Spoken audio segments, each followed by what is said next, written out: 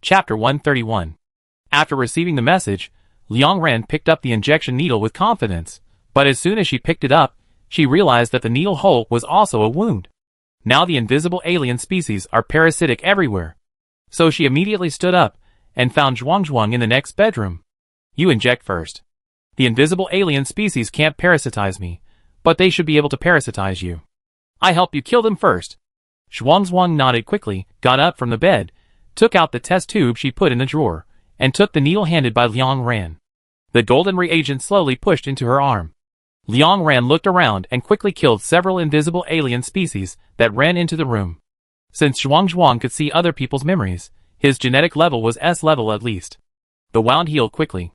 Half a minute later, Liang Ran put down the pistol. She picked up the little girl, who was sleeping in the corner of the bed, and let her head rest on the pillow safely. 2 minutes later, Liang Ran returned to the bedroom, drew out all the reagents with a syringe, and then began to inject them one by one. Maybe she developed drug resistance. During the first few injections, Liang Ran didn't feel sleepy. But after the 7th injection, her eyelids couldn't stop fighting. Liang Ran pinched herself hard, and her movements were almost leaving after images. Finally, she pushed all the reagents into her arm in one go. It's done. Liang Ran held the needle in her arms, tilted her head, and fainted on the bed. This time, Liang Ran slept for a very long time. Maybe she made up for the sleep she missed in the past 2 days. When she woke up, it was already the afternoon of the next day, 7 or 8 hours later than she expected. At this moment, Zhuang was anxiously lying beside Liang Ran's bed, and from time to time he stretched out his hand and carefully placed it under her nose to feel her breathing. As soon as Liang Ran opened her eyes, she saw Zhuang's soft little hand under her nose. Zhuang shouted in surprise. Sister, you are awake. Liang Ran hurriedly got up. I am awake, I am sorry to have worried you. She turned her head and asked Zhuang, are you feeling uncomfortable? Zhuang immediately shook his head. No. Then can you see other memories when you look at me this time? Liang Ran continued to ask. Zhuang and Liang Ran looked at each other for a few seconds and nodded. Yes. But it's quite jumpy, There are many clips. She described. Sister's family has many competition trophies and certificates, and uncles and aunts also have many medals. You are a medal family. And sister's teacher praised sister as a genius, but sister didn't seem very happy. Liang Ran recalled and explained, it should be that time. In order to produce data, I didn't sleep for nearly 40 hours. My head was buzzing. I couldn't smile no matter who praised me. Zhuang suddenly realized, and she continued. I also saw my sister dissecting a white mouse, dissecting a lizard species, and sharing an apple with a grandmother. These memories all jumped into my mind by themselves. I wanted to see my sister fighting, but I couldn't see it. Am I unable to help my sister? Liang Ran immediately rubbed the little girl's head. What are you thinking about? You helped me a lot. Our Zhuang is the best. And? She smiled and narrowed her eyes. Are you completely able to speak? Zhuang's attention was quickly diverted, and she nodded excitedly. It will be fine after waking up. I told my mom right away, and she was so happy she kept crying. Hee, she said embarrassedly. I just forgot to tell my sister. Liang Ran pinched her cheek. What's the matter? When did you wake up? You must be hungry. Did you drink the nutrient solution? Zhuang shook his head. Brother Xiaojin put the food at the door at noon. I told him that my sister was sleeping after injecting the reagent, so he accompanied me to eat. He also said that he couldn't enter your bedroom, but I'd better observe your situation from the side. Because no one has ever injected so many reagents at one time. After saying that, Zhuang tapped the communicator. I have to tell Brother Xiaojin that you are awake, he just asked me. Liang Ran smiled unconsciously. She stretched, sat on the edge of the bed, and began to test her current mental power. The team that went to the radiation area before had more than 200 people in total, and she remembered every face very clearly. There were nearly 600 staff members in the institute, and she naturally remembered them very well, so she informed the two groups and shared her mental power. Liang Ran had never shared so much spiritual power at once. Almost instantly, cold sweat broke out on his forehead, and breathing became a little difficult. She kept taking deep breaths, trying to relieve the mental pressure. Zhuang saw Liang Ran's suddenly pale face just after sending the message. She was so anxious that she clapped her hands. Sister? It's okay. After a few breaths, Liang Ran whispered, I just feel like someone shook my brains apart, and I feel dizzy. Zhuang, This description, She scratched her head helplessly. It's okay. After Liang Ran adjusted for a few minutes, her complexion gradually returned to normal. She stood up and walked around the house for a few times, then turned on the communicator and started to contact Commander Chung. Zhuang saw her movements and became nervous again. Sister, are you still uncomfortable? No, Liang Ran said. It's just that this number is a bit awkward. It's exactly 800 people. I can't bear a few more people, but there are so many people on the mission, and there are also people in the patrol team who need to share. And I'm under a lot of mental pressure now. All my mental power is used for sharing. I can't try other uses of mental power. If I use my mental power rashly, such as interfering with alien species, the mental connection with others will be disconnected instantly. I need a few more tubes. After Liang Ran contacted Commander Chung, he said bluntly, 5 more tubes are needed. Liang Ran is sure that there are still many mutation reagents stored in the headquarters. Back then, 2 boxes of alien tentacles could produce mutation reagents to supply hundreds of thousands of people in the entire Hope District. If the tentacles in the cave 3 years ago were so big, if they were refined, they would definitely be able to make a large amount of mutation reagents. How come when you were harming Liang Yin, you were so generous and dared to use anything? Now that you really need that thing, you are still hiding it. Seeing Liang Ran's words, the other party agreed without any hesitation. Okay. Is there pressure from sharing the number of people? Liang Ran made up a story. It's very stressful. I even had a nosebleed. During dinner, the 5 new tubes sent by the headquarters arrived in Liang Ran's hands. Xian Yuping's friend noticed that a staff member had cleared Liang Ran's backstage reward points and told Xian Yuping about it. She immediately understood what was going on and asked Sui Yuesheng to send 2 tubes of reagents. With 7 more tubes of reagents, Liang Ran's pressure was reduced. After dinner, she injected all the reagents and slept until the next day. Then she checked the number of people sharing and sent a message to Commander Chung. 900 people are no problem. The other side replied very quickly, great. I will send you the list of teams that will go to the deep pollution area now. Please recognize your faces. The system will add you to a group in 2 minutes. You can discuss who to share within the group. 2 minutes later, Liang Ran received the message from the system on time. After she clicked into the group chat, she was automatically transferred to the group owner by the system. For a while, the group chat interface was densely packed with greeting messages. This time, there were 400 teams, 200 from the Giant Zone, and 200 from the Undead Zone. Liang Ran saw many familiar people in the group, including the accompanying researchers who had just joined the teams that had fought side by side in the radiation zone last time, and the deformed team led by Xian Long. Xian Long said in the group, this time, we deformed teams formed 10 teams, 5 from each zone. Our armored vehicle license plates will have special flower-shaped marks. When you meet us, protect yourself and don't get off the car. Otherwise, you will be infected by the radioactive substances on us. Most teams were not aware of the existence of the deformed team, and were shocked when they saw Xian Long's words. Someone asked, you usually live in the main city hospital, how do you train? Xian Long replied to them, we live in the radiation zone. After a few seconds of silence in the group, no one asked the reason, but instead started a handshake and hugged emoticon package.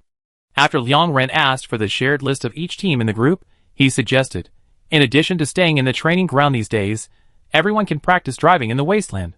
I have mentioned this to the headquarters, and the system replied to me that a large number of obstacles will be placed in the wasteland tomorrow, and smoke bombs will be dropped from time to facilitate everyone's training. For a while, the group was full of handshakes and hugs. Since it was decided to go to the giant area, Liang Ran spent all his time in the training ground. Sui Yuesheng, who had never liked to exercise, also came to the training ground rarely, and did not dare to slack off. Sharu and Song Shanai practiced driving in the wasteland every day. In Song Shanai's words, she could make the car fly after practicing more. It was also because of this that Liang Ran realized that everyone could drive. The talent base had special training, but everyone's driving skills were uneven. Many people often did not drive, and had no feeling, and had forgotten how to drive. At present, Sharu and Song Shanai are the only ones in the Xuanqing team who are capable of driving under obstacles under alien species. However, others can drive reluctantly when they have no choice. Only Liang Ran and Ji Chan can't drive at all. Ji Chan was puzzled. It's okay that I didn't go to school, but how come you can't do it? Liang Ran thought to himself that he was helpless too. Which old world school teaches driving heavy armored vehicles? But she didn't need to explain. Song Shanai had already thought of the answer for her. It must be that Liang Ran studies day and night and forgets to eat and sleep. He doesn't have the heart to learn this. Do you think everyone is as idle as us? In addition to this episode, Liang Ran also received a reply on the third day after submitting the paper, saying that a journal had just rejected the manuscript during the third review, and there was a vacancy for her to be on the paper. On the evening of September 20th, Liang Ran received the publication on the last day before departure. According to the number of published articles, she became the third S-level researcher after Shen Xiai and Zhang Ximan.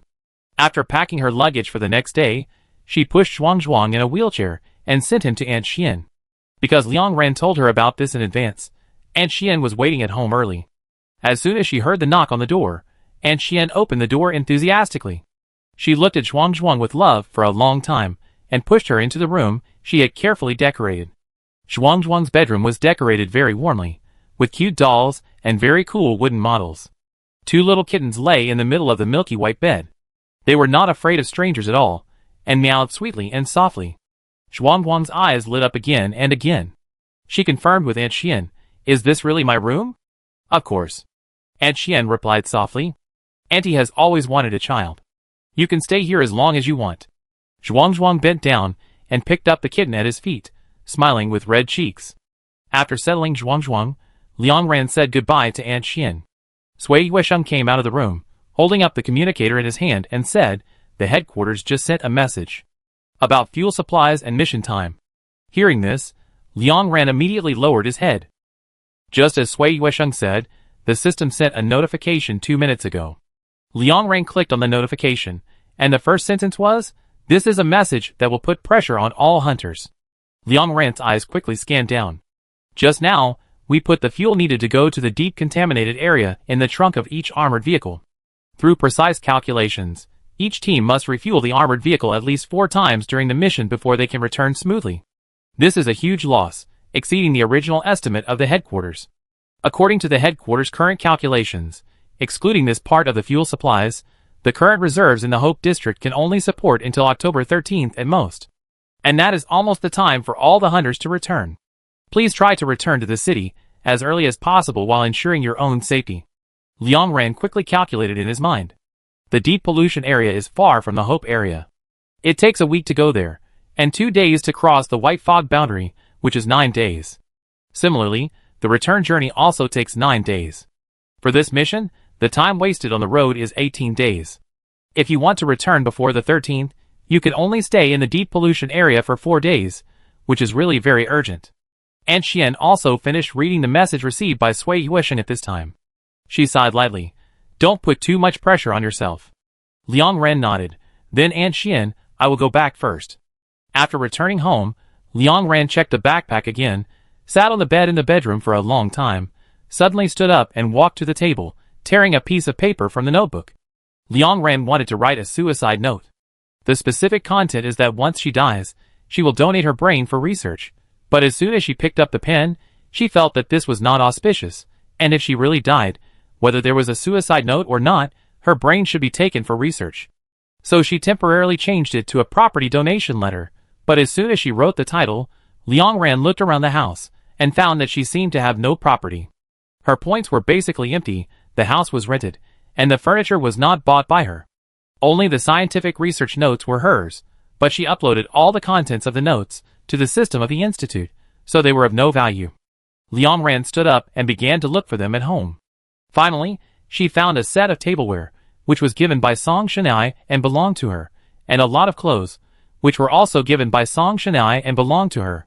There were also 2 dolls, and a pot of small flowers. These were hers. Liang Ran returned to the bedroom, crumpled up the paper, and threw it into the trash can, and lay down on the bed. At this time, someone sent a message in the team group of the Xuanqing team. Liang Ran clicked it, and saw that it was sent by Wu Ruozi. "Time is tight, and the task is heavy. Let's work hard together." Ji Chan immediately replied, "Come on. We must surpass the Yulu team, and become the most powerful team." Song Shanai was very confident. "Small problem. We will be famous in the Hope Zone when we come back this time." "Sure, yes." Sui Yuesheng, "Ladies and gentlemen, please go to bed, because we have a mission tomorrow." Liang Ran couldn't help but curl his lips and replied while lying on the bed, "We are the most powerful. See you at 8 o'clock tomorrow morning. After waking up the next day, Liang Ran stretched a little and ran to the S-Class railcar. At this time, the car was already full of hunters who were going to the deep pollution area this time. Because there were so many people were standing, and everyone was talking lively. At 8 o'clock, after the last hunter arrived, the car door slowly closed. At the same time, the morning news in Hope District began to broadcast on time, September 21st, 52 years of the new calendar. The first batch of teams heading to the deeply polluted area has set off. The names of each team will be broadcast next. Let us wish them well. Chapter 132.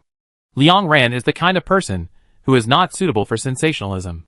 If she was watching a movie at this moment, she would usually feel embarrassed and unnecessary when she saw the name of each team being announced on the radio before a large number of teams set off. She wanted to skip this part quickly. But this time, she was in the scene and had no such thoughts at all. Because she knew that if the names of some teams were not announced this time, there might be no chance in the future.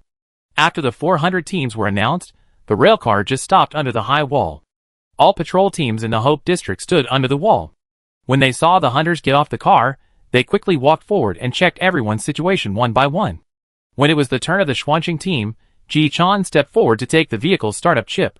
After checking the basic information, the other party said, "The fuel supply points in the giant area have been transmitted to your system." But because these supply points were marked more than 30 years ago, they were underground supply points established in various areas shortly after the end of the world. Now that so many years have passed, the degree of damage to the roads in the deep pollution area is difficult to estimate, and the integrity of the supply points is also difficult to assess. So some supply points may not be accessible to vehicles, or some supply points have been completely scrapped. This requires your on-site confirmation. Ji Chan nodded her head. Got it. Anything else? Remind me again, remind me more. The patrol team was at a loss for a moment, thought about it, and added, "This time there are 2 medical teams and 10 additional hunter teams accompanying us. They will wait outside the white fog. If your vehicle is scrapped or someone is seriously injured, you must give up the mission, rush out of the white fog boundary, and go outside to find them. Another point is that there is no signal in the deep contaminated area." The other party said seriously, "We can't know the location of other teams, nor can we communicate through the communicator. If we want to divide the work, we need to negotiate in the wasteland or the edge of the contaminated area." During the conversation between the two, the gate under the high wall opened, and rows of heavy armored vehicles parked in the wasteland. From the appearance alone, the vehicles were obviously modified, and the trunk was twice as large, obviously for loading supplies.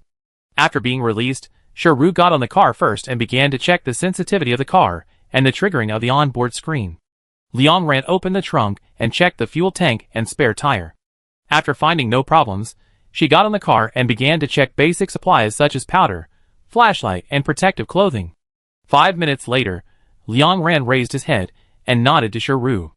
The car started instantly and drove into the wasteland. After the car drove for more than 10 minutes, Wuruozi pulled down the window and lay by the window to blow the wind. As a result, within a few minutes, her attention was attracted by other things. She listened carefully and looked at everyone. It seems that other cars are playing songs? It's the same song from the melody. When Shiru heard this, she immediately tapped the car screen twice. It's Daiyu's new song. Liang Ran remembered this, and she immediately followed up with the song title, "Who Will You Think of When You Cross the Wilderness?"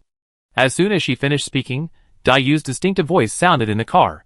This song was completely different from the gentleness and sweetness that Liang Ran had thought before. Daiyu deliberately lowered her voice, and the rhythm and power were full. Liang Ran couldn't help but beat the rhythm with his feet, and Ji Chan also shook her head. Shiru accelerated the car and stretched her hand out of the window to let her hand feel the surging wind. The song played for a long time, and Ji Chan suddenly turned her head as if she remembered something. "Hey, Wuruozi." Wuruozi hurriedly said him. "What's the matter, Captain?" Ji Chan pointed to the weapon box beside her curiously. "I found it on the railcar." "You brought a weapon box today. What weapon do you use?" Wuruozi quickly picked up the weapon box and opened it while explaining. "This was given to me by Commander Chung suddenly last night. He contacted me on the communicator and said that there was a weapon that was very suitable for me. He contacted the craftsman to make it. I tried it after I got it, and it was very smooth. I should have used something similar before." After that, she took out the weapon in the weapon box and displayed it in front of everyone. Sui Yuesheng just took a look and said, "Ouch, umbrella?" Is this material a steel frame? There is no umbrella, only a frame. It looks very strong. How do you use it? Wu Rosie replied, it is harder than steel. After I got it last night, I smashed it for a long time and roasted it with fire. It didn't deform, and the temperature didn't rise. It should be a special material. As for how to use it, it's like this. Wu Rosie lowered his head and opened the umbrella, revealing the sharp tip of the umbrella and the sharp barbs on the ribs. Poke it into the alien body, and then open it. After opening, it will automatically rotate, and then the flesh and blood of the alien species will be squeezed out. Ji Chan nodded enviously. The shape of this umbrella is really cool. Sui Yuesheng echoed. And it's very rare. I've never seen anyone use it. Nothing happened in the wasteland all day. At 4 o'clock in the afternoon, the Xuanqing team arrived at the rest point outside the water pollution area, but because of the tight time, there was no time to stop and rest on the way back and forth. So Song Shanai and Shiru exchanged positions and drove directly into the edge pollution area. The same was true for other vehicles. After stopping and handing over, they continued to move forward. There were more than 200 teams, and the roar of the engine sounded together. A long team drove past, and the sound was like an earthquake. The alien species in the water pollution area are now almost all highly intelligent, and not stupid enough to jump out to block the road. So day followed night, night followed day. Shiru and Song Shanai kept switching driving and resting. Except for killing a group of stupid alien species in the middle, the whole journey can be said to be unimpeded. Along the way, everyone adjusted to their best state. When there was still half a day to reach the light and dark line, Liang Ran asked about the division of labor in the task group. There are a total of 33 fuel supply points. Which one are you going to go to first? None of these supply points are close. When the alien species landed, the military followed the principle of being the fastest and moved all the supply points on the edge to other areas. The ones left were close to the center and difficult to take away. So there is no distinction between easy and difficult at these supply points. All of them are very difficult. Half a minute later, someone said, how about a lottery? Liang Ran saw this and marked each supply point on the route map with a number, then started a random lottery. The lottery numbers ranged from 1 to 33, and each number could be drawn 6 times. The 2 teams that didn't draw anything could go to any supply point they wanted. After the lottery was launched, Ji Chan, as the team leader, drew the 21st supply point. After everyone drew the lottery, Liang Ran said, then we will go to the supply point we each drew first. If there is any problem with that supply point, we will go to the supply point closest to it. After everyone agreed, Liang Ran put down the communicator. Half a day passed in a flash. After driving through a small road with increasingly dim light, there was no light outside the car window. It was so dark that one could not see one's hand in front of one's face. Shiru turned on the car lights and checked the time. It was 5 o'clock in the afternoon. They left the extreme area that the artificial sun could illuminate and entered the edge of the deep pollution area. According to Qin Ji's previous exploration, they still had 2 days to officially enter the boundary between the deep and edge pollution areas, that is, the white fog layer. During this period, there was no danger on this road, because it was still in the water pollution area, so the alien species was still the alien species in the water pollution area, and everyone basically knew them. But it was too dark here, and everyone was still alert involuntarily. Shiru subconsciously reduced the speed of the car, and stared at the front of the car. After following the car in front to turn into a road, their car suddenly shook, and an alien species jumped onto their car. The alien species' long and thin legs hung down, covered with suction cups, tightly attached to the windshield. Liang Ran was about to speak when a gunshot suddenly came from behind him. It was the car behind that fired the gun. Then a hearty laugh sounded. It's lying on the roof of your car, the angle is quite tricky, I help you kill it. After that, 2 more gunshots were heard, and the alien yellow-green blood flowed down the glass. Shiru shook the car body twice very quickly to throw the body off, and then clicked the car screen, and water immediately gushed out from under the window, washing away the blood. Liang Ran pulled down the window and thanked the girl. Thank you. The girl's weapon was exposed outside the window, and she waved her hand casually. It's a small matter. Liang Ran knew this girl. Her name was Bian Wan, and he had met her once, when he was on a mission in the radiation zone last time. Her weapon was a long spear with a red tassel tied on it, just like the ones used by ancient generals. I don't know if it's because the night gave the aliens courage, or if they've seen fewer people, but the convoy has been attacked more often in the past 2 days, but everyone cooperates well. When the vehicle in front of the Xuanqing team is attacked, They will open the window and shoot the aliens. When they are attacked, the Liuguang team behind them will help them solve the problem. In the past 2 days, except for opening the window, no one got out of the car. Even the change of the driver's seat was done in the car. Along the way, because the cooperation became more and more proficient, everyone's mentality became more and more relaxed. Although the communication device has been completely disconnected, everyone still chats from time to time with their voices, and occasionally a cold joke will pop up to adjust the atmosphere. However, all the laughter and joy disappeared the moment they saw the white fog layer. The vehicle in front stopped, and Ru also stopped the car. She unconsciously folded her fingers, and at a certain moment, she suddenly raised her hand and rubbed her clothes with her palm. She was sweating. But no one would laugh at her at this time, because everyone was obviously nervous. Liangren also pursed his lips and slowly sat up straight. A few minutes later, the car belonging to the Yunlu team in the front drove into the white fog layer. The traffic slowly moved, and the car of the Xuanqing team also started. Liangren subconsciously checked the time. It was 8 o'clock in the evening. A few minutes later, except for the medical vehicle and several armored vehicles that stopped in the white fog, all the vehicles entered the white fog layer. As Qin Ge mentioned before, the fog here was very heavy, the kind of heavy that was very uniform, without the difference between thin and thick. Even with the headlights on, the visibility was always maintained at 1 meter. Half an hour later, it was the time Qin Ge said to cross the white fog layer. Ru clicked on the map on the car screen, looked at it carefully, and determined the fastest route to reach the number 21 fuel supply point. She turned her head and asked Liangren, "Is it okay to go this way later? See if this route is suitable for escaping after encountering aliens. If not, we will take a detour." While Ru was talking, Liangren kept staring at the fog in front. After Ru finished speaking, she did not answer immediately, but lowered her head to look at the time, and then looked at the fog in front. After a moment, she frowned and said, "The visibility has become lower."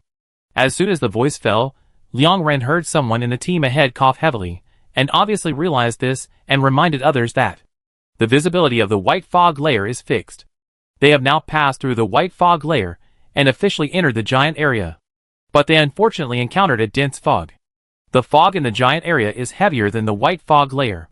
The moment he realized this, the air in the car seemed to be blocked. Liangren took a deep breath and said, "It's okay. This is expected." When the Dawn team entered the giant area, they encountered dense fog twice out of 3 times. It is obvious that there is foggy weather here all year round. We are not unlucky, but just encountered a common situation. Liangren thought about it, and was about to continue talking when the sound of heavy objects colliding suddenly came from not far behind the car. It was a very dull sound. From the sound, it should be because the road was not visible that the cars collided. Liangren was silent for a few seconds and said, "It's okay. Everyone is driving slowly now. It doesn't matter if there is a collision. At most there will be a small dent, and we can continue to drive." Wuruozi curled her lips and nodded repeatedly. "That's right. We have so many teams. Now that we are together, we can deal with any situation. It doesn't matter if we can't see it. The fog here can't be so thick forever. We can wait for it to disperse a little, and then go separately." Other teams obviously thought the same as Wuruozi. For a while, everyone stopped where they were. They didn't set out to the supply point, but waited quietly there. But now they are in a deep pollution area, where aliens gather. What is their plan? The aliens don't know, and they won't adopt it. Less than 10 minutes after the car stopped, Liangren heard the sound of something breaking in the fog in the distance.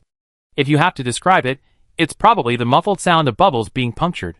It's a very ominous sound. Everyone panicked instantly. Ru immediately started the car and tried to drive to the side, but just a few seconds after driving, she collided with the car, and soon, the rear of the car was hit by another car. Under the thick fog, all cars were individual, and no one could see the others clearly. The sound of bang bang resounded throughout the area.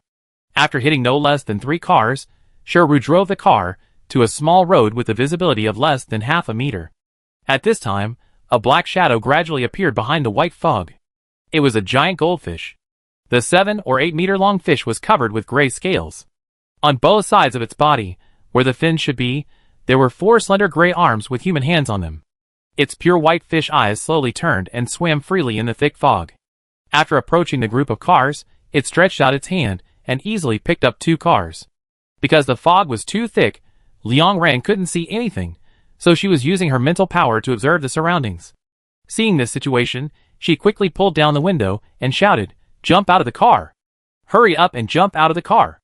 As soon as the voice fell, the alien's hand loosened, and the two cars were easily thrown aside by it.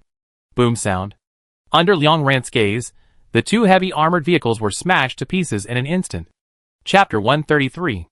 Looking at the dust raised by the car shattering, Liang Ran's brain buzzed. Because of her mental power, she could clearly see the bright red blood slowly flowing out from under the debris.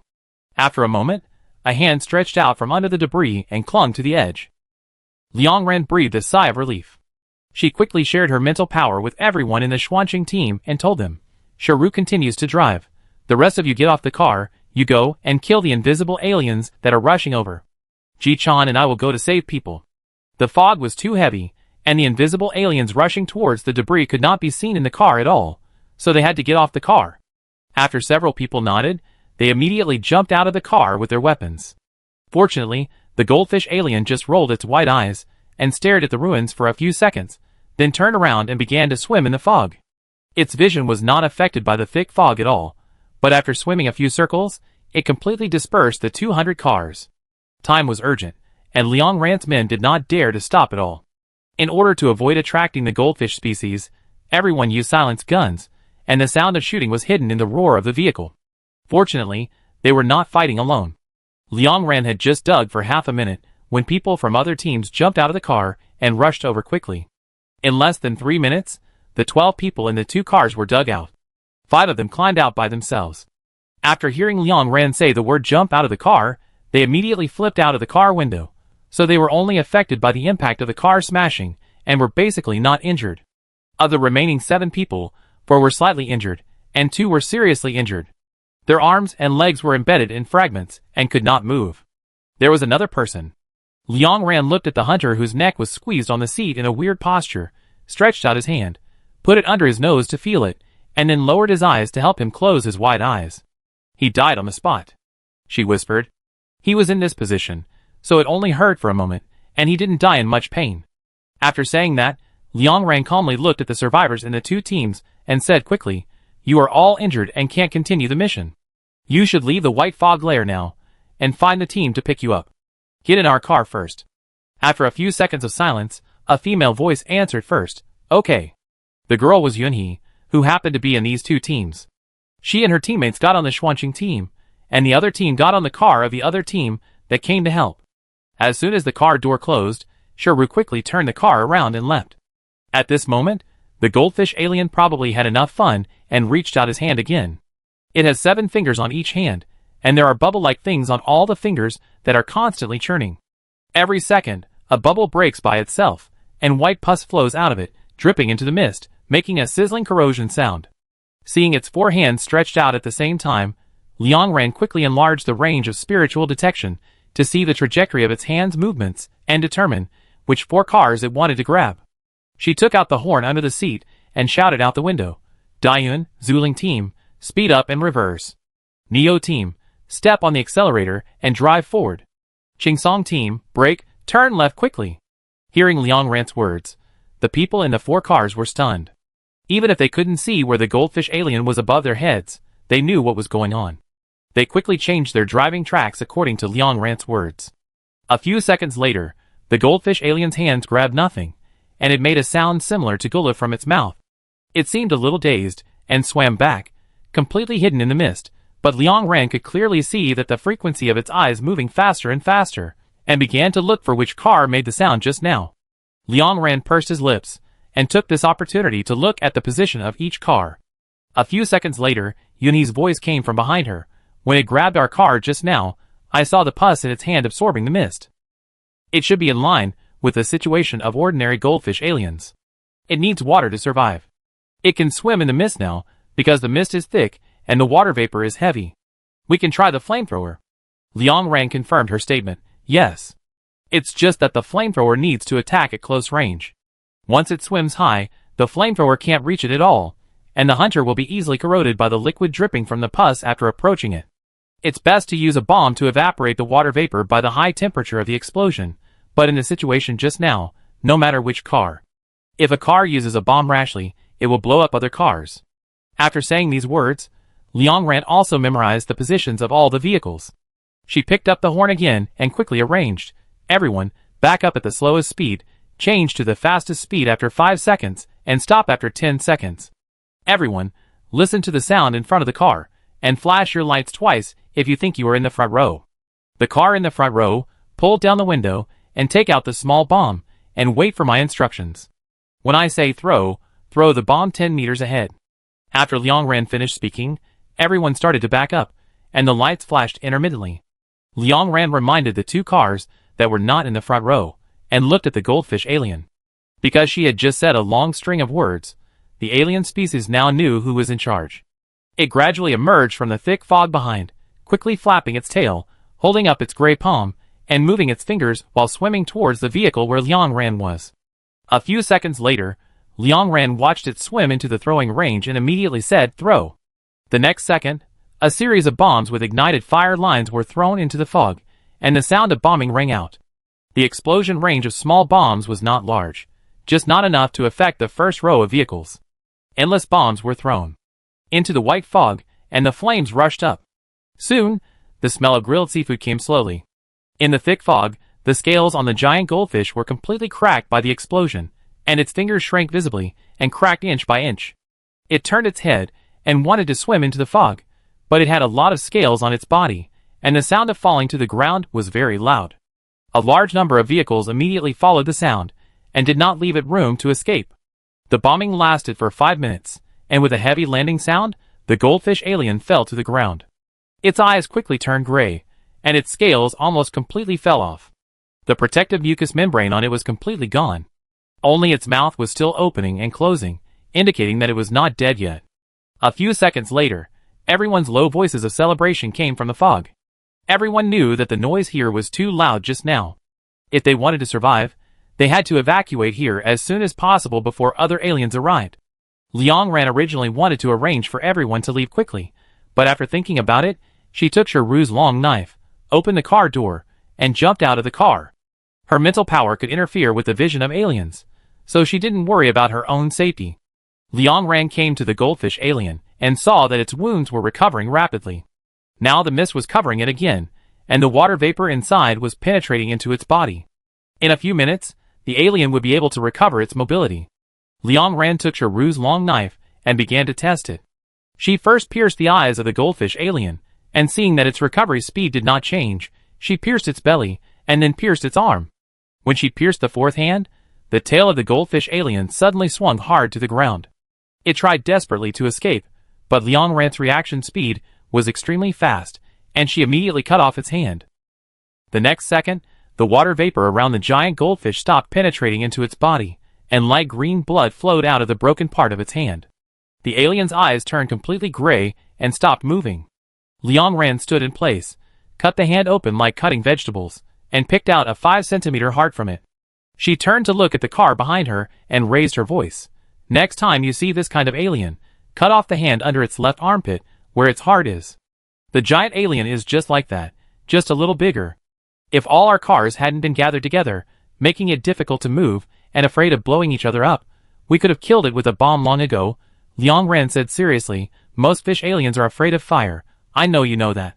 Hearing Liang Ran's words, Lin Ye's voice came from the fog. "That's right, what a little trash. Is it great to rely on your strength and height? It's indeed best for us to avoid them, but if we really hit them, we won't be afraid. Isn't it dead, so easy?" Liang Ran couldn't help curling the corners of his lips. After returning to the car, she quickly arranged for everyone to evacuate. It happened that the fog had thinned a little at this time, and the visibility increased to 2 meters. Without any rest, everyone began to drive slowly to their destinations. Sharu also drove Yunhee and others out of the car. When returning to the giant area, she asked Liang Ran, "Did you say that on purpose just now?" Liang Ran nodded, "Yes." As soon as we entered the giant area, we ran into an alien species, and 2 cars were easily destroyed. If it weren't for the alien species, who had basically never seen cars and humans, was very curious about us, and had no idea of our strength, it would definitely not have been playing for so long. But no matter how careless it was, it died. This incident is very suitable for boosting morale. I feel dirty. The most frightening thing about the infected area is... Liang Ran hesitated and said, "We are afraid of alien species." Hearing this, Wuruozi nodded heavily. Ran Ran is right. Song Shanai curled her lips.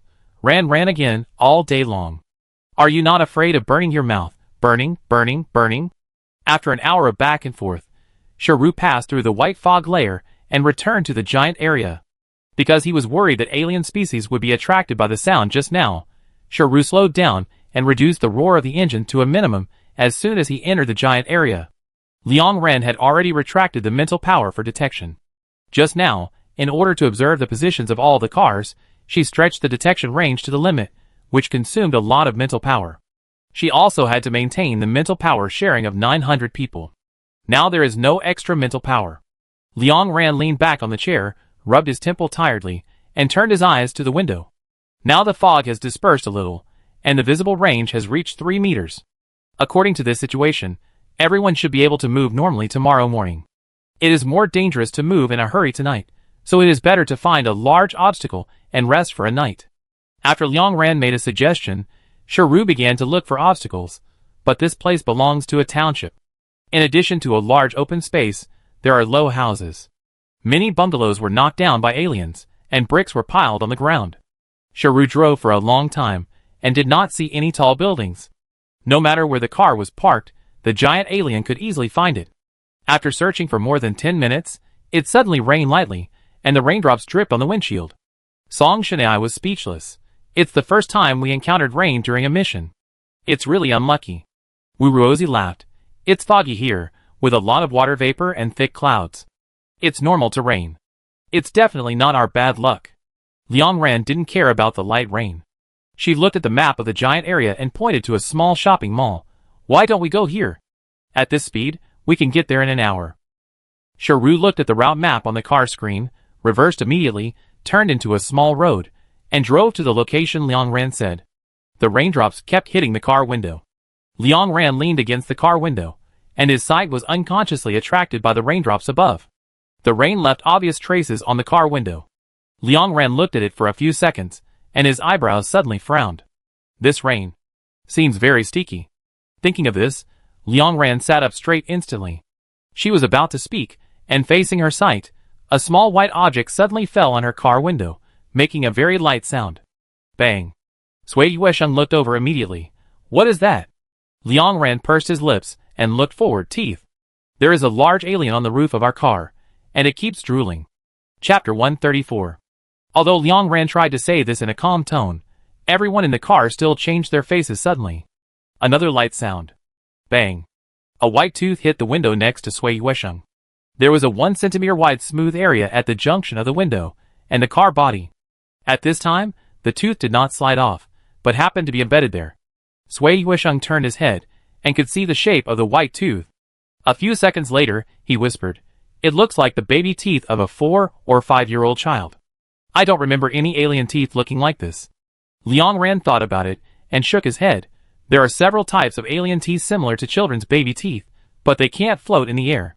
If an alien jumped onto the roof, then no matter how light the sound was, everyone would notice it, and Sharu would also find out that something was wrong at the first time. After all, the change in the weight of the car and the feeling of the tire being squeezed were very intuitive to the driver. So this alien could only be floating on the roof.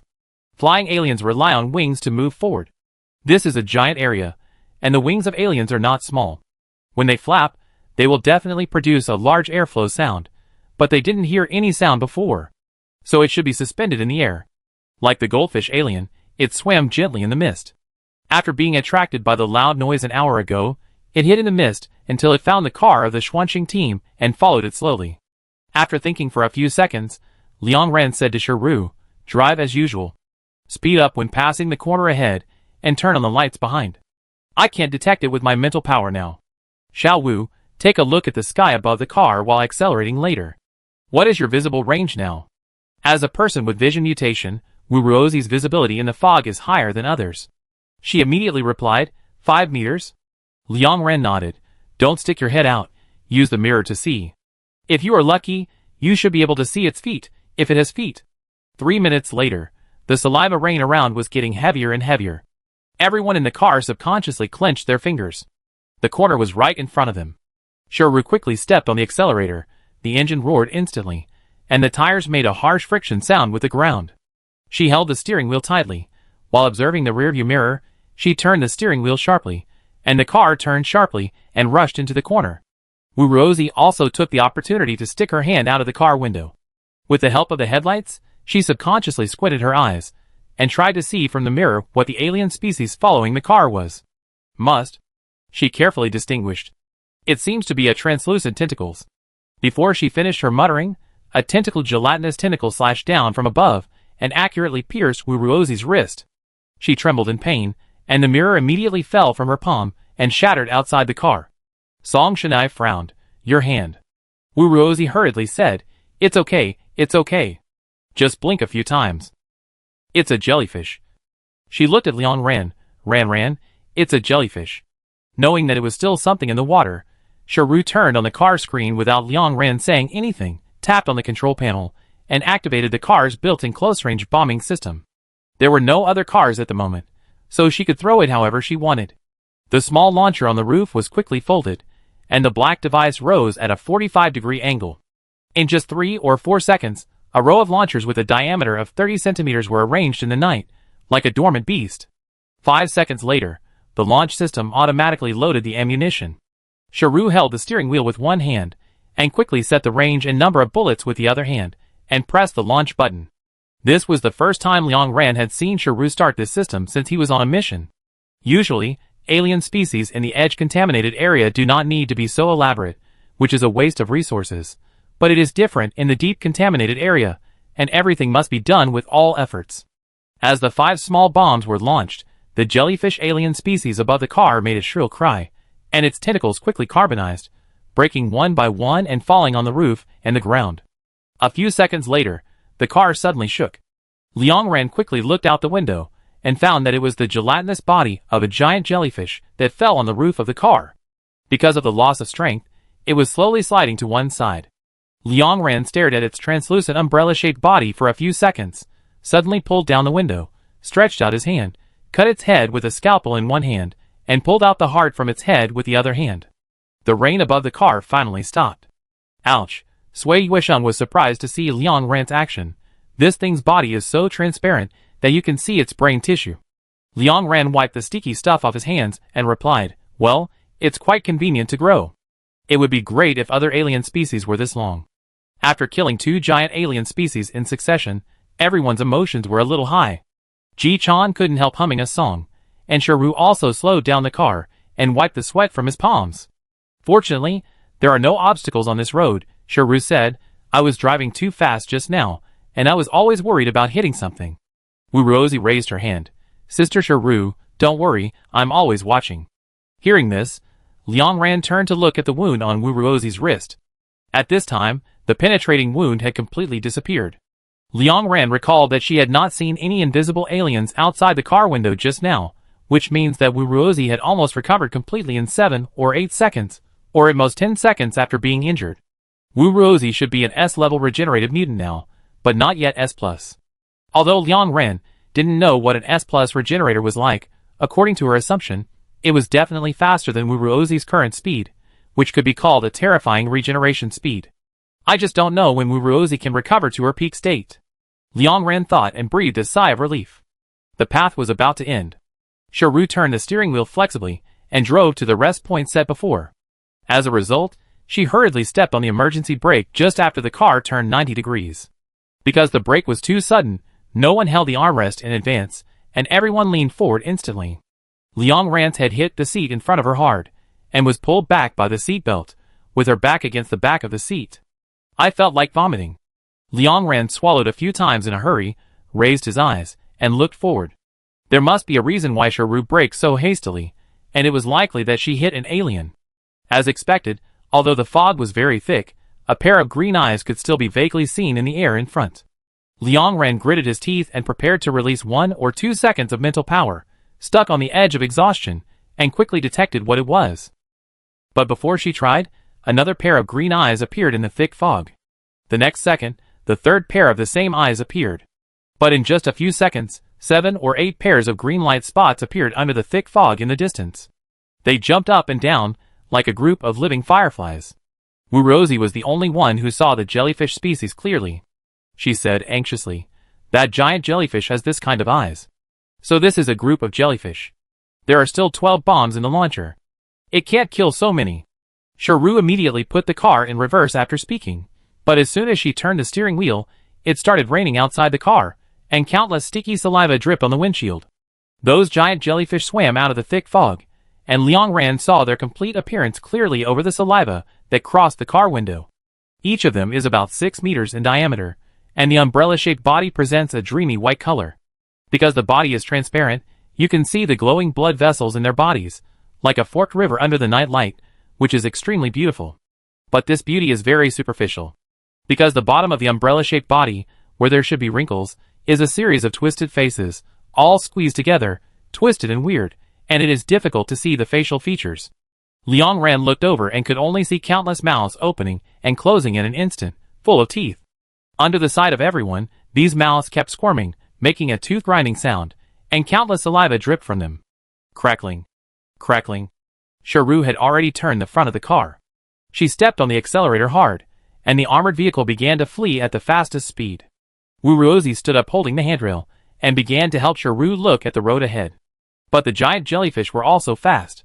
They followed closely behind the car, waving their tentacles randomly, and easily smashed a telephone pole along the road to the ground. Liang Ran kept looking behind the car. Seeing that the fastest jellyfish alien was about to catch up, she immediately stood up, exchanged positions with Ji Chan, and began to click on the control panel. A few seconds later, the launcher was activated by her. Liang Ran extended her mental power, calculated the distance, and accurately bombed the 2 bombs at the head of the leading alien. With the flash of fire, the heart of the alien was instantly shattered into pieces, turning into charcoal and falling to the ground. Liang Ran shook her head and tried to hold on. She took a deep breath, counted down 3 seconds, saw the floating frequency of the next jellyfish, and aimed at its heart again. Boom! The moment Liang Ran withdrew his mental power, the jellyfish alien fell heavily to the ground, its heart shattered, and its body melted like water. Ji Chan grabbed Liang Ran anxiously from behind. Don't use your mental power, your hands are shaking and leaving after images. Liang Ran, Song Shanai punched Ji Chan on the head. Don't joke at this time. Ji Chan screamed and touched her head innocently. I'm not kidding, Sister Liang Ran's hands are just shaking all the time. I'm so annoyed by this fog, I can't see those things clearly, otherwise I shoot them one by one. The bombs in the launcher are in urgent need. Liang Ran's mental power can't be used, and Wuruozi's vision mutation is not good enough to see the aliens 10 meters away in the thick fog. Seeing the aliens behind him getting closer and closer, their tentacles touched the roof of the car, and the roof was soon covered with small grooves. Shiru drove while looking at the route. After crossing a main road, she drove into a field path. There were many tall trees on both sides of the road. They had obviously mutated, and were more than 10 meters tall. The jellyfish species were large in size. If she wanted to follow this path, she would definitely hit the trees on both sides of the road. But the mutant trees are different from buildings. Their trunks are much stronger. After Shiru drove along this road for 5 minutes, the jellyfish species that were chasing behind him suddenly stopped. They were suspended in the field, their green eyes kept flashing, and their jelly bodies were scratched by the tree trunks. Wuruozi turned his head and looked for a few seconds, and finally breathed a sigh of relief. Finally, it stopped following us. It's so big, and it can float. We can't reach it in close combat, and we can't aim accurately when shooting. We dare not stop and shoot easily. Its tentacles are so strong. Our armored vehicles are pretty strong, right? Liang Ran looked at the thick trees around him and reminded, everyone pay attention to the surroundings. If those jellyfish don't catch up, it may be that there is something wrong with these trees themselves. Others nodded quickly. Shiru also maintained the fastest driving speed. Let's hurry out. There is a fork in the road ahead, go through it, and you will be back to the normal road. After carefully looking out the window, Liang Ran leaned back on the chair tiredly. She gently folded her hands, and tried her best to restrain the trembling of her fingers. After a few minutes of calming down, her fingers basically returned to normal. Liang Ran put her hands on her knees, thought about it, took out a bag of nutrient solution from her pocket, and drank it in big gulps. When she raised her head and drank the last sip, Liang Ran suddenly saw a faint light in the corner of her right eye. The light kept flashing, and as it approached quickly, the light became more and more dazzling. Wuruozi also saw the car.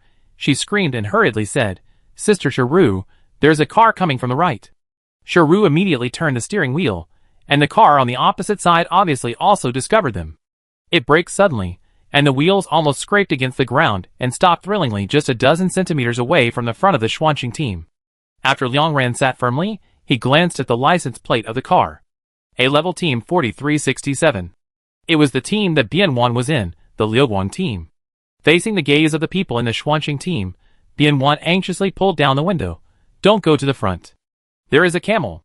Probably a camel variant, 13 or 14 meters tall. A team's car was bitten to pieces by it, and it was kicking there. Bian gritted her teeth and suddenly stopped talking. But everyone understood what she meant. Because before she finished her words, there was a gurgling sound of kicking a ball in the mist, and soon, a head rolled out of the mist and rolled under the car of the Xuanqing team.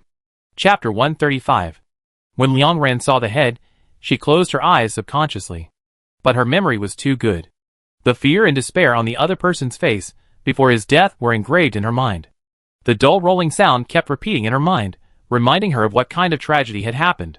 Shiru also tightened her grip on the steering wheel. A few seconds later, she started the car and began to turn the car around, preparing to return the same way. Giant jellyfish are afraid of fire. Now that the Liuguang team is here, there should be enough bombs to drive away the remaining jellyfish species. In comparison, the camel species that is more than 10 meters tall is much more terrifying. Everyone does not know its weakness. Its feet are on the ground. If it walks a few steps at random, it may crush their car. Moreover, for such a tall species, even if the melee fighter jumps up with all his strength, the weapon can only pierce its hind legs. It is very likely that the whole weapon will not be able to pierce the opponent's legs. Liang Ran briefly told the other party about the situation of the jellyfish species, and Bian breathed a sigh of relief. It's good to know the weakness. We haven't used the launcher yet, so we can deal with it. That camel species. The accompanying researcher of our team said that the vision of camel species is generally very good. From the fact that the species just now was able to bite an armored vehicle accurately, it can be seen that its vision is also very good. In foggy weather, it is too difficult for us to fight it head-on. It is a forager, and we are half-blind and running around. Bian smiled bitterly. Let's leave here. After saying that, she was about to roll up the car window. Shiru also stepped on the accelerator and prepared to set off. But Liang Ran hurriedly stopped Bian. Before leaving, she carefully read the information of all teams, so she just accurately located which team the male head belonged to. It was the team that the little genius Liu was in. She asked, did everyone in that team die? The process of their heads being bitten off. Liang Ran pursed his lips and asked softly, did you see it all? The camel species was huge, and whenever it came, it would definitely make a loud noise. Now there was no sound nearby, so they were still safe. So Bian described it in a little more detail. She replied, because we got the same supply point, our two cars bumped into each other when we were driving there, and decided to find a place to stay overnight and take care of each other. As soon as we drove into the field, we heard the sound of a giant walking. We wanted to leave immediately, but the alien was too fast. It lowered its head and bit the trunk of the other car, breaking the car in half. All 6 members inside were thrown out by it. Some of them were injured when they landed, while others were not injured. They ran in all directions, and soon 3 of them were bitten off. Everything happened too fast. When we escaped, the camel alien just stepped on the trunk of the first 4 people. The 5th person was injured right after landing. He lay there without moving, and the camel alien ignored him. Bian confirmed, he must be dead now. But at this point, she turned to look at her teammates for confirmation. Did you see the last person? How is the 6th person? The others recalled for a moment, and shook their heads. The fog was so thick that we could only vaguely see the one who fell and was injured. We didn't know how badly he was injured. Song Shanai frowned hard. That camel alien, it didn't care about the injured hunter at first. Why didn't you save him first? Bian explained. As soon as we drove near him, the camel alien raised its head to look at us and stretched its face to the windshield. She honestly confessed her fear and thoughts. The probability of saving him is too low. If we stay there, we will probably die, so we left after weighing the pros and cons. But if you want to go over, we are willing to go together. At this time, her teammates beside her added, we did not see the youngest one. That girl is called Liu, right? She is very smart, looks smart, and speaks smartly. Maybe she is still alive. Hearing this, Liang Ran subconsciously turned his head to look at his teammates. Song Shanai immediately said, let's go. It's so hard to find a genius in the outer city. I think everyone in the outer city likes her very much. Sui Wishan picked up the medical box at his feet and said, "Let's go. My mother said a few days ago that this girl is smart. If she is taught well, she may be able to join the pharmaceutical organization in the future. Those drug formulas are not something that normal people can remember. Her memory is not normal. She is the second one besides Liang Ran." Ji Chan glanced at Liang Ran and interrupted, "Liu is also suitable for the research institute. Sister Liang Ran is so tired. It must be much more comfortable to have a smart little apprentice. Don't talk anymore. Go and take a look." Wu Ruozi walked behind Shiru, held the handrail, and prepared to look at the road. Shiru immediately turned the car back. Liang Ran looked through the car window and said to Bian Wan, "Let's go over and take a look." "How far is that camel from here?" Bian Wan immediately said, "More than 600 meters. It's very strong, so it can kick things far away, but it's actually not very close to here. There is no vibration over there now. It should not be moving." Liang Ran said okay, and rolled up the car window. Shiru immediately started the car and drove in the direction of the camel species. In a moment, the Liuguang team also followed, practicing what she said before. This time Shiru did not drive very fast. After slowly entering the range of 100 meters, she slowed down the car again. I don't know if it was because she was in the field, the fog here was thicker than outside. The surrounding trees trapped the wind in this space, and the fog dissipated very slowly. Wu Ruozi said softly, "My visibility is a little smaller. I can only see 4 meters now." Liang Ran shook his head. "It's okay." She whispered to Shiru, "Go slower, there is no sound now. The camel alien should be standing still, don't bump into it, especially don't drive under it. If its vision is really that good, it may have discovered us now.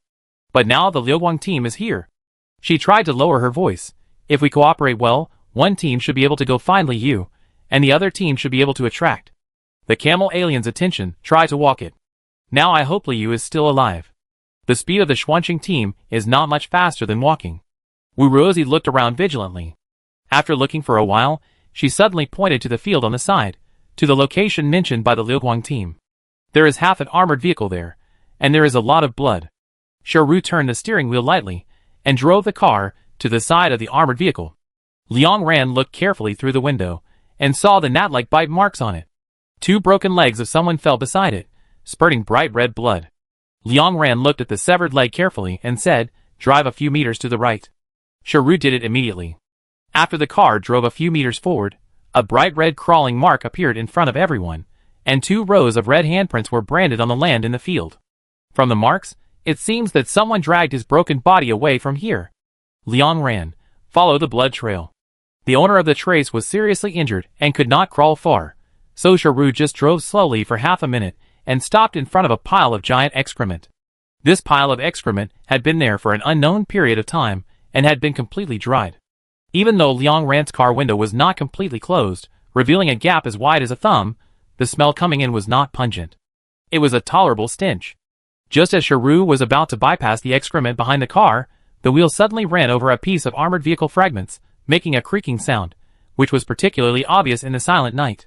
The next second, everyone felt a numbness on their backs, because a clear breathing sound came from behind them, or more precisely, from behind the car. Liang Ran quickly glanced at the rearview mirror, and saw the leg of the giant camel. Shiru immediately stepped on the accelerator and prepared to escape, but a whistle suddenly sounded from behind the car, and Bian Wan's tense voice came from behind. "Hurry up and find someone. We will lead it away. As soon as possible, definitely as soon as possible." After that, a louder whistle sounded, followed by a huge roar of the engine. The dust in the field was raised by the rapidly rotating wheels, and the Liuguang team quickly reversed and rushed to the back. The camel alien was obviously angered by this provocative behavior, and immediately raised his head, gave up the Xuanqing team, turned around and started chasing the Liuguang team. It was at this time that Liang Ran saw the whole picture of the giant camel. It was a very disgusting alien. Where the hump should be, it was no longer fat tissue, but 2 wriggling tumors, with bright red blood vessels and yellow pustules on the surface.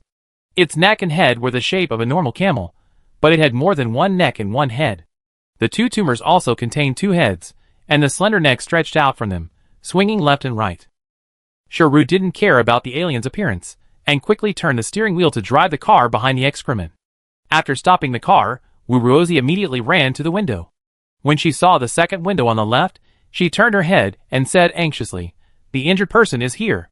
Hearing this, Liang Ran immediately unbuckled his seat belt and ran to the door. Shiru, take the weapon and get out of the car with me. Shen Ai will go to the driver's seat. After the arrangement, the two quickly changed positions. Shiru opened the door and followed Liang Ran to jump down. Liang Ran came to the boy as fast as she could, pulled out the powerful medicine from her pocket, and prepared to inject it into him. But when she stood next to him, she suddenly found that his posture was very strange. He took off his coat and covered the excrement in front of him. His whole body was curled up, as if he was hugging something. His fingers were also dirty. Obviously, he had dug those dried excrement. Liang Ran squatted down and put her fingers under his nose. He was no longer breathing. But according to his injuries, he didn't have to commit suicide unless the situation was too urgent at the time. He was not the one whose spirit was shared, and he didn't have time to kill the invisible alien. He knew that he was parasitized. Thinking of this, Liang Ran pulled up his pants at his ankles. The wound under the boy's empty pants had turned black, so after he lost his feet, he tried his best to crawl here, but he still couldn't escape the fate of death.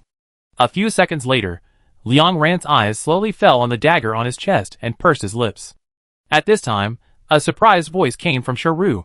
She lifted the boy's clothes covering the excrement, revealing Liu lying inside. Liu was obviously a little cold at this moment. After suddenly losing her protection, she shrank, and then slowly raised her eyes. She first glanced at Shiru, then at Liang Ran.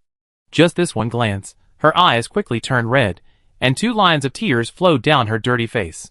She staggered to her feet, quickly wiped her body, and ran to Liang Ran's side. Liu grabbed the corner of Liang Ran's clothes and pointed at the dead boy. Brother Han Bing saved me. When the car was lifted up and bitten off, he also hugged me. He used his back as a buffer. He was seriously injured, but I was not injured at all. When Liang Ran heard the name, she was stunned. The boy had his back to her. She quickly turned the boy's body over, revealing a young and handsome face. It was indeed Han Bing. It was the boy that Changwen liked. It was the boy who was clean and a little shy in the fire.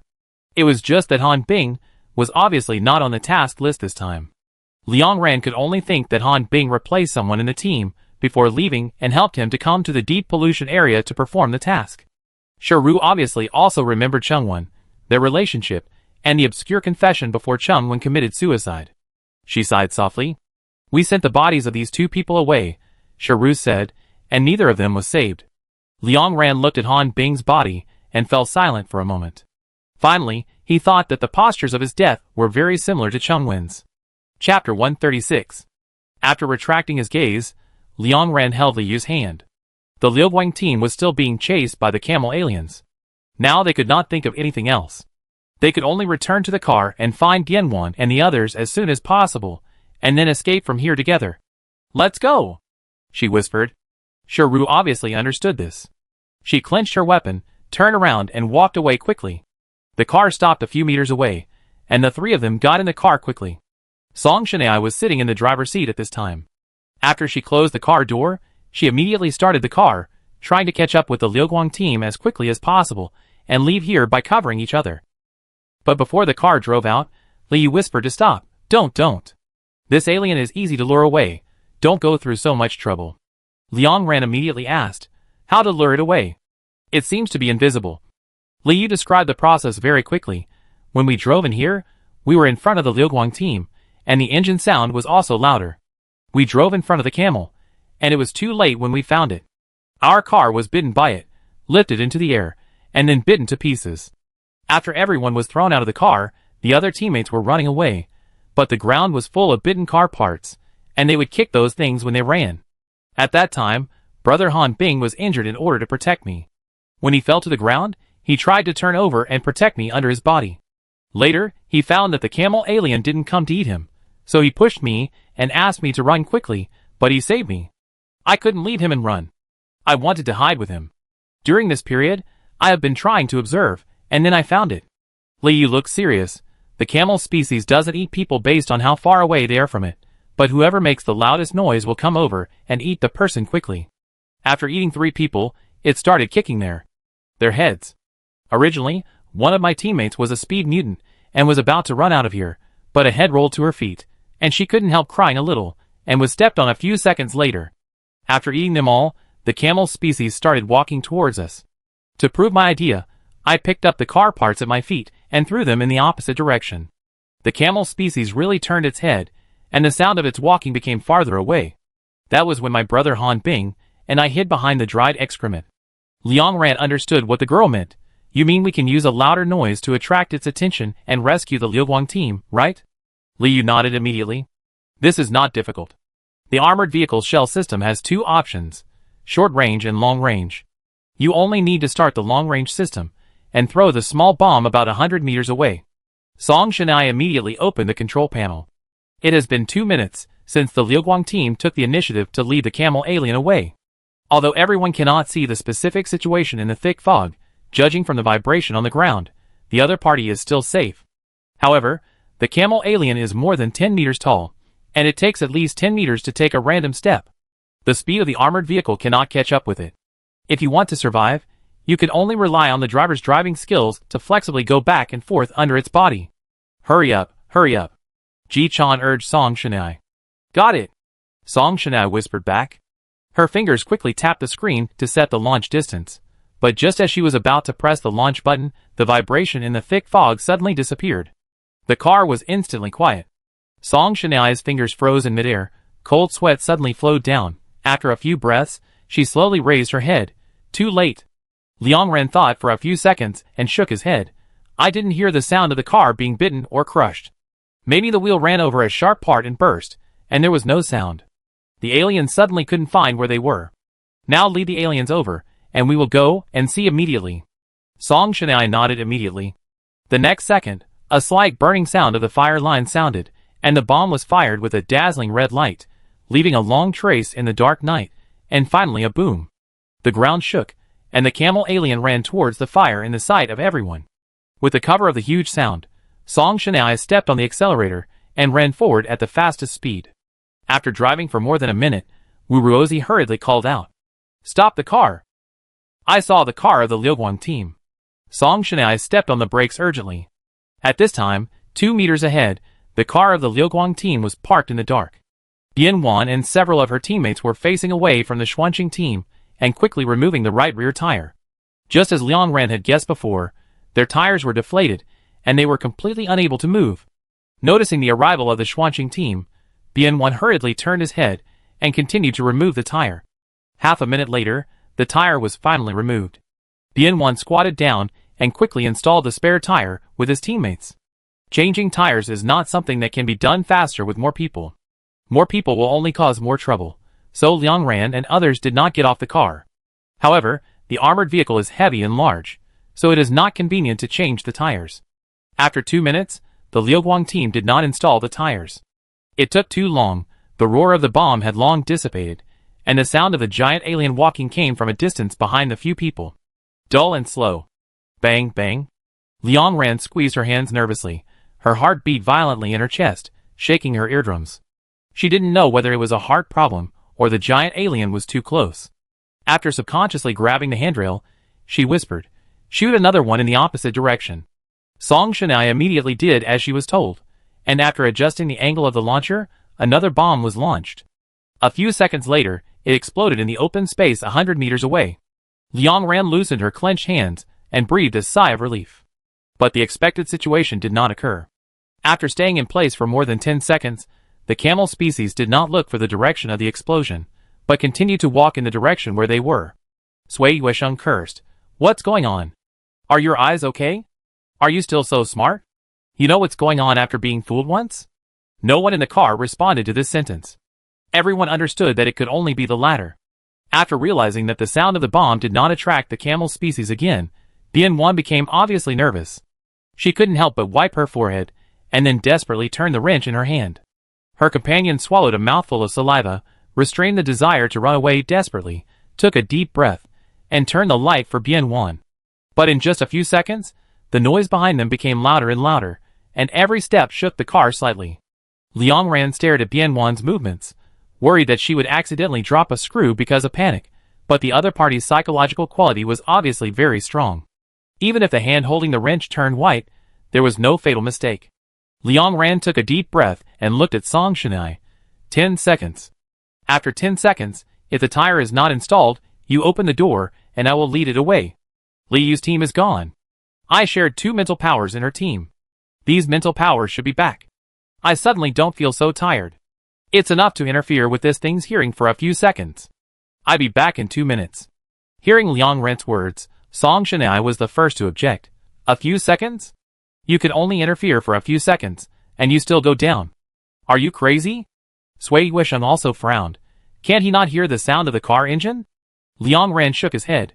The sound is too loud, and my mental power is not enough to interfere.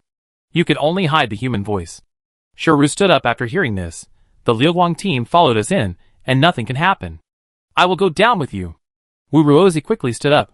Ran, I want to go down too. Liang Ren glanced at the two helplessly.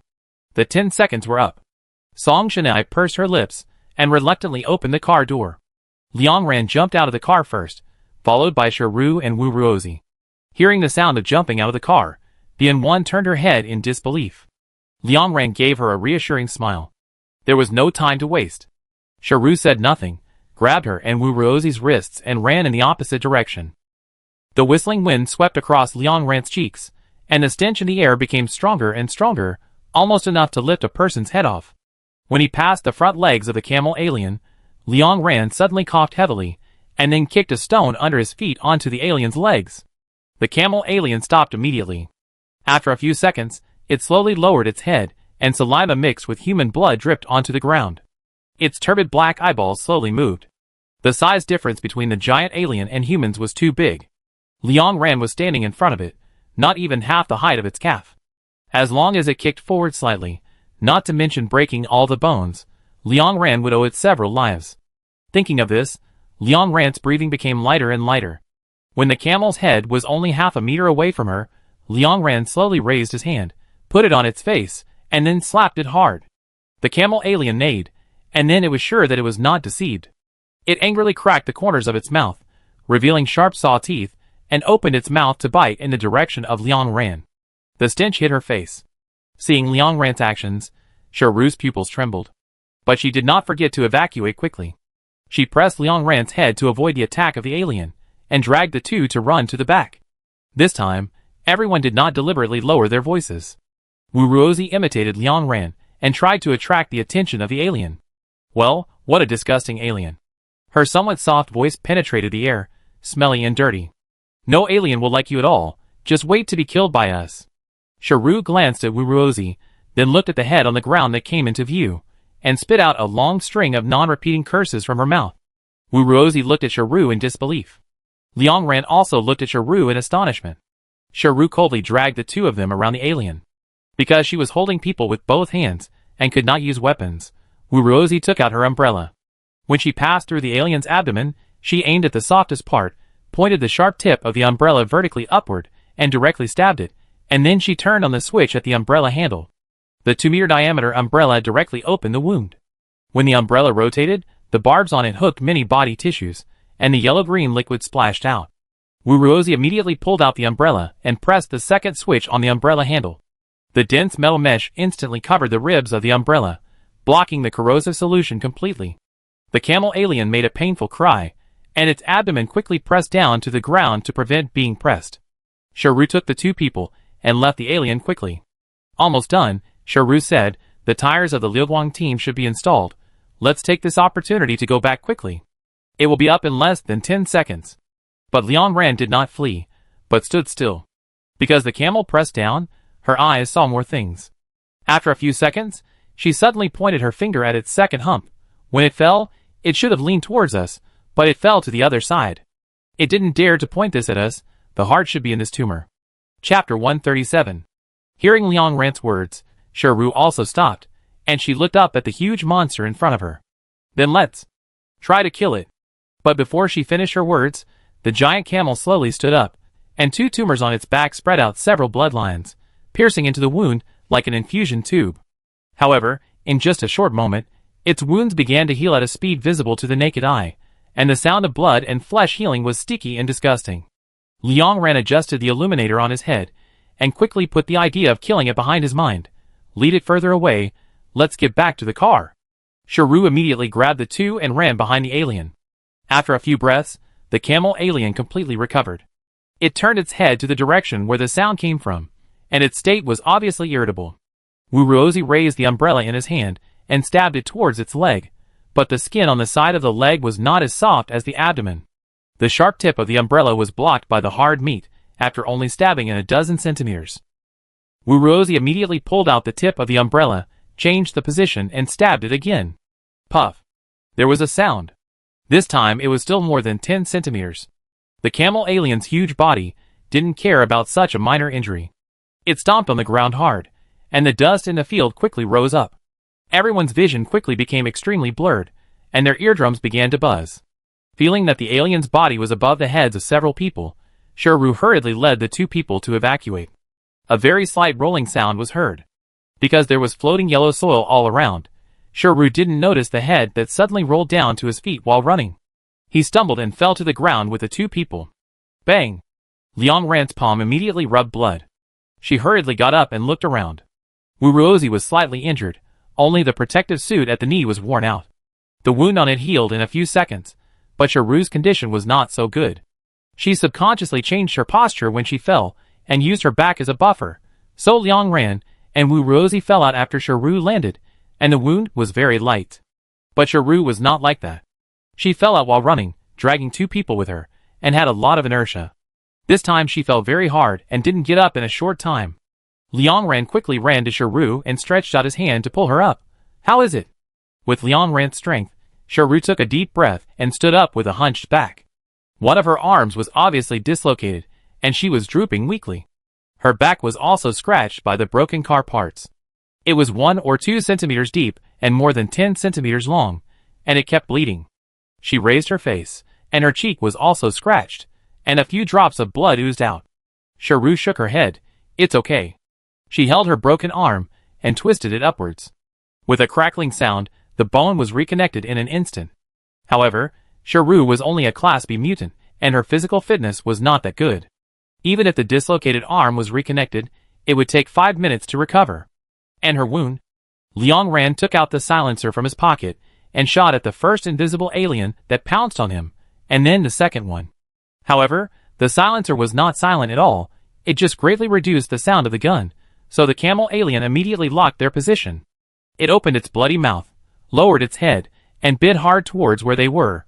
Shiru grabbed Liang Ran with her movable hand, and Wu Ruozi jumped onto Shiru's back without hesitation, and she helped them escape the camel's attack.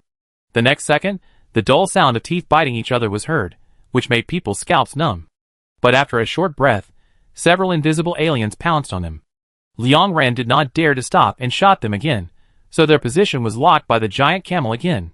Wu Ruozi felt the warm and sticky liquid under her body, touched Shiru's back with trembling hands, and then touched a hand full of blood. Sister Shiru. She apologized in a low voice. You must be in pain carrying me now. Shiru immediately said, Nothing. I was stupid just now. I shouldn't have subconsciously used you as a cushion. It's okay for you two to get hurt. The most important thing in this situation is that I don't get hurt. The situation is very bad now. At this time, Shiru was injured. The invisible aliens kept rushing at her. Liang Ran didn't dare to stop shooting, but the sound of shooting didn't stop. The camel aliens could accurately locate their positions every time. Wu Ruozi touched her pocket and took out a tube of powerful hemostatic agent from it. Usually, everyone would carry common medicines with them when they moved around. She quickly uncapped the cap and injected the agent into Shiru's arm. After dodging the attacks of the camel aliens several times, Shiru's injured arm trembled slightly and staggered back. Liang Ran instantly turned on mental interference to block the next 10 seconds of shooting. Shiru finally got a moment of respite and rushed out from under the giant alien with the two of them. But she couldn't escape to the location of the armored vehicle. Cars are far less flexible than humans. People can barely avoid the trampling with all their might, but cars can't avoid it at all. So Shiru can only hide in the thick fog. She wiped the blood off her face with her hands and whispered to Liang Ran, Can't your remaining mental power only block your perception for a few seconds? Why did it take so long just now? Liang Ran pursed his lips. Just now, there was suddenly more. It should be. Another team was killed, and the shared mental power returned. So Shiru did not ask any more questions. She pulled down the corner of her mouth and whispered, These aliens deserve to die. Shiru's wounds could not be healed in a short time, so the gunshots could not stop. The 10 seconds of perception that Liang Ran blocked could only allow her to rest for a while, but it could not solve the fundamental problem. When the unknown batch of invisible aliens rushed over, Liang Ran shared his mental power with Wu Ruozi. You come to kill the invisible aliens, and use sound to attract the attention of this alien. I try to climb on it, and poke its second tumor. Otherwise we can't go back. The giant alien can cause a strong impact just by its size. Wu Ruozi poked a hole in its abdomen, and Liang Ran thought it had poor defense. As a result, the two tumors continuously provided vitality to the camel alien, making up for its poor defense in the abdomen. At this moment, several blood vessels outside the tumor were inserted into the abdomen of the camel alien. Even if a larger hole was opened in its abdomen, it would recover in a few seconds. Hearing Liang Ran's words, Wu Ruozi jumped off Shiru's back and nodded. Ran, don't worry. She handed her umbrella to Liang Ran. You use this. Liang Ran took it and smiled. The next moment after Wu Ruozi fired the gun, she jumped onto the camel's leg. She grabbed the protruding meat on it, and climbed up at the fastest speed. The camel alien noticed the movement on its leg and immediately raised its leg, trying to shake her down. But Liang Ran held onto the meat on top tightly, endured the surging stomach, stretched out his hand, grabbed the protruding back of the camel alien, and tried to climb up. The camel alien immediately began to shake at a faster frequency.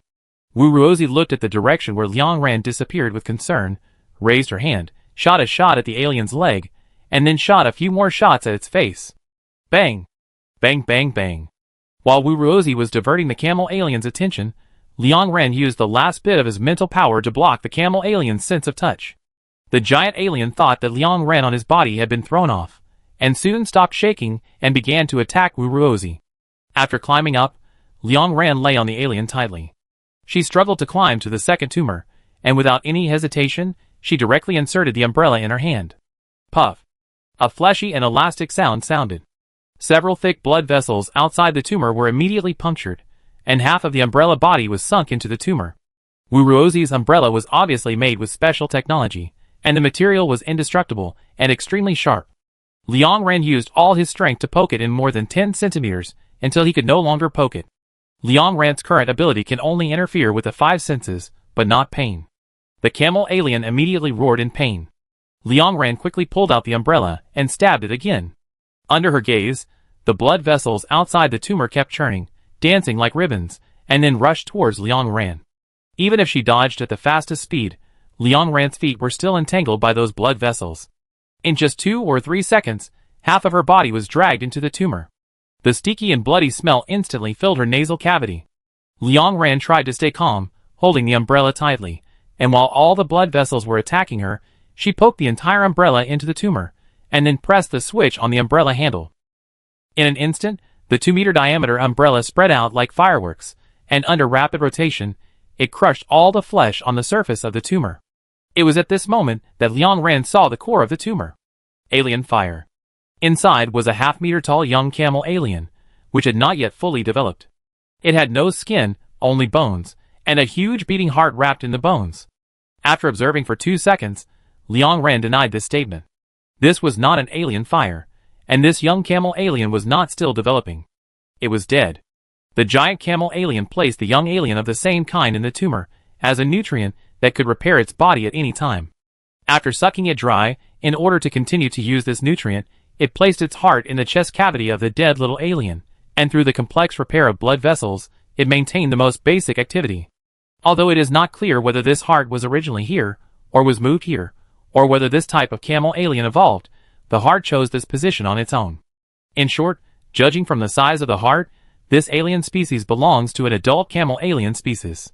At this time, the thick blood vessels have wrapped Wu Ruozi's umbrella, and Liang Ran's feet and legs are also entangled. She took out her scalpel from her pocket, and threw it at the heart without hesitation. The silver scalpel drew a smooth trace in the air. The world seemed to stop for a few seconds. Liang Ran clenched her palm nervously, but she soon exhaled.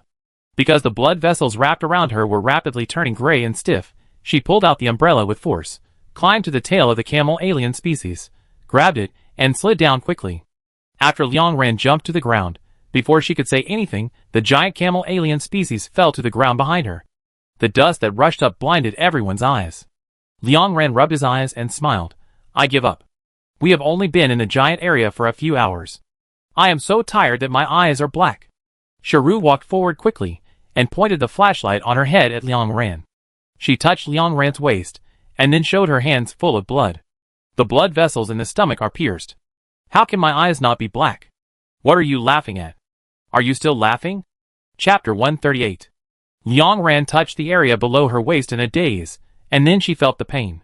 She hissed, and covered the bleeding wound with her hand, with a smile on her face unchanged. My adrenaline surged, and I didn't feel it just now. But if you think about it, you can understand that there were so many blood vessels wrapped around her just now. There was no reason for them to just wrap around her without attacking, and her stomach should have been pierced at that time.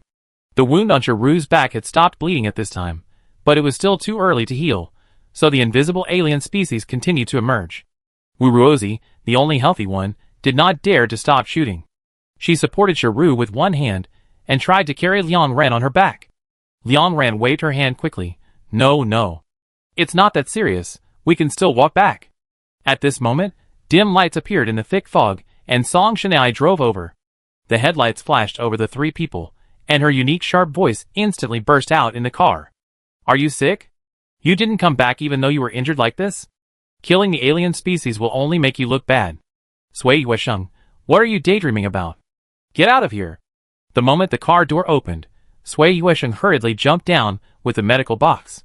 He didn't wait for the others to get on the car. He turned on the overhead light, and squatted on the ground to open the medical box. He took out the regeneration reagent, drew 3 milliliters and handed it to Liang Ran, and drew another 2 milliliters and handed it to Chiru. Counting the previous consumption, this tube of reagent worth 10,000 points was completely used up. He put the empty tube back into the medical box, and began to mix other medicines. Chiru took the initiative to say, I give you a tube of this later. Sui Yuesheng continued to draw the reagent without raising his head. No, don't look at who my mother is. Don't think too much. No medicine will be short. Regenerative medicine can only make the injector have the body recovery speed of the regenerative mutant for a short period of time, but the lost blood and chi cannot be replenished, so Sui Yuesheng prepared 2 more blood and chi supplements. Watching Liang Ran and Chiru inject the reagents, he put away the medical kit. Okay, sleep well tonight, and you will be fine tomorrow. You are really good. You can kill such a big alien. We are ready to escape after you get in the car. Chiru explained, I originally planned to do this, but I was injured and needed to beware of invisible aliens. The gunshots can't stop. It can lock our position every time. There is no way to trick it to go somewhere else. After Chiru finished speaking, Wuruozi turned around and killed another batch of invisible aliens. Liang Ran thought for a moment and said, it's not easy to kill invisible aliens after getting on the car. Let's wait here for Chiru's injuries to recover. Sui Yuesheng nodded. He opened the bracket under the medical box, and made a 1-meter-high stool. He supported himself with both hands, and sat on the medical box with his legs crossed. At this time, Chi Chan also ran down. She walked around the 3 people, and breathed a sigh of relief after seeing that the wounds were healing quickly. She said angrily, it's all Song Shanai's fault. The fighting here is so loud. I said I came to help, but she insisted that the armored vehicle driving over would be a hindrance, and would interfere with your actions. I said I came to help myself, but she said that your mental strength was not enough to protect me, and I would be a drag if I came here. I am the strongest person here, I can't be a drag at all. Liang Ran rubbed Ji Chan's face, and pressed down her bulging cheeks. There were indeed 3 people at most at that time, and Chiru didn't have the energy to take another person away. Hearing this, Ji Chan trotted to Sui Yuesheng's side, and kicked his foot hard. So it's best if you take me out of the car. You should train more quickly. Don't just run and make medicine. You have to be good at fighting. Otherwise, I dare not let you get out of the car. Sui Yuesheng turned around speechlessly. Sister, Captain Sister. You are handsome, tall, and a little genius in making medicine. I am already very good. You can't ask for so much. Ji Chan snorted, and turned her head away to refuse to look at Sui Yuesheng. The effect of the regenerative reagent was very obvious. After 20 minutes, Liang Ran's abdominal penetration wound was basically healed, and Chiru's back and face wounds disappeared. Sui Yuesheng collected the shelves of the medicine box, and several people returned to the car together. As soon as Liang Ran got in the car, Song Shanai, who was sitting in the driver's seat, snorted. Liang Ran, Song Shanai rolled her eyes, turned the steering wheel, and drove in the direction she came from. After a dozen seconds of silence, she suddenly said, I didn't let the Liuguang team follow us. Dian Wan and the others are still waiting outside. Liang Ran nodded, okay. Song Shanai glanced at her through the rearview mirror. Are you okay? Liang Ren nodded again. Okay, okay. Song Shanai glanced at Shiru again. Are you okay too? Shiru retracted her gaze from the outside of the car and replied seriously. It's okay. Sui Yuesheng looked at Song Shanai and Shiru in surprise. Rare. Song Shanai immediately said, Leave it to yourself. Li wiped everything off at this time. She sat next to Liang Ran and asked in a low voice, Idol, did you kill that camel alien? Liang Ran lowered his head and lowered his voice. Well, we killed it. Liu pinched his fingers and nodded vigorously. That's great. They are very good to me.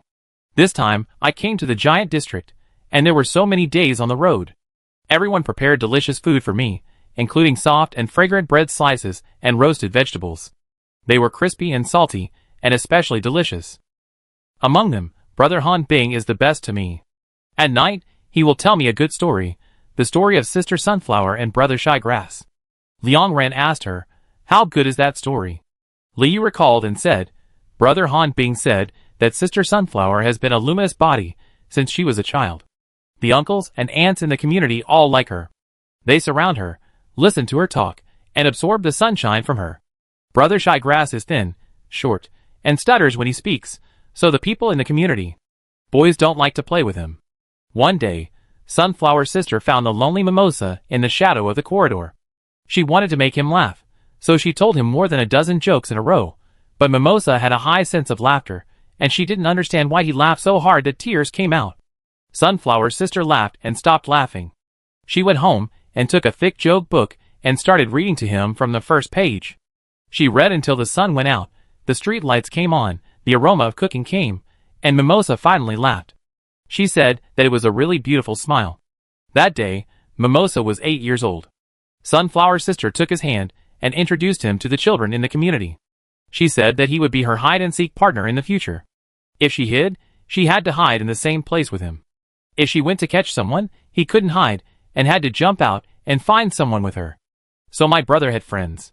Because he was very good-natured and did whatever he was told, gradually, many little boys found out that he was also very good, so they all started to play with him. He had more and more friends.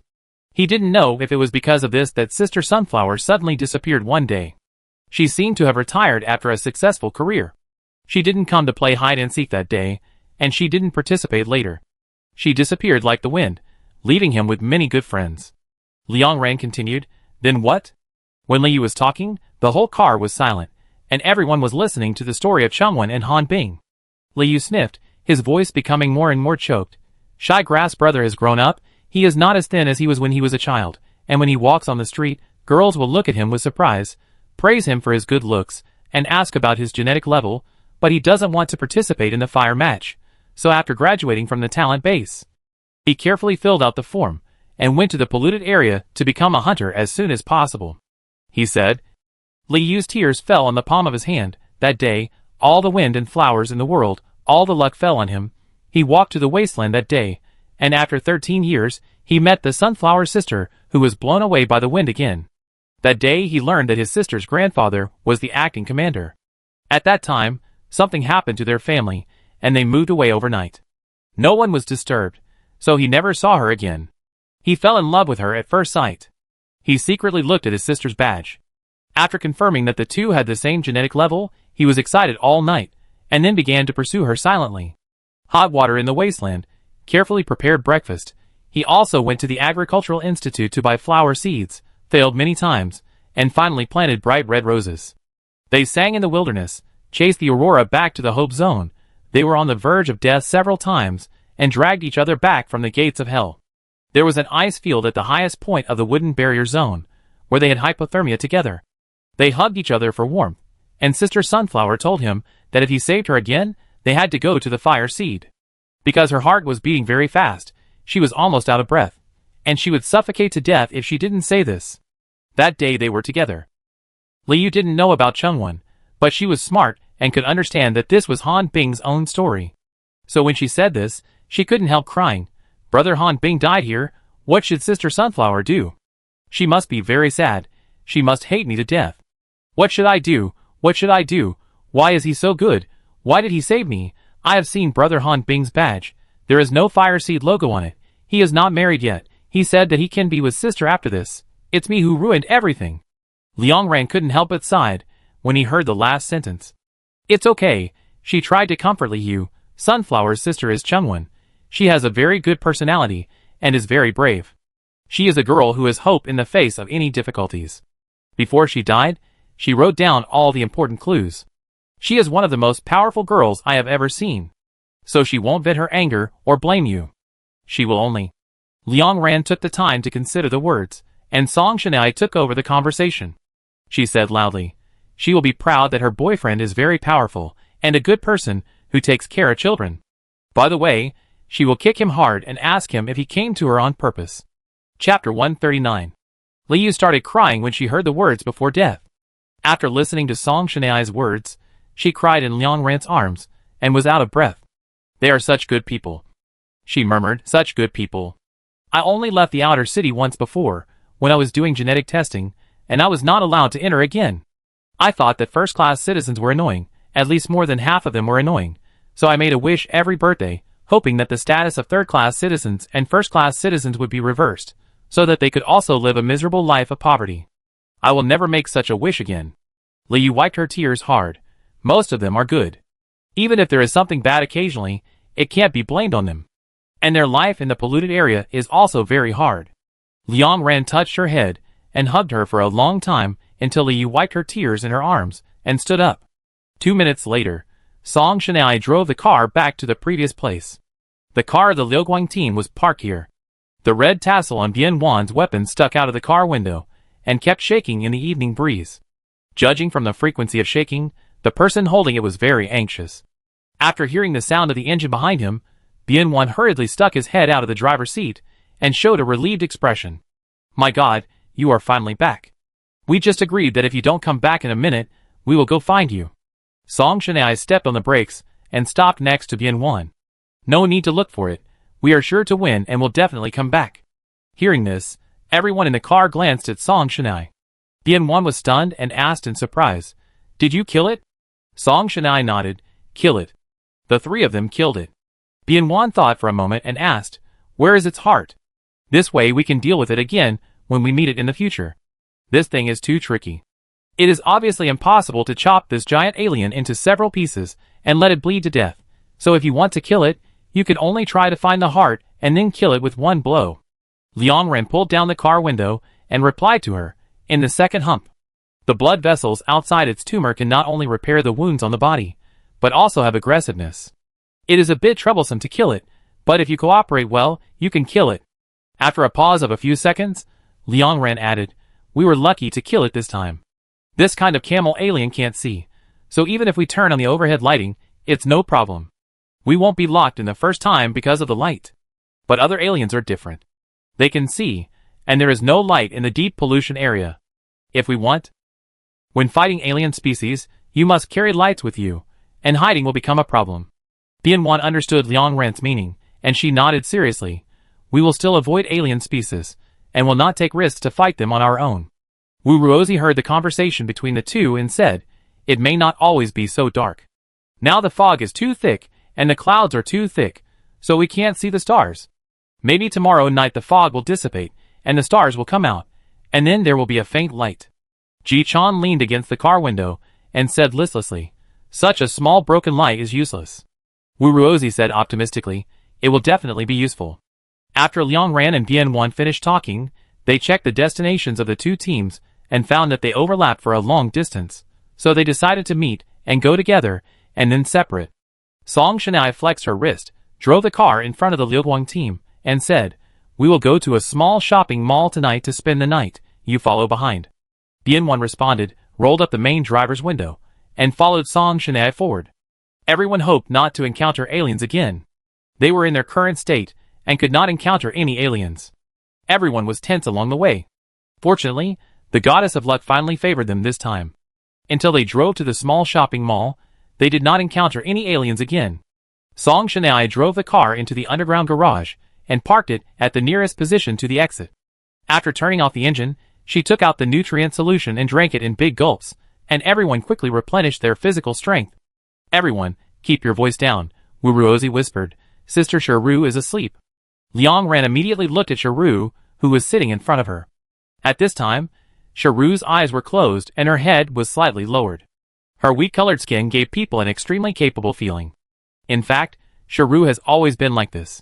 This was the first time she saw Sharu so tired. Song Shanai threw a blanket over from a distance. Wu Rosie quickly reached out to catch it and gently covered Sharu with it. After covering her, Wu Rosie looked at Liang Ran again. Ran, you should also go to sleep quickly. You were injured the most just now, so sleep more. You and Sister Sharu don't need to keep watch. Liang Ran was indeed not feeling well now. She used too much mental energy and felt dizzy. In addition, the medicine given to her by Sui Yuesheng had the side effect of making her sleepy, so she didn't refuse, put the car seat flat, and pulled up the quilt. After finally settling down, Song Shanai asked Sui Yuesheng to get out of the car. The two of them took out the fuel from the trunk, filled the car, and returned to the car. After returning to the car, she glanced at the two people who had fallen asleep and took the initiative to say, Sui Yuesheng and I will guard the first half of the night until 3 o'clock. Ji Chan and Wu Ruozi will guard the second half of the night. Anyway, there is no artificial sun here, so it will be dark no matter when we set out. When Liang Ran wakes up tomorrow morning, we will set out. After the others agreed, Song Shanai sat in the main driving seat and silently looked at the map on the car screen. A few minutes later, she suddenly said, we can only stay in the giant area for 4 days. Including the time for turning back, we must find supplies on the second night, or at the latest on the third morning. Everyone knew that time was very tight. But now that it was brought up, everyone's heart suddenly tightened. Wu Ruozi turned on the communicator and looked at the route map that she had seen countless times. She said, we can get there? We can get there at noon the next day at this distance. I hope we won't encounter any alien species tomorrow. Song Shanai opened her mouth, but didn't say anything to dampen morale. She covered herself with a blanket and urged, go to sleep. Sleep a little longer. As time passed, and the fog dissipated, Liang Ran also got rid of the drowsy dream, and slowly opened her eyes. Li Yu, who was sitting next to her, said in surprise, my idol is awake. She asked Liang Ran, how is it? Are you still tired? Liang Ran laughed, and she shook her head to confirm, I feel good. What time is it now? Li Yu said, 6:30. Liang Ran was puzzled, why don't you leave first, or wake me up? Li Yu pouted in the direction of Song Shanai. This sister said that you didn't rest well, and no one has the confidence to fight. We must wait until you rest well. Liang Ran laughed. She quickly packed the quilt, and nodded to Song Shanai, let's go. Song Shanai started the car immediately, and the Liuguang team quickly followed. The two cars drove into the night one after the other. Without the cover of fog, the world outside the car window changed from hazy white to dark black. Liang Ran looked outside, and always felt that this kind of black was very empty, as if it could suck people in. I don't know if he had this idea. Song Shanai raised the brightness of the car lights again. Maybe Wu Rosie's prayer last night worked. This time the car drove for several hours without encountering any alien species.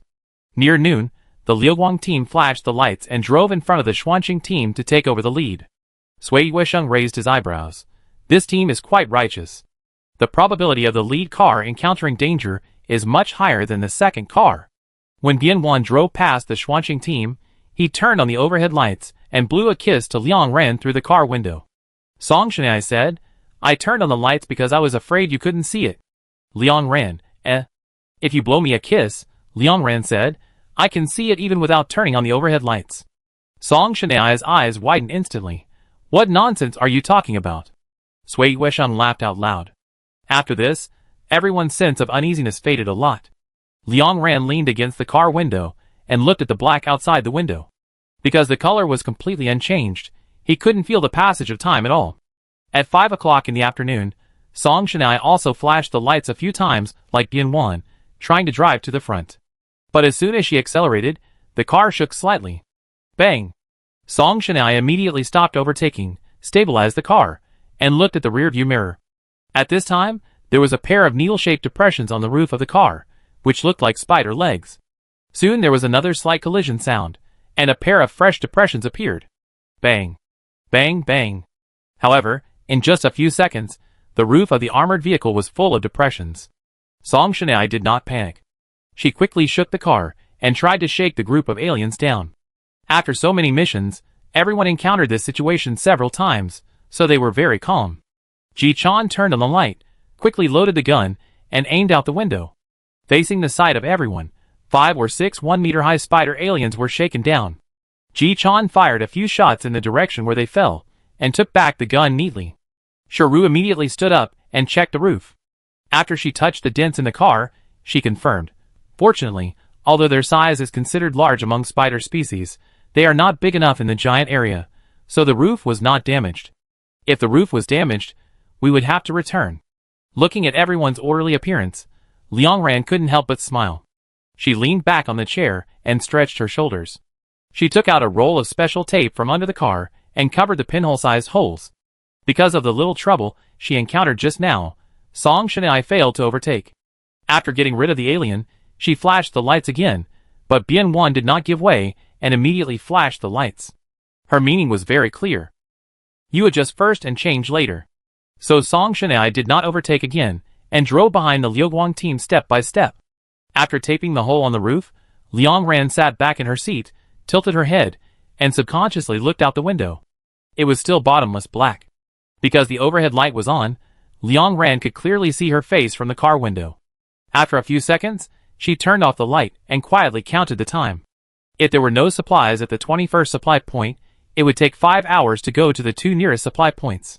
If it was time to return, the latest would be. Thinking of this, Liangran suddenly frowned. She turned on the overhead light again and looked out of the car. Her face was still on the car window, but this time she did not look away, but frowned. Why is her face so strange? Very blurry. Like overlapping? Was it like this before? Liangran subconsciously looked at other car windows and found that everyone's face reflected in the car window was like this. Liangran thought for a few seconds and came up with a situation that made this situation reasonable. If someone was holding a mirror outside the car window.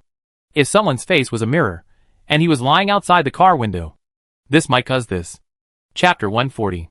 As soon as she thought of this scene, Liangran was shocked by her own imagination. She turned her head and looked at the windows of other people again. After confirming that it was still the kind of blurry image, she knocked on the window on her side. 2 crisp knocks sounded. Others looked over instantly, and Sui Yuesheng asked curiously, "What are you doing?" Liangran whispered back, "The image on the car window is wrong. There are strange aliens outside." Ji-chan quickly turned her head and said vigilantly, "Open the window to kill." "Don't open the window first." Liangran finished speaking, closed his eyes, and spread his mental power. Unknown aliens can be encountered here at any time. Liangran would not use mental power if he could, and try not to waste any, but the situation is really strange now. 2 seconds later, Liangran saw the situation around the car. Almost as soon as she saw it, she had goosebumps on her back. At this time, behind the car, there were dozens of 1-meter-tall spider aliens following not far away in the dark night, but this was not the most terrifying thing. What was terrifying was their appearance. Their 8 legs were as sharp as steel needles, and each leg was wrapped with different types of hair, which should be taken from different species. Their crawling method was completely different from that of ordinary spider species. 4 legs firmly grasped the ground, and the body was straight. The other 4 legs became their hands, swinging constantly during the chase. They looked like both spiders and centipedes, with thin and long bodies, deformed and weird. As for their heads, Liangran stared at their heads. Their heads were very much like mirrors. From the back, the heads of this group of aliens were in the shape of spider heads, but from the front, its heads seemed to be split in the middle, and the cut surface was smooth and flat, without facial features, and clean. At this moment, a spider species was clinging tightly to her car window, its head pressed against the car window, and the distance from her was only 3 or 4 centimeters. Not only her, but everyone else's car window had such a species lying outside, face to face with everyone. Song Shanai's hesitant voice sounded in the car. "It feels wrong. Just now, in order to drive away those spider species that jumped onto the roof, the driving rhythm was messed up, and I didn't notice it. Now it's not right. The car has become heavy." Liangran replied, "Well, those species have not been thrown away. Still in the car, just outside the car window." Connecting with Liangran's previous mention of the wrong window imaging, everyone quickly realized what was going on. Sui Yuesheng hissed, and immediately moved away from the window. He cursed in a low voice, "How does this alien grow?" After Liangran briefly described it, Song Shanai frowned. "I try again." After that, she quickly stepped on the brakes and turned the steering wheel quickly, but the car turned 360 degrees left and right, and there was no sound of falling. The aliens were like plasters, sticking to the car tightly. It didn't get rid of it, it was too tight. Liang Ran said. The current situation is very embarrassing. The aliens are just outside the car window. The launcher on the roof can't hit them. If the window is pulled down, the aliens' attack speed is likely to be faster than theirs. They don't know the attack power of this kind of aliens at all. It's very dangerous to rush into it. After a few seconds of silence in the car, Wu Ruozi suggested, why don't we drive in front of the Liu Guang team and let them help shoot it down? Liang Ran shook his head. There are dozens of aliens following behind the car. If they pull down the window, the group of aliens should pounce on them. Unable to think of a solution, Song Shanai could only start the car and continue to drive forward. But less than 10 seconds after driving, there was a creaking sound outside the car window. The aliens began to scratch the car window. In a moment, Liang Ran saw a small crack in the center of the car window. The windows of the armored vehicle are made of special materials, and it is difficult to crack. But once a crack appears, the aliens only need to continue to attack that place, and the whole window will quickly crack. Liang Ran immediately pursed her lips, and her brain turned rapidly, thinking about a solution. Just when she decided to open the window, and everyone tried their best to drive away, there was a sudden sound of shooting in front of the car. Bang! A few drops of green blood sprayed on the car window in front of Liang Ran. It was the Liu Guang team, who noticed their situation, pulled down the car window and fired. Then, there were several more gunshots. Bian Wan's cheerful voice came, "You're welcome." The illumination range of the car lights was not that wide, so Bian Wan didn't see the dozens of aliens chasing behind him. Liang Ran hurriedly shouted, "Pull up the car window." This shout was particularly harsh in the silent night.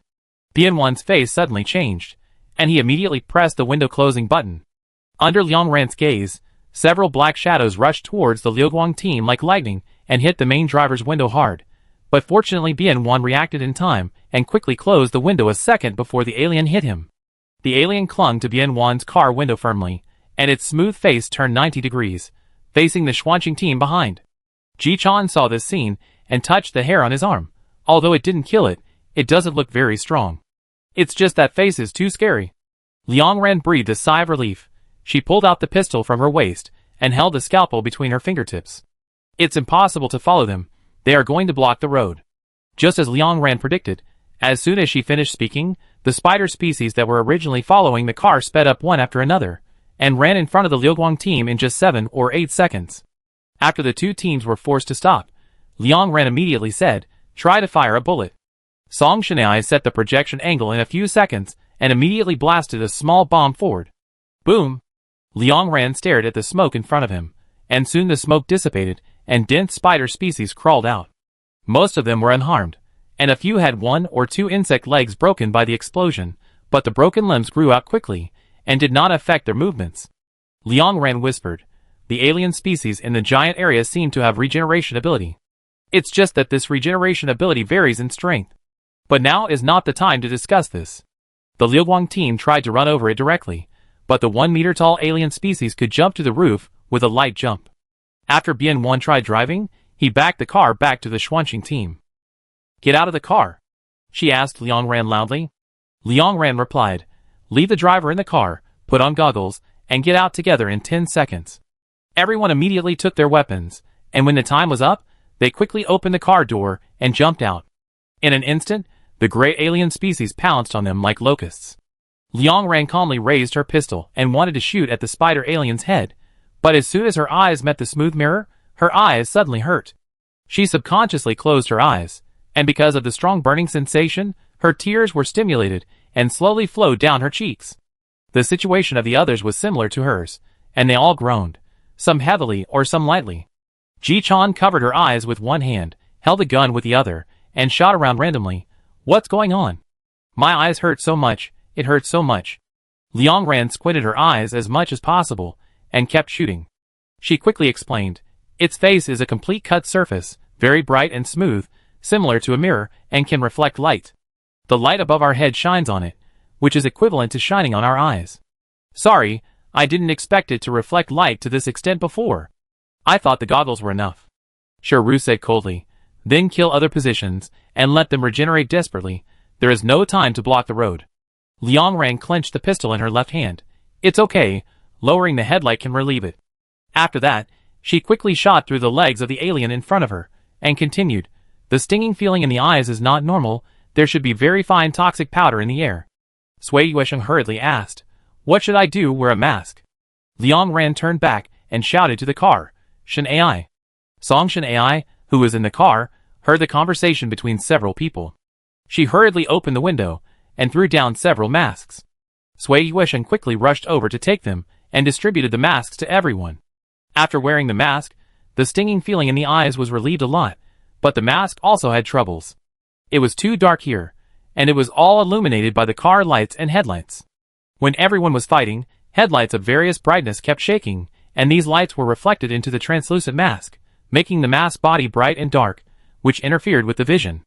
Liang Ran lowered the brightness of her headlamp, raised the scalpel, and dodged the attack of several alien species. Then she bent down and crawled under the car, slid to the other side, and intercepted a lone alien species. Liang Ran turned her fingertips, and the cold light of the scalpel flashed.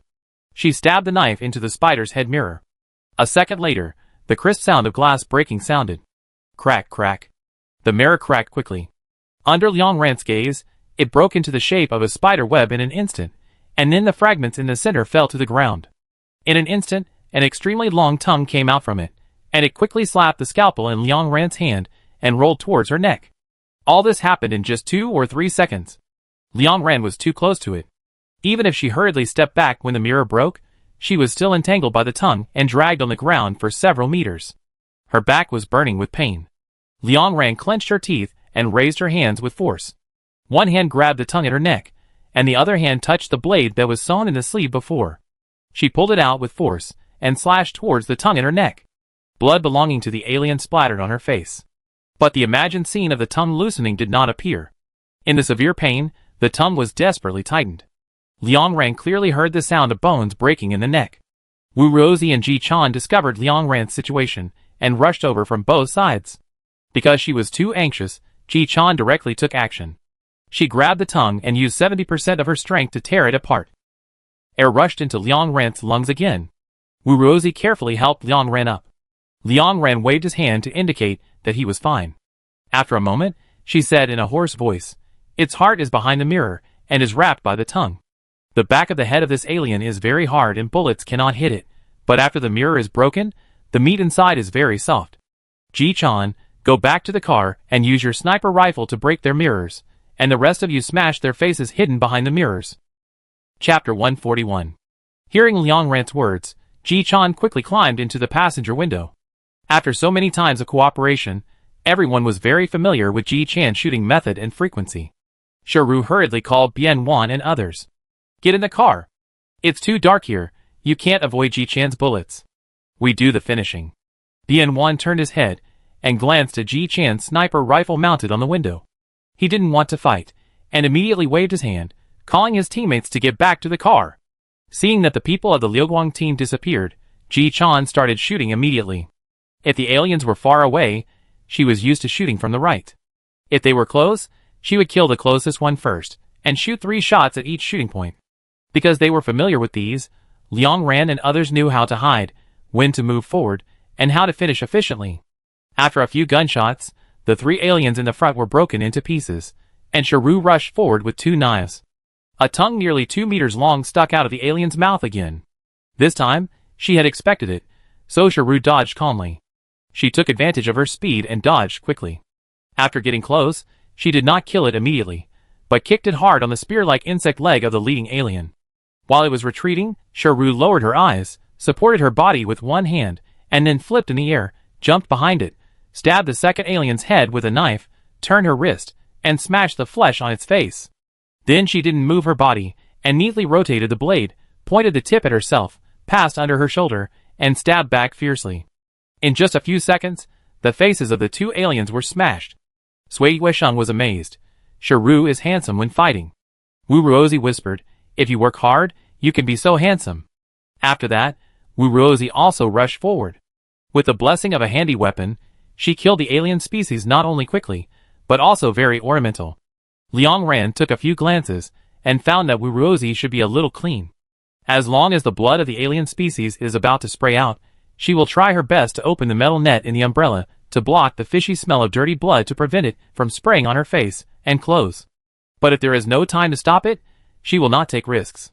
It's just that when she raised the umbrella again, she obviously had a little emotion, as if she was sulking, and she would poke the alien species' face more vigorously. Very cute.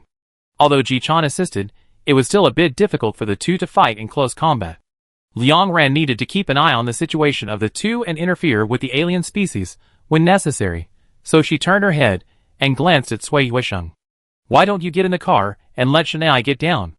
Sui Yuesheng, He took a deep breath, clenched the gun in his hand, and was about to rush into the alien group, but Liang Ran hurriedly called him.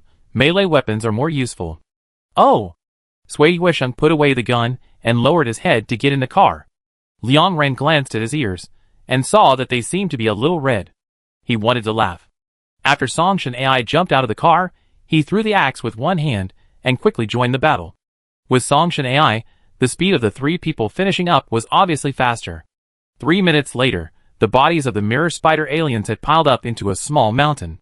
Liang Ran reminded, "It's almost done, 2 each, let's go back to the car." After that, she leaned against the car door. The moment she lowered her head, she saw a spider alien with a broken mirror hiding under the car. Liang Ran quickly threw the scalpel out and stuck it in its face. When she looked up again, the ending was completely over. Wu Ruozi waved to Liang Ran happily. They are small, it's easy to fight them. After a day in the giant area, a 1-meter-tall alien was already considered small. Liang Ran curled the corners of her lips, opened the car door, and raised her foot to get on, but as soon as her hand touched the door handle, the ground suddenly shook violently. Liang Ran's foot didn't step on the solid ground, and she almost fell. She turned her head quickly, and there was a rumbling sound in the darkness behind Wu Ruozi and others, as if some giant beast was roaring in a low voice. The moment they met Liang Ran's eyes, the three of them didn't say anything, and didn't even look back. Sharu grabbed the sleeves of the two, ran back to the car in a few seconds, slammed the door, and Sui Yuesheng immediately turned the car around and rushed into the night at the fastest speed. After Sharu stood firm, he immediately ran behind Sui Yuesheng and exchanged positions with him while running. As soon as he held the steering wheel, Sharu adjusted the brightness of the car lights with one hand and turned into a small road. Liang Ran looked behind the car vigilantly and quickly spread his mental power. Ji-chan asked hurriedly, "What is it?" After a few seconds, Liang Ran retracted his mental power and replied, "Adult mirror spiders. 12, each is 7 or 8 meters high. Even if Ji-chan can shoot their mirrors, we still have to climb on its body for close combat. It's difficult, so we'd better run away. Those small mirror spiders should be their children. They haven't caught up yet, and they are still standing in the pile of corpses to see if there are any alive." Song Shanai became yin and yang. "Oh, there is still family affection." Liang Ran nodded, but not much.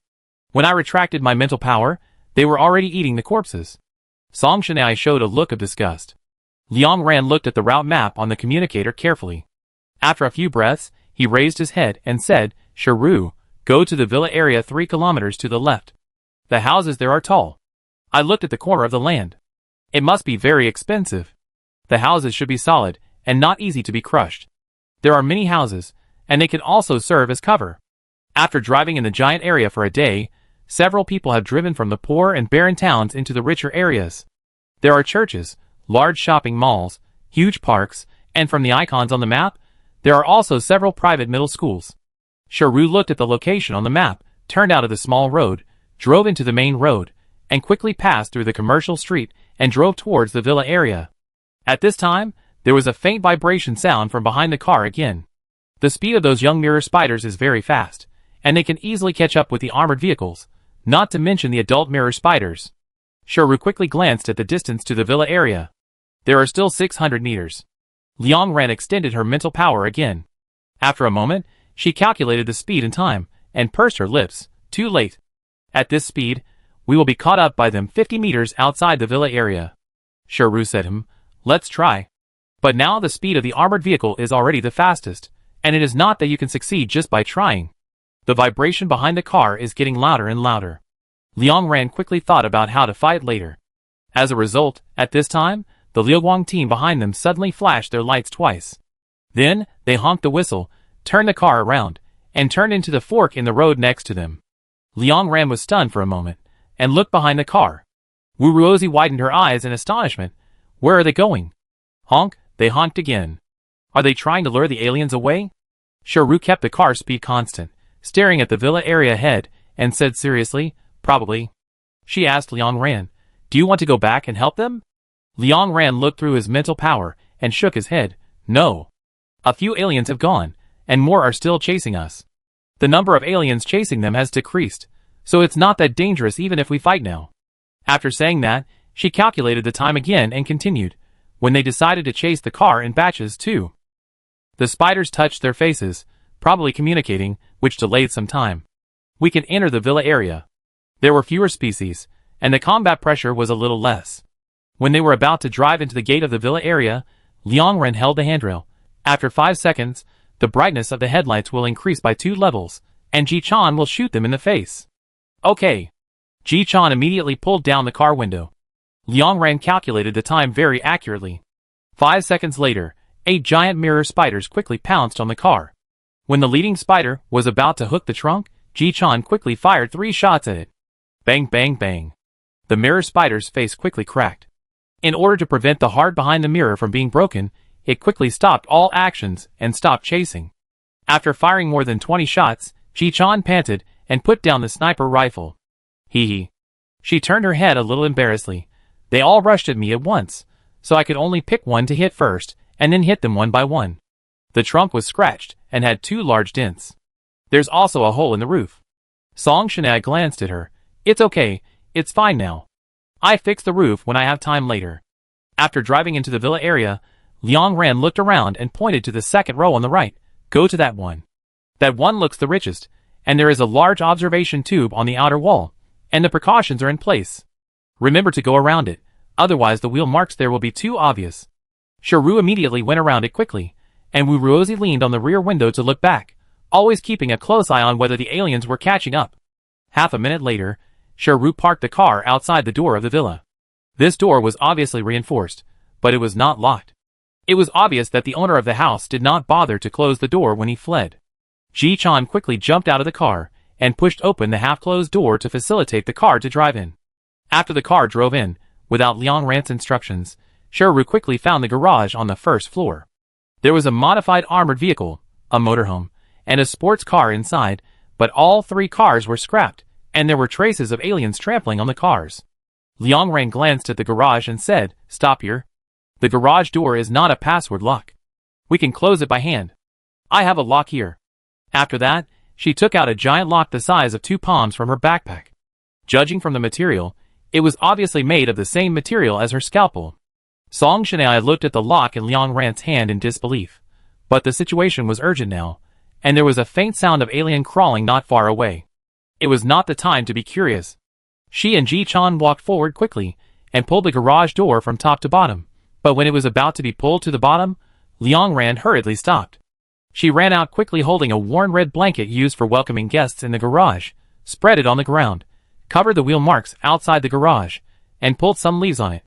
After doing this, she immediately ran back, got into the garage, and buckled the lock on the ring on the ground. "This should be one of the shelters built by this family," Liang Ran said in a low voice, "otherwise the lock ring should be outside. The garage door is very strong." As soon as she finished speaking, the sound of aliens walking came from outside the villa. The insect feet stepped on the fallen leaves on the ground and made a creaking sound. Everyone immediately shut up. In the claustrophobic space, everyone's chest rose and fell slightly, and only each other's breathing could be heard. Soon, the sound of the villa door being pushed open was heard. Squeak. An alien began to walk outside the first floor. During the period, it jumped onto the balcony on the second floor, put its head into the living room and looked carefully. After a few minutes, it jumped down and landed on the red carpet outside the first floor. The insect feet scratched on the thick cloth, making a very light sound. It looked around and found no signs of hiding, so it turned around and left the villa. Liang Ran breathed a sigh of relief until the sound outside was completely inaudible. She whispered, "Stick off the roof. We rest here tonight." Chapter 142. After sealing the 20-centimeter wide hole in the roof with tape, everyone leaned back in their chairs and drank nutrient solution. It was 8 o'clock in the evening, not yet time to go to bed. No one was sleepy, but the alien was walking not far outside the garage, so everyone didn't dare to chat much and lowered their heads in silence. This silence lasted for 5 minutes before it was broken by Liang Ran. She stood up and whispered, I haven't lived in a villa yet. I'd take a look around the garage. After saying that, she turned on the light above her head, opened the car door, and jumped out. Wuruozi also raised her hand. I haven't lived in one either. The houses in the old world are so beautiful. I go with Ran Ran. After the two got out of the car, Song Shanai rolled down the car window and looked at them speechlessly. With such little ambition, what's so good about a broken garage? It's better to have a good rest. Wuruozi tilted her head. Shanai, do you want to take a look together? Song Shanai thought for a few seconds, with an expressionless face, rolled up the car window, and jumped out of the car. That's fine. The villa is very large, with 3 floors, and the garage occupies a large area. Although there are 4 cars parked now, there is still space for 2 parking spaces. There are several folding beds, a few books, and many food bags placed against the wall of the garage. Liang Ran walked to the food bags, squatted down, and lowered his head in a daze.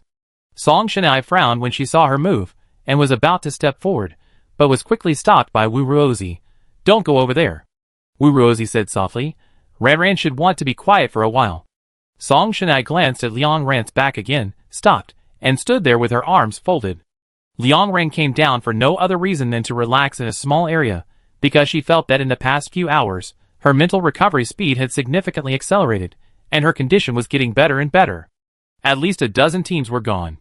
These teams may have come from the giant zone or the undead zone. She didn't know what they had encountered, but she knew they were very sad and scared when they died. Those sad mental fluctuations seemed to come back with the mental power she shared, making her heart feel uncomfortable. After staring at the food bag for a few minutes, Liang Ran breathed a sigh of relief and stood up slowly. As a result, when her peripheral vision swept across the bag, she suddenly found a bag of unopened potato chips inside. She stopped thinking and quickly pulled out the potato chip bag and tore a small hole. Wuruozi saw Liang Ran move, and immediately pulled Song Shanai forward. She observed Liang Ran's movements for a few times, and her expression gradually became puzzled. Ran Ran, what are you doing? Liang Ran, smell it. Although I have never heard of this brand of potato chips, judging from its residual smell, it must have been delicious when it was alive. Wuruozi, Song Shanai stepped on Wuruozi and lowered her voice. That's what you said, she needs quiet. Wuruozi scratched her head awkwardly. Song Shanai reached out and touched Liang Ran's forehead forcefully. After confirming that she didn't have a fever, she rolled her eyes and squatted beside her to pick up the books on the ground. After a while, Song Shanai stood up. None of them are interesting, there is nothing I like to read. After that, she took 2 steps forward and looked at the door behind the folding bed. This door was embedded in the wall, and the lock on the door had been broken. From the position, it was obviously connected to the garage and the interior of the first floor. Song Shanai looked at him for a while, then turned to Liang Ran and asked, should we go in and take a look? There must be traces of other alien species activities inside. It will be helpful for you to write that file if you look at it more. Besides, it's the first floor outside, and the height is at most 4 meters. Most of the alien species in the giant area can't get in, so it's barely safe. Liang Ran nodded. We really need to go in. The backpack space is limited. I only brought 1 lock, and this door can't be hung. If there are any alien larvae hiding on the 1st or 2nd floor, they may get into the garage through this door at night and attack. The garage door is locked, and we can't evacuate quickly. It will be very dangerous. After explaining in a low voice, Liang Ran turned back to the car and called Charu. I just saw the main door of the building is not closed. Let's go and lock the door on the 1st floor from the inside. The doors of the balconies on the 2nd and 3rd floors also need to be closed. This way, even if an alien breaks into the villa at night, we can leave quickly when we hear the crash. Charu understood and immediately followed with his weapon. Ji Chan lay on the co-pilot and looked at Liang Ran pitifully. Why don't you take me with you? Liang Ran, you protect Sui Yuesheng and Li Yu, and Sui Yuesheng protects the car. Sui Yuesheng said, I like to hear that. After that, he took out a new tube of regeneration reagent from the medicine box and handed it to Liang Ran. Take it with you. Liang Ran did not refuse, took the medicine and put it in his pocket, turned around and got out of the car with Charu. Arriving at the back door of the garage, Liang Ran carefully took off the broken lock on it, and then slowly pushed the door open. A very light creaking sound came. Liang Ran held her breath instantly, and her hand paused for more than 10 seconds before she pushed the gap in the door a little wider. When she saw that it was almost done, she put the lock in her hand on the ground and leaned sideways to squeeze through the gap in the door. Because the 4 walls on the first floor were closed, and the windows were all blocked by thick curtains, there was no need to worry about the light attracting aliens. Liang Ran looked around, took out a high-power flashlight, turned it on, and illuminated the 6 or 7 meters ahead clearly. She looked around and saw the interior of the villa, including beautiful paintings, exquisite tea tables, expensive pianos, and beautiful family portraits. This house was owned by a family of 4, a father, a mother, and 2 children. Judging from the appearance and age of the children, they were all 6 or 7 years old, so they should be twins. Song Shanai muttered, "So rich." Liang Ran stared at the group photo on the wall for a few seconds and recalled, "I have seen this man. After I became the director, I could find more information. A few days before I left, I checked the system for famous people in the early days of the apocalypse. I was quite curious about this. This man was a famous entrepreneur at that time. He opened many large shopping malls. After the apocalypse began, he donated a lot of materials to the country and published it in the newspaper. Later, he should have died on the road during the retreat. I didn't see him on the list of survivors." After speaking, Liang Ran walked quickly to the door on the first floor and closed the half-open door. Because the lock inside the door had been broken, Liang Ran went to the dining table and moved 2 chairs to block the door, and took a vase and put it on the chair, so that as long as there were aliens outside trying to come in, it would cause a loud noise. After the arrangement, she shone the flashlight on the sofa. There were traces of a fight there. The woman's long hair fell in the crack of the sofa, and there were 2 small pools of blood on the ground. Next to the sofa, there was a small beetle species, half a meter in size. It had been dead for many years, so it had become stiff and dried. Most of its body had been crushed by the later species, and its body fragments were scattered on the carpet. Wu Ruozi whispered, "When the aliens in the giant area first landed, they were not as big as they are now. This should be the first batch of aliens to land." The hostess fought with the aliens. There was a knife next to the alien. It must have been stabbed by the hostess. She won and ran away. Wu Ruozi's analysis was correct. Liang Ran took a glance and came to the same conclusion. She whispered, "Let's go upstairs," and closed the balcony door. After several people walked up the stairs, Liang Ran turned off the light in his hand. The weather tonight was not as good as last night. There was no heavy fog, and the clouds were much lighter. A little starlight leaked in and shone into the window, allowing everyone to vaguely see the situation inside the house. There was a huge floor-to-ceiling window facing the second floor, and 3 bedrooms on the side. One of the bedroom doors was wide open, and the balcony sliding door inside was not closed. It was the room where the giant mirror spider poked its head in to observe not long ago. Sharu took the lead and walked a few steps to the balcony. He held the handrail, gently pushed the door closed, and broke the lock. After leaving the room, Sharu closed the bedroom door and walked towards the other 2 bedrooms. "Let me see if the doors of the other balconies are closed." After Sharu finished speaking, she directly turned the door of the bedroom next to her. As soon as the door opened, Liang Ran immediately looked through the crack in the door, and then saw a species lying on its back on the bed. The species was more than 2 meters long and completely crossed the entire bed. At this time, it opened its eyes and stared at the direction outside the door. This was too sudden. Liang Ran loosened her hand and almost let the flashlight slip out of her hand, but she quickly held it tightly again. "Dead," she said quickly. "It's dead, not long ago, 3 or 4 years ago." Song Shanai frowned. "Killed by other aliens?" Liang Ran's eyes fell on the wound on the alien's throat and shook his head. "Killed by humans, the shape of the wound should be a very sharp knife." Song Shanai thought for a few seconds, showing a look of realization. The Dawn Squad killed it. It was easy to kill, so it was not recorded in the video. Liang Ran didn't say anything. Because according to her understanding of the Dawn Squad, although some of them were weapons with knives, the incision was definitely not in this shape. This alien should have been killed by the Abyss Squad. And Wu Ruozi's umbrella, the shape of the umbrella tip is a short knife, which fits the shape very well. She subconsciously turned her head and looked at Wu Ruozi. Wu Ruozi curiously stood on tiptoe and looked at the alien left and right. Noticing Liang Ran looking at her, she showed an embarrassed expression. "This alien is a bit ugly." Liang Ran laughed, turned his head, and after making sure the balcony door was locked, he closed the bedroom door. After checking the last bedroom, Liang Ran's sight fell on the stairs on the 3rd floor. "Go on." After saying that, she stepped on the stairs and went up. The layout of the 3rd floor was similar to that of the 2nd floor. Everyone quickly locked the balcony door under the starlight to ensure that as long as an alien species wanted to enter, the balcony door must be broken and make a loud noise. When locking the last balcony door, Sharu saw several giant alien species coming from a distance. There were not only mirror spiders, but also alien species that looked very much like giraffes. Its neck was much longer than that of ordinary giraffes. I don't know if its body couldn't support such a heavy neck. Its neck almost drooped to the ground.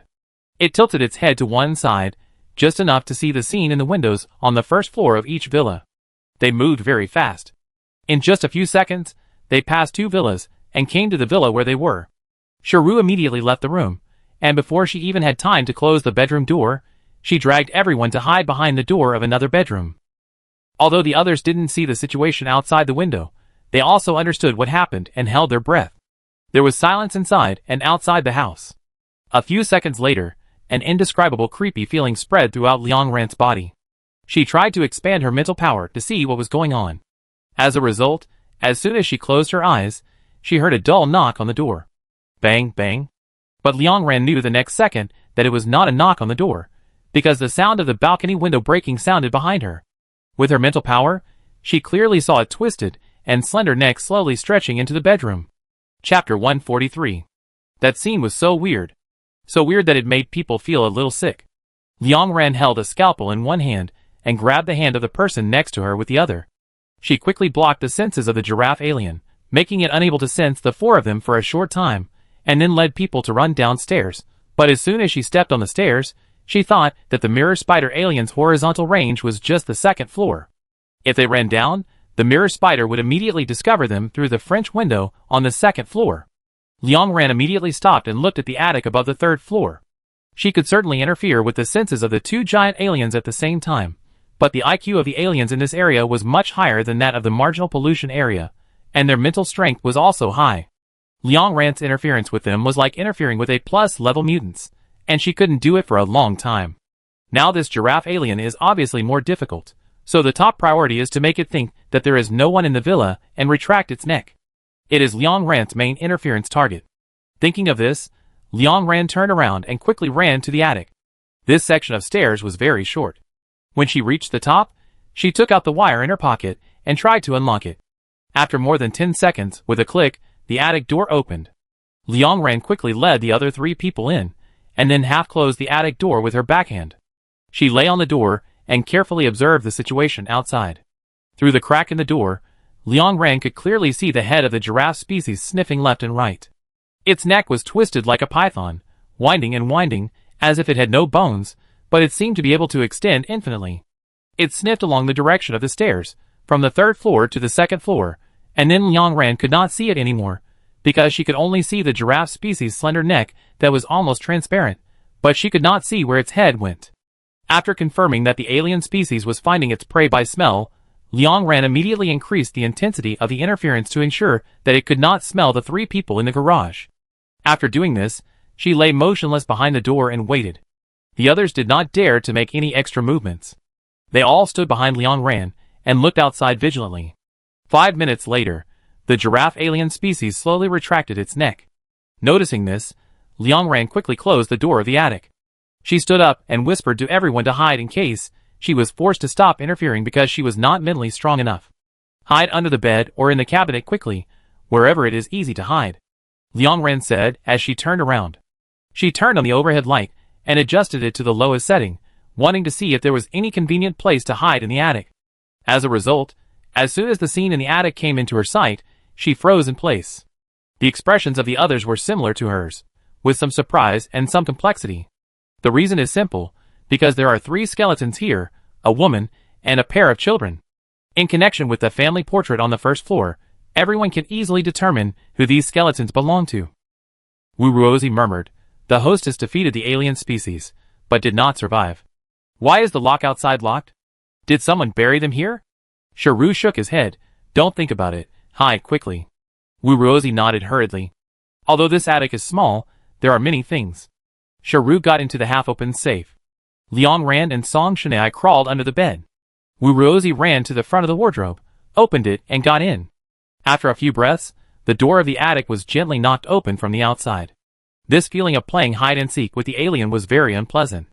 Even though Liang Ran knew that the alien senses had been disturbed, she was still subconsciously nervous. She curled up in the corner of the bed against the wall and covered her mouth with her hands. There was a lot of dust under the bed, which constantly irritated her nasal cavity and made her have a strong urge to sneeze.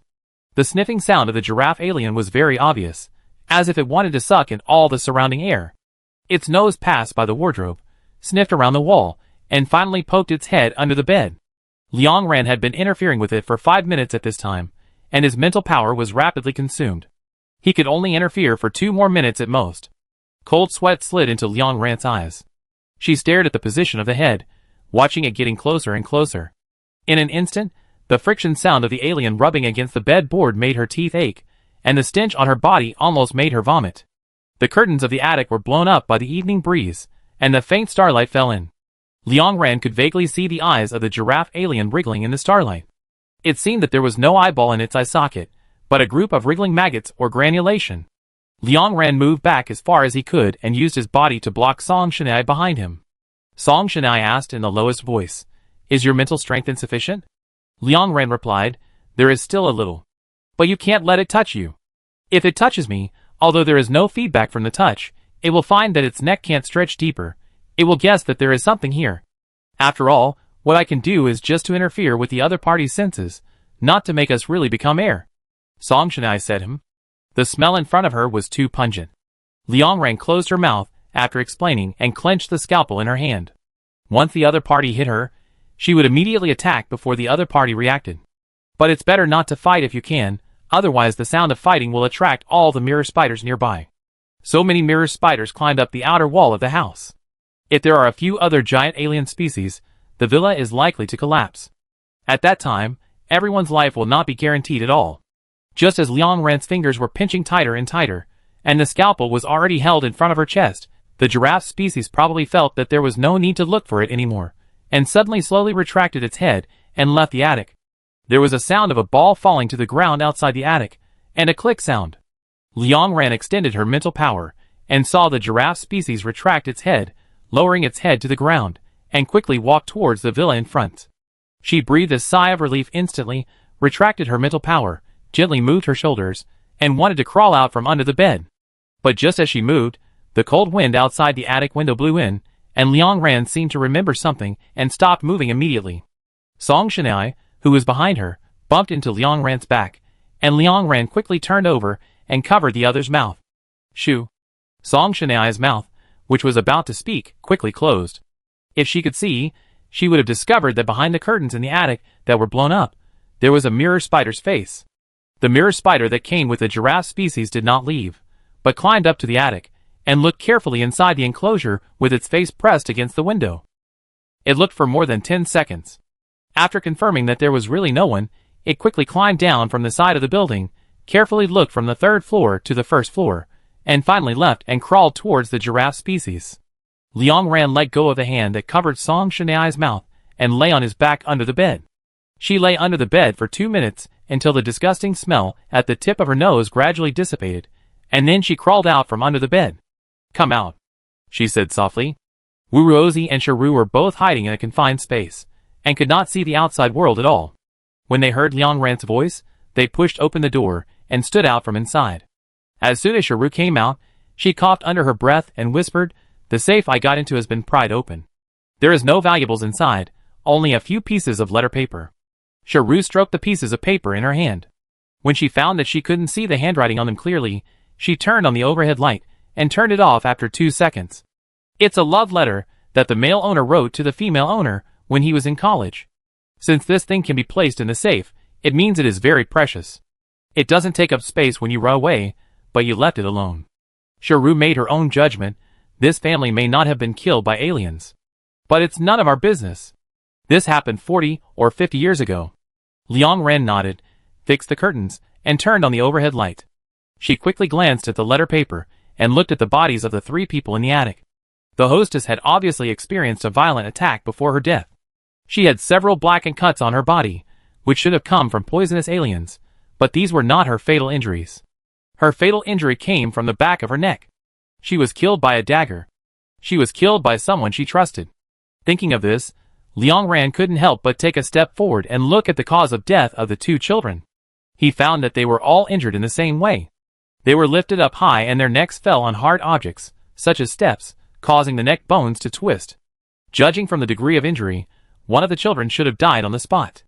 The other child did not seem to be fatal, at least not to the extent of death on the spot.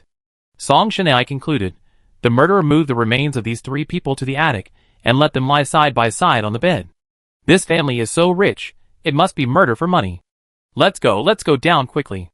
Liang Ran sighed and prepared to leave. When she turned to walk out, she suddenly realized that Wu Ruozi hadn't said a word during this period of time. This was not in line with Wu Ruozi's personality. She hurriedly stopped and looked in front of the closet. Little Wu. Liang Ran worried, what's wrong? Hearing Liang Ran's voice, Wu Ruozi slowly raised her face. Her eyes were filled with tears, and the moment she raised her head, 2 tears quickly flowed down her face and fell to the ground, leaving 2 tear marks. Song Shanai was shocked. My God, Wu Ruozi, you can't be that bad. What are you doing? You can be so upset to see others being killed, huh? How many years have it been? Liang Ran pulled Song Shanai's arm and motioned her not to speak. She looked at Wu Ruozi's expression for a few seconds, and her intuition was wrong. She quickly walked to the closet where Wu Ruozi was hiding and quickly opened the closet door. As soon as the overhead light illuminated the closet, her breath suddenly choked. Liang Ran immediately tightened the handle of the closet and was silent for a long time before looking at Wu Ruozi. You just... She looked a little reluctant. Are you hiding with her? Wu Ruozi nodded quickly, and she wiped her tears. I'm sorry, I just feel sad all of a sudden, and I feel like I know her. Song Shanai and Shiru heard the conversation between the two and also came to look at the closet. In the closet was the skeleton of a girl. The skeleton was very young, and it was visible to the naked eye that she had died not long ago, probably 2 or 3 years ago. In recent years, only the Dawn team and the Abyss team have come to the deep pollution area. Except for the time in the cave, the Dawn team has never lost a teammate, so this skeleton came from the Abyss team. The Abyss team is a team with extremely fast team member turnover. Every time a teammate dies, there is a new teammate to fill in. The danger of the mission and the endless rigorous training mode make their mortality rate high. Wu Ruozi is the only team member who has not been replaced in the team. So this is her teammate. They may have had a story, trying to protect each other, fighting side by side for a while, and finally the Abyss team buried the girl's body in the closet after discovering this place to prevent it from being eaten by alien species. Liang Ran pursed his lips and reached out to touch Wu Ruozi's head. Song Shanai found that Wu Ruozi and Bai Gu had been hiding in the closet for a long time, and she didn't say anything. She puffed her cheeks and turned her face away. After Wu Ruozi calmed down for a while, she closed the closet door again. Let her stay here, she likes quiet, she murmured. After speaking, she looked around the attic, closed her eyes, and showed a little hesitation. Half a minute later, she pointed to the corpse on the bed. These 3 corpses should have been moved to the bed by the girl's teammates, because the original posture of the corpse was not beautiful and miserable. Something very important was hidden by them. Where is it hidden? Chapter 144. Song Shanai turned her head in disbelief when she heard Wu Ruozi's words. She didn't know the existence of the Abyss Squad, and she knew nothing about the time of death of the corpse. She couldn't understand when the girl's body died, so she just thought it was someone who died decades ago. As for why the skeleton appeared in the attic closet, she felt there was no need to think about it, because it had nothing to do with the mission content and everyone's survival. She tapped Wu Ruozi's shoulder from behind. Are you crazy? Or did your mental power suddenly mutate, and you can see the memories of the dead? Wu Ruozi was also a little confused. I just suddenly saw a lot of pictures. I felt like I had seen them in my dreams. Maybe she had told me in my dreams. After that, Wu Ruozi began to walk around in the attic, her fingertips brushing over different furniture, and finally stopped on the bed. She lifted up the body of the mistress, held it aside, pondered for a few seconds, and lifted the dusty mattress under the bones. Then Wu Ruozi half knelt on the bed board and tapped on various places on it. Half a minute later, she suddenly raised her face. It's hidden here. Liang Ran also heard that the knocking sound somewhere was wrong, very empty, obviously hollowed out inside. Thinking of this, she walked to Wu Ruozi's side, inserted the scalpel into the bed board sideways, and then cut it. In order not to destroy the things inside, and even more so not to make a sound to attract alien species, Liang Ran's whole movement was extremely slow. It took her 5 minutes to cut the board open and put it aside. Inside was a recorder from the old world. After so many years, the recorder could not still have power. Liang Ran used wire to open the battery box on the side of the recorder, looked at the model, and confirmed. It is the same model as the battery of the communicator. But the volume of this recorder is difficult to control, so it's not convenient to listen now. Let's go back to the garage and connect our respective Bluetooth devices. It will be safe to listen this way. Wu Ruozi nodded immediately. Okay. Liang Ran smiled. Let's go back. After taking a last look at the attic, Liang Ran turned off the headlight and walked down gently. 3 minutes later, several people returned to the first floor and came to the door connecting the garage and the first floor. As a result, they found that the door handle was tied with wire. Liang Ran looked at the wire and understood what was going on. She immediately looked around. Who is on the first floor? Or are you all out? Li Yu's voice came from the vent on the first floor. Only me, idle, I'm here. Liang Ran hurried over, and the baffle of the vent was taken away by Li Yu.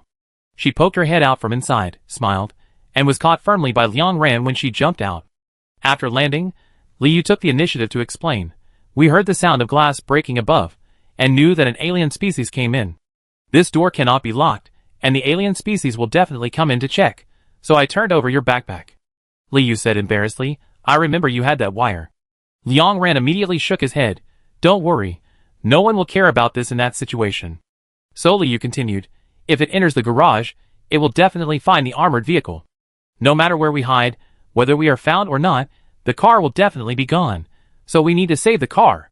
If the door is entangled from the inside, I think it will knock the door open from the outside, but if it is entangled from the outside, it thinks it is locked here and the prey has not entered, so it may not knock it. So I ran out with the wire, and I locked them in the garage. Shiru looked up at the ventilation duct and asked, how did you get up there?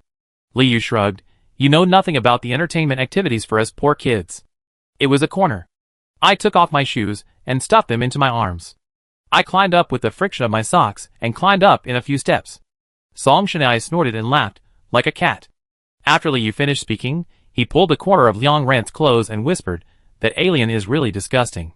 It has such a long neck, at least more than 10 meters long. It's almost twisted into a maggot. But when it sniffed the vent, I almost thought I was going to die, but it left again, as if it didn't smell me. Liang Ran explained, this is one of my abilities. It can interfere with its senses.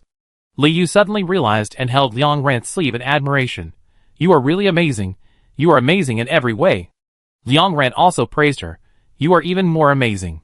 Just now the situation was so urgent. You did so many things in a short time. If you were not there, our car would be gone. To put it bluntly, the reason is still the same. She can only affect the perception of the aliens. She can't make them brainless. Such a big car is placed there. If the aliens encounter it, even if they can't see it, they will know that there is a car there, and the armored car will be destroyed after a few hits. After untying the barbed wire, Liang Ran and others returned to the garage. When Sui Yuesheng saw Li Yu, he immediately jumped out of the car and kicked her in anger. You are so brave even though you are young. You opened the door and ran out, and then locked us in a blink of an eye. You are awesome, he said sarcastically, really awesome. Ji Chan also had a gloomy face, and kept staring at Li Yu. Li Yu lowered her head in guilt, and Sui Yuesheng brought her to him, saying the harshest words in the lowest voice, and only let the girl go after a long lecture. Ji Chan chimed in beside her. Okay, swear. Li Yu raised her hands. I swear I will never act alone again. Ji Chan approved. After everyone returned to the car, Liang Ran took out the recorder, installed the spare battery of the communicator, and tried to turn it on. After confirming that the pin was not broken, she pressed the Bluetooth button next to it to see if the Bluetooth function could be used. After some operation, the recorder was successfully connected to Liang Ran's headphones. The headphones developed by the headquarters have a nearby sharing function. Liang Ran tapped his fingers a few times quickly, and soon everyone's headphones lit up green. Okay. Let's listen. After Liang Ran finished speaking, he immediately flipped through the files in the recorder. There were more than a dozen files in total, and he couldn't tell the order of storage. Liang Ran thought for a moment, and clicked on the first file first. As soon as the file was opened, a soft female voice came. Recently, the city where we are has lost power, and the signal is very poor. I can't send calls or text messages. Ivan, this is the 5th day I can't contact you. Since the monster appeared half a year ago, everyone has been panicking. Many people no longer go to work, and many places are seriously paralyzed. I heard from my neighbors today that there are people starving to death on the roadside.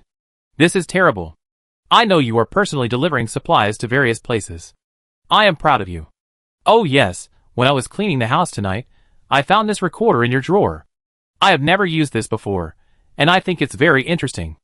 Ivan, I miss you every day and hope you can come home soon. The second file was opened, and the sound of the two children chasing and playing was heard.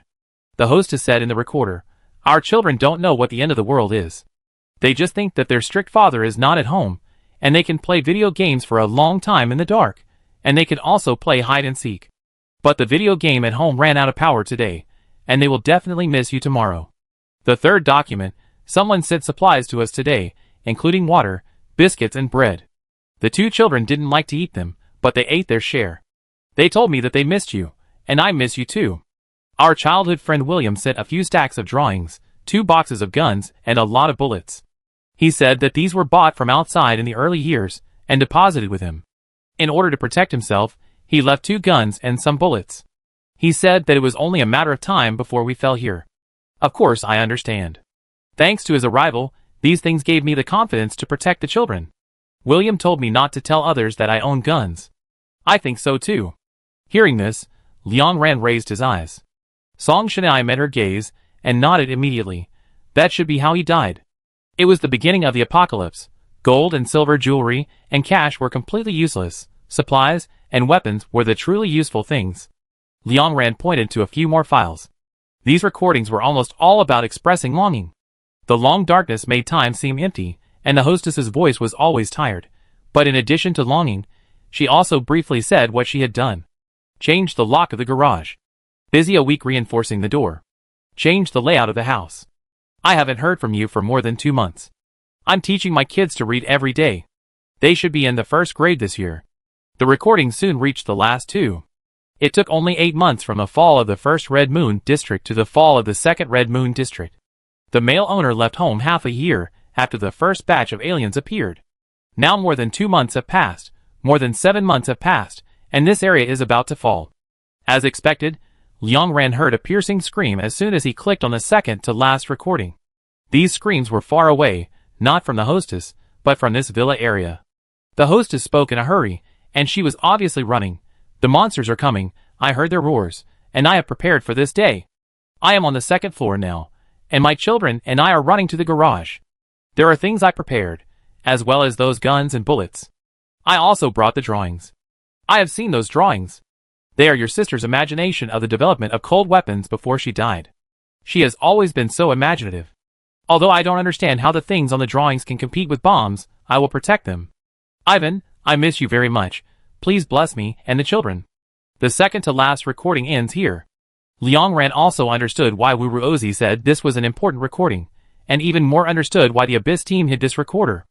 The death of the hostess and the little boy was a single blow. Although the little girl was not fatally injured, she was almost unable to move after the injury. She was unable to hide the recorder under the bed board in the attic. It can only be that the Abyss team hid it after listening to the recording.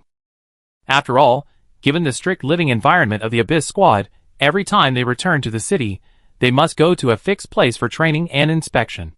They have no privacy, and no place to hide anything.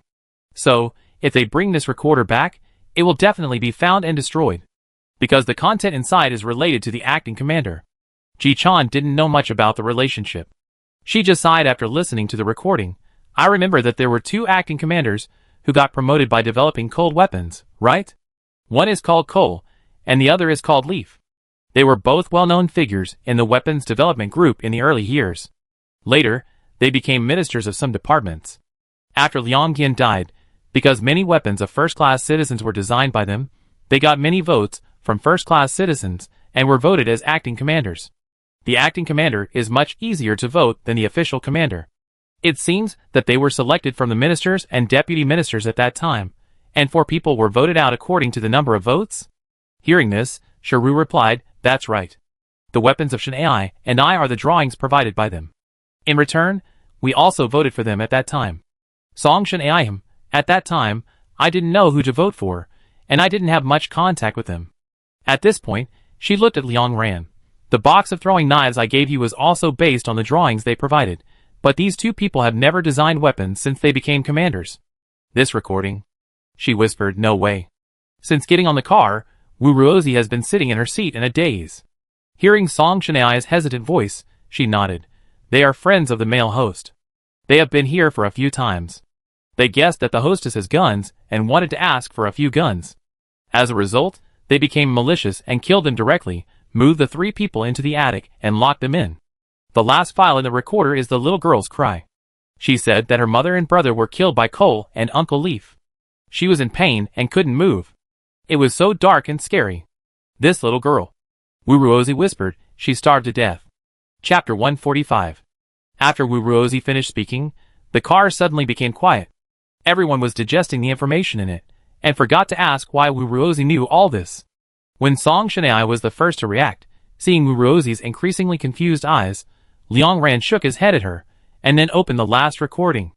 Like a child being strangled, the intermittent crying instantly flooded into the eardrum.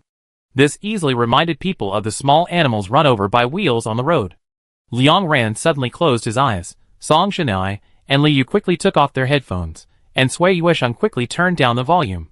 Liang Ran listened to the recording content at a faster speed, and it was probably what Wu Ruozi said. As for why the recorder was in the little girl's hands, it was probably because she often saw her mother holding it to talk. So after she woke up, she tried to crawl to her mother's body, took out the recorder from her pocket, and imitated her mother to speak out her thoughts and fears. After listening to all of it, Liang Ran sighed and held the recorder in his hand. Judging from the decay of the girl's body in the closet, the Abyss team came here 2 to 3 years ago. Liang Gian was already dead at that time. It would have been better if the Abyss team had discovered this recording when Liang Gian was in office. According to Liang Dian's character, these two despicable people would definitely die, but it was discovered too late. At that time, Liang Gian died, and the official commander was gone. Hope District needed to immediately elect 4 acting commanders. These two people received a lot of votes, and were soon promoted from ministers to acting commanders, with greater power and command of the Abyss team. However, this assumption may not be true in itself, because during the period when Liang Gian was in office, the Abyss team only performed tasks in the marginal contaminated area and no longer entered the deep contaminated area, so there was no way to find this recorder. In the past, the Abyss squad obeyed the acting commander before Liang Gian took office. At that time, the Abyss squad did not have such a clear inclination towards good and evil. They were just fearless fighting weapons. So things became like this now. Wu Ruozi saw Liang Ran holding the recorder, and her lips became tighter and tighter. Finally, she whispered, during Liang Dian's tenure, she was always away from the headquarters for a long time and kept going to the contaminated area. She wanted everyone to live a better life. She took the Dawn team to the missions that no one wanted to go. She was very good, upright and brave, and was very suitable to lead everyone to happiness, but she was not suitable to be the commander during that period. When she took office, the headquarters she took over was too old, and those people had too much power and didn't like her practices and ideas. I always thought, after she died, Commander Sister. She shouldn't think about how to change the thinking of those people, but should completely replace them, or even kill them, just like people cut off the rotten flesh in the wound. She didn't hold on to power tightly, so she was killed so suddenly. You can't do this. Ran, put away the recorder, it will be useful to you. Liang Ran certainly knew the use of this recorder. Although Zhuang can see other people's memories, he can only see them himself and cannot turn those memories into pictures to show others, so even if she says who killed Liang Gian, she can't actually provide any substantial evidence. The existence of this recorder can at least prove that 2 of the 4 acting commanders in office are bad to the core, which can also be regarded as adding chips to Liang Ran's plan. Liang Ran's plan has always been clear. She wants to replace the 4 acting commanders, become the official commander of the Hope District, complete the major reshuffle of the headquarters, abolish the fire system and the Great Decree, realize universal education, make the Hope District only one city, and no longer have the distinction between inner and outer cities, and then at the right time, let a new group of people who have grown up reconstitute the headquarters, and finally abolish the commander system, and return equality and freedom to everyone completely. However, compared to this matter, she is more worried about Xiao Wu at this moment. Judging from Wu Ruozi's reaction, she not only remembered some memories, but also her bond with Liang Gian was gradually awakened, otherwise she would not say those words, nor would she call Liang Gian Commander Sister. 15 minutes ago, she didn't know why she knew there was a recorder under the bed in the attic. 5 minutes ago, she could clearly remember the details of the last file in the recording. From the moment Wuruozi saw the corpse in the closet, her hypnotized memory was like a hole that was poked through, and the hole was tearing rapidly. At this rate, maybe she would remember everything tonight, or tomorrow morning. Liang Ren didn't know what she could do. She could only hold Wuruozi's cold hand beside her. Feeling the warmth of her palm, Wuruozi looked up and smiled at Liang Ren. "I'm a little sleepy," she said softly.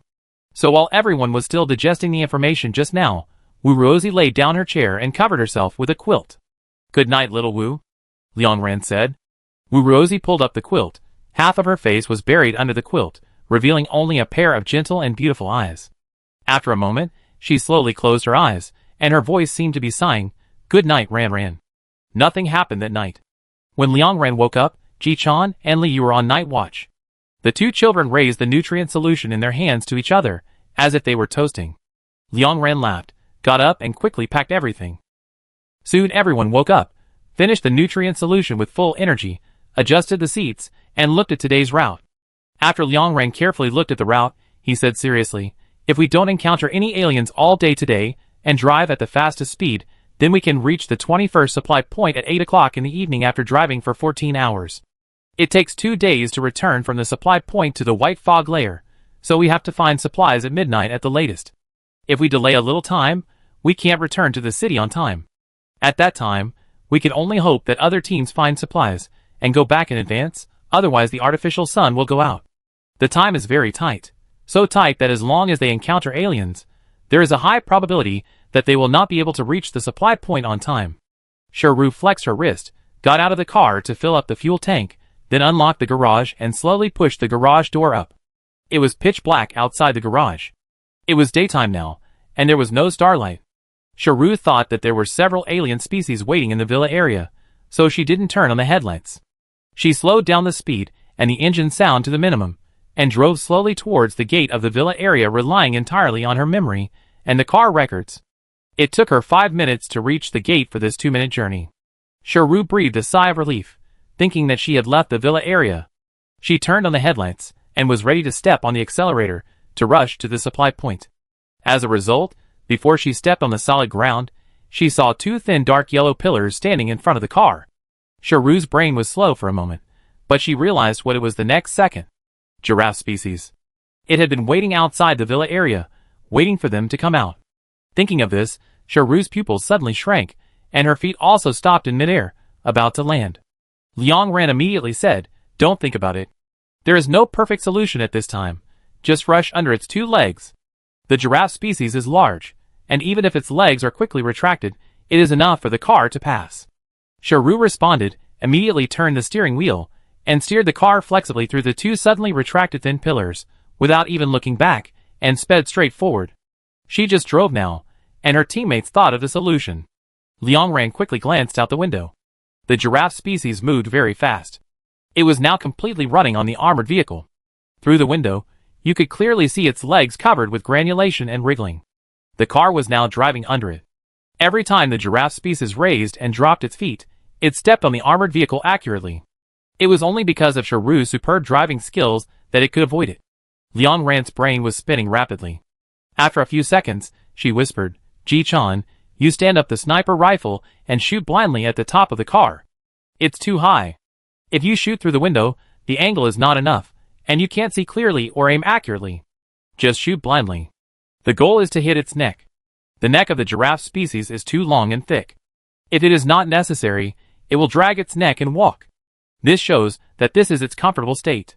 Now, in order to run, its neck is fully straightened and raised, which will be a heavy burden. If the neck is injured, this burden will be heavier, and the speed of chasing will also slow down. Liang Ren just needs it to run slower now." Ji-chan had never tried shooting like this before, so she immediately turned the gun in her arms 90 degrees, and stuck the barrel vertically on the car window. There was a bang-bang sound from the roof of the car. The neck of the giraffe alien was whipping the roof of the car frantically, and every collision made the armored vehicle shake violently. Ji-chan hooked the trigger with her foot, and she shot once with her toes raised. After several shots without effect, she tisked, and the shooting frequency instantly increased. The bullets were fired out as if they were free, and the sound of bang bang bang was endless. Suddenly, it seemed like rain was falling around the car, and the green blood of the giraffe alien dripped on the car window, leaving sticky traces. The speed of the alien's pursuit slowed down visibly. Ji-chan stopped the action with some excitement, turned around and asked Liang Ran, "Then what?" "Go here."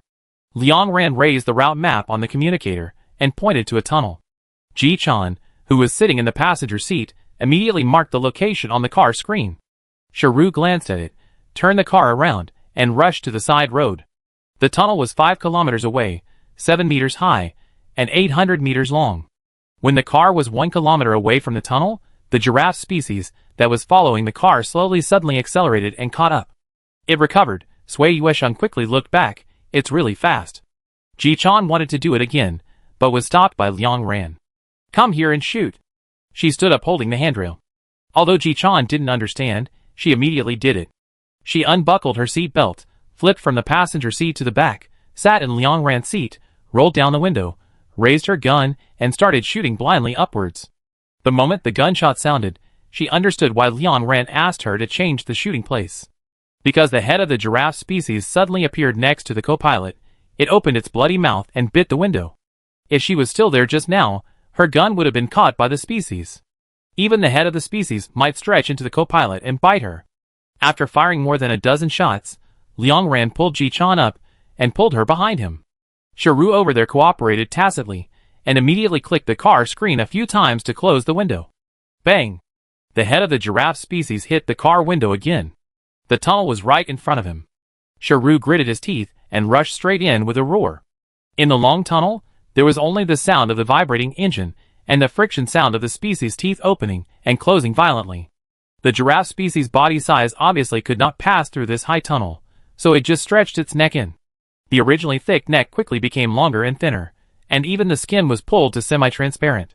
Liang Ran didn't know how long its neck could be stretched, but it couldn't be stretched infinitely. As expected, when the car was about to drive out of the tunnel, Song Shanai cried out in surprise, "It's not moving!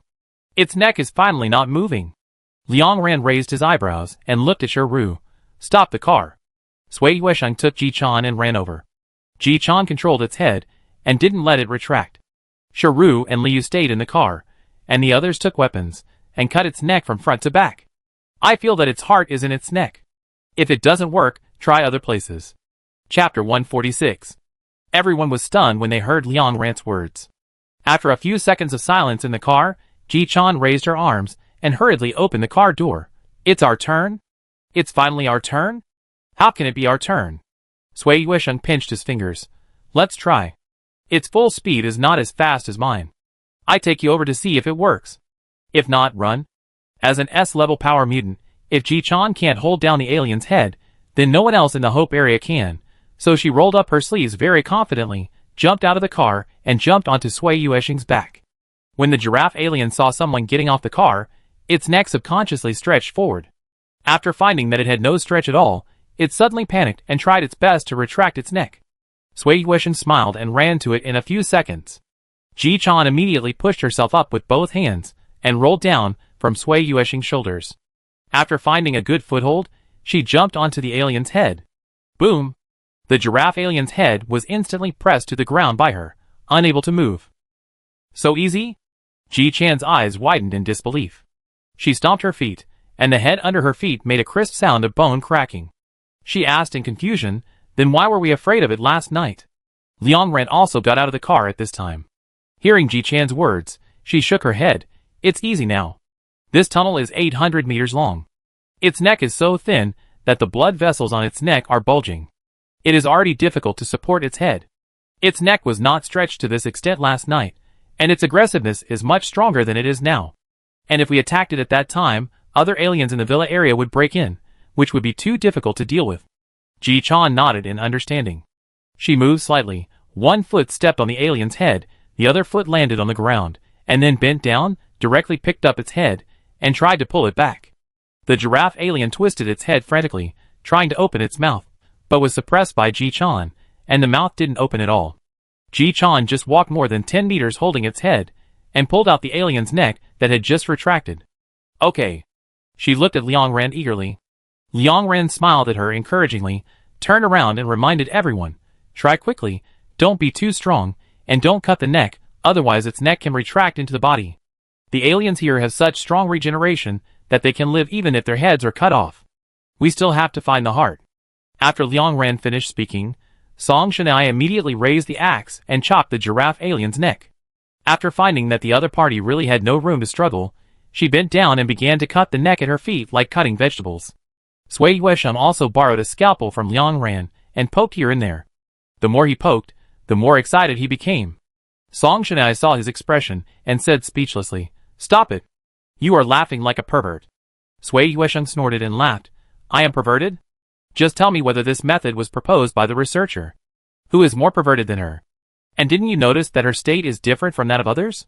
Song Shanai looked at Liang Ran seriously and turned back. "No, it's normal." "Oh, that's not what I mean," Sui Yuesheng explained. "I mean, other people come to the giant area to complete tasks and get fuel and supplies. When they see aliens, their first reaction is to escape. But she always wants to kill aliens. Just tell me about the alien species we encountered. Did she try to kill them all?" Song Shanai disagreed. "What else? Liang Ran has that ability and is observant. Just follow her." "It's you instead," Song Shanai said disdainfully. "You still need to practice more." As soon as she finished speaking, Song Shanai suddenly found that the frequency of the neck twisting at her feet suddenly increased, as if it was chopped in a very painful place. She glanced and raised her axe to chop at the previous position again. The blood vessels on the neck of the giraffe alien instantly burst open. Song Shanai used the axe to pull it and raised her hand. "I found the heart." Liang Ran hurried over. She estimated the position and said, "A little bit below the middle." "Okay, I know. Chop it up." After Song Shanai responded, she chopped the heart in front of her with an axe. The giraffe alien stopped struggling instantly, and its eyeballs quickly turned gray and shriveled. It died on the spot in just a few seconds. Song Shanai shook the axe and said to Sui Yuesheng, "I like this feeling now. It's annoying to be chased and beaten by aliens all the time." Sui Yuesheng agreed with this. He squatted beside the alien's body and stabbed it several times viciously. Ji Chan also jumped on the alien's body and jumped back and forth for more than 10 seconds, like playing on a trampoline. After venting enough, the three of them returned to the car in a dirty state. Sharu called up the route map on the car screen and started the car to drive towards the number 21 supply point. After Liang Ran fastened his seatbelt, he subconsciously looked at Wu Ruozi beside him. Just now, the situation was urgent. The car encountered aliens as soon as it started. Liang Ran was all focused on the aliens and didn't pay attention to Wu Ruozi. Now when I look at the girl again, I find that she is unusually quiet. Liang Ran carefully recalled the scene just now and could only think that Wu Ruozi also got off the bus, but she didn't find where Xiao Wu went, as if she disappeared for a few minutes. Wu Ruozi noticed Liang Ran's gaze and took the initiative to explain, "I don't have much strength. I didn't know what I could do just now. It seems that I don't need to fight, so I looked for a while and then got in the car. Thank you for your hard work, Ran Ran." Liang Ran pursed his lips and said, "I don't feel tired. How do you feel now?" Wu Ruozi showed a somewhat dazed look, and after a long time, she shook her head slightly. "I don't know. I am confused now. Many memories are false. They occupy my brain in a swarm. I don't know which ones are true and which ones are false. We are friends, I like you. We have been on many missions together, this is true." Wu Ruozi asked Liang Ran, "Really?" Liang Ran corrected her. "We are good friends. We like each other. We have been on many missions together." Wu Ruozi immediately showed the same bright smile as before. But this smile soon faded. She whispered, "There are more real things. I used to have the best teammates, especially the last batch of teammates. It's painful to think about it, and I dare not think about it too much. We performed tasks together for 2 years. They were not what I said before. My memory was wrong at that time. They were like you, and never used me for trial and error. They rescued me from every corner. My calf was gone, but they didn't think it was a big deal. They would desperately look for it, so they were always busy. But I can always recover as before." Liang Ran clenched her hands. She carefully looked at Wu Ruozi's expression and asked her, "Where did they disappear?" Wu Ruozi replied, 2 years ago, the Undead Zone. The commander's sister died, and Commander Hai Lai was in charge of the affairs of the Abyss team. We asked for rest 5 times, asked for a better living environment twice, and had violent conflicts with the people who were always monitoring us. The commander's sister said that this was our human rights, but Hai Lai took it back at that time. Hai Lai found that we were out of control. He tried to hypnotize us, but our self-consciousness became stronger and hypnosis didn't work, so he sent us to the undead zone. That place can torture people crazy. We stayed in it for 2 months. Every time we wanted to leave, we would. We were blocked by the cars waiting outside. They kept refueling our car, but they wouldn't let us go. Then they all died. Wuruozi lowered her head and said seriously, we asked for very little. We never thought of making the existence of the Abyss Squad public, nor did we think of reporting anyone, because the commander's sister once said that the existence of the Abyss Squad would make it difficult for the public to trust the leadership, and then it might be even more chaotic. We think so too. Some very bad things can't be said openly. Speaking of this, Wuruozi suddenly fell silent. After a few seconds, she changed the subject and smiled. Ran, if we go to the undead zone, we may meet my former teammates. Every piece of their limbs will greet me. They will like you very much. When Wuruozi spoke, she didn't avoid anyone, and everyone in the car could hear her. Even if they didn't know the previous situation, they could piece together the general story through words such as Abyss Team, Teammate, Undead Zone. Song Shanai crossed her legs anxiously, but quickly put them down and changed her seat. Well, that scene was quite scary. Song Shanai said, but as long as you feel happy. The road was smooth afterwards. At 5 p.m., the Xuanqing team met another team, which was also heading to the number 21 supply point.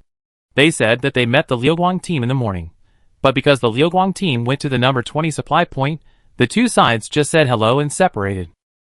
It's okay as long as Bianwan and the others are fine. Ji Chan breathed a sigh of relief. Song Shanai held her face. With so few mirror spiders chasing them, they will definitely be fine. There's something I've wanted to say for a long time. Sui Yuesheng asked curiously, what did you come up with? Song Shanai glared at him and said, I want to say that our team is not very lucky. The giant zone is so large, the number of alien species is relatively small, we encounter them too frequently, and the lucky teams have encountered them at most once or twice in the past few days. It was the same when we went on the mission before, our luck was ridiculously bad. Liang Ran comforted her. God will give great responsibilities to those who are capable of them. Song Shanai frowned. Dead man, what dead man, don't say unlucky words. Liang Ran decisively shut up and made a received gesture. Because they were delayed by the giraffe alien species in the morning, when everyone arrived at the 21st supply point, it was 9 o'clock in the evening, an hour later than expected, but it was also within the plan. Seeing the supply point right in front of her, Liang Ran also became a little excited. She couldn't help but sit up straight and look out the window. At this time, the giant area was foggy again, but it was very thin, and the visibility was 7 or 8 meters under the headlights. But when it was only a dozen meters away from the supply point, the smile in Liang Ran's eyes quickly disappeared, and the expressions of the other people in the car also became serious. Song Shanai rolled down the window and looked at the two cars in front of her with their lights flashing. What are you doing here? Too many supplies to move, or is there a problem with the supply point? There is a problem. The answers of other hunters came from the fog. Sharu parked the car next to two cars with flashing lights. Both cars rolled down their windows. One of the men looked very bad and said, we arrived half an hour ago. This supply point was discovered by aliens. Hundreds of fuel tanks inside were trampled. We dare not go out here with the lights on because we are afraid that the fog will get thicker, and the incoming cars will not be able to see the depression behind and fall into it. If they can't get out, they will definitely be finished. Just think about waiting. Hearing this, Liang Ran immediately opened the car door, jumped out of the car, and walked behind the two cars. Sure enough, there was a 7 or 8 meter high pit in the back, full of box fragments, and the dried fuel flowed into the ground, soaking the soil black. All the fuel and material points in the giant area are built underground. There is a manhole-shaped door on the surface. The door is covered with thick soil. If you don't remove the soil, you can't see where the door is with your naked eyes. Now that the door has been discovered, some aliens have trampled all the surroundings and collapsed, and all the fuel and materials have been scrapped. Song Shanai kicked the chair in anger. Why are these aliens so mean? They are not aliens in the radiation zone. They don't eat anything, so why do they trample on it? What should we do now? Go to other material points? Liang Ran nodded. This is the only way. Let's go to the 20th material point. Let's set off now, and we can go there at 2 a.m. Chapter 147. Sharu immediately turned the car around. Liang Ran rolled down the window and asked the other three teams for their opinions. Are you going to the number 20 supply point? The team that came with them immediately replied, yes. But the other two teams were a little confused. There are still 2 teams that haven't arrived yet, and the fog. Liang Ran thought for a while and said, then you wait here for a while. The fog is really getting heavier. It will be troublesome if they can't see the road and fall into the pit. But if the fog clears, and you haven't waited, you better go to the number 20 supply point. If the supply point there is not destroyed, there may be a lot of fuel tanks, which need manpower to move. The other party agreed immediately. Seeing that Liang Ran didn't say anything, Shiru quickly reversed and left here, driving to the next supply point. After the car drove a short distance, Ji Chan turned her head in confusion. She asked Liang Ran, Sister Liang Ran, why is there so many fuel tanks at the number 20 supply point? Liang Ran smiled and explained, the number of fuel tanks at all supply points is different. The rule is that there are 2 small supply points, and 1 large supply point in the same area. The headquarters is missing information about this, and is not sure which one is the large supply point, so we can only ask everyone to look for it. I just got off the car and looked. The fuel tanks at the number 21 supply point are at most 500 boxes, which is a small supply point.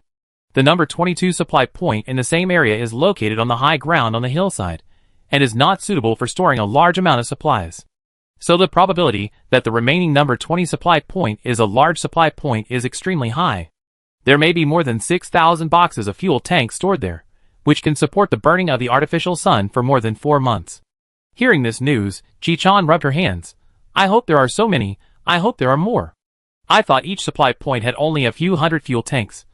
She whispered, I thought that this amount was not enough for the artificial sun to burn for half a month. Even if several supply points were emptied, it could only barely support a few months. What use would it be? From now on, if 1 or 2 large supply points are not destroyed, the artificial sun can at least last for more than a year. That's great. Shiru tapped the steering wheel with her fingers and said seriously, even if each supply point has only a few dozen boxes of fuel, we have to find them. Ji Chan said huh? She counted with her fingers and said, we have so many vehicles coming to the deep pollution area, we need to prepare 400 boxes of fuel tanks as backup. If each supply point has only a little.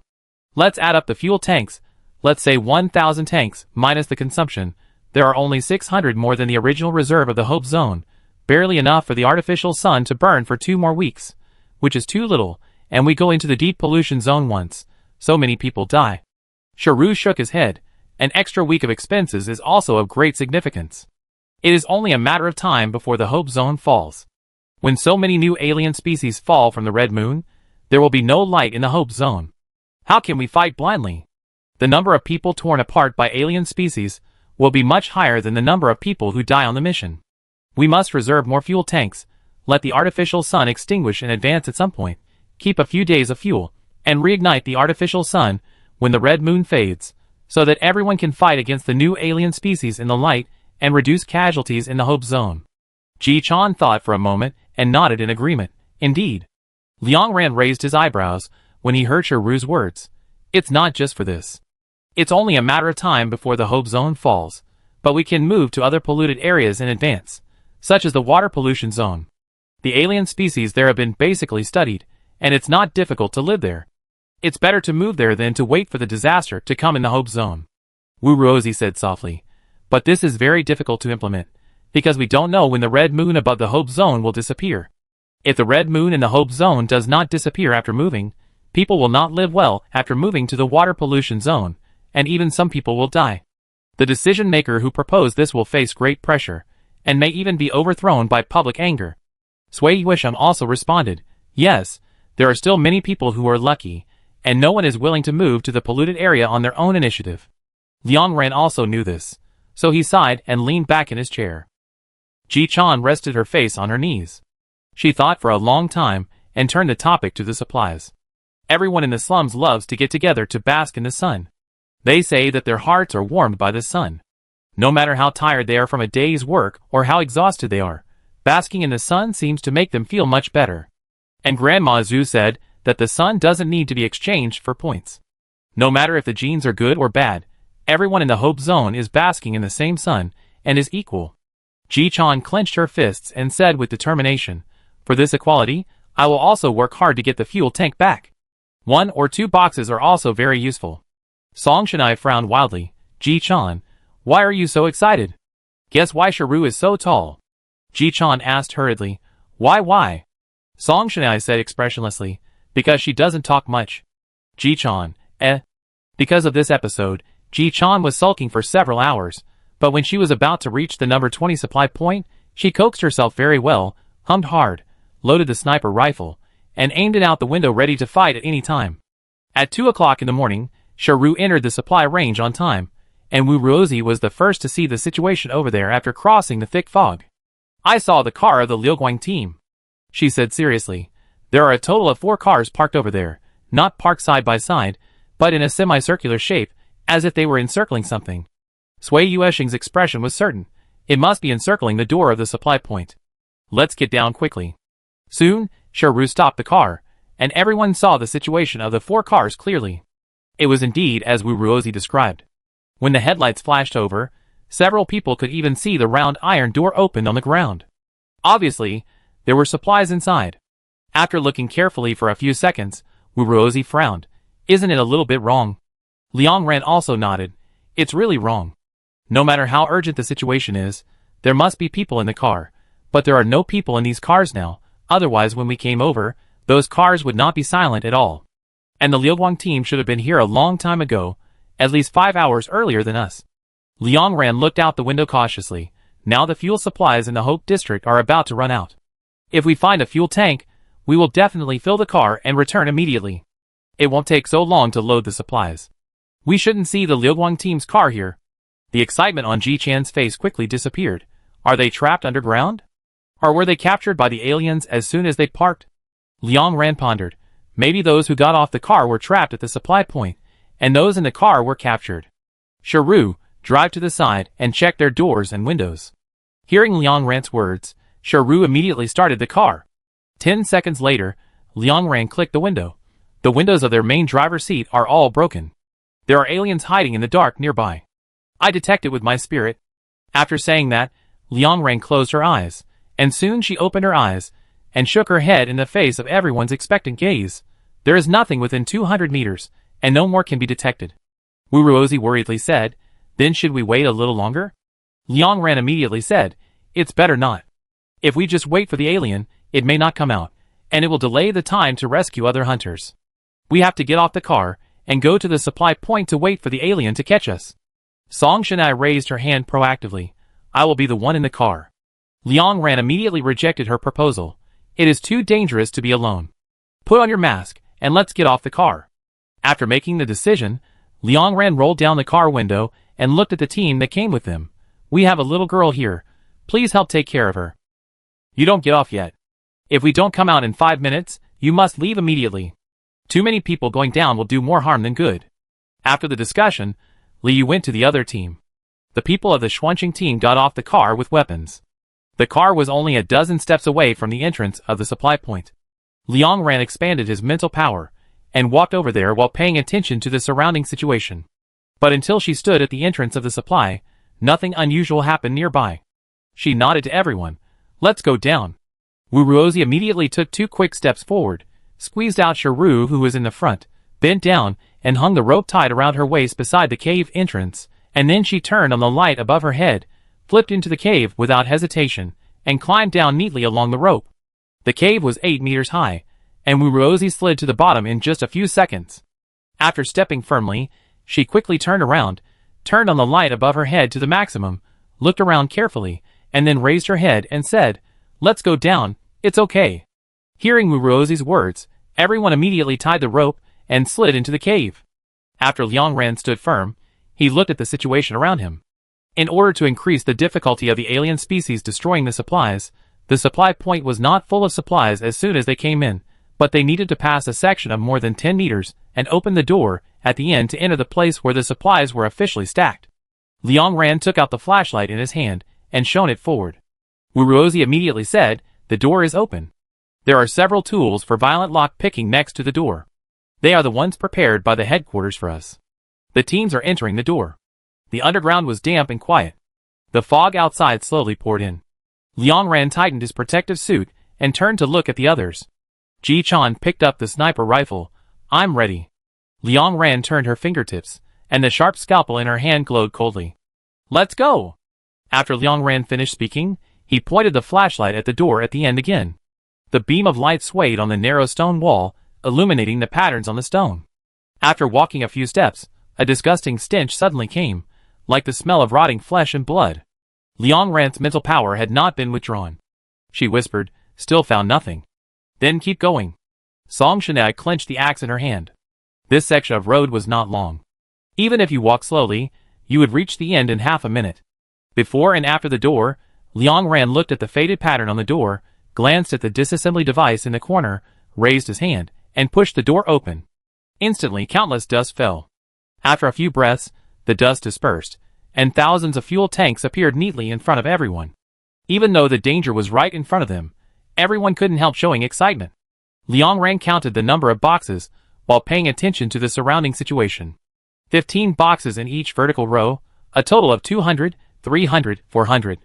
Liang Ran used her mental power to count while taking a step forward, but before her foot landed, she immediately retracted it and quickly said, "It's coming." Everyone hurriedly clenched their weapons. Liang Ran finished speaking for only 3 or 4 seconds, and more than a dozen wriggling blood vessels appeared on the stone wall. These blood vessels were of different thicknesses, some as thick as a baby's fist, and some as thin as silk. They bulged on the stone wall like blood bubbles, and then quickly pulled out, like countless poisonous snakes dancing in the air. Ji Chan immediately aimed at the thickest blood vessel and fired. Bang! The blood vessel burst instantly, and red and yellow liquid spurted out from the broken end, splashing on the stone wall with a sizzling corrosion sound. They are just like that. Before Ji Chan could finish the 2 words, dozens of blood vessels emerged from the wall. They stabbed at Ji Chan from all directions. Shiru quickly grabbed Ji Chan's shoulders and retreated several meters into the door before barely avoiding them. The bright red blood vessels brushed against Ji Chan's face, leaving several deep marks on the stone wall. Ji Chan was panting in shock. She was sure that if the blood vessels hit her, she would at least break a bone or be cut in half. Why are there so many? She swallowed. More than that, Liang Ran whispered. Liang Ran looked around solemnly. At this time, the number of blood vessels was growing explosively, and soon it became hundreds, and then thousands. Soon every inch of the stone wall was surging with blood vessels, and each blood vessel was hollow, like a surging sea cucumber. Can it be blown up? Sui Yuesheng quickly took out the bomb from his backpack. Ji Chan hurriedly stopped him. The stone wall collapsed, and the supplies will be crushed. Sui Yuesheng raised his voice. Are you crazy? Do you want to live where supplies? Can we destroy so many things? After that, he looked at Liang Ran and asked for confirmation. Can we destroy them? Liang Ran dodged the blood vessels attacking her and said quickly, we can't destroy them for the time being. I can't find where their bodies are. I can only see that they suddenly spread all over the inside of the stone wall. And Liang Ran's sight shifted for a moment. The bomb is useless. The blood vessel that Ji Chan just pierced has grown back. The best way now is... Shiru immediately asked, what? Liang Ran, stand still and wait to be caught by them. There is no human blood on the ground. Those hunters should have been tied to other places by these blood vessels. We should go there too, otherwise we won't be able to find them. Chapter 148. Liang Ran's proposal was risky, but there was really no better way at the moment. At the moment, when another batch of blood vessels rolled over, Wu Ruozi, who was standing in the front, restrained the desire to kill and stood still, facing the sight of everyone. Just as Liang Ran said, those blood vessels stopped moving when they were about to penetrate Wu Ruozi. They quickly changed their shapes and wrapped Wu Ruozi like spider silk until they became a bright red cocoon. The next second, a blood vessel as thick as an arm broke through the stone wall. It quickly dragged the red cocoon into the stone wall, and the blood vessels next to it quickly put the broken stones on the ground back to their original places. It was as if nothing had happened. Everyone looked at each other and stopped resisting. In an instant, countless blood vessels swarmed up. Liang Ran's vision quickly darkened, and her nasal cavity was wrapped in the bloody and rotten smell. She felt that her whole body suddenly flew into the air, and her ears were full of dull collisions. It was like riding a roller coaster and shuttling between the stone walls. However, because her body was full of blood vessels, she did not feel any pain, but only felt a little dizzy. After an unknown amount of time, the blood vessels gradually slowed down, and the strong and pungent smell of blood poured into Liang Ran's perception system. This smell was beyond the human body's tolerance threshold, making people unconscious. Liang Ran resisted the urge to retch, and used his nails to dig into his palms to keep himself awake. After a few breaths, in the place where the blood smell was the heaviest, the blood vessels finally stopped moving. They slowly unfolded, revealing the people wrapped inside, and then threw them away at will. The feeling of weightlessness came instantly. Liang Ran fell rapidly. This was a pool of blood filled with alien corpses, and the surroundings were full of young alien bodies, some of which had died many years ago, some had just died, and some had not yet died. Those living aliens struggled desperately, but it was all in vain. Because of the violent movements, their blood fell into the blood pool faster, and became the nutrients of the blood pool. Plop! Liang Ran just glanced around hurriedly, and fell a few meters into the blood pool. She opened her eyes with difficulty behind the mask, and then paddled with her feet to push away the deep red blood and tried to swim upstream. During this time, she saw Ji Chan, who obviously couldn't swim.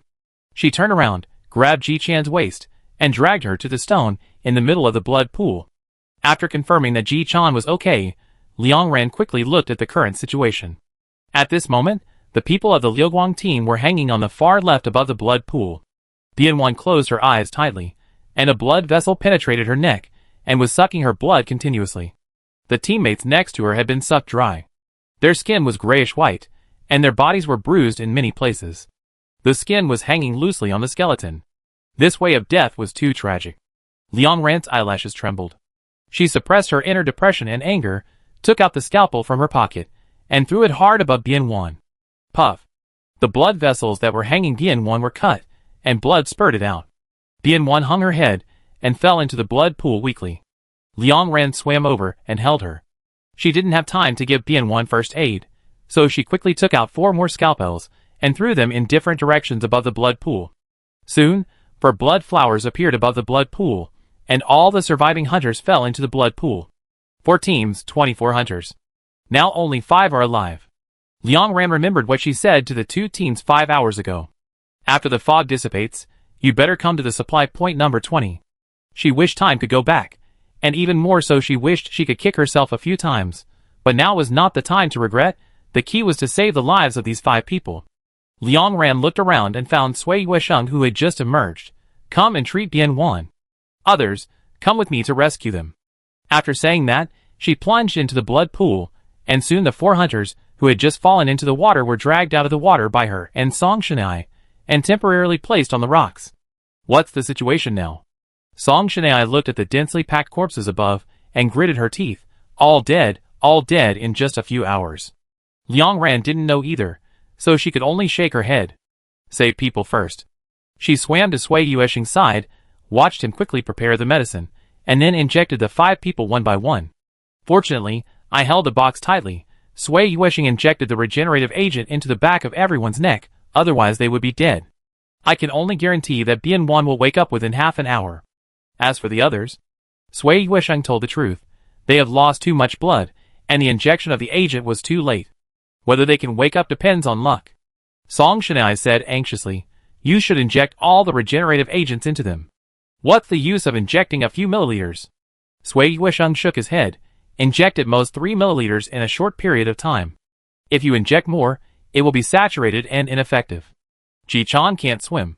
She squatted on the stone stiffly, leaving a small space for these unconscious hunters. She kept looking around and said cautiously, all people and alien species have blood vessels hanging on the back of their necks. Why don't they have blood vessels to hang us? Liang Ran, we are not special. We will have them soon. After that, she carefully observed the surroundings again. This place looked like an underground cave, with square sides, smooth stone walls, and a small space. There was only a bottomless blood pool. There was no other foothold except this slightly larger stone. In other words, if the blood vessels attacked them, they could only hide in the blood pool, but how could they swim faster than the aliens in the blood pool? It was only a matter of time before they were caught and used as blood bags. Liang Ran mobilized his mental power to look outside, and found that this cave was 10 meters underground. It should be a larger shelter, but the aliens filled the door and exit with stones, so it looked airtight on all sides. Wuruozi looked for a long time and asked the most confusing question. We were thrown in, there must be a hole above the cave. Why is it so smooth? Liang Ran, the blood vessels will fill the gaps they drilled with stones at any time. It should be to prevent us from escaping, and to prevent the shelter from collapsing due to too many hollow spaces around. So even if we kill this group or this alien, we will be trapped here, and the small bombs in our backpacks cannot blow up the exit. Wuruozi reacted quickly. so we must attack them as soon as they appear. If they die, we can crawl out of the various holes they drilled. Liang Ran nodded, yes. But how to kill? I haven't figured it out yet. The blood vessels cooperated very cleverly, and each attack seemed to be communicated in advance. It is likely that they belong to the same giant alien, but as long as this giant alien does not show up, it is useless for them to attack the blood vessels. Just when Liang Ran was at a loss, a rustling sound suddenly came from above their heads. Soon, more than a dozen blood vessels broke through the wall. They threw a young alien species more than 2 meters tall into the blood pool, and then quickly pierced its neck and hung it up high. Perhaps because the blood was packed, they did not leave this time, but flew towards the Xuanqing team. Ji Chan stood on the stone, carrying a gun and shooting desperately around. Because there was no foothold on the stone, everyone else gave up their melee weapons and floated on the blood pool to shoot. In the gap between nearly 100 blood vessels, Liang Ran called Sui Yuesheng, inject everyone with regeneration reagent in advance. Sui Yuesheng quickly took out a tube of reagent from the medical box and quickly stabbed it into the arms of Liang Ran and others. He quickly explained the effect. As long as you are injured within 3 minutes, you will have the recovery speed of an S-level regenerator. Then the regeneration speed will gradually slow down, and it will completely fail after 10 minutes, and the person will also lose strength. As soon as Sui Yuesheng finished speaking, Ji Chan's gun was blocked by a blood vessel.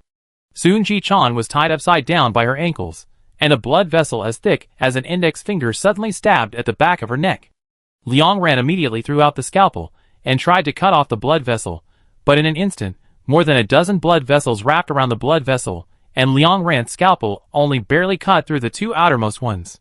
Everyone turned their shooting direction at once, trying to break the several blood vessels hanging Ji Chan, but the situation was urgent at this time, and everyone could not protect themselves. If they focused all their attention on saving people, it would be difficult to protect themselves. After just a few breaths, Sui Yuesheng was caught by the overwhelming blood vessels, and a blood vessel as thick as his forearm pierced straight into the back of his neck. Sui Yuesheng was unlucky. At this rate of blood loss, he would not even last until the regeneration reagent expired and would be sucked dry within 10 minutes. It seemed like a dead end. At this moment, the others did not ask Liang Ran what to do when they encountered trouble like before. Everyone tacitly did not put pressure on Liang Ran, but just kept shooting into the sky, trying to save their teammates. When Song Shenai and Wu Ruozi were also swept up, Liang Ran suddenly looked down at the blood pool. Sharu noticed Liang Ran's expression and hurriedly asked, "Did you find anything?" Liang Ran replied concisely, "There is a vortex in the blood pool under Wu Ruozi's feet. It seems to like Wu Ruozi's blood very much and is absorbing it." The main body came out. As long as Wu Ruozi's blood dripped into the blood pool, it would be mixed with the blood of other people and alien species. The blood of S+ mutants would be diluted on the spot. In order not to waste it, and to prevent the blood from being contaminated during the transportation of blood vessels, the best way is to absorb it directly by the main body. As soon as Liang Ran finished speaking, several blood vessels rolled towards her. Sharu's pupils trembled, and she swam quickly to knock Liang Ran away. Her wrist was pierced by the blood vessels on the spot, and the gun in her hand slipped into the blood pool. Sharu whispered, "Trouble? I hope you don't feel pressured." Before Sharu finished speaking, a very thick blood vessel was inserted into her neck. She opened her mouth, her eyes quickly became dull, and she was dragged into the air without any struggle. Liang Ran glanced at Sharu's back and plunged into the blood pool without hesitation. At this time, the vortex was expanding rapidly. In just a few seconds, it changed from the size of a fist to the size of a basketball. Liang Ran mobilized all the mental power he could mobilize, letting the mental power drill into the vortex, interfering with the perception of the alien body.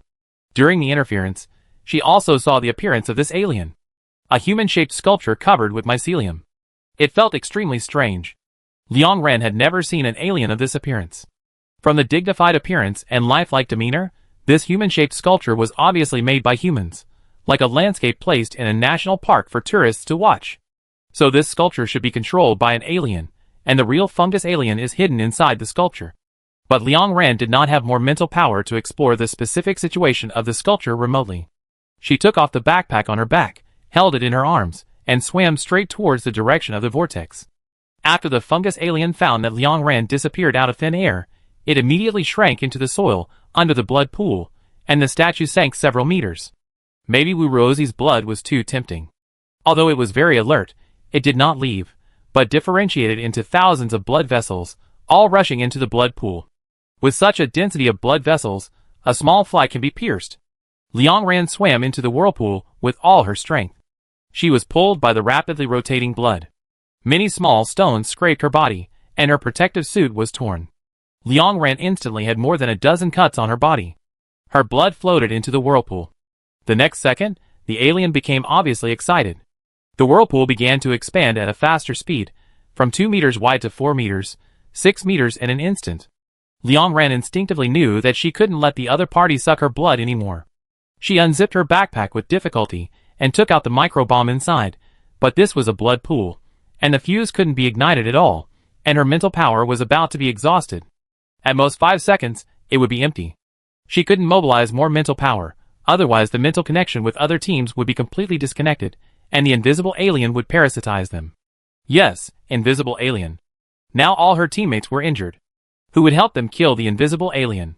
Just when Liang Ran tried her best to calm down, but couldn't calm down, the unique sound of sniper rifles came from above the blood pool. Ji Chan successfully saved herself. Liang Ran shared his mental power with Ji Chan before he set off. The huge stone in her heart fell to the ground instantly, and her mind quickly became clear. She immediately groped for her backpack and took out a steel needle packed in a box from the interior layer. She opened the box as quickly as possible, took the steel needle, and stabbed it into her temple, accurately stabbing the part of the brain tissue that she had seen in the instrument and had mutated into gold. Liang Ran's brain seemed to explode in an instant. The pain quickly swept through her whole body, and a hole was pierced in that part of the golden tissue. The next second, Liang Ran's brain triggered a protection mechanism, and a strong mental power fluctuation vibrated. Enduring the severe pain, Liang Ran raised his fingertips, and a golden beating light spot appeared. This was the mental power materialization she had achieved before entering the radiation area. Later, she injected 20 reagents, and the mental power that could be materialized changed from a light spot to a fist. Now, under the strong mental power fluctuation, she quickly mimicked this part of the mental power into a circle, which just wrapped the microbomb. After blocking the blood around the bomb with her mental power, Liang Ran immediately lit the fuse, throwing it hard at the human-shaped sculpture. Just in case, Liang Ran also took out the 2 remaining microbombs in her backpack. While the fuse was burning for 7 or 8 seconds, she quickly lit the 2 bombs and threw them all into the vortex. Then Liang Ran stayed where she was. At this time, the blood pool was full of surging blood vessels. Even if she wanted to escape, there was nowhere to escape. The countdown ended, accompanied by a boom. Liang Ran was pushed out of the vortex by the huge shock wave. Her body was quickly dismembered and shattered, and then healed rapidly under the action of the regeneration reagent. Soon the second explosion sounded. Boom! The blood vessels in the blood pool quickly broke and disappeared, and the blood pool returned to its original appearance. All the corpses hanging on the stone wall fell into the blood pool. Under the impact, Liang Ran's wounds that had not yet healed split again, and her blood scattered into the blood pool. Wu Ruozi quickly jumped into the pool of blood and protected Liang Ran in front of her body before the third bomb exploded. Ran is so powerful, she cried in her voice. Let's go up. Chapter 149. Although the situation was tense just now, it was less than 3 minutes, so the effect of the regeneration agent was still at its peak. After everyone fell into the blood pool, their wounds recovered quickly. Ji Chan, who was standing on the stone and shooting continuously, finally breathed a sigh of relief and slowly stopped. As an S-level power mutant, if she had not been caught up by the blood vessels just now, after the vortex appeared, she could have used her fists to penetrate the humanoid sculpture hiding inside, and the effect would definitely be better than microbombs, and Liang Ran would not have to rely on damaging the brain to stimulate mental power to ignite those bombs. But just now, all the blood vessels were floating in the air, and everyone could not fly, and no one could reach them, so they could only rely on bullets. Ji Chan's sniper rifle was too lethal, and she shot those blood vessels too quickly. The blood vessels she penetrated took half a minute to regenerate, while the wounds caused by ordinary bullets by others recovered in 5 or 6 seconds, so she was the first to be targeted by the aliens. Hundreds of blood vessels rolled over, and Ji Chan couldn't look left and right, and couldn't protect her legs if she protected her hands. Even if a god came, she couldn't get rid of it, so she could only be grabbed by the feet and lifted up.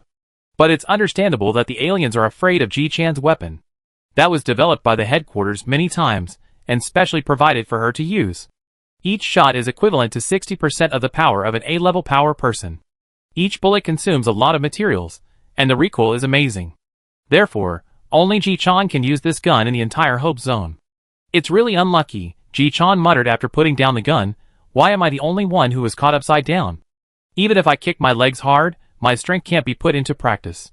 If my body is upright, I can break free of those small broken blood vessels with a force on my wrist, and I can also help Sister Liang Ran. But I still tore them apart by myself.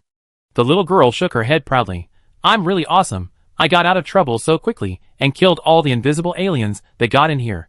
Sister Liang Ran will definitely praise me. Oh yes, how is Sister? She quickly looked in the direction where Wu Ruozi had just jumped into the water, and soon Wu Ruozi floated to the surface holding Liang Ran, who was covered in blood. Ji Chan's eyes widened instantly, and the smile on her face disappeared instantly. She jumped up on the stone helplessly. What's going on? How could this happen? Didn't you inject the regeneration reagent in advance? Wu Ruozi shook her head hesitantly. The wounds on the body have almost recovered. But Ran must have used a lot of mental power just now, and the regeneration reagent can't recover that. She is unconscious now. Wu Ruozi couldn't think of any other way, so she could only whisper, the alien must not be dead, it is so powerful. Damn, the microbomb can only hurt it, definitely can't kill it. Let's go out first. At this time, Shiru and Song Shanai also woke up slowly. Sui Yuesheng had no strength after waking up because of excessive blood loss. He lay on the side of the stone and said lightly, there are also Bian Wan and others. It's impossible to take them out at once.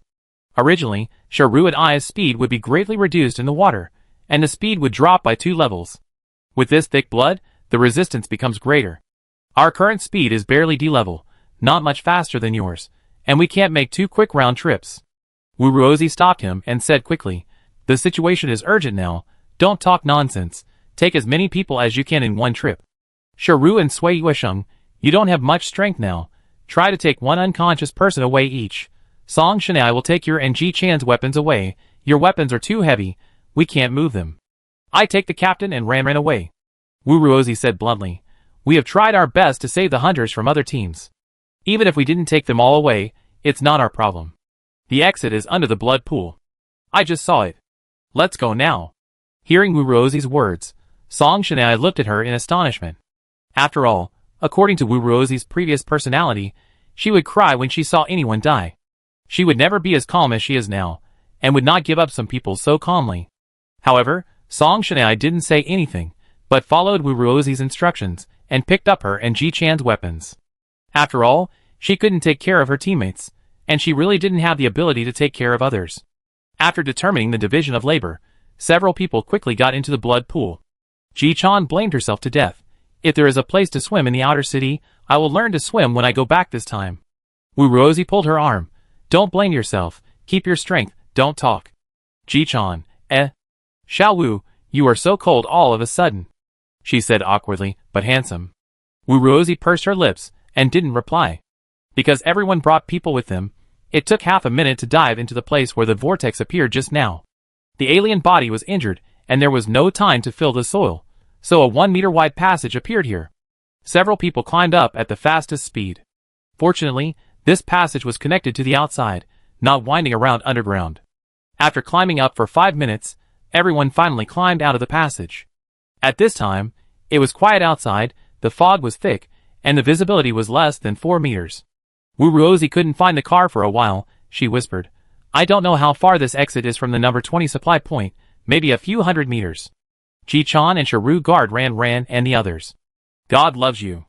Sui Yuesheng and I will go back and bring back the remaining 3 people. As soon as Wu Ruozi landed, a very light whistle sounded in the distance. Lin Ye's voice came from the fog. Captain, you heard the voices. Is it the Xuanqing team? Wu Ruozi's expression relaxed instantly, and she immediately replied, yes. We need help. A dozen seconds later, Qin Ge drove the car to the front of everyone. The Yunlu team drew the number 22 supply point, which was destroyed, so they also came to the number 20 supply point. We just met a team. They said you haven't come out since you entered the supply point. There are explosions here, so we came to look for you. Qin Ge said, your car is 340 meters to the left. There is nothing wrong.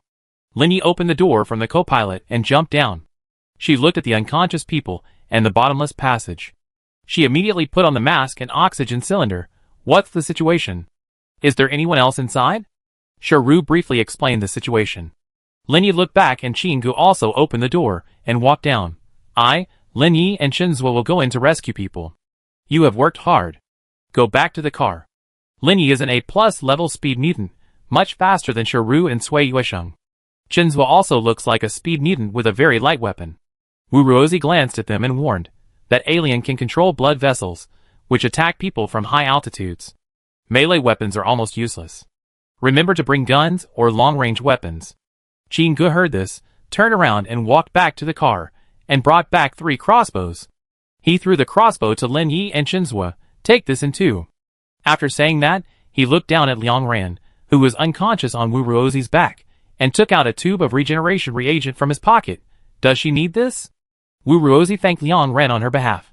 We have used it, but it doesn't work on Ran Ran. Qinggu roughly guessed what was going on and whispered. She seems to be in an unstable state, and feels very uncomfortable. You can give her a sedative to let her sleep well. Wu Ruozi nodded. I will give her a sedative after we get back to the car. So Qinggu said nothing more, bent down, and got into the passage first, followed by Lin Yi and Shinzua, and the 3 of them disappeared from everyone's sight in a blink of an eye. Get in the car, we take you there. A girl's head popped out of the window of the Yunlu team. She greeted them warmly and introduced herself as Liang Ningxuang, a power mutant. Then she and her teammates jumped out of the car and moved the unconscious people to their seats.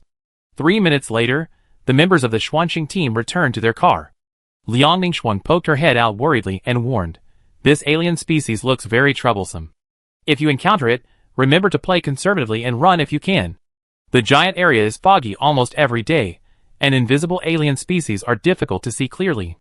Once injured, they are very likely to be parasitized. We encountered a team that was parasitized after being injured yesterday. They can indeed see invisible alien species, and they are indeed too late to fight.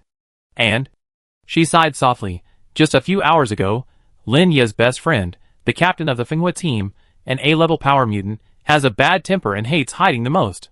She got tired of running and chose to confront a 12-meter-tall giant alien head-on, and both died in the end. It was too late when Lin Yi saw it. She collapsed all the way. We mutants are either high attack and low defense, or high speed and low defense. If we want to fight, we can definitely fight against the giant alien species head-on, but the opponent is too big. Our defense is no match for the opponent. The giant alien species pressed down and couldn't dodge in time, so people died directly. The speed mutants in the team can't always run over in time to rescue their teammates. After saying that, she pursed her lips uncomfortably, slowly reversed, and returned to the front of the passage to wait for her teammates. After hearing Liang Ningxuan's words, the air pressure in the car of the Xuanxing team became lower again. No one knows how many people died in the giant area and how many teams were destroyed. Everyone has been in the giant area for so long, and they have also recognized a fact that head-on confrontation is the worst way in the deep pollution area. The aliens here are new and unknown. They don't know where the heart is. Spending a lot of energy to find the location of the heart will only make everyone exhausted and fall into crisis. They are not here to fight, but to survive and find supplies. Therefore, Liang Ran would only let everyone launch an attack when she was sure that the alien species on the opposite side could be killed, and she would use the most energy-saving way to attack. When she found that ordinary bullets, especially Ji Chan's bullets, could not break the alien species' defense, she would let Shiru drive away immediately. Liang Ran is a good commander, Sui Yuesheng suddenly said. She is the master of life-saving. Ji Chan was silent for a moment after hearing his words, and nodded heavily. She will also be a good captain. Liang Ran was in a very bad state at the moment. She could feel the situation outside, but she couldn't open her eyes. Her brain is now slightly damaged, and her mental power has also deteriorated. It is estimated that 4 or 5 tubes of mutation reagents were injected in vain. Now she can only maintain mental sharing with all her heart and soul. Her fingers can't move, and she has no spare strength. Everyone rested in their seats for a few minutes, and their condition improved a little. Shiru took the lead and said, "We have to go back and get supplies. The alien body is injured. As long as it is slightly repaired, it will most likely retaliate against us as soon as possible, such as destroying the most important supply point for us." Ji Chan also echoed, "If we can't get the supplies, Sister Liang Ran's injury will be in vain. We were beaten so badly just now, but it was in vain." Song Shanai curled her lips. If we were fighting on flat ground, that thing can't fly, we will definitely win. In that situation just now, no team can fight. Ji-chan moved her wrists. So we are back to the flat ground now, we have to kill it while it is weak. It's just that Song Shanai and I's weapons are too heavy, and Sister Sharu can't carry both of us at the same time. She can only carry one at most, and because of the weight of the weapons, if she fights with me, her speed will be much slower. Sharu's normal speed is B level. She has trained to almost A level through her own devilish training, but even if her strength is trained to the top, she can't easily run fast with Ji-chan or Song Shanai's weapons weighing hundreds of pounds. So in the past, when she led people to fight, her speed was often C level, and sometimes even D level. Team confrontation is the trouble. Everyone is good at fighting separately, but in order to cooperate, they have to give up something. But team confrontation is the best way to keep everyone alive. Liang Ran heard the conversation between several people, and understood what everyone wanted to do. Although it was very dangerous, there was really no other way to save the supplies. Only by completely killing this alien species can this supply point be retained, and the headquarters can then send a team to this supply point to get a large amount of fuel back to the city. This is the supply that can keep the artificial sun burning for 4 months. So Liang Ran moved his fingers with difficulty, and tilted his head towards Ji-chan. Wu Ruozi noticed Liang Ran's action, thought for a few seconds, and roughly understood what she meant. She immediately said, Sister Sharu, you take the captain to the supply point. The captain should not bring weapons, and use your most powerful fists to fight. Shin Ai drives and protects the car. We are all a little tired now. Sui Yuesheng prepared a stimulant for us to forcibly improve our status and reaction ability. I also shared the spirit with Ran Ran. I will go in to assist you, and kill the invisible alien species by the way. But if we fight like this, we will inevitably be exhausted, and any alien species will not be able to withstand it. Wu Ruozi hesitated for a few seconds, and then smiled quickly, but there is a Yunlu team outside to support, so it's not a big problem. Let's go! Chapter 150. There is no problem with Wu Ruozi's division of labor. After listening to her, Liang Ran laid down in the seat with peace of mind. His unconscious expression was very peaceful. Half a minute later, Song Shanai switched to the main driving seat, and Sui Yuesheng also finished mixing the medicine. He shook the medicine in his hand quickly to make several types of reagents fully blended, and then threw it to others. After the 3 people were injected, they got off the car in an orderly manner wearing masks and entered the supply point again. The car became extremely quiet for a while. After a few breaths, Song Shanai asked Sui Yuesheng, do you think they will not encounter the alien and directly bring the supplies up? Sui Yuesheng, possibly. After all, the blood pool is still there. As long as it is held back, it will have a chance to come back. It's a bit stupid to come out now. Song Shanai, I think so too. But just as she finished speaking, there was a sudden explosion sound from a few hundred meters away. With a bang, the armored vehicle was shaken several times, and a strong smell of blood drifted in through the gaps in the car window. 2 people, Sui Yuesheng's sight drifted for a moment. It seems that the Yunlu team destroyed the blood pool. Song Shanai pretended to be calm. That's good, so that alien will be mad. It's easy to lose reason. Just as Song Shanai said, not long after the explosion sounded, the originally quiet supply point suddenly heard the sound of fierce fighting. The rumbling sound of rocks breaking mixed with gunshots continued to enter people's eardrums, shaking people a little nauseous. Ji-chan began to fight the aliens violently. Liang Ran was really worried. She tried desperately to open her eyes, but every time she saw some light, her head would become heavy and her vision would quickly blur until she could see nothing. When Liang Ran tried to open his eyes for the 7th time, the roar of the engine came from outside the window. The Yunlu team came over. As soon as the car stopped, Qin Ge quickly jumped out of the car. He ran to Liang Ran's window and knocked on the window gently. Sui Yuesheng leaned over half of his body and pulled down the window. What's the matter? Qin Ge asked him very quickly. Did you inject Liang Ran with a tranquilizer? Sui Yuesheng instantly remembered the conversation between Wu Ruozi and Qin Ge just now. He replied awkwardly, I was too nervous just now and forgot. I will inject it now. Don't do it first. Qin Ge glanced at Liang Ran's frowning eyebrows and handed over a tube of gene mutation reagent. This may be useful. Sui Yuesheng's mind turned, and he immediately understood what the other party meant. Since the gene mutation reagent can upgrade Liang Ran's mental power, it should also be able to replenish and repair mental power. Sui Yuesheng quickly took it and thanked him. Qin Ge shook his head and turned around to call his teammates to the supply point. Song Shanai thought about it and called him loudly. I think more people going down at this time will disrupt their combat rhythm. Are you able to sense mutants in all directions? Listen carefully, and go down only if you feel something is wrong. Jean Good hesitated for a few seconds, turned around and returned to the car. When Liang Ren heard Song Shanai's words, she almost drowned herself in the relief she felt in her heart. Soon, the light golden solution was slowly injected into her shoulder. Liang Ren clearly felt her brain cool for a moment, and then the pain subsided rapidly. As soon as she had a little extra mental power, she immediately expanded it and observed the current situation at the supply point. Because the alien body was injured, the number of blood vessels on the stone wall suddenly decreased. It was no longer airtight, but clustered like a blooming blood vessel flower. Now hundreds of blood vessel flowers rushed towards Ji-chan like a net. Wu Ruozi stood on Ji-chan's left-hand side, with the ribs of the umbrella fully stretched out. Under the rapid rotation of the umbrella, the dense barbs on it crushed all the blood vessels that rushed to this side. Shiru stood behind Ji-chan holding two knives. When the blood vessels rushed at her, she accurately followed the speed of the blood vessels and flashed at the limit of her reach, killing all the blood vessels attacking Ji-chan from near to far.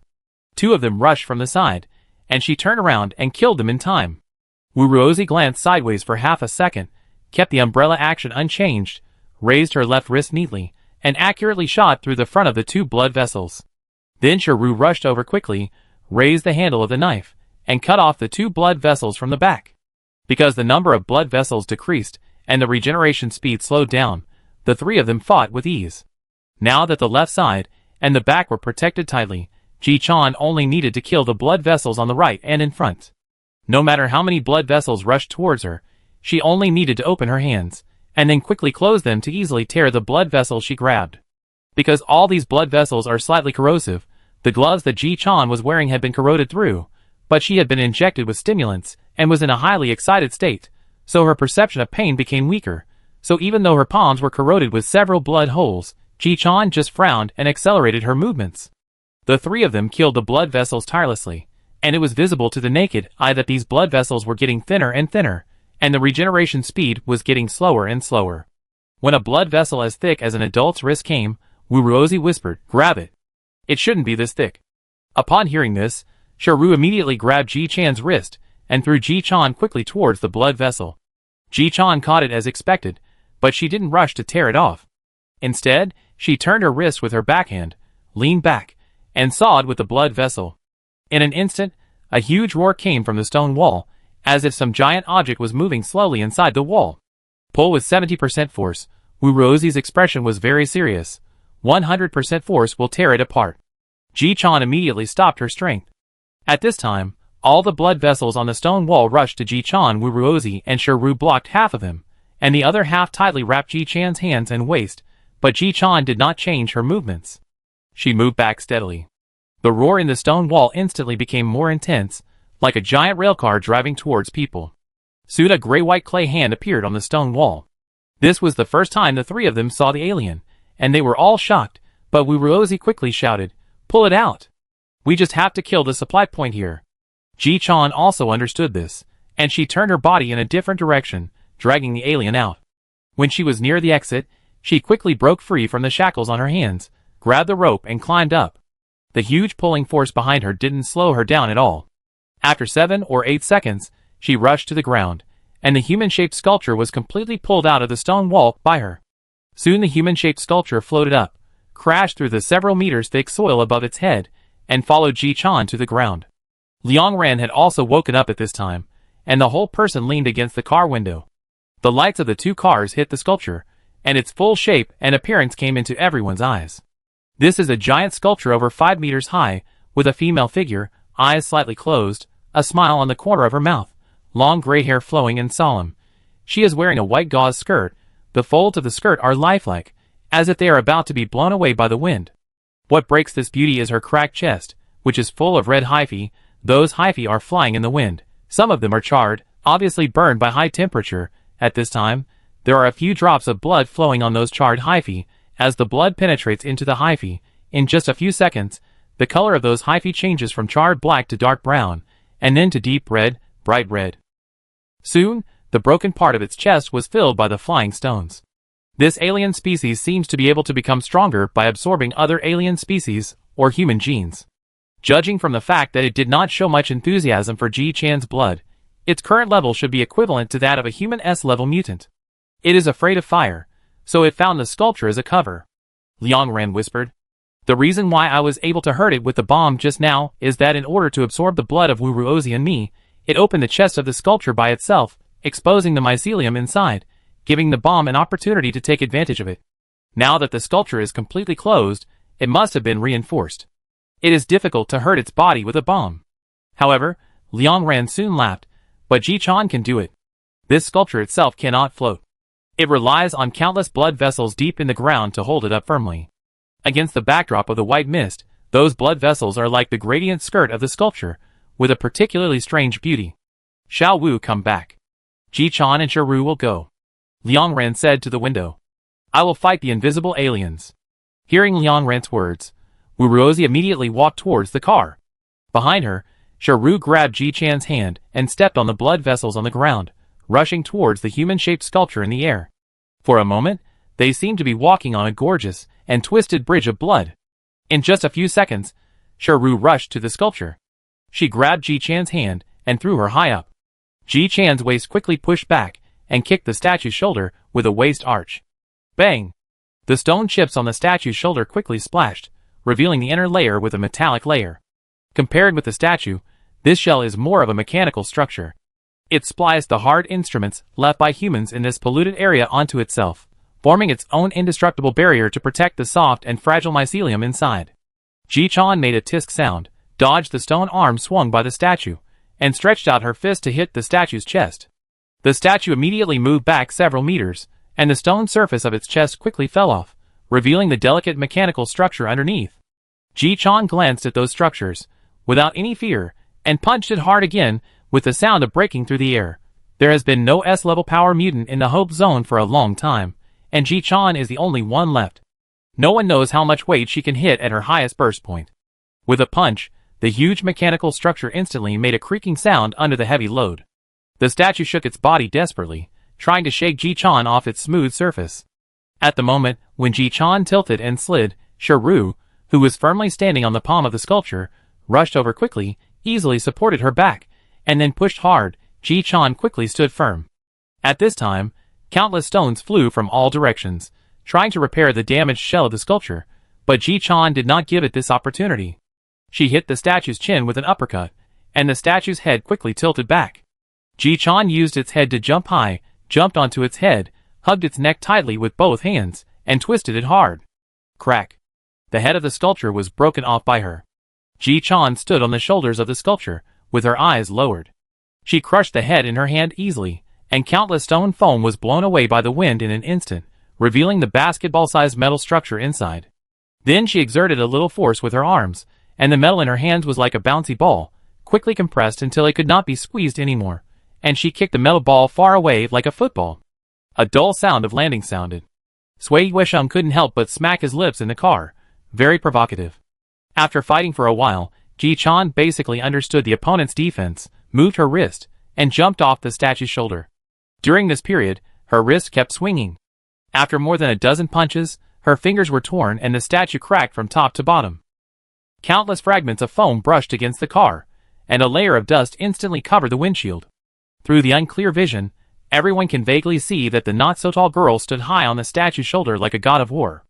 As the statue shattered, her figure fell rapidly. Shiru stepped on the broken statue's arm and ran up against the tide, trying to catch her. Now! Liang Ran shouted out of the car window. Liang Ningxuang, who had been prepared in front of the car, quickly swung the long whip, and the sound of breaking through the air came, but compared to her, someone caught the two people first. Xi and Long flapped the wings behind him, and came to the number 20 supply point. Her wings slid in the air in a graceful arc. She saw nothing in the thick fog. She had a better vision than the aliens in the fog, and hugged the two accurately. Then, there was the roar of two armored vehicles. The deformed squad arrived. But no one had time to reminisce. The statue was broken, and the alien was still alive. Liang Ran, as the only person who could see the situation in the thick fog besides the deformed, took the longbow handed by Qin Ge. The scorching fire burned in the arrowhead. Liang Ran narrowed his eyes slightly, and like throwing a scalpel, he exerted force with his arms, tightened his muscles, and then suddenly released his fingers. The arrow immediately made a slight vibration sound, cutting through the night, penetrating the thick fog, and accurately hitting the red fungus hidden under countless gravel and metal racks. The fire burned on the land. Chapter 151. Liang Ran's eyes were filled with a series of jumping flames. At this time, a large number of red mycelium were spreading wildly on the ground, like bright red dandelions. The mycelium of this fungus species has strong reproduction ability. All mycelium are children of the species, or branches of the main body. As long as the mycelium escapes, it is very likely to be resurrected. Xi and Long landed in front of the armored vehicle of the Xuanqing team. She sent Shiru and Ji-chan into the car. At this moment, both of them were a little exhausted, especially Ji-chan. As soon as she entered the car, she laid down in the aisle, collapsed like a pancake, waiting for someone to pick her up. Song Shanai stared at her for a few times, turned over the main driver silently, picked up Ji-chan and threw her on the co-pilot. "I give up on you," she mumbled. "How can you be so tired that you can't walk? You must be waiting for Liang Ran to hold you." Ji-chan pouted. "Then don't worry about me next time. For Sister Liang Ran, I am willing to wait on the ground for 5 minutes." Liang Ran hurriedly turned her head and crooked her eyes. 5 minutes may not be enough. Ji-chan held her cheek. "Then 10 minutes. If it takes longer, I will get up by myself." Xi and Long stood in front of the car window, carefully watching the situation in the thick fog, and whispered to Liang Ran, "We can't let it have a chance to survive. Fortunately, there is no wind now, and the hyphae have not been blown away. The situation is favorable for us, but we have to hurry." Liang Ran also knew the current situation, but many hyphae hid in the dense metal frame. Because they were hidden everywhere, it was likely that they could not be killed completely. Those hiding in the cracks of the stones were okay. Those stones were not flat. No matter how they were arranged, the gaps between the stones were large. The flames could kill the bacteria inside with a slight scrape. After Liang Ran told this, Lin Yi, who was not far away, snorted and laughed. "Don't panic, there is a way. Chinzua, bring the arrow you developed. It has been half a year, and it finally came in handy this time." Chinzua immediately got into the armored vehicle. 10 seconds later, he ran over with 12 arrows and a remote control. Qingde took it and handed it to Liang Ran, the electromagnetic pulse arrow he made himself. "All here." Liang Ran has heard of this type of weapon.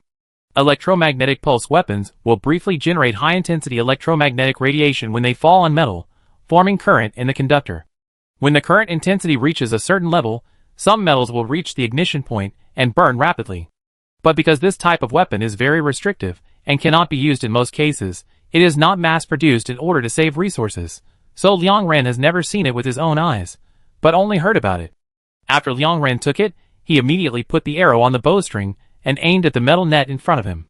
The next second, the sharp arrow shot out. Half of the arrow body penetrated the metal net. Liang Ran quickly pressed the remote control, and the arrow immediately released a powerful electromagnetic pulse, and the temperature of the metal surface rose rapidly, reaching the surface temperature that ordinary flames could not reach in a short time. In an instant, more fierce flames rose on the ground, and the hot flames rolled up high.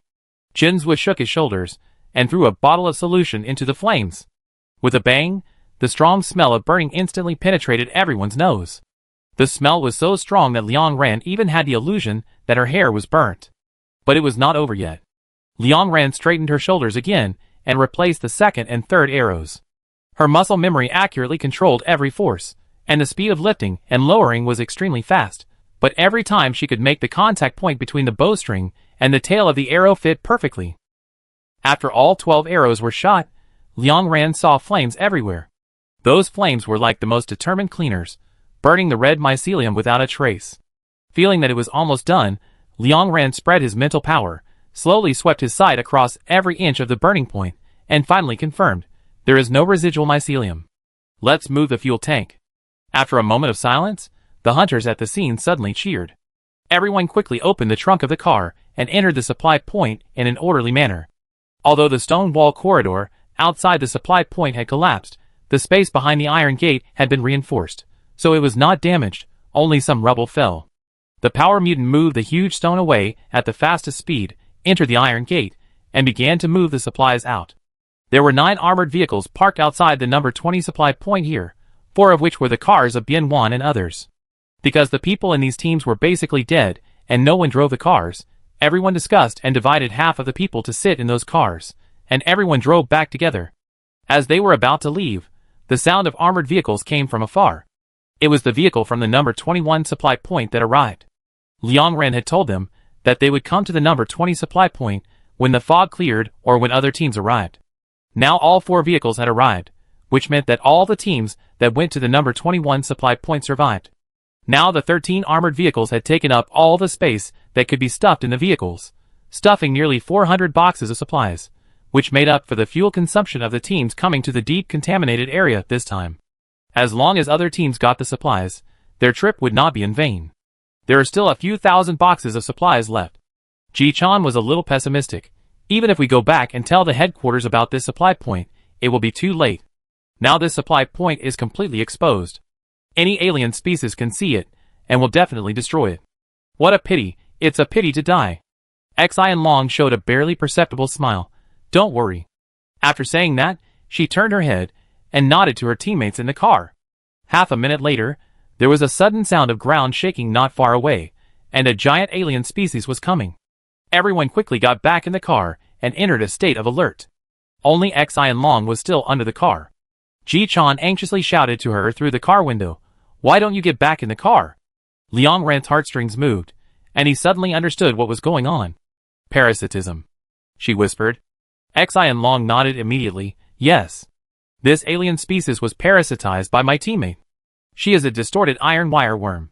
This alien species has been eaten by the iron wire worm she controls, and completely obeys her orders. In addition to this one, there is another giant alien species that has been parasitized. It is far away, and has not come yet. There are 2 giant alien species guarding this supply point. It should not be a big problem." Sui Yuesheng opened his mouth in disbelief. "My God. We fought hard to survive from the alien species, and you brought the alien species directly to our side?" Xian Long smiled. "This is the reward for our bravery." Everyone waited in place for 10 minutes until 2 giant alien species came to the supply point. One of them was 13 meters high, and the other was 9 meters high. They squatted in place, bent their huge bodies, and leaned their faces against the windshield of the distorted team. Seeing that there was no more worry, Liang Ren knocked on the car window. "Shall we go?" "Let's go!" Xian Long turned around and got back in the car. Song Shanai immediately reversed the car, turned the car around, and drove quickly towards the white fog layer. It was 4 o'clock in the morning. Even if everyone returned without sleep, they could not reach the Hope area on time. They could only hope that someone would bring back the supplies earlier than them.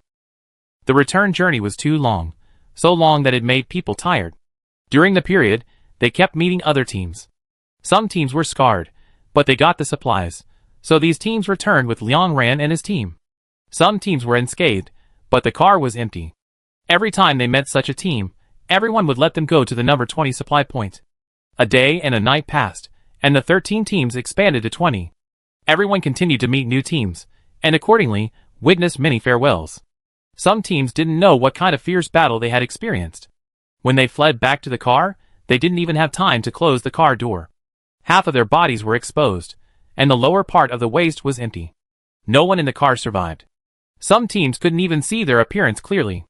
The whole car was crushed, and the dried blood was spread on the ground. There were all broken limbs, and no human figures. Liang Ren also saw the captain of the Finghua team.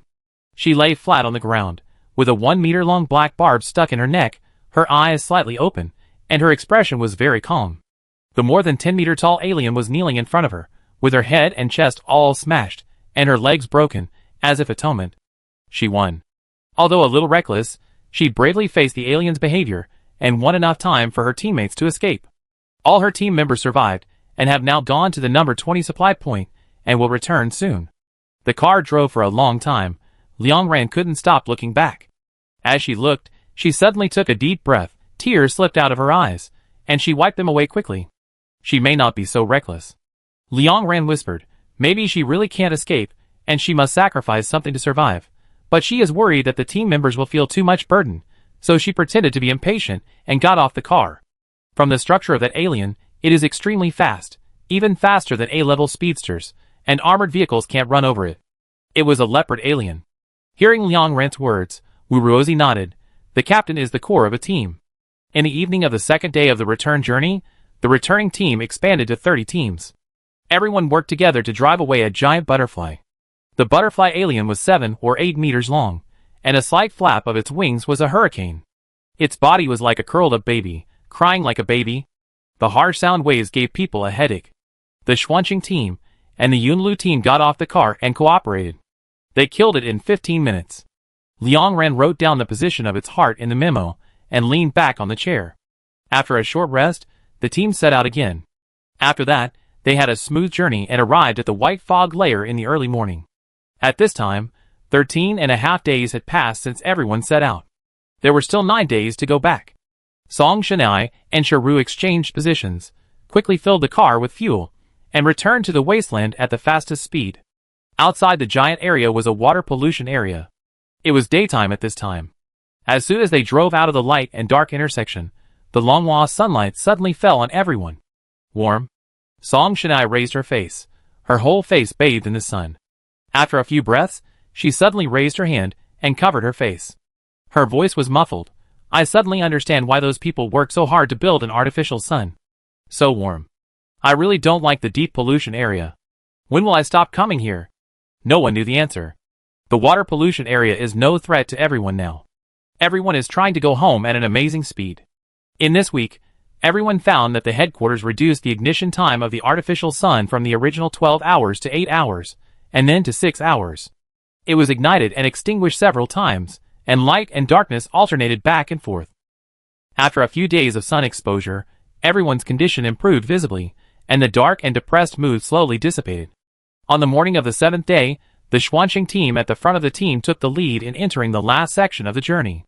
But even with the fastest speed, the situation that everyone least wanted to see still appeared. At about 1 o'clock in the afternoon, the artificial sun went out faster than before, and this time it didn't go out on the hour, but went out very suddenly. Even if the headquarters reduced the fuel tank consumption, it still didn't last until everyone went back. The oppressive darkness quickly swept the entire water pollution area. The aliens hiding in the dark were ready to move. Their eyes glowed scarlet or emerald green in the dark. It started to rain. The wind, which was not strong at first, suddenly became stronger. The door of the mall creaked. Gray and black paper pieces from nowhere spun and flew above the car. They kept falling on the windshield, like ashes or paper money at a funeral. Everything was like the night of the end of the world. Sharu turned on the headlights to the maximum and stared at the front. If you can, she said quickly, I really want to run with the armored vehicle. Ji-chan gave a stiff smile. It's okay, we got the supplies. I hope those sick people can hold on. The dark hospital must be terrible. After driving for 6 hours, the car of Xuanqing team finally rushed into the wasteland first. In order to relieve the tension, Ji-chan moved her body, turned on the car screen, and played Daiyu's new song again. The low singing voice sounded instantly. The red moon is shrouded, and the earth is burning. On the ruins, we rebuild our ideals. Liang Ran took off the mask that was in the way, unbuttoned the coat of the protective suit, pulled down the car window, and the surging wind and Daiyu's voice rushed into her ears. Who will you think of when you pass through the wasteland? Liang Ran thought. She had a lot of people to think of. It's the people who hold torches high when they collapse, and the people who fall before dawn. It's the people who push you out of the swamp, and the people who wait for you in the ruins. Liang Ran felt that she had witnessed many such people. The simple lyrics began to loop in the wasteland for a long time, until the quiet Hope District was in front of him. When you pass through the wasteland, who will you think of? When you pass through the wasteland, who will you see? As the song ended, the gate under the high wall of the Hope District slowly opened, and the patrol team ran out. Lin Yi shouted from behind, let them pass. We have checked in advance. Liang Ran is here. She must know that someone is parasitized. Under the headlights, the patrol team leader looked at Liang Ran, who nodded slightly, so the patrol team immediately dispersed to give all team space to pass. Sharui stepped on the accelerator and drove the armored vehicle directly towards the artificial sun. At this time, the outer city was silent and close to death. Occasionally, intermittent crying penetrated Liang Ran's ears, but since the roar of the armored vehicle sounded, the crying in her ears suddenly disappeared. At first, there were a few people, but soon countless people poured out of the narrow building. The car lights were dazzling, and they squinted their eyes to see the license plate of the leading team. Xuanqing team. Someone whispered. It's the Xuanqing team in the Oracle. They are back with the team. Someone shouted loudly. Countless hands subconsciously stretched forward, and they asked left and right, who is the captain of the Xuanqing team? It's Sister Xiaochan, our boss. A little fat man jumped up desperately, trying to spread the voice to everyone. Ji-chan accurately caught this voice and glared at the little fat man. She bent down and took out the big speaker that had been prepared long ago. Half of her body leaned out of the car window and shouted to the outside, "Our captain is Liang Ran. It's Liang Ran. Do you hear it?" She is the sister of Commander Liang Gian, the director of the institute. She used to be a third-class citizen, but now she is the person with the highest genetic level in the Hope District. She allows second and third-class citizens to enter the institute, and she can do more in the future. She is the captain of the Xuanqing team. Chapter 152. Liang Ran didn't expect Ji-chan to say that suddenly. She stared at Ji-chan holding a loudspeaker and praising her like a pyramid scheme, just short of pulling people's ears and asking everyone to repeat everything. She reached out her hand to try to stop Ji-chan, but was glared at by Song Shanai. Let her talk. Anyway, she doesn't like being a captain. Normally, the commander is the captain, and she still needs to practice. And if not now, when will you say it? Song Shanai hugged her chest and said seriously, "Tomorrow is the election day. Tonight, all acting commanders will give speeches in the main city. The voting channel will be opened at midnight. One person, one vote. At that time, as long as 1,000 people fill in your name in the recommender at the voting port, your name will officially appear in the voting channel, listed under the 4 acting commanders." That's how Liang Gian appeared. Song Shanai said, revealing a look of nostalgia. "I remember Xian Yun. Ping also appeared many years ago. I remember there were 5 or 6 people. They all got 1,000 votes by the masses, but only Liang Gian passed the acting commander and became the commander directly. She relied on the Dawn Squad and her own personality charm to get more than 3/4 of the votes in the Hope District. After all, she was too famous. She was the only S+ gene, the first in the training field, the first captain to actively enter the deep pollution area, and she treated everyone equally. For a third-class citizen, she could kill all the first and second-class citizens involved. Almost everyone in the outer city voted for her. The number of votes was too large. Hearing Song Shanai's words, Sharu nodded. Although there were many citizens in the outer city before, the voting was very scattered, and the whole city would not be mobilized to vote for one person. Therefore, compared to enjoying a high concentration of power and relying on real equal rights to attract votes from the outer city, most acting commanders chose the former. It was Liang Gian who made everyone realize that the votes of the citizens of the outer city almost had a decisive effect. Oh yes, and Ruan Mei, Song Shanai raised his hand and added, she also played a role during Liang Dian's election. She was the deputy director of the supervision department at that time. Some real power has been running around in the inner and outer cities to canvass for Liang Gian under the pressure of the headquarters and the then acting commander, and was seriously injured while canvassing for votes. Liang Gian doesn't like to give speeches or appear repeatedly, and many things have been done by Ruan Mei. Speaking of Ruan Mei, Song Shanai just said a few words as if she remembered something, and instantly showed an embarrassed look. She quickly stopped the topic and said firmly, "Anyway, from a utilitarian point of view, now is the best time for you to canvass for votes in the outer city. Just sit down." Liang Ran also knew this. She looked out the window. If there is anyone in the Hope District who most hopes that the sun will still be there, it must be the citizens of the outer city. They are physically weak and mentally exhausted. The sun brings them, to some extent, more meaning than food. And the artificial sun is definitely extinguished. It is no longer a fear in human fantasy, but a real horror. At this moment, everyone is in an unstable state, and will remember the first batch of teams returning to the city. It is indeed the best time to canvass for votes. It's just, Liang Ran said softly, we are not the only ones who brought back fuel and supplies. There were 30 teams, and everyone was fighting hard. So many people died? Don't take the credit for this. Ji-chan made a received gesture. Sister, please rest assured.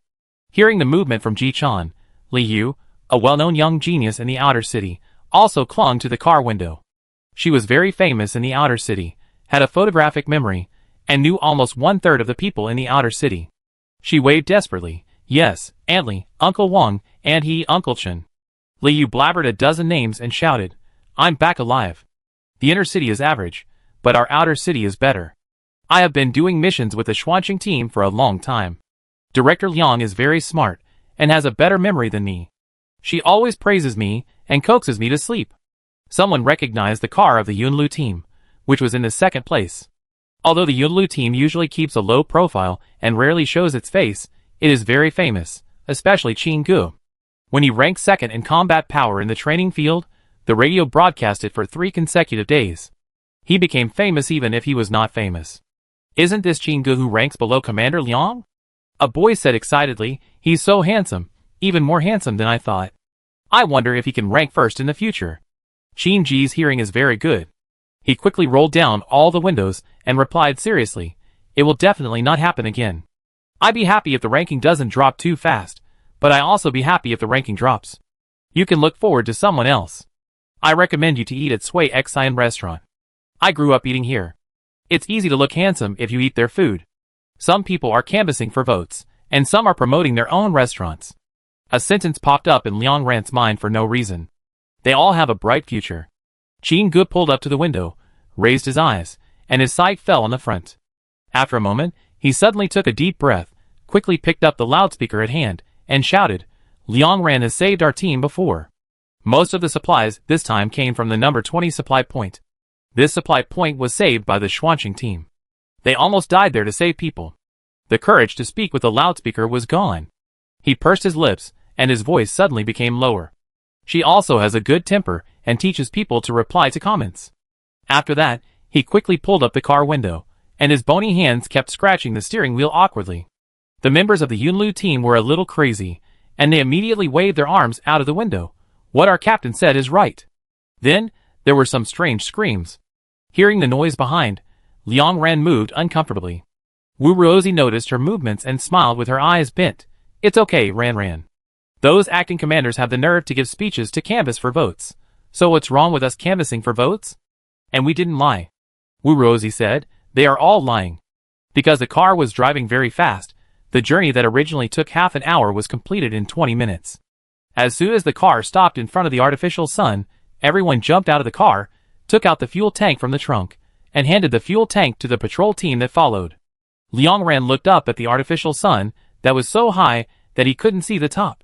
At this moment, everyone in the Hope District looked up at the artificial sun. Time passed by minute. After more than 10 minutes, the light of the artificial sun suddenly flickered, and then suddenly became bright. The entire Hope District was instantly illuminated. The high wall could be seen, the railcar could be seen, and people could see each other. The heavy haze that had suppressed the whole day was quickly blown away, and the crying that had stopped suddenly started again. Liang Ran turned around and saw many people in the inner city covering their faces and crying loudly. Some of them were very young, and some were very old, so old that they almost saw all kinds of life and thought they would never cry again. Everyone did a good job. Liang Ran suddenly heard an old male voice behind him. 2 old men came down from the control panel of the artificial sun and took the elevator to the front of everyone. Liang Ran knew that the short man with red hair and blue eyes was Cole, and the tall man with blonde hair and gray eyes was Leaf. Because both of them were A+ grade gene mutants, they were very strong. Although they were over 70 years old, they looked only about 50 years old. Looks like they can still live, Ji Chan muttered in disdain. After all, after hearing the contents of the recorder, it was difficult for the Xuanqing team to show a good face to these 2 people. After a few seconds, Sui Yuesheng chuckled, took the lead and bent down calmly. This is what we should do. It's just that the supplies we brought back are not enough. There are thousands of supplies at the number 20 supply point. The headquarters needs to send a team there as soon as possible. Leaf patted Sui Yuesheng on the back generously. We have received the news. I was just telling Cole that it was a perfect decision for the headquarters to send you out. Each team was carefully selected by us, and it really met our expectations. When there are more fuel tanks, the team will be sent to the number 20 supply point. Xiao Sui, you should go home and rest. He smiled kindly. The points reward will be credited soon. I hope the district will be proud of you. Obviously, no one wanted to talk more at this moment. All team members turned around without any hesitation and walked in different directions. Liang Ran had just walked a few steps towards home when he was called. It was Commander Cole. He was about 1.6 meters tall, a head shorter than Liang Ran. Unlike Leaf, he didn't look easy to get along with. His skin was so white that it was almost gray, and his eyes were small. When he looked at people, he looked like he was interrogating a prisoner. I've seen you many times, he said abruptly. Hearing Liang Ran being called, the other members of the Xuanqing team immediately stopped and looked at Cole. The people in other teams noticed the movement here and stopped in confusion. Liang Ran scratched his head. I have also seen you on TV many times. Do you want to give me an extra reward? She said seriously. Although serving the Hope District is a civic duty, I do need some rewards. In order to get supplies, my mental power was damaged and I fainted for a long time. I need genetic reagents to repair it. Can you give me 10 more? The members of other teams heard this, although they didn't understand why, but they quickly echoed, Liang Ran's mental power cannot be damaged. What should we do if her mental power is damaged? You should quickly get her some reagents. If there is a need for points, we can all help. Cole moved his lips and showed an expression of eating a fly. Where are there so many reagents? In order to supply her, the reagent reserves of the headquarters have been reduced by more than half. With so much loss of reagents, it will be difficult for everyone to improve their genetic level in the future. Lin Yi frowned. That has to be used for Liang Ran first. Her mutation direction is not just to protect herself. She didn't even use it to protect herself. Li stepped forward and patted Cole on the shoulder. This is indeed what we should do. You have prepared the reagents in advance, but you are still so awkward. Go home and be awkward. After that, he said to the patrol captain behind him, bring the black box next to the console. The patrol captain quickly responded and trotted to the artificial sun console. 10 minutes later, he ran out with a box and handed it to Leaf, who handed it to Liang Ran. 10 reagents, your ability cannot be damaged, protect yourself. Liang Ran looked down at the box and reached out to take it. Thank you. What's the matter? Go back quickly, everyone have a good rest. After that, Leaf waved to everyone, turned around and walked side by side with Cole towards the headquarters. Song Shanai stared at the box for a few seconds, curled her lips and said, okay, I don't know what to say, just get the reagents. Let's go! More than 10 minutes later, Liang Ran walked home with a reagent box. She collapsed comfortably on the sofa and breathed a sigh of relief.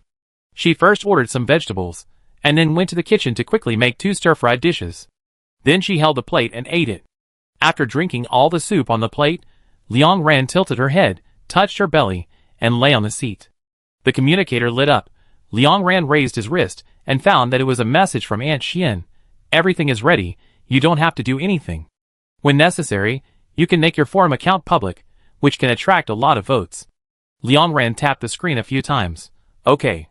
Aunt Xian said again, I heard that Xian Long has also returned to the city. The acting commander will go to visit the deformed team tomorrow morning. Zhuang is very excited. You can take her to see her mother tomorrow. By the way, I can also let Zhuang see the memories of those people. Liang Ran turned over. No problem. Auntie Xian, nothing else, take a good rest. I guess you won't be able to sleep in the early morning. After Liang Ran responded, she picked up the gene mutation reagent, but she didn't inject it immediately. Instead, she took out one of the tubes, went into the bedroom, and moved the detection equipment from under the closet. Since becoming the director of the institute, she can dispose of the instruments in the institute at will, so she moved back home a few spare standing instruments in case of emergency.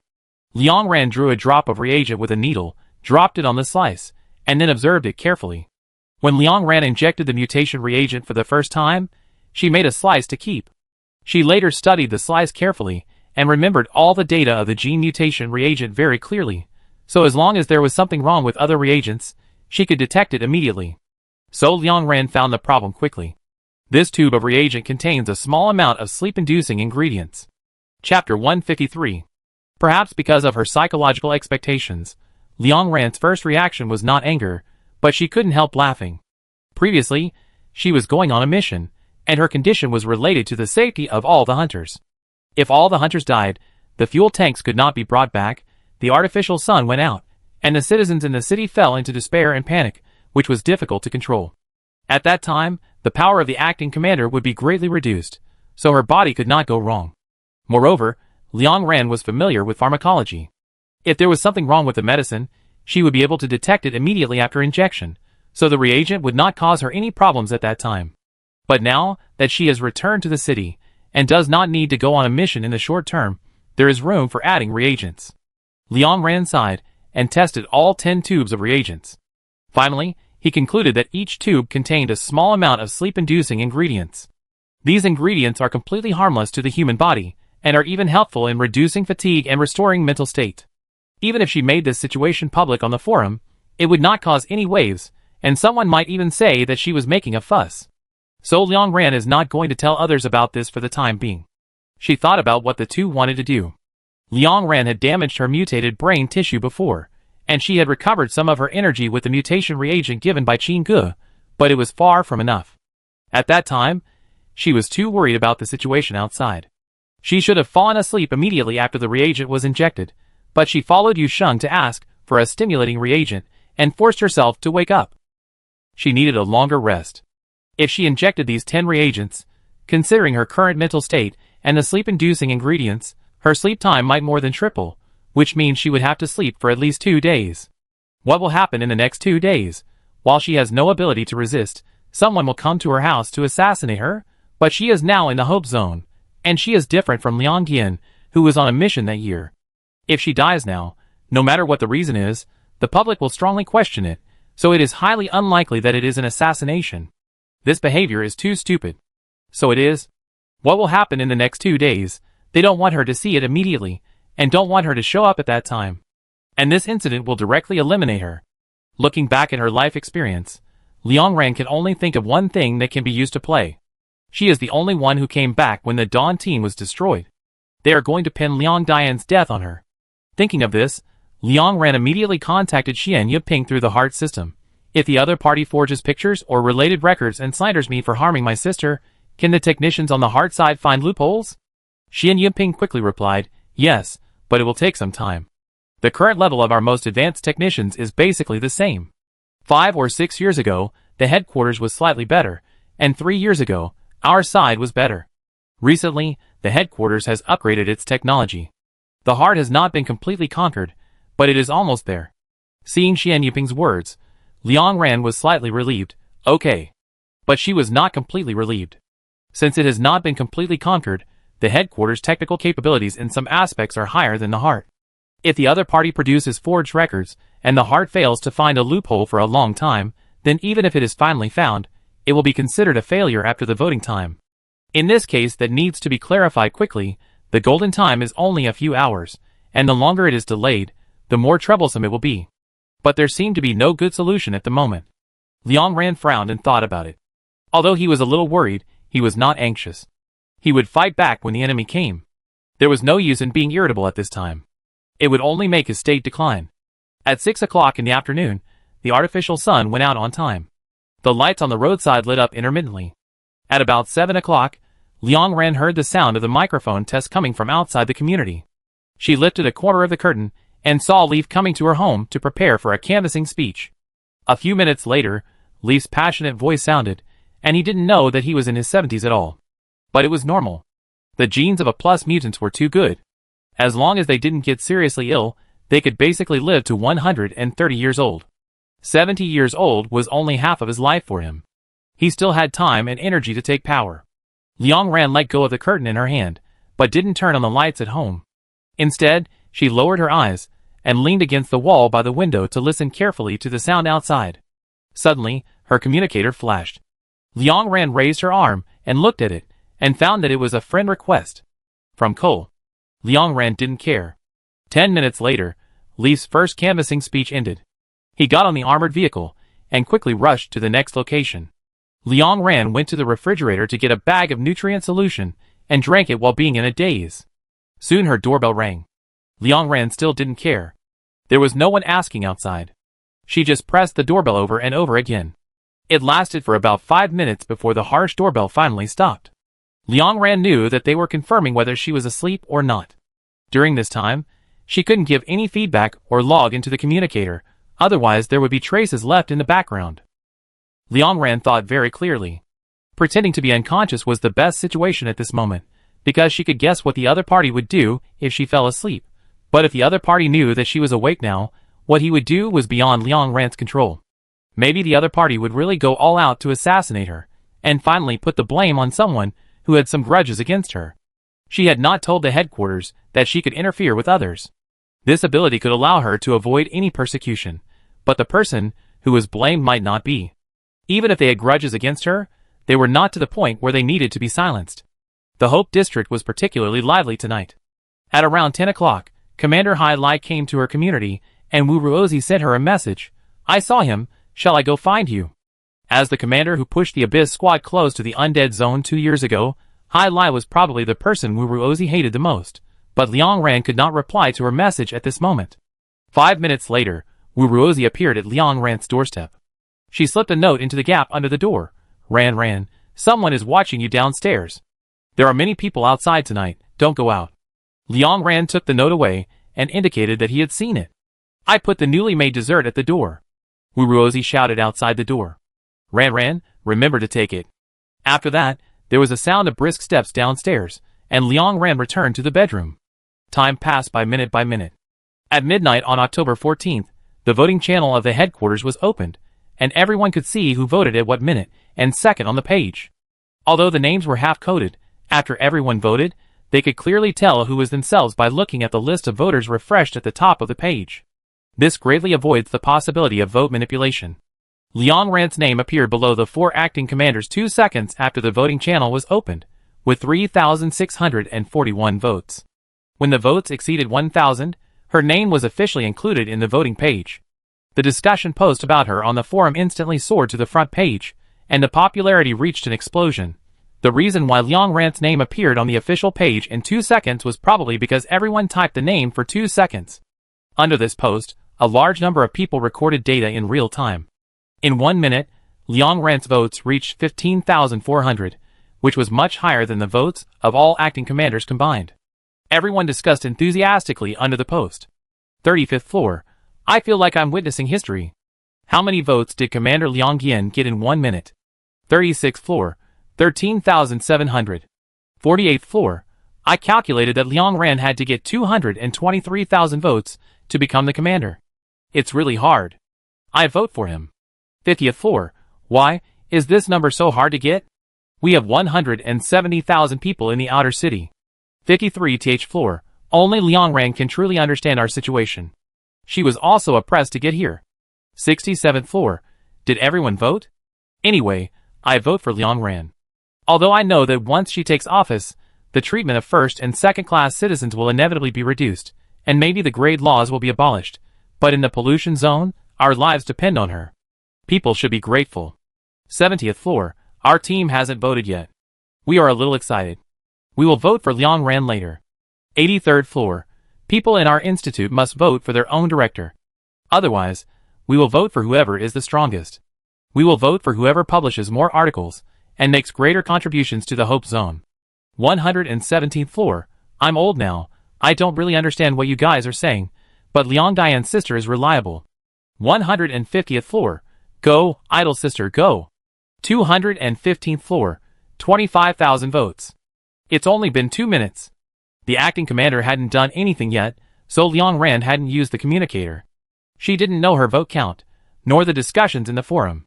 She just sat in the dark leaning against the pillow. At 12:04, Xian Yiping suddenly sent a message. Commander Chung posted the record of Liang Dian's death on the forum and announced his withdrawal from the election. But according to our investigation, his account login location was at Leaf's home, so his personal freedom should have been restricted. Don't be nervous. The heart will guide public opinion and find loopholes as quickly as possible. They have already made a move. You can log into the forum now. Liang Ran clenched the recorder in her hand. She didn't choose to upload it at this time, otherwise it would be too messy, and it would feel like a dog-eat-dog situation, and she felt like she was making a fool of herself in the Hope District. Liang Ran put the recorder in her pocket and quickly logged into the headquarters forum. At present, the post posted by Commander Chung was at the top. It disclosed the injuries of Liang Yan when she died, the forensic evidence of her wounds, the injuries of Liang Ran when she returned to the Hope District, and the DNA of Liang Yan in her fingernails, and attached pictures. The post read, when Liang Ran returned to the city, although I had strong doubts about the fact that a third-class citizen had gone through the contaminated area alone, I still calmed the other party's emotions as soon as possible based on the principle of care.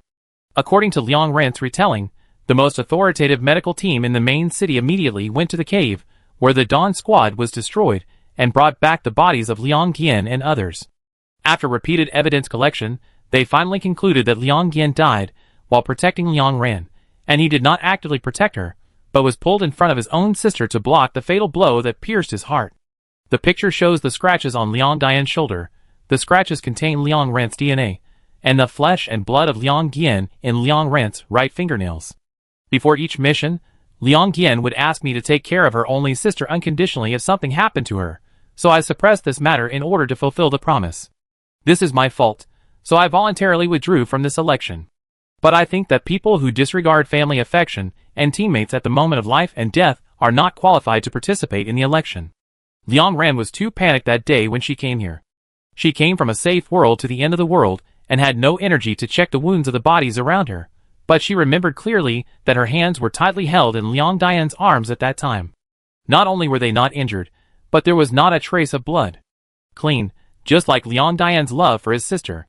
Later, the blood on her hand was accidentally touched when she moved Liang Yin, who had already stiffened beside her. When she came here, she couldn't even open the communicator on her wrist, let alone take a photo to record her whole body, so she was in a passive position at this moment. Liang Ran was somewhat helpless and flipped through the forum posts, but she was relieved that everyone did not blindly believe in Commander Cheng's posts, and most of them were waiting and watching. At this time, the chat box of the Xuanqing team popped up, and Song Shanai almost said all the dirty words she could think of in her life, and she almost rushed to the commander's house and killed him with an axe. Qinggu also sent a message. It's okay, Aunt Xian and I are now at the hard headquarters, and the technicians are also here. Since the picture is synthesized, there must be a loophole, and it can be found tonight. Liang Ran was about to answer, and Qinggu suddenly sent another message. Okay, no need to look for it. Solved. Liang Ran was stunned and immediately switched to the page of the headquarters forum. At this time, a post that had just appeared 5 seconds ago was pushed to the top. The name of the poster was Ruan Mei. She didn't say anything on the first floor, but just posted a bunch of Liang Dian's injury records and Liang Ran's injury examination at the time. From the pictures she got were almost the same as those sent by Commander Cheng, but if you look closely, you will find that there are obvious differences between the two photos, and this difference represents the different causes of Liang Dian's death. Ruan Mei asked on the second floor, if what you posted is the real thing, then what about these? This is the injury examination of both parties that I got by hacking into the headquarters system 3 years ago. Why is it different from what you posted today? She said, obviously I was the one Liang Yin asked, and I was the one who must take care of her sister unconditionally, so in order to save Liang Ran, I deleted all the records about her killing Liang Yin in the background, and stole the paper version to keep. The person who examined the injury died, and the record could not be found. You were very anxious at the time and kept looking for this thing, so I am sure I deleted it all. You should not have this record in your hand now. Your copy must be a composite one. From what you said, the copy I have was also a composite one. Chapter 154. Liang Ran was stunned when she saw Ruan Mei's name. After reading what she said, her brain buzzed. Because she couldn't believe it, her vision was a little out of focus. She read those words 3 or 4 times repeatedly. After a long time, Liang Ran finally determined what Ruan Mei meant. 3 years ago, she traveled to the dead Liang Ran and returned to the Hope Zone for a medical examination. Because she really knew nothing, she pretended to be overly frightened and gave herself a cowardly character who fainted shortly after the battle began. She only roughly described the situation in the cave, and even guessed and made up about the situation of other people. Later, the headquarters found that they really couldn't ask more questions, so they sent her away with a good attitude.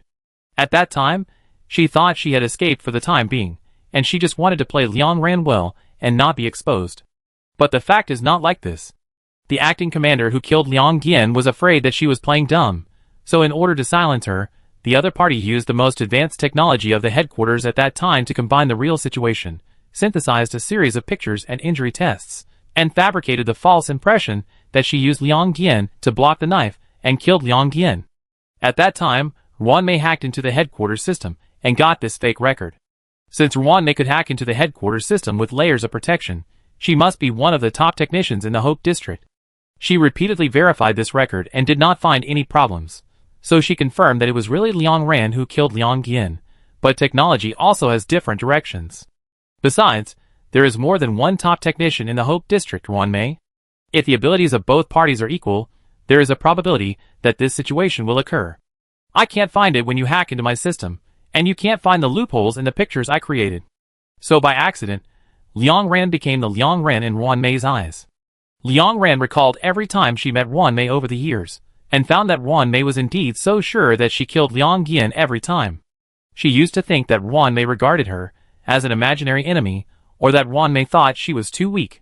Since she could survive, it must be Liang Yin who saved her with his life, so she hated her and wished that she would die in place of Liang Qian. Now it seems that Wan Mei did not resent her for no reason at all. She was so sure for a reason. She really got the evidence. But in order to fulfill the promise she made to Liang Qian, the so-called "if I die, you must protect my sister unconditionally," she endured the strong hatred and murderous intent and destroyed the fake information. Wan Mei was the first person in this world to save Liang Ran. If there was no Wan Mei, if this record had not been lost that year, Liang Ran would have died in the first week of traveling here. Liang Ran's palms suddenly felt numb. She felt very uncomfortable. This discomfort was for herself and Wan Mei. She finally understood why the two of them had become like this over the years. She misunderstood Wan Mei, and Wan Mei also misunderstood her. For 3 years, she never understood why Wan Mei had no logic, was completely based on imagination, and bit her like a mad dog. She didn't understand why such a person could become the director of the supervision department, and was promoted by the excellent Liang Qian himself. Wan Mei also didn't understand why Liang Ran could be guilt-free, and why he was so calm every time he saw her, so she tried to monitor her, see through Liang Ran's panic, and tear off Liang Ran's mask. Wan Mei protected Liang Ran, but she hated her even more. So she tortured her, gnashing her teeth. After all, torturing her spirit does not conflict with saving her life. At this time, Xian Yunping sent a message to Liang Ran, and she was also surrounded by disbelief. The background code of the heart was made by Wan Mei after countless nights. She was only in her early 20s at that time. She was a genius in this field. It was she who made the headquarters completely unable to detect the existence of the heart system, so she believed in her ability, and did not expect that there would be pictures that she could not find loopholes. She didn't tell me about this, she hid it very well. Xian Yunping seemed to have no idea what to say, and finally just said, "So that's it." Since Wan Mei posted those pictures, the discussion of the forum has reached its peak. On the next floor, Wan Mei took out the video of her hacking into the system, took a picture of the paper version with a seal hidden at home, and even a chat record, which was Leaf asking in the headquarters group 3 years ago if anyone entered the terminal control room today, and a key file was lost. The time of that chat record happened to be a few hours after the video recording. This is much more convincing than what Commander Chung posted. One comment received the most likes. If the information provided by Wan Mei is true, then why did Commander Chung forget how Commander Liang Qian died? Did he find some problems with the information back then? Or did he use the latest technology at headquarters to detect the logical loopholes in the document, so he overturned the first version and improved the second version with more logic? If the information provided by Wan Mei is false and synthesized in the early years, then why is this information 80% identical to the information provided by Commander Chung? The information she provided has a complete timeline, which was stolen from you 3 years ago. Can Commander Chung show the timeline of his own information? If what Wan Mei posted is false, then what Chung Hung posted is also false. Finally, why did the headquarters fabricate false information that Liang Ran killed Liang Qian 3 years ago? Are you so afraid that she will come back alive from the contaminated area? What are you afraid of? How did Commander Liang Qian die? After leaving Heart, Wan Mei has not improved her technical level in the past 3 years, and Heart's current technology is far superior to 3 years ago. Although it is impossible to crack the information sent by Commander Chung in a short time, it only took half an hour to crack the picture sent by Wan Mei. Qin Ge and Xian Yunping jointly issued a document to confirm that the file Wan Mei got 3 years ago was synthesized, but the video of her hacking into the headquarters system was real. In other words, Wan Mei really hacked into the headquarters system, and got a carefully fabricated document to frame Liang Ran. What this represents is self-evident. For a while, the forum was full of doubts about the acting commander. The time came. Liang Ran logged into the main account, took out the recorder, and tried to send the audio in the recorder with real name, but she didn't know what was wrong with her account. The send button kept spinning, and she couldn't send the message. Liang Ran tried the small account again, and finally registered a new account, but found that he couldn't send it out. Liang Ran, who has restricted her speaking rights. It's so shameless. Liang Ran cut into the heart system and contacted Ji Chan and Sharu. 10 minutes later, Sharu carried Ji Chan to Liang Ran's door. Sharu said concisely, "The person downstairs was knocked unconscious. In case something goes wrong tonight, you and Ji Chan can stay at my house." Liang Ran really didn't want to live alone tonight, so she nodded. After going to Sharu's house, Ji Chan logged into her account, recorded the audio, and prepared to send it out. As a result, her send button also kept spinning. 3 people, Ji Chan was so angry that she laughed. "Don't try, we definitely can't send messages now." A few dead old men, I still don't believe it. Sister Sharu, let's go to the hard headquarters in the outer city, where the headquarters system can't interfere. Sharu immediately took the two people to the outer city. 13 minutes later, the three arrived in the outer city. This was Liang Ran's first time to the hard headquarters. Although the appearance was extremely inconspicuous, it was fully equipped. Hundreds of large and small screens were suspended in the air, recording the data of the headquarters forum in real time. The screen in the middle was the situation of the voting page. Because of the acting commander's trick, Liang Ran's votes increased faster and reached 67,000. After listening to Ji Chan's accusation, Xian Yuping immediately took the recorder, logged into Ji Chan's account, and sent the audio on the central console of the hard headquarters. 3 minutes later, all users who were still active in the forum late at night finished listening to the recording. Originally, when such a recording came out, everyone would wait for the other side's statement in case the recording was synthesized, but because Commander Chung had slandered Liang Ran before, Liang Dian's death suddenly became suspicious, and it seemed to be directly linked to the then acting commander. Now nearly an hour has passed, and the acting commanders have not made any effective response at all, and it seems that they can't find a direction to quibble. At this point, everyone's trust in them plummeted, and under the public outrage, Cole and Leaf's votes completely stagnated. It's so cruel, just throwing two children to death. They were only 20 years old at the time. How did we vote these two pieces of trash into the acting commander? Because they stole the blueprints of a dead girl, they replaced her, plagiarized her achievements, and won awards and honors on her behalf. I was wondering why Leaf and Cole could no longer provide blueprints, since they took office, as if their endless inspirations before were fake. At 3 o'clock in the morning, Wuruozi walked to the hard headquarters. Xian Yuping explained.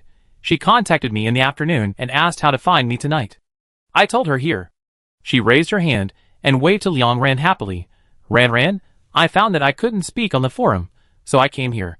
Ji Chan put her hands on her waist. Do you want to scold them too? I have an idle computer next to me, come and join me. Wuruozi smiled and shook her head. She handed the old recorder in her hand to Xian Yuping. This is what we found in the deep pollution area. It was secretly hidden in my body and recorded some of the words I said before. Xian Yuping showed an expression of reluctance when she heard Wuruozi's statement. She took Wuruozi's recorder and listened roughly, and found that it was a fierce quarrel. The people who spoke in it were already dead. There was a sharp female voice shouting angrily that they needed space and a little freedom. Why did they do so much but get nothing? Why did Hai Lai install remote monitoring in their car?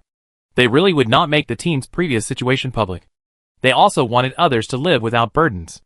There was a clear and pleasant male voice trying to negotiate with Hai Lai. He asked the other party if he could not go to the undead zone. The undead zone was too cruel. They were afraid of seeing their teammates die there. It was too lonely to die there. It was painful just to think about it. Hai Lai's sneer was harsh.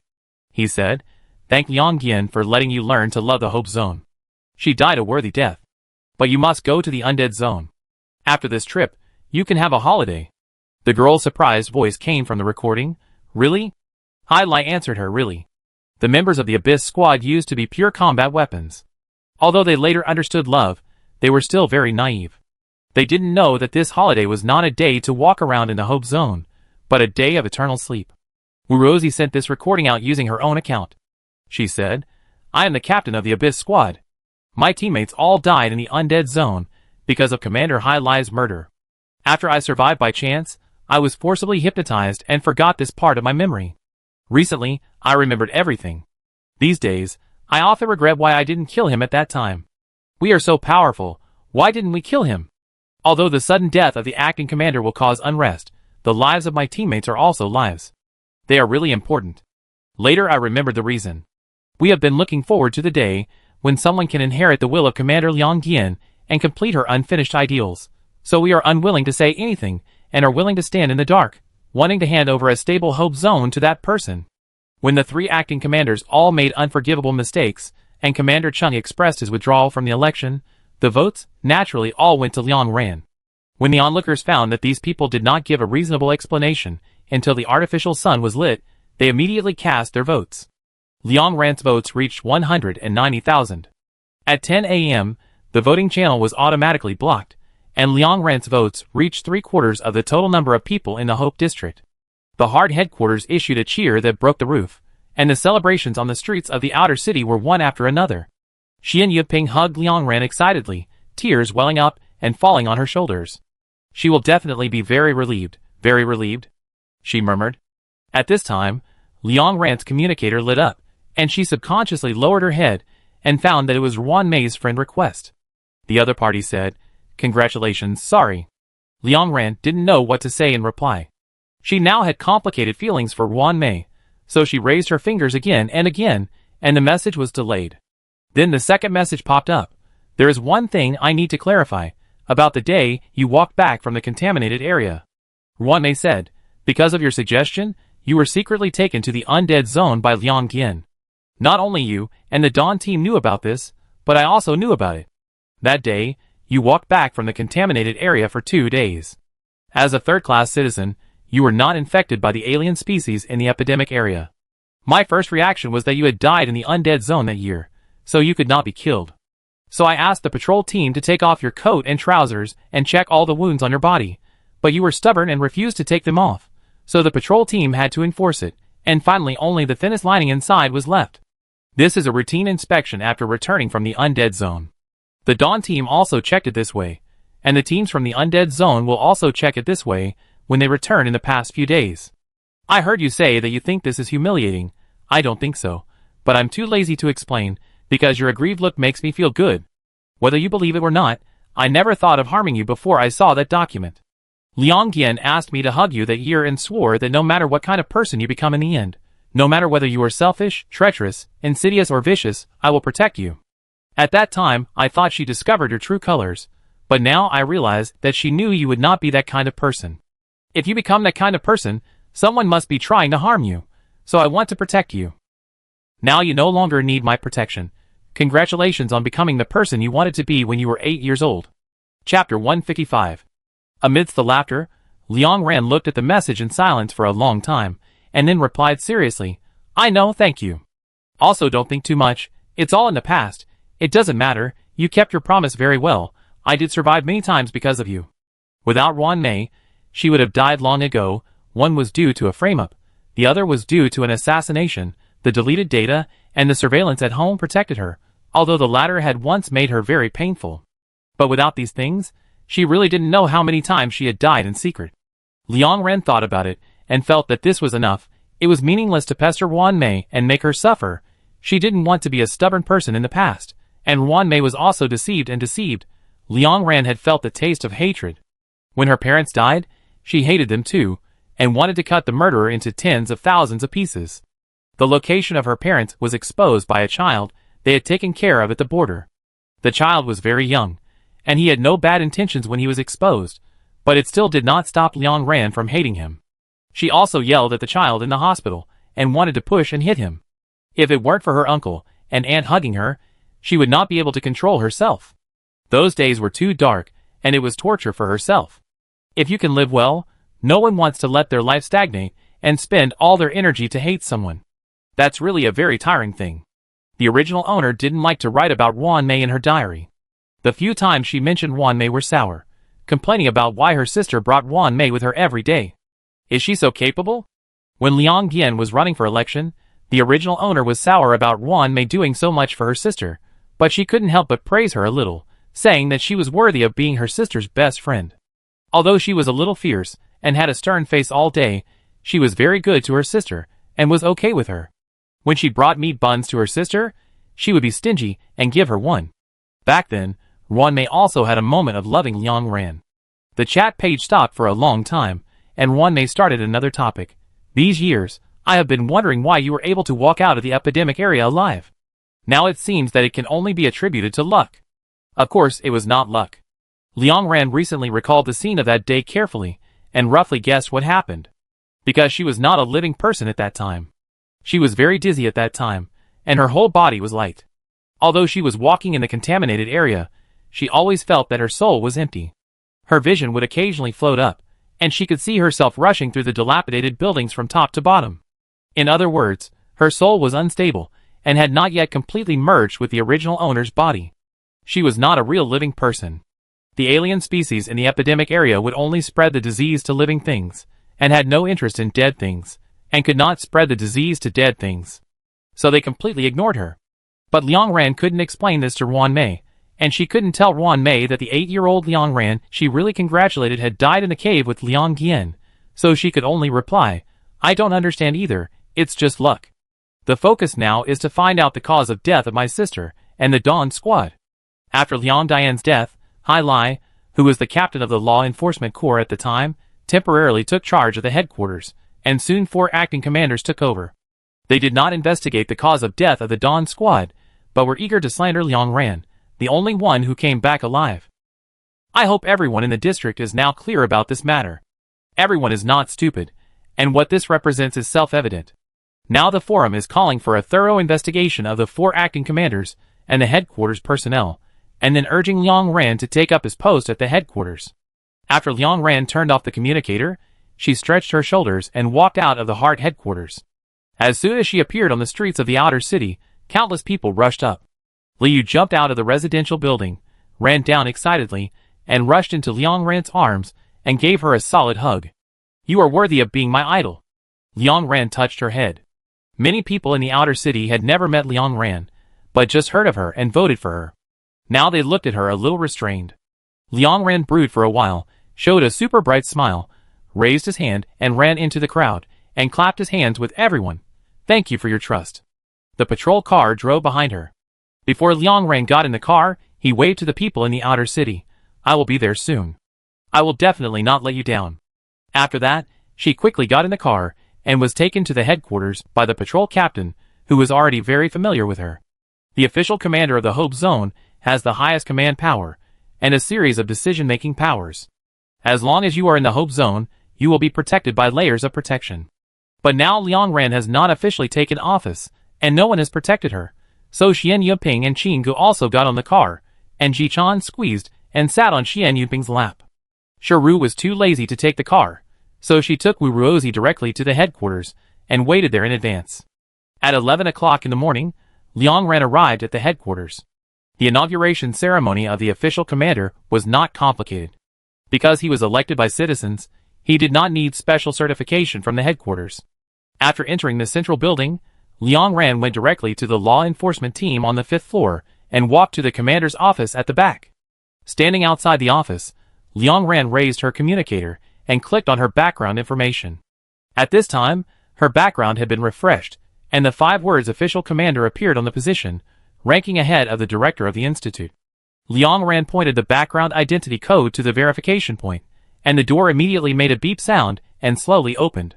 Liang Ran walked into the office. This office belonged to Liang Qian in the past, and later it was expanded twice and belonged to 4 acting commanders. According to regulations, they need to put the warehouse key into the safe in this room every day before they can go home. If the key is not detected at midnight that night, the safe will sound an alarm. This key is the most important thing in the Hope District. Regarding all the current warehouse reserves of mankind, fuel tanks are piled in it, a large amount of reagents are piled in it, and alien samples are piled in it. All supplies are in it. The broken limbs of the unknown tentacle alien are also in it.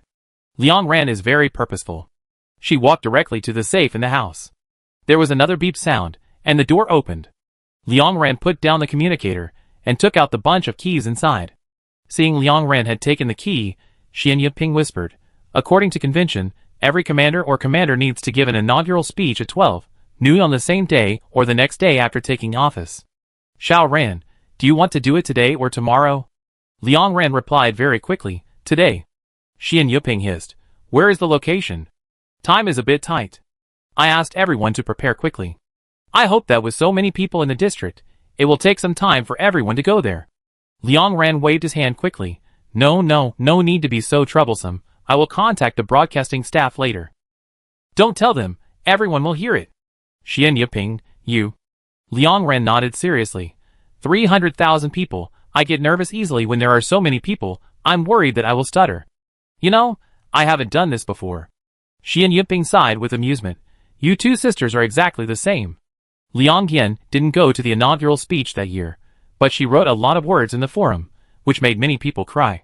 Liang Ran curled his lips. I take Zhuang to find those acting commanders first, and try to find out who they are. How did he kill the Dawn team? Is it what I guessed before? If you can't tell, Zhuang might be able to look at the tentacle's memory, if it can be activated. Okay, Xian Yuping replied. Zhuang is now being taken care of by Xian Long and Lin Yi. I just contacted them, and they will be here in 10 minutes. So Liang Ran waited there, and Ji Chan tore up and threw away all the photos of the acting commander on the wall, and swayed on the comfortable soft chair. She covered her mouth and laughed from time to time, looking a little perverted. Shiru knocked on the table beside her, signaling her to restrain herself.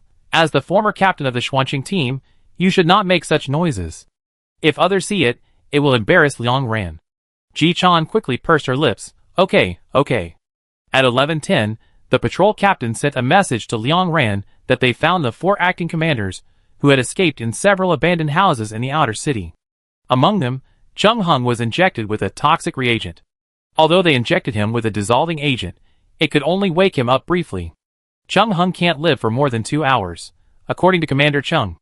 The patrol captain said he wanted to make public the crimes of the other 3 people, or the crimes of the 4 of them, 1 hour before the voting channel was open yesterday, but because his communicator was monitored, he didn't send it out and was taken away instead. He now logged into his account in person. Liang Ran opened the headquarters for him. At this moment, Cheng Hung opened a post and was slowly telling what he knew. Liang Ran lowered her head and looked at it carefully. What the other party said was similar to what she had speculated before. Cole and Leaf, as well as some people in the headquarters, had been dissatisfied with Liang Gian for a long time. After the official commander appeared, the power in their hands decreased significantly. They were all people who were used to the taste of power, and didn't want to live a day like this. Later, after Liang Gian took office, she felt that the commander should work together with everyone, rather than sitting in the office and resting on her laurels. So she continued to run around in various polluted areas to find supplies, and frequently led the Dawn team into the deep polluted areas, and even took care of the education issues of the Abyss team. This group of people was pleasantly surprised to find that their power had not been reduced too much. During that time, they formed a hidden power network through cooperation. By chance, Lee found a list in the outer city, which contained the raw materials of the genetic reagent. After the genetic reagent was successfully developed, because it contained alien genes, its ingredient list was completely blocked. Only the original leader, the previous commanders, and Liang Gian, the commander, knew about it. They all chose to continue to block the news, letting the last box of alien limbs gather dust in the warehouse, and no longer used it to extract genetic reagents, but used the ones that had been passed down for decades, and one less was used. That's why the price of genetic reagents is so expensive. Driven by profit, Li found Hai Lai, who was the captain of the law enforcement team at the time. He had a good relationship with Liang Gian, and had been Liang Dian's combat teacher at the talent base. During Liang Dian's mission, if she couldn't come back for a while, she would occasionally let Hai Lai, a power mutant, go to the material warehouse to move fuel tanks to recharge the artificial sun.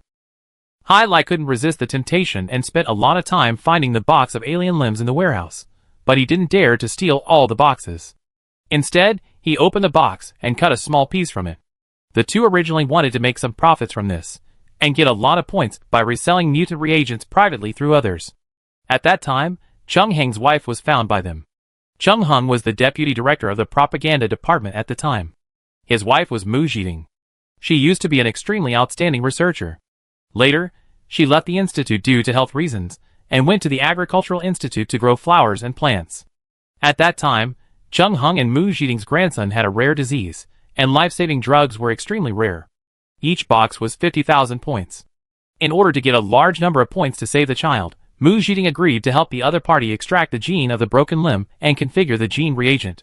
Once when Mu Zhiding was extracting genes, her grandson suddenly vomited blood in the hospital. She rushed there and forgot to turn off the equipment. The relevant equipment was turned on for 2 whole days. After she returned home, she found that the broken limb was activated by herself, and she lost some of her mutant ability. However, because the activation level was not high, she hurriedly turned off the equipment, and the broken limb slowly stopped moving, and her ability returned. We told Leaf about this, and he suddenly became very excited. He stopped extracting gene reagents, and walked away quickly with the broken limb. Cheng Heng said, "Soon, we received news of the destruction of the Dawn team. I asked Leaf about it, and he admitted it. Haley and Cole were also involved. My wife couldn't stand the psychological torture and committed suicide. Maybe it was retribution. Our grandson also died. I was very bad. I didn't have the kindness and determination of my wife. I accepted the olive branch they handed over and joined the election for acting commander. I have already suffered retribution. Now I will go first. How many minutes can you live? Chapter 156. After reading Chung Hengfa's words, Liang Ran quickly read through everyone's reactions. She was worried that everyone would feel strongly uneasy after knowing that there were alien genes in the raw materials of the genetic reagents, and some people would even blame Shinseai and put everyone in an unknown danger, but this situation basically did not happen. Most people completely skipped this point and grasped the core issue, strongly denouncing the crimes of the acting commander, demanding that they pay a tragic price, and analyzing what humans who have completely lost their abilities should do to win if they encounter this alien in the future. For 52 years, humans have experienced all kinds of things and have honed a strong heart. Liang Ran cut out the page with confidence, asked the patrol captain for the coordinates, and stood up. At this moment, Xian Long also pushed Zhuangzhuang over. Zhuangzhuang put his hands on his knees and was ready for battle. Sister Xiao Ran, what do you need me to do?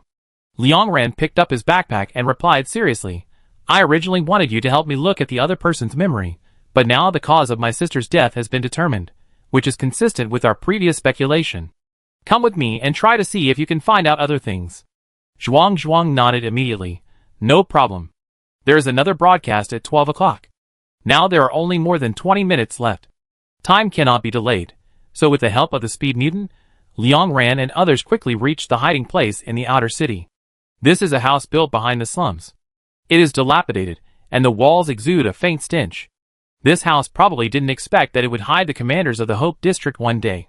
The patrol captain was pacing at the door at this time. Seeing Liang Ran, he quickly breathed a sigh of relief. They are inside. After saying that, he stepped aside, revealing 3 people who were firmly controlled by the patrol team members. The 3 people were carrying backpacks behind them. It was obvious that they wanted to find an opportunity to sneak away to the contaminated area to survive. The acting commanders were all A+ gene users, which was the highest level in the patrol team, so the patrol team members did not dare to be distracted at all, and their faces were tense. Jean Gu looked around, took the lead and stepped forward. With a few squeaks, he easily removed Li's arms and legs, and held a silver gun against the opponent's temple. Ji-chan followed suit. She lifted Hai Lai's wrists like a chicken, pressed him to his knees, and then stepped hard on Cole's back. Cole's face was instantly pressed into the ground, and bright red nosebleeds gushed out.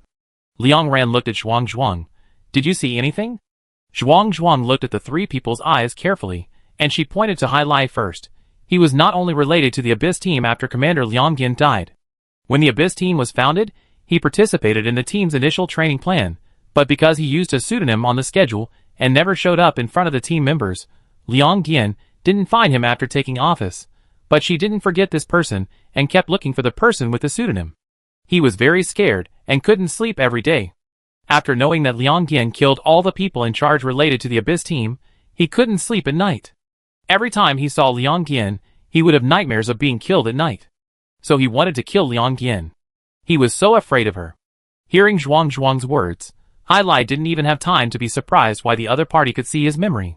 He spat eagerly and said anxiously, Who is afraid of that little girl? I have never been afraid of anyone in my life. Liang Yin is nothing. How can I be afraid of her? Back then in the talent base, Liang Yin was educated by me and was obedient. She couldn't beat me at all. Didn't she surpass me later because of her high genes? She wasn't even born when I was killing aliens in the contaminated area. Who would be afraid of her? Before Hai Lai finished speaking, Zhuangzhuang muttered, You talk too much. Who wants to know about your past? Is anyone asking? The man's voice stopped abruptly. Zhuangzhuang looked at him and said seriously, You are afraid of her. After Liang Yin killed those responsible, you were so scared that you couldn't get out of bed the next day. The little girl said, turning her head to look at Liang Ran. I didn't see anything else useful. He remembered it in sections, and there were many sisters Wuruozi in it. Liang Ran touched her head. It's okay. She threw a reagent to Ji-chan, injected into the back of his head. This is a strong toxin extracted from the alien.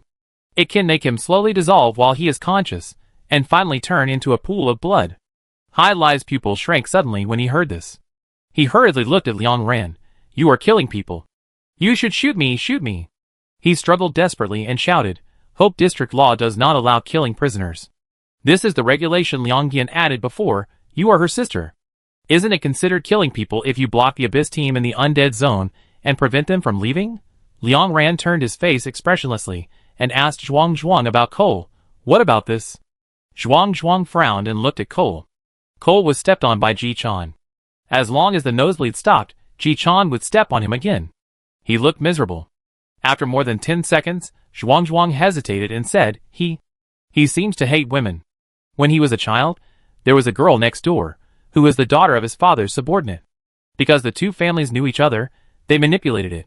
Cole and this girl have always been in the same class, from elementary school to high school graduation. He always failed the test. There was a very important test. Before the test, he paid someone to break the girl's leg. After graduation, he tried to take over his family's company, starting with an internship. Others didn't know him, and only praised the girl who interned with him, so he made up a lot of rumors, and the girl was forced to leave. Before the election of the acting commander, he was the deputy leader of the manufacturing group because of cold weapon manufacturing, and later became the deputy minister of the organization department, so he was eligible to run for election. But at that time, the organization department.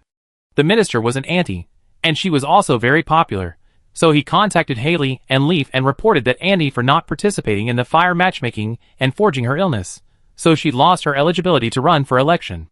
He would also inexplicably transfer the sister and auntie in the headquarters and only promote men.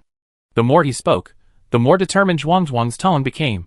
He probably hates women and looks down on them, so he hates Commander Liangyan very much. Xian Yunping on the side sneered. He doesn't look down on him. He's afraid.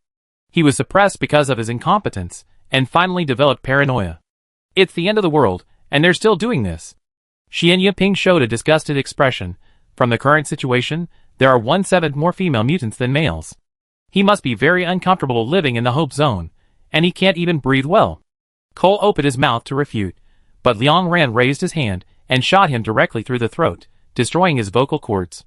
Cole is a regenerative mutant. His throat heals rapidly. He opened his mouth eagerly, trying to explain frantically, but Liang Ran still didn't give him a chance to speak.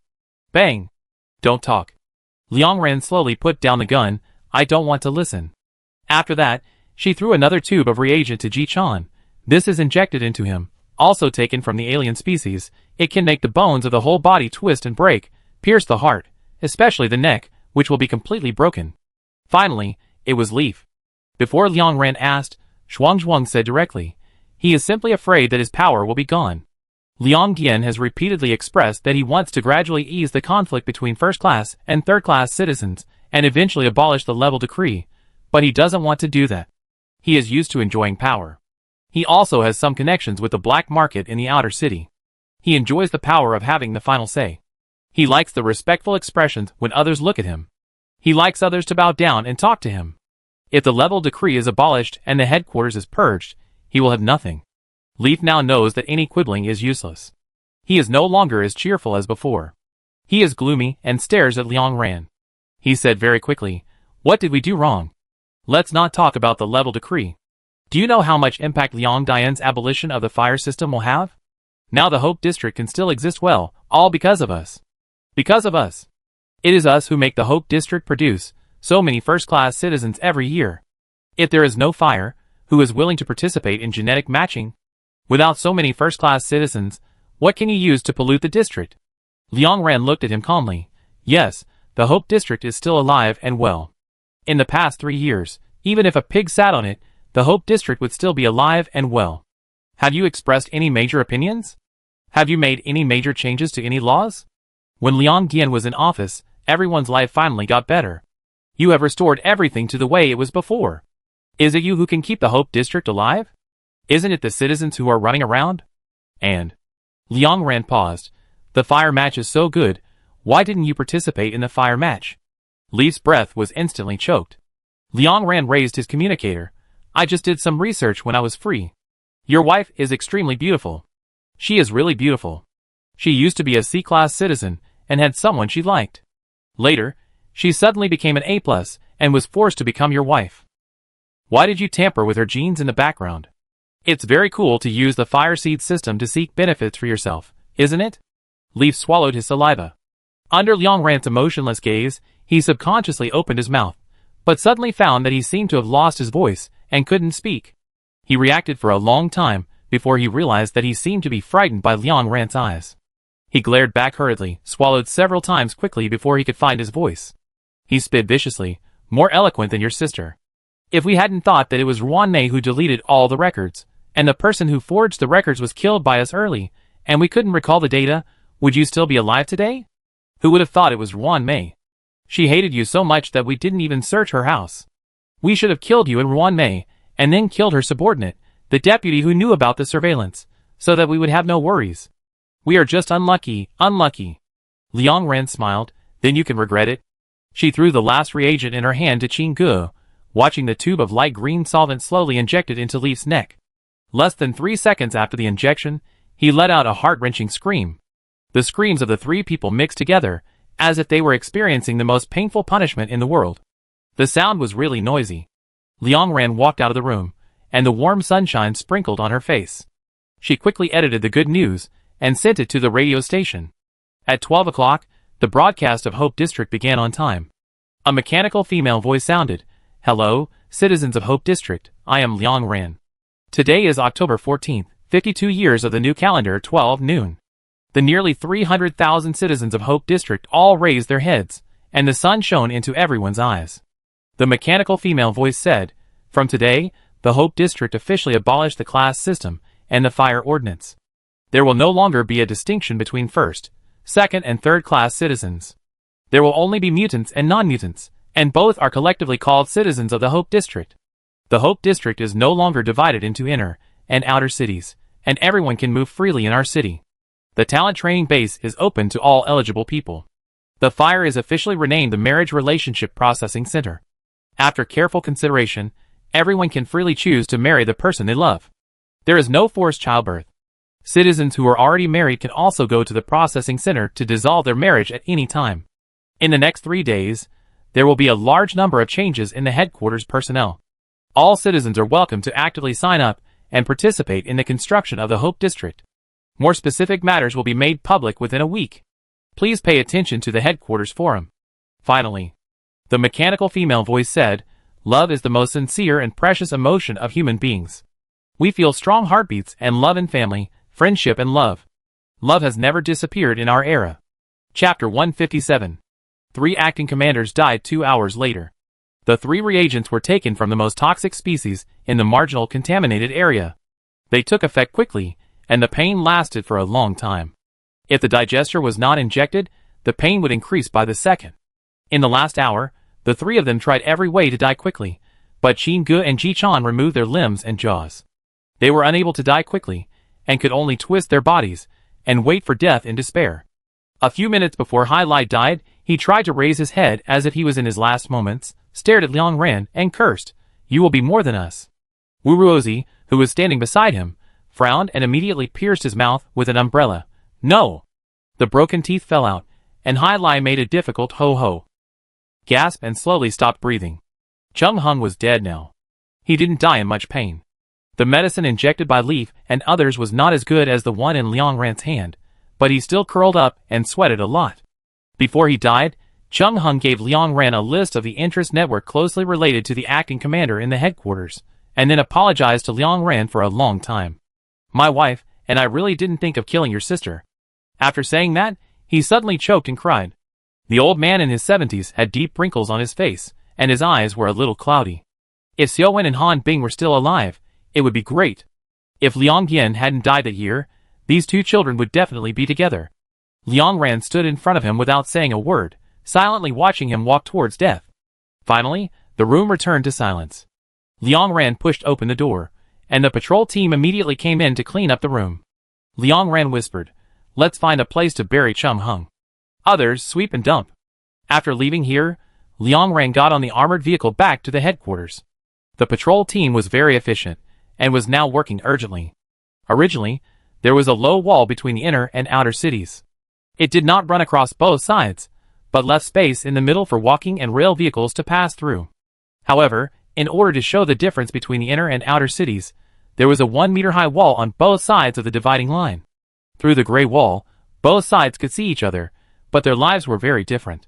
At this time, the wall had been completely broken. Liang Ran smiled. She lowered her head, and quickly edited a more detailed reform plan in the communicator. For example, to expand the living space of the original outer city. Those low and narrow floors were difficult to live in. 2 floors could be merged into 1 floor, and the wall in the middle could be broken, but this was not feasible, and the building's solidity needed to be tested. For example, drawing lots to select residences. When Hope District was established, the population was more than twice the current population. Now there are many empty houses in the inner city. Counting the houses expanded in the outer city, it can continue to accommodate 300,000 people. For example, after the talent base is fully opened, the number of teachers and classrooms will inevitably be insufficient. Teachers are not a big deal. Hope District has no shortage of knowledgeable and skilled people. For classrooms, we can use the original fire first. That place occupies such a large area. It's a pity not to use it.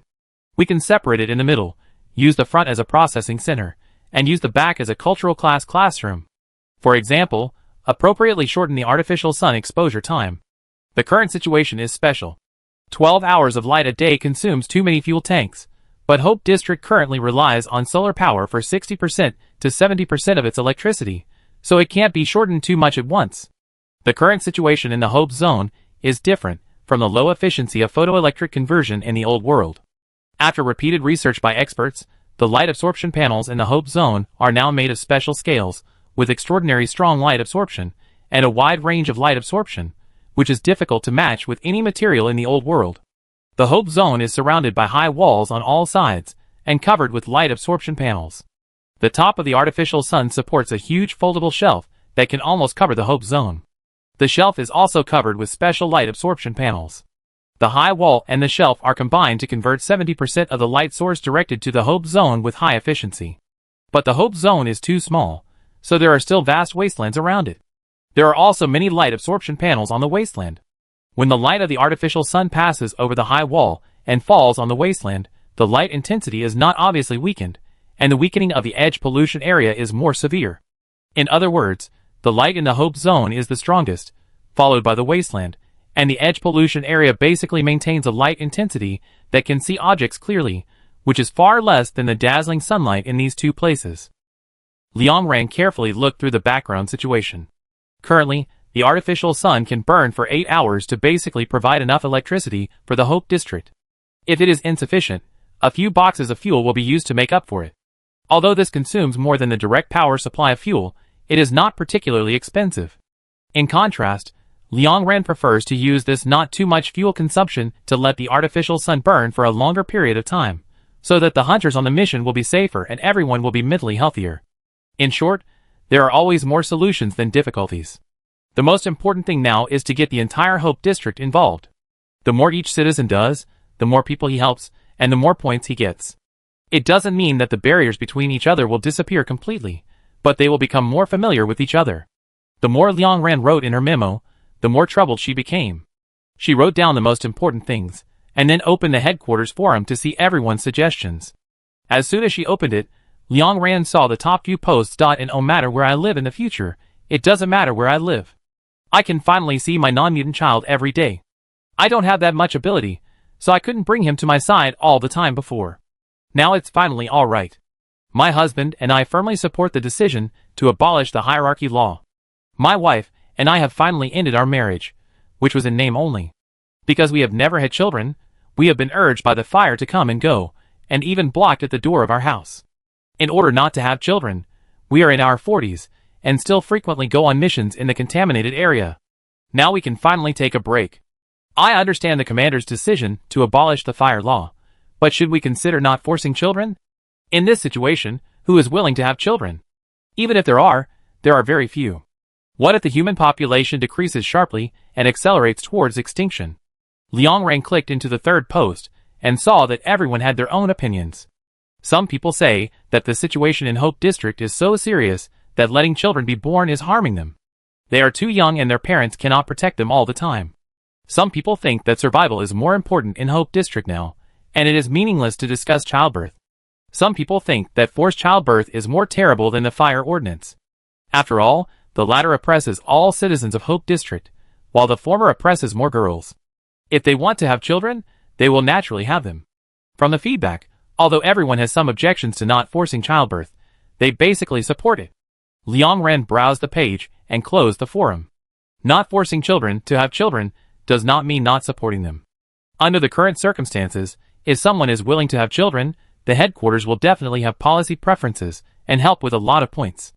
However, there may be alien species coming to the Hope area at any time. How can pregnant people survive? How can crying babies be taken away? And whether the crying will attract alien species? These all require everyone to think carefully. Liang Ran can only respect personal wishes at present.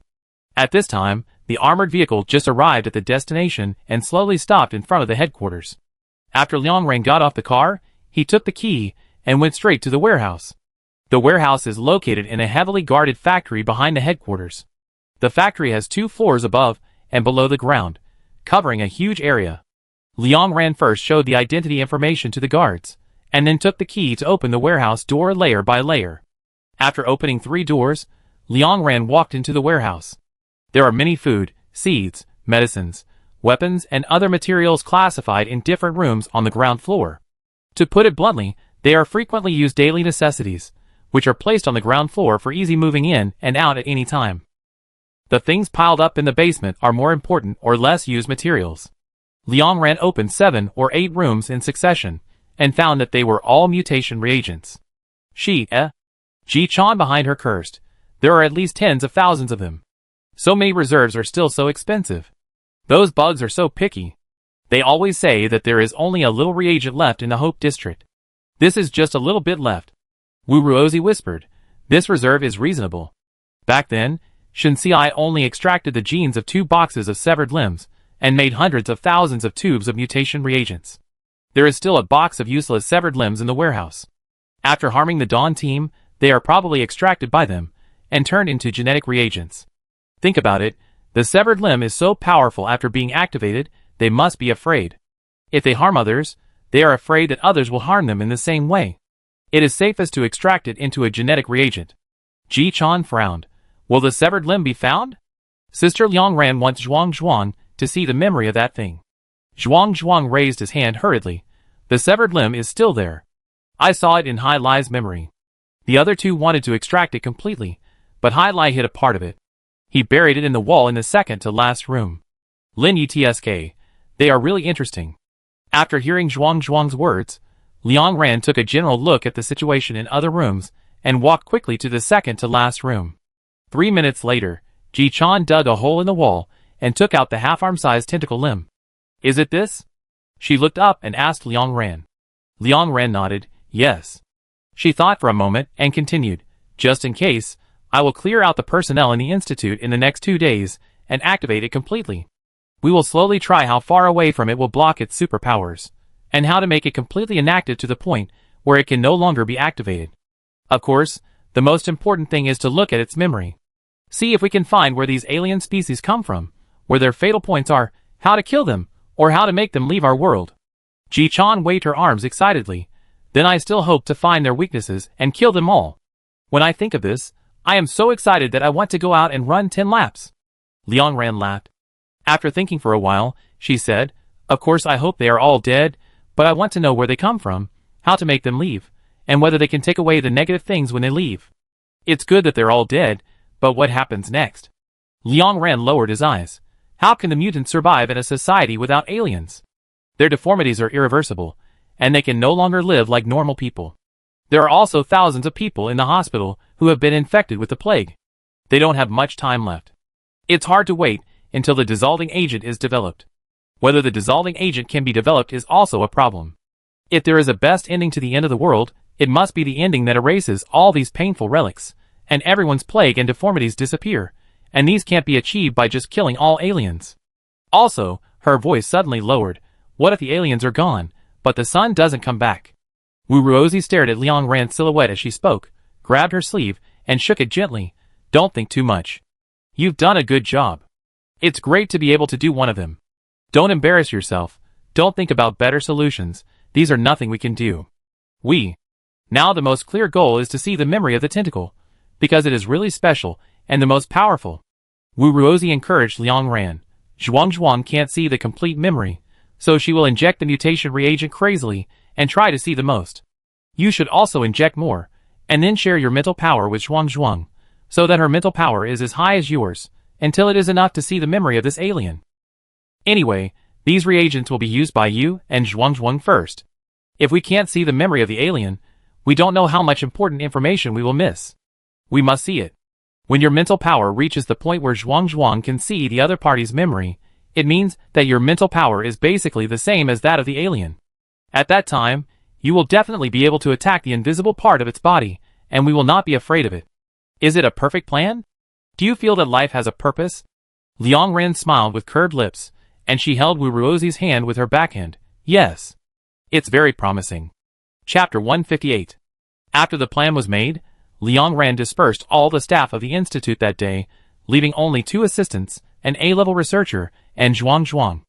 Liang Ren put the severed limb into the largest laboratory in the institute, connected it to the machine, and gradually increased the frequency of the instrument to try to activate it. Then she entered the monitoring room and observed the data of all the panels in real time. During this period, Liang Ren was busy dealing with various matters in the Hope District. It must be said that this was really troublesome, tens of thousands of times more troublesome than studying alien species. Liang Ren didn't know why there were so many things waiting for her, and she didn't know how to deal with them best, let alone when they could be dealt with. In the past 2 days, after the monitoring personnel determined the solidity of the residential buildings in the outer city, they began to smash the walls to expand the upper and lower areas. At the same time, the Hope District began to draw lots to select houses, but the fact was that the houses in the inner city were much better than those in the outer city. Even if the houses in the outer city were expanded, the comfort and thermal insulation were still a step behind those in the inner city. Although the construction workers were trying their best to make up for the gap between the two, this amount of work could not be completed overnight. Everyone wants to live in a good house, but there are not enough houses. Liang Ren set many conditions for this. For example, those who have elderly people over 80 years old, children under 8 years old, pregnant women, people who have made great contributions, and direct relatives who have sacrificed for humanity, etc., can be exempted from the lottery and have priority to live in the inner city. Later, at Xian Yunping's suggestion, Liang Ren also added that if someone is willing to pay a large number of points, they can also move directly into the inner city. Xian Yunping said that the most important thing about moving out of the inner city is to calm the emotions of the mutants.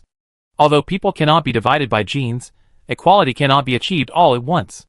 A little bit of preference must be given to mutants to stabilize them. Liang Ren was a student before she came here, and she had never experienced anything in the headquarters. After she started the reform with passion, she had a clear understanding of herself. She could not be a qualified leader now. She could not make perfect decisions, nor could she say things that satisfied everyone. She had emotions, and could not always be rational. When she was mad, she really wanted to beat people. When she saw unreasonable people, although she did not express anything, she did not know how many times she spit in her heart. She even had a little social phobia and was unwilling to speak in front of many people. She just wanted everyone to live more equally and freely, and live better than before. A bunch of things in the headquarters made Liang Ren more and more anxious, and even a little collapsed. Sometimes she showed the decisions she made to Xian Yuping, and she would be scolded by the other party like educating a child. In 23 years, Liang Ren felt the feeling of being scolded to the point of wanting to cry for the first time. She had just been in the monitoring room for a day and a half, and she had been scolded twice by Xian Yuping. Liang Ren lay on the table in the monitoring room, wanting to cry while eating noisily. Xian Yuping beside him quickly relaxed his expression. Sorry, I said it was serious all of a sudden. Why are your eyes red? I thought. It's okay, Liang Ren tried to calm down. I've never been so stressed before. Now is not the time to take it slow. The fried eggs with tomatoes are delicious. Did Xiao Jin make them? Xian Yuping was stunned by the change of topic. Ah yes. Liang Ren raised the bowl and shoveled all the soup mixed with rice into his mouth. Tell Xiao Jin I will eat this tomorrow. It is my motivation to live until tomorrow. Xian Yunping was amused. No problem, he is particularly concerned about your meals and always asks me. If he hadn't gone to the outer city to take the lead in settling down, he would have come here at noon today. Yes, he also asked me to bring flowers. I forgot them in the car.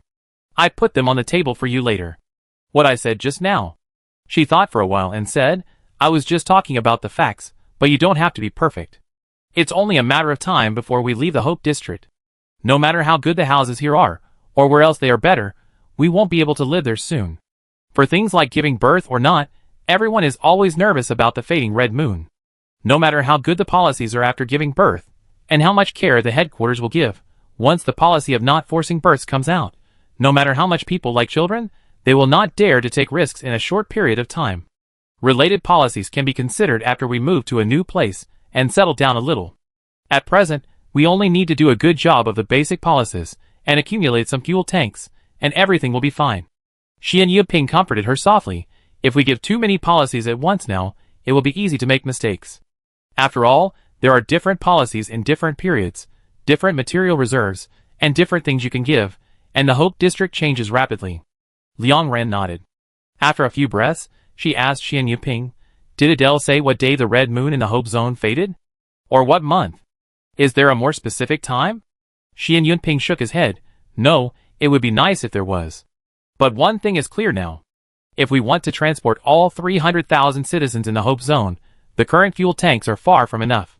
The energy consumption of armored vehicles running back and forth is huge, and it cannot be compensated by light energy conversion. Basically, we have to refuel the vehicles in batches when transporting a group of people. If we count the thousands of boxes of fuel at the number 20 material point, a large number of teams will return from the deeply polluted area in the near future. If we count what they bring back, it should be enough." Liang Ran said 50 teams to the giant zone yesterday.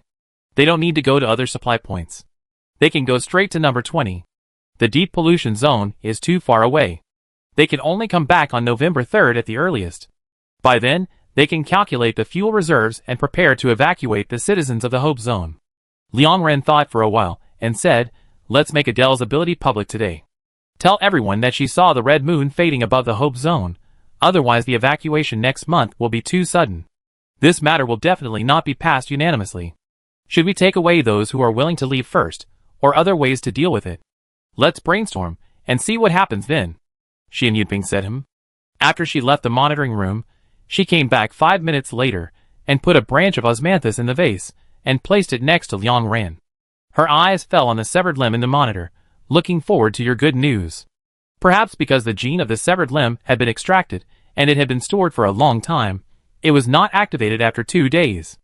Liang Ran waited for more than 10 hours behind the monitor and finally observed that the data panel jumped. Because it was too sudden, Liang Ran's chopsticks fell into his mouth and his body jumped. She hurriedly felt her own ability. Before going to bed these days, she and Zhuang would inject more than a dozen reagents, which just allowed her to sleep well. Now that she had injected 30 reagents, her brain had been repaired long ago. The A-level researcher left by Liang Ran, who was also an A-level gene user, frowned immediately. "Director, I feel something is wrong with my body. Suddenly very weak. Or it's not weakness, it's just that I feel something is slowly disappearing from my body." Liang Ran knew what she meant. She didn't become weak, but ordinary. The change from strong to ordinary made her feel like she was sick. Without Liang Ran asking, the other party immediately verified his ability, and quickly concluded, "My speed has become a B-level mutant. Now it's C-level." With the control panel gradually becoming active, 5 minutes later, the other party quickly concluded, "My mutation is gone." Liang Ran immediately turned on the communicator, lowered the frequency of the instrument through remote control, and said to the girl, "Go outside the institute now, and see how far you can gradually recover your superpowers." After the girl left, Liang Ran felt her own situation. Her superpowers had also weakened, and her mental power could not be materialized, but mental sharing was still going on in her brain, so she was not affected much. But this was only a slight activation of the broken limb. Liang Ran turned to ask Zhuang, "How is it?" Zhuang shook his head. "I feel a little uncomfortable, and I can't see its memory."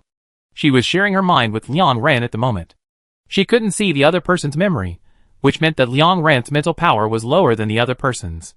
If she stayed here for a long time, her and Zhuang's abilities would disappear sooner or later. After the A-level researcher came back, Liang Ran immediately stopped activating the instrument. "Just after leaving the institute, my abilities came back a little. I counted, and I walked another 10 meters forward, and all my abilities came back." Liang Ran responded, and she wrote in the record book, "Activation level of broken limbs, weak. Experimenter, A-level speed mutant. Specific situation. After the broken limb was weakly activated, the person gradually lost his abilities within 5 minutes when he was 5 meters away from the broken limb, and began to recover his abilities after being 15 meters away from the broken limb, and completely recovered after being 25 meters away. It is entirely foreseeable that as the activation of the severed limb intensifies, The time it takes for the mutant to lose his ability will drop sharply after approaching the severed limb, from 5 minutes to 3 minutes, and finally to 1 minute, until it reaches more than 10 seconds, or even shorter. The distance required to restore the superpower will also increase significantly, and it may take hundreds of meters to completely restore the superpower. In order to verify different variables, Liang Ran called a group of people with different genes and different mutation directions through the communicator, and then moved 3 large boxes from his feet. There are 300 mutation reagents in here, Liang Ran said to Zhuang Zhuang. We will inject them later. Soon Ji Chan, Xian Yunping, Qin Ge and others came, and Liang Ran started to activate the broken limbs again, and soon the panel data jumped. Liang Ran spent the whole afternoon on this, trying from weak activation to moderate activation, and finally when she couldn't maintain the mental sharing, she hurriedly stopped the instrument. After a short breath, she flipped through a pile of data written in the notebook and confirmed her guess. We can't fully activate it now, because we are not sure whether our lost abilities can come back after it is fully activated. I have to inject the mutation reagent first, and then slowly increase the amount to ensure that it can be suppressed, and then try to fully activate it. Xian Yunping nodded. We are not as good as you in this regard, so we will do whatever you say. Liang Ran's eyes swept across the large area of reagents on the table. From the fact that her mental power began to dissipate rapidly after the moderate activation of the broken limb, it can be seen that the gap between her and the other party is huge. This gap is far from being made up by dozens of reagents. Moreover, the later it is, the more the genetic mutation gradually saturates, and the less effective the reagents are. Only by continuously piling up the amount can it be barely improved a little. After a while, Liang Ran said, Go and move the high current instrument. In order not to waste it, I will inject 50 first. After I faint, Ji Chan, you will use the instrument to stimulate my brain and force me to wake up. If it is not saturated, continue to inject. Otherwise, if I inject so many reagents, I will sleep for 2 days, and if I inject hundreds of them, I can sleep for 2 or 3 weeks. There are many things to do recently, and I don't have time to sleep like that. Chapter 159. Before injecting the reagent, Liang ran through all the data tables he had just written into the trash can. After moderate activation, S-level gene users will quickly become ordinary people within 1 minute. After full activation, this time will definitely be reduced to less than 10 seconds. This broken limb is so small. If it is really its huge body, with the superposition of abilities, the mutant will disappear instantly as soon as it encounters it. So there is no way for the mutant to fight it, and there is no chance of luck. Even if you use a gun to break its tentacles, the opponent will quickly grow new tentacles. When ordinary people fight against aliens with strong regeneration to the end, it is obvious who will win and who will lose. But mental mutation is different from other abilities. It is possible that it cannot be taken back.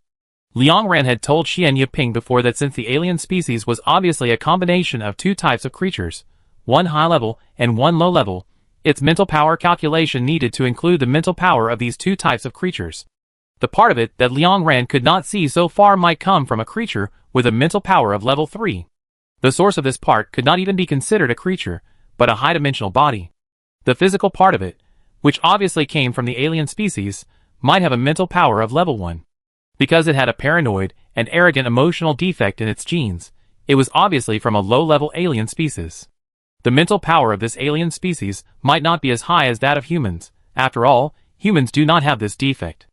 And judging from the situation of the alien species in the contaminated area, when they landed, their IQ was extremely low, almost non-existent. After staying in this world for so long, they finally became highly intelligent and mutated.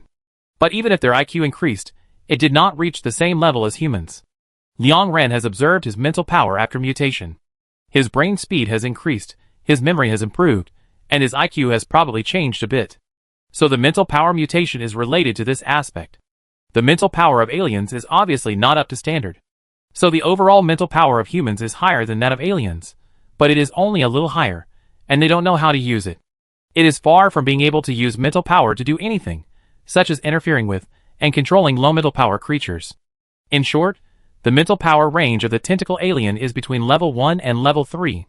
And because it can command and control invisible aliens, if the invisible aliens are classified as level 2 mental power, then the mental power range of the tentacle alien is between level 2 and level 3, which may be 2.1 or 2.9. But the genes in its body have the potential of level 3 mental power. But the genes belonging to the alien species have held it back. Liang Ran injected the genes in its body, And it is possible that what he absorbed was its own mental power, which is between 2.1 and 2.9. It is also possible that he is lucky and is affected by the hidden level 3 mental power potential inside, reaching the same mental power as the tentacle alien species, or even exceeding it. As long as the mental power reaches parity, she can attack the invisible part of the alien species from a distance and try to kill it.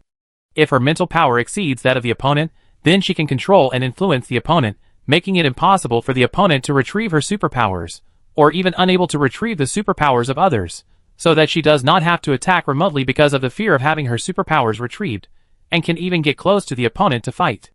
In short, the mental power system is a system of its own. As long as you learn to use mental power, a person with high mental power can control a person with low mental power in one direction and cannot be affected by the opponent. If the opponent's attack moves rely on mental power instead of tentacle power, then she cannot even be hit by the opponent. The invisible alien is a full-spirited body, so it can't hit Liang Ran, nor can it drill into Liang Ran's wounds. Now Liang Ran has to rely on luck. All kinds of supplies will run out sooner or later. If the aliens don't disappear, it's only a matter of time before humans fall into the crisis of genocide, so we must find a solution. Now this obviously wrong alien is the only entry point. No matter what, Liang Ran has to try to improve his mental power, and try to let Zhuang see its memory. Liang Ran first injected Zhuang with 50 reagents, so that she can see the memory of the alien to the greatest extent. Then Liang Ran started to inject 50 injections in a round. During this period, as long as she fell asleep for more than 4 hours, she would be stimulated by Ji Chan with an electric current instrument to wake her up. Liang Ran used the degree of mental power materialization to judge whether her variability was saturated. Every time she was stimulated to wake up, the scope of her mental power materialization would expand. When the injection reached 300, her mental power had formed a golden wall, which could be raised to hit people directly, and could also isolate others' attacks. Ji Chan said in disbelief, "I have an idea." Liang Ran rubbed his temple and whispered, "What?" Ji Chan said quickly, "If you inject tens of thousands of injections, can you use this materialized wall to cover the entire Hope Zone? In this way, even if the alien species falls from the Red Moon, it seems that nothing will happen." Liang Ran glanced at her helplessly. "What are you thinking about? Even if all your assumptions are true, it can only block for a while. Materialization consumes too much mental energy, and I will soon be exhausted." After saying that, she lay on the dissection bed, put on the electric current helmet, and said, "Go on." No one expected Liang Ran to be able to inject so much. Ji Chan went to the warehouse and brought 5 large boxes, and then injected Liang Ran with 100 tubes in a round. During this period, Xian Yuping has been helping Liang Ran to handle the headquarters affairs. Countless opinion forms are piled on Liang Ran's desk. She reads and records them. There are a lot of things in the headquarters in these 3 days. A large number of people have been replaced and fresh blood has flowed in. Xian Yuping always pays attention to the implementation video of the headquarters interview on the computer and gives admission suggestions. Occasionally, she watched Ji Chan inject Liang Ran with mutation reagents, and the used empty tubes piled up half of the room. Once, she couldn't help it, and Xian Yuping sighed, "Is Xiao Ran from our world? It really can't be saturated all the time. How can her mental power improvement space be so large?" Although this made her very happy, it did make her confused. Ji Chan was also confused. "We can't figure it out either. Maybe Sister Liang Ran had been stimulated in the past, or she was pulled by an unknown creature like a noodle, and the stretchability of her mental power became unimaginable." Xian Yuping said with a smile, "You think of mental power as physical exercise." Ji Chan held her chin and changed the subject. "And Xian, since our superpowers are derived from each other's genetic mutations, does it have all our abilities, including Sister Liang Ran, Zhuang and Adele's abilities?"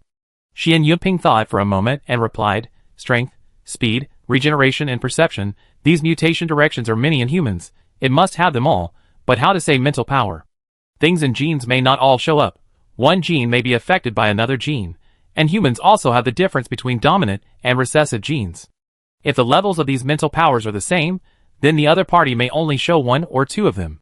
For example, Zhuang and Adele's abilities, I think their levels of ability are similar, and the alien species may only have 1 of them, and the other is the potential contained in its genes, which has not been shown.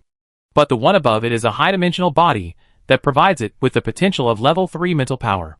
It may have all of them, but it may not be omniscient and omnipotent." Speaking of this, Xian Yuping sighed, "But in the final analysis, These are all levels that we cannot understand.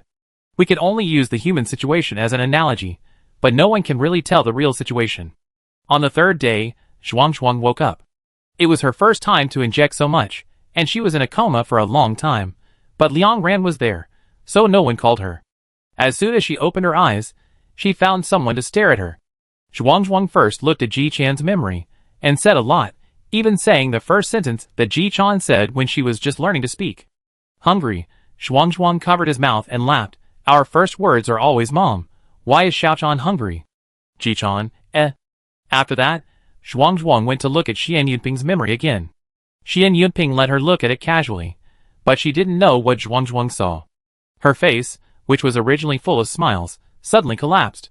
She hurriedly turned her face away, not daring to look at Xian Yunping. Xian Yunping wondered, what's wrong? Zhuang waved his hand quickly. It's okay, it's okay. I saw your son. He's so handsome. I'm jealous of his face, so I'm a little unhappy. Xian Yunping smiled.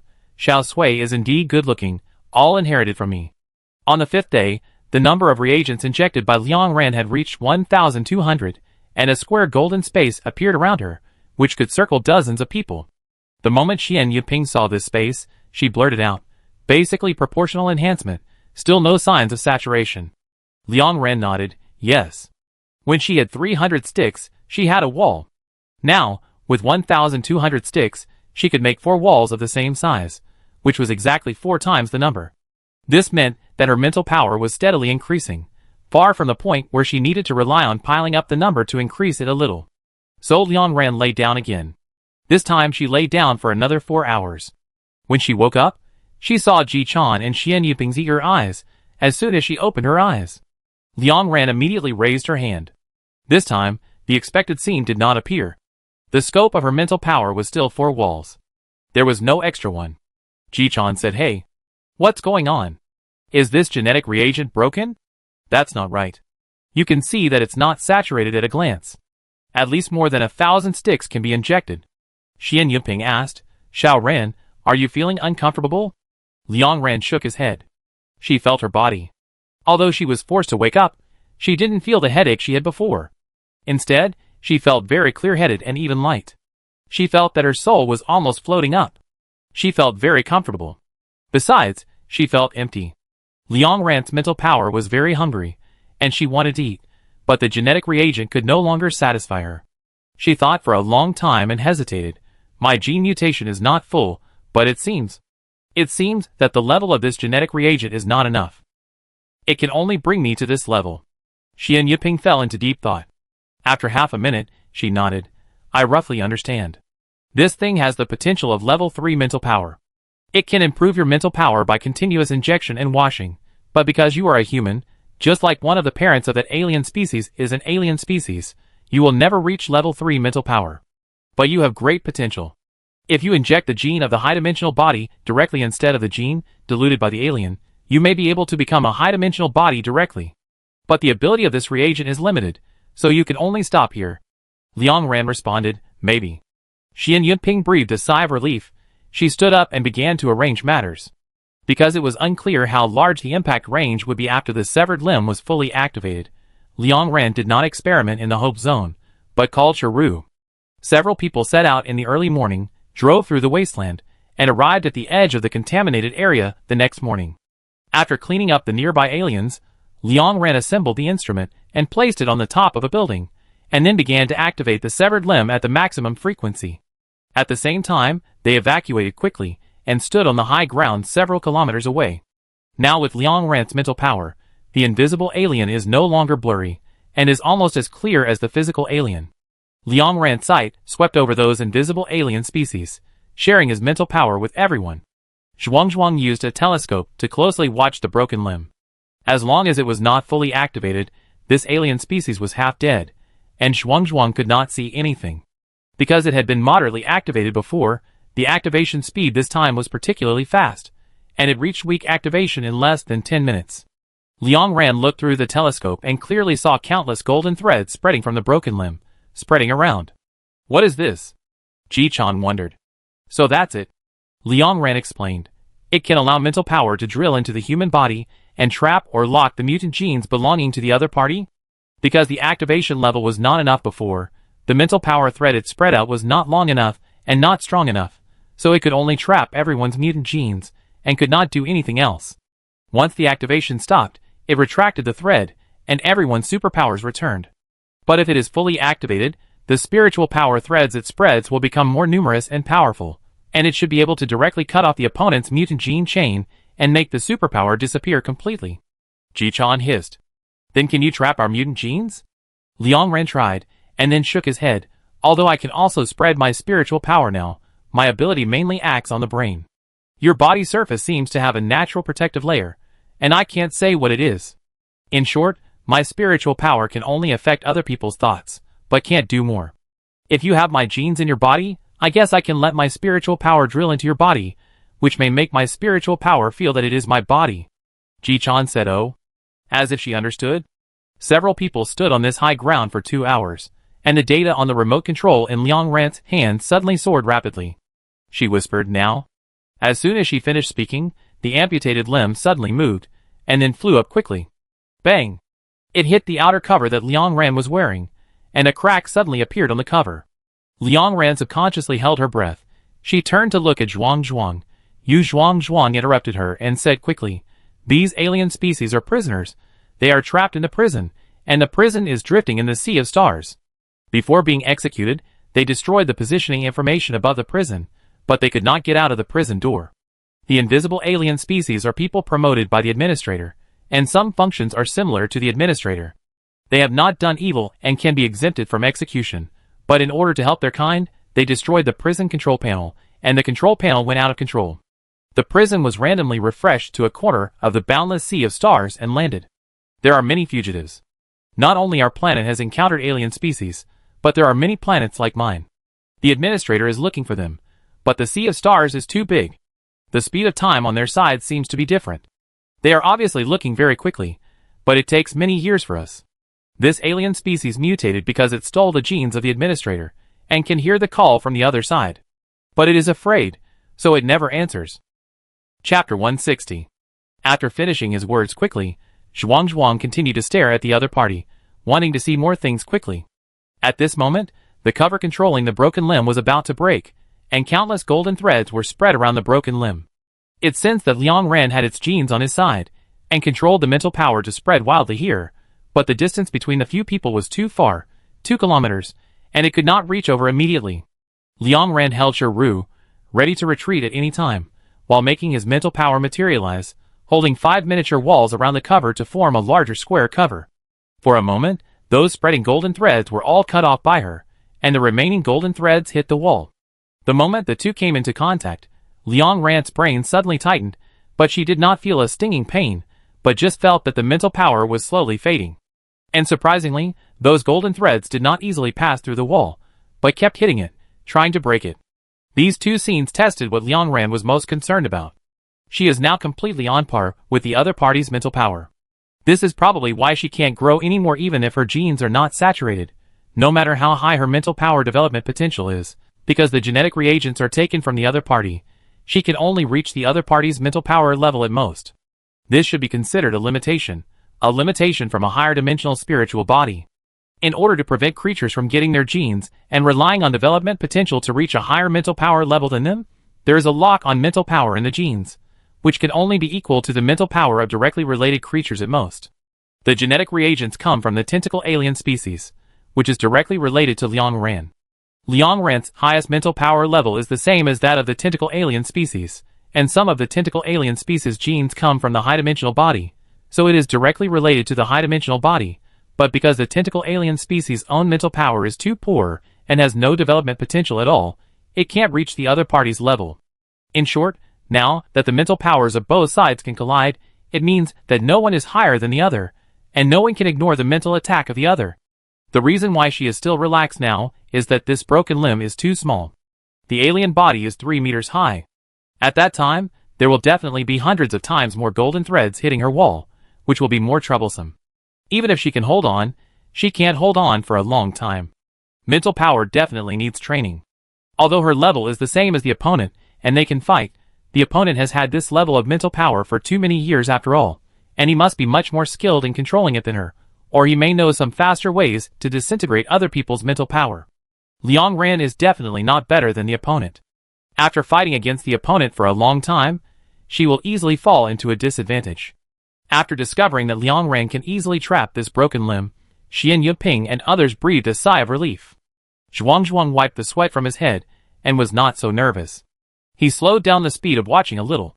She watched too fast just now, which made her a little dizzy.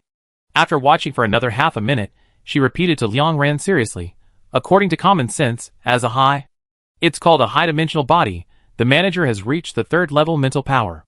Even if you share your mental power with me, I will definitely not be able to see the manager. But the prison seems to have something installed on it, which works like glasses, allowing the prisoners inside to see the manager.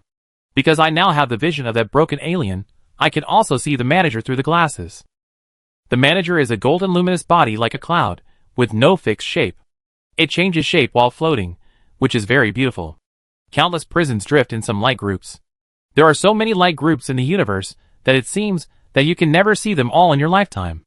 Each light group of different colors has an endless sea of stars, and there are many planets in the sea of stars.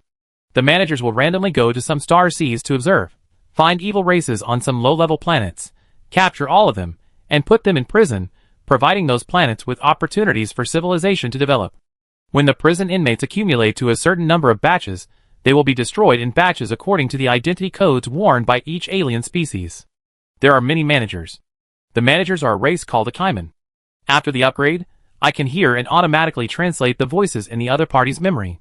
Those alien species are called managers a Kaiman, which is the pronunciation. These managers are not all-knowing and omnipotent as Aunt Xian guessed, but each has different abilities related to mental power. It is probably the theory of dominant and recessive. There is a mental power ability in the gene that overwhelms other abilities on a large scale. This becomes dominant, and the others are recessive. In the end, only one can be revealed. Some managers can see the other party's memory, some can summon the dead, some can parasitize other people's spirits, some can perform mental treatment, and some can predict. But it seems that this Akaiman tribe has caused a major blow to its own race because of its prediction. Many of its kind have been lost, and only 7 or 8 people are left in the race. Anyway, it's better not to predict it. Predicting it will make things worse, so the manager who can predict it will never predict it again. Otherwise, it would have predicted that a large number of prisoners would escape.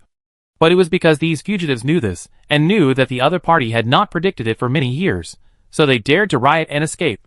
Speaking of this, Zhuang stared at the broken limb and rested for a while, and then continued, the Akaimans seem to be born as the managers of the universe. This is the responsibility of their race. They are spiritual beings, and will not grow old and die. Therefore, the Akaimans who are still alive have drifted in the universe for many years. I think they felt a bit bored, so one day they suddenly found some prisoners who had not committed any crime, upgraded them, and opened up their permissions to let them temporarily manage the prison. They were not restricted by the prison, and could enter and exit freely, and the manager slightly reduced the number of patrols.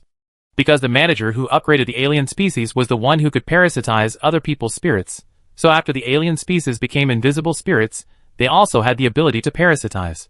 But because these alien species were not qualified and did not completely copy the other party's ability, they could not parasitize at will, and could only parasitize through the gap in the soul. Sister Xiao Ren mentioned it before, our human body and soul should be directly related, and the gap in the body will cause the gap in the soul, so after being injured, they will be parasitized. This theory seems to be correct. Then it's what I just said, an invisible alien species stole the genes of the manager. I can't say, that thing doesn't seem to be a gene, because it comes from a Kaiman.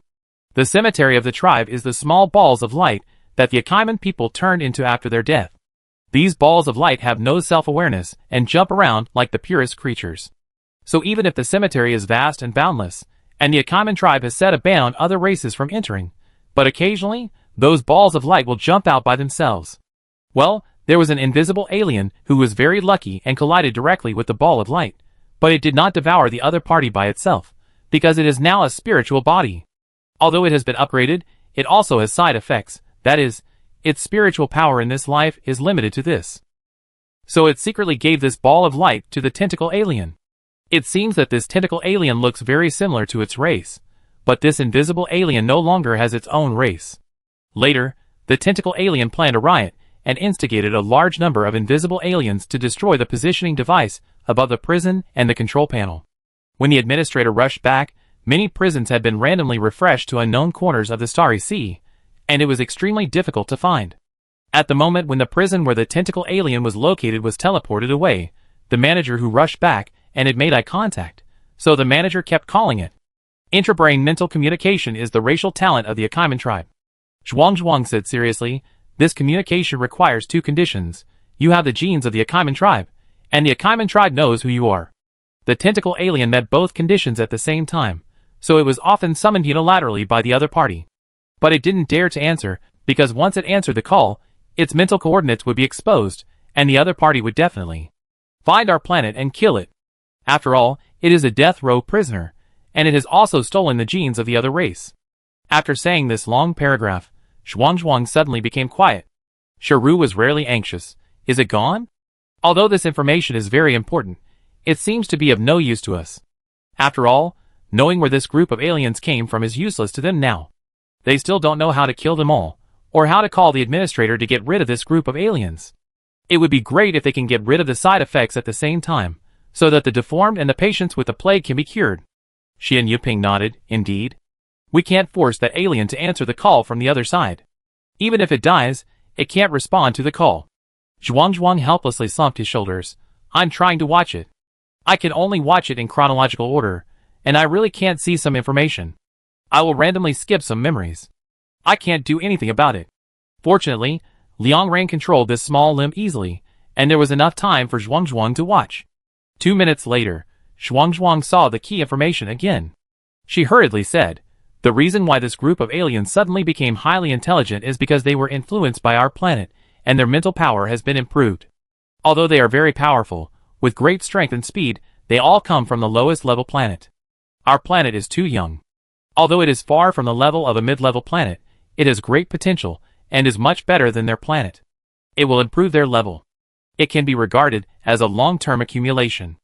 After being influenced by 52 years, they finally became highly intelligent. Also, I heard the invisible aliens in its memory say that when they landed, they triggered the protection mechanism of our planet, which made many things go wrong. They couldn't control humans with lower mental power than them, and because of the planet's resistance, there are still 3 prisons that cannot land. After that, Zhuang said something else, but it was not important. Everyone waited patiently for a long time. When Zhuang was about to finish reading all the memories she could see, she suddenly frowned. Wait a minute. She quickly closed her eyes, opened them again, and looked at the memory very attentively. After a moment, she said, an invisible alien told it that there were several mental mutants in the human race. If the genes of these mutants can be injected, the tentacle alien may expand its mental potential, and then absorb the spirits of the Achimans that have not been absorbed, and impact into a high-dimensional body. That is to say, Zhuang raised his head, his face was very serious. After it absorbed half of the light ball, it found that it had not improved, so it stopped absorbing, because it would be a waste to absorb it again. It wanted to wait until the time was right, when its mental power could continue to improve, and then absorb the light ball. As soon as the words fell, Xian Yuping looked at Liang Ran. Liang Ran pursed her lips. She did not respond to this sentence immediately. Her brain was analyzing Zhuang's words just now. When the alien species landed, it triggered the protection mechanism of our planet. There are many things wrong with these alien species. Invisible alien species cannot control humans by mental power, which is a problem. It is not a lot. What else is wrong? Liang Ran immediately thought of the heart gene that the alien species could not detect, the heart that does not exist no matter how it is tested in a genetic instrument. What if this heart really doesn't exist, and it's not what she thought human technology hadn't reached? Is it really the heart that humans understand? In other words, why must this group of aliens have a heart? Liang Ran has dissected so many aliens, and their body structures are very different from humans.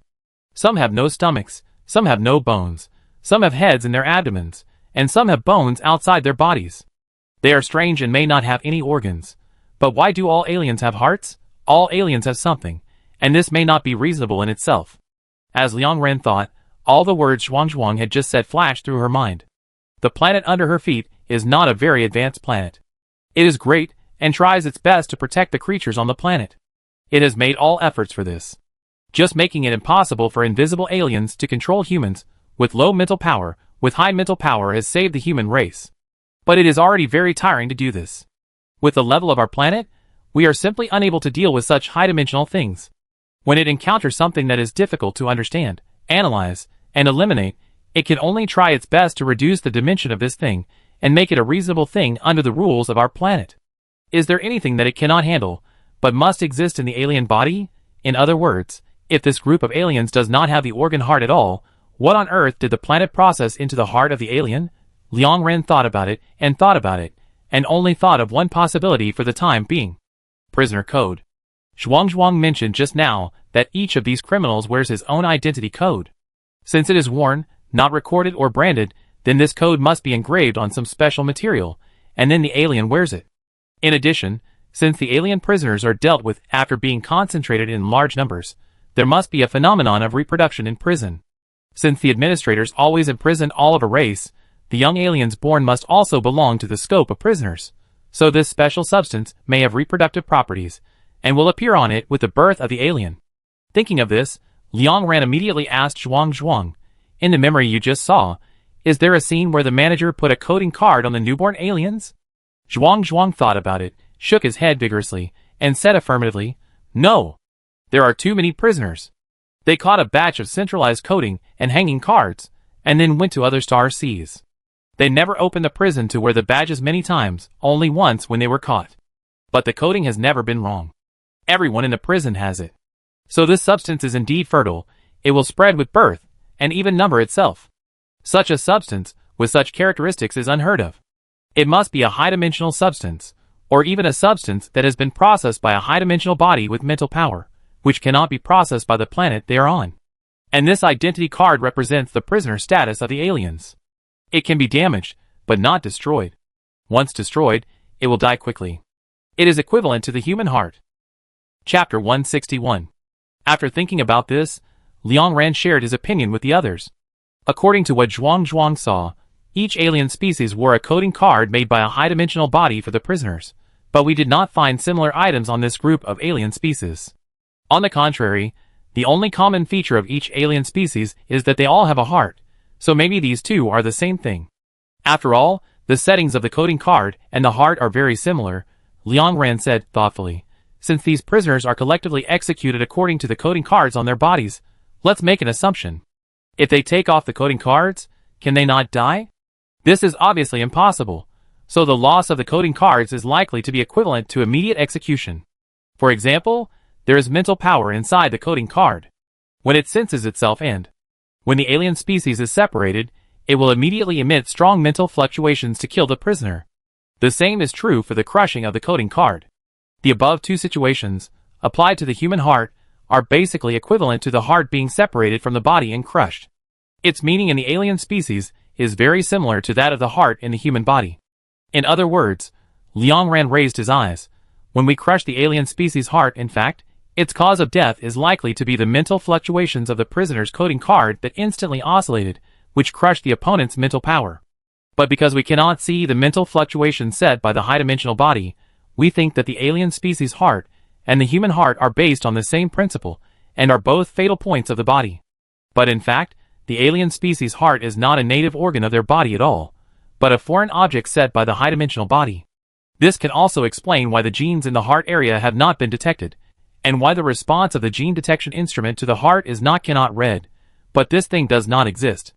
Liang Ran said seriously, because our machine does not have the ability to detect high-dimensional bodies, not to mention that the coding card does not belong to biological organs, and there is no gene in it.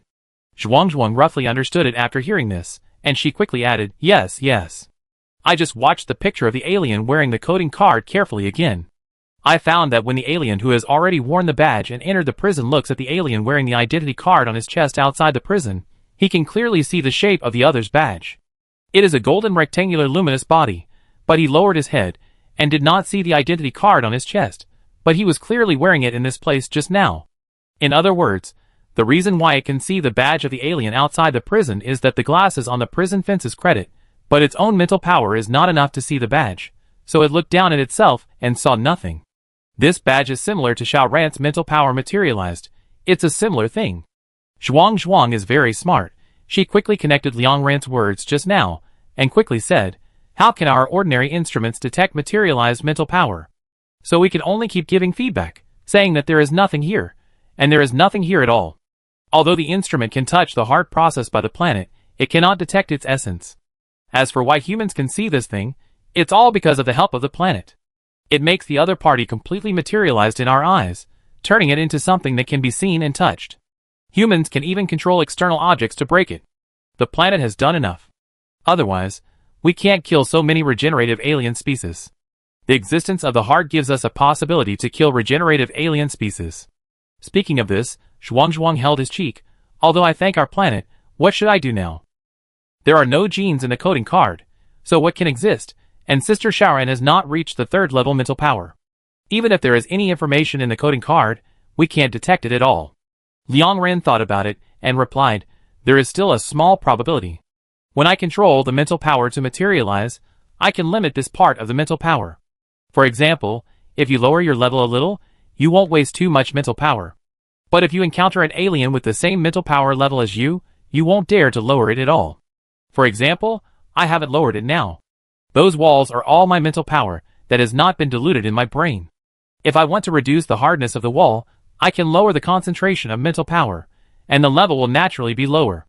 There are so many prisoners in the Star Sea. It's a bit of a waste to make each coding card with the highest concentration of mental power. After all, the mental power of those prisoners is extremely low, and they have no ability to destroy the identity card, right? Shurian said concisely. It's a waste to kill a chicken with a butcher knife. If they slightly lowered their mental power when making the card, from level 3 to level 2.5, and you are now level 2.5, or higher than level 2.5, then you can read the information inside through the instrument. When Liang Ran's mental power touches the instrument, it can affect the instrument. As long as her mental power level is higher than the target object, the instrument can detect the information of the corresponding object. Xian Yunping slapped his palm. What are you waiting for? Let's go back to the research institute quickly, get a different heart and start research, and let all the instruments try it out. Liang Ran nodded.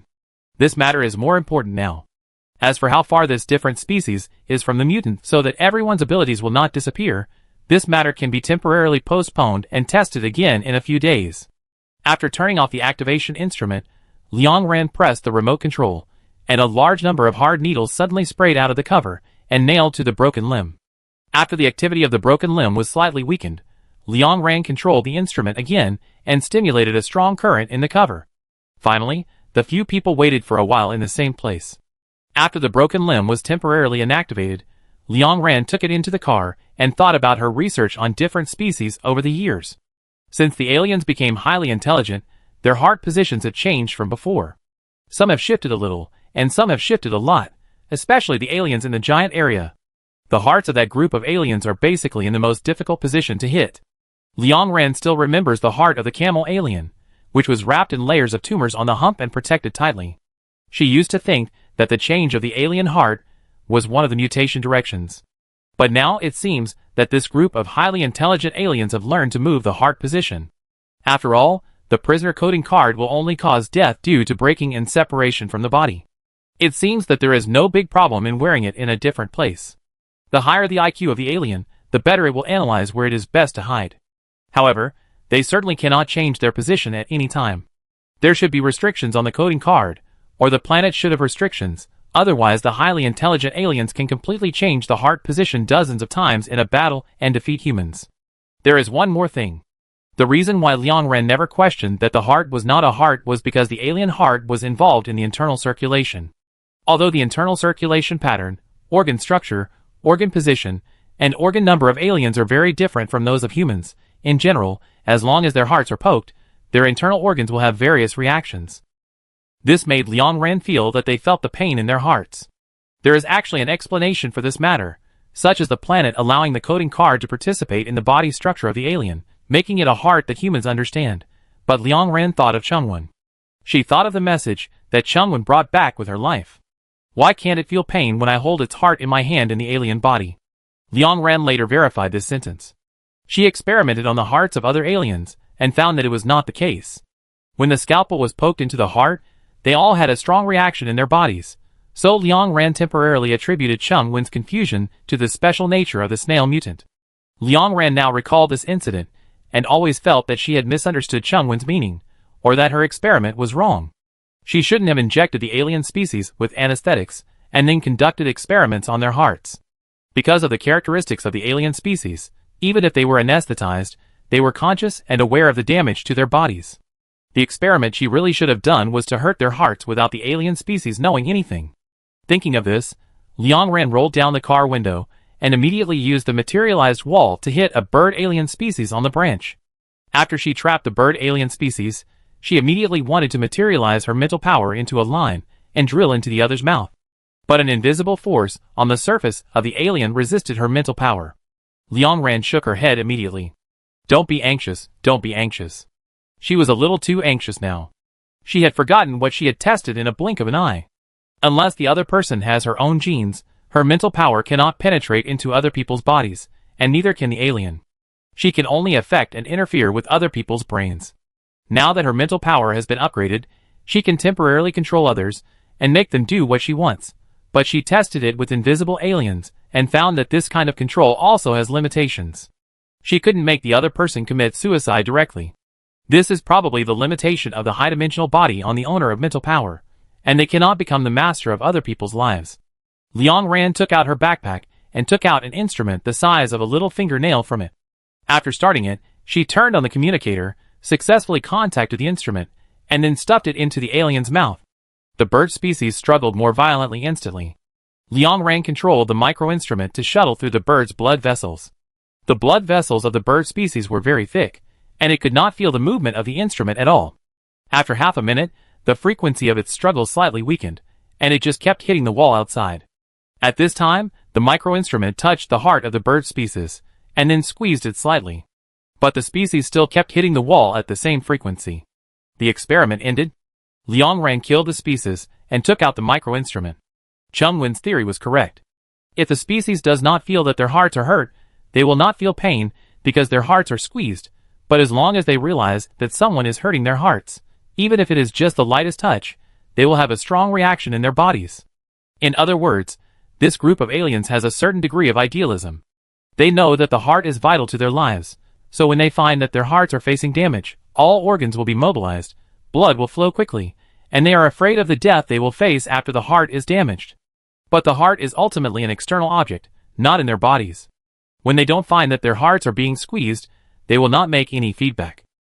Once the heart is damaged or even completely broken, it doesn't matter whether they feel it or not. After all, the spiritual fluctuations contained in it will impact their mental power. They will feel intense pain at that time, and their organs will fail instantly and die quickly. If Liang Ran had completely simulated Chengwen's situation at that time and thought carefully, he could actually guess the problem of the heart and thought that it might not be a real heart. But it's useless to think about these things at this time. After all, even if Liang Ran figured out that the heart was not a heart at all, she would have no way to do it. At that time, her mental power had not reached that level, and it would be futile even if she found this out. The high wall of the Hope Zone is just ahead. Liang Ran handed the bird's body to the patrol team. She said to Xian Yuping, when Chengwen died, she said that her name might be listed in the honor column of the Hope Zone. If the verification is successful, her name will definitely appear on it, and become the 387th person. The armored vehicle drove directly to the entrance of the institute. After getting off the car, Liang Ran went straight to the alien heart storage area and took out the 2 hearts that were still active. She ran to the headquarters warehouse with the culture dish. The warehouse contains all the instruments that humans have preserved to this day. Some instruments have been sealed for many years because they have no place to use them. After Liang Ran powered on all the instruments, the warehouse gradually became brighter. 1, 2, a dozen, dozens of instrument screens all lit up, and the bright light reflected into everyone's eyes. Liang Ran tried them one by one. When he tested the 17th device, the 4 words unable to process on the screen suddenly disappeared. After a short beep sound, the screen of the positioning device flashed, and 2 lines of words slowly emerged. Point 2 location information detected. Xian Yunping covered her mouth instantly. Zhuang hurriedly asked, what is the horizontal line below? Where is the location information? Liang Ran suppressed his inner emotions and quickly explained, this shows that the coding card is made with the mental power that I can reach. This coding card is also a location card, which records where this group of aliens came from or where their prison is located. But the more specific location coordinates are engraved with 3rd level mental power. I can't reach it, so the instrument can't read it. If all this location information appears, we can send a message for help to the other party. Chapter 162. After hearing this, Zhuang was shocked at first, and then he smiled. She pushed the wheel happily, and let the wheelchair rotate several times in place. Finally, there is a way, we are saved. They have managed the prison for so long, and have seen so many alien species. There must be a special way, so that my mother's wings can disappear. Although my mother always looks indifferent, she often cries secretly. No one would like to be deformed. Although it is more severe, it feels really painful to be with alien species. Oh yes, and the sun. Zhuang said anxiously. When I was looking at the memory just now, I felt it was not so important, so I skipped the sun. Prisons in the star sea are divided into large and small, with more than a dozen large and small. Different prisons form a team. These prisons are linked by chains, drifting together, and when the control console is out of control, these prisons are refreshed to the same location. At that time, the entire prison team was refreshed to our galaxy, but when they traveled through space, they jumped to several places. There seemed to be mental power flowing in time and space. The prisons jumped too fast. When they were refreshed to us, some chains were shaken open, so they were not connected together. 7 small prisons were outside us, and the others were outside the sun and the moon. Because the control console was broken, the group of invisible aliens tried, and only the emergency down button could be triggered. The up, down, left, and right direction keys were all broken, so the prisons were refreshed to where they were, completely stagnant there, so even if the environment of the sun and the moon was very bad, they could not change places. At this point, Zhuang snorted. Those surrounding the sun dare not land at all. They can't stand the high temperature, and can only float far above the sun. They are protected by the prisons because the prisons are made of materialized spiritual power. Those prisons are much larger than ours, so they surround the sun tightly, like a cover, blocking the light shining outside. The moon is similar. Some of the prisons on it have landed, and some have not landed. The moon is also fighting.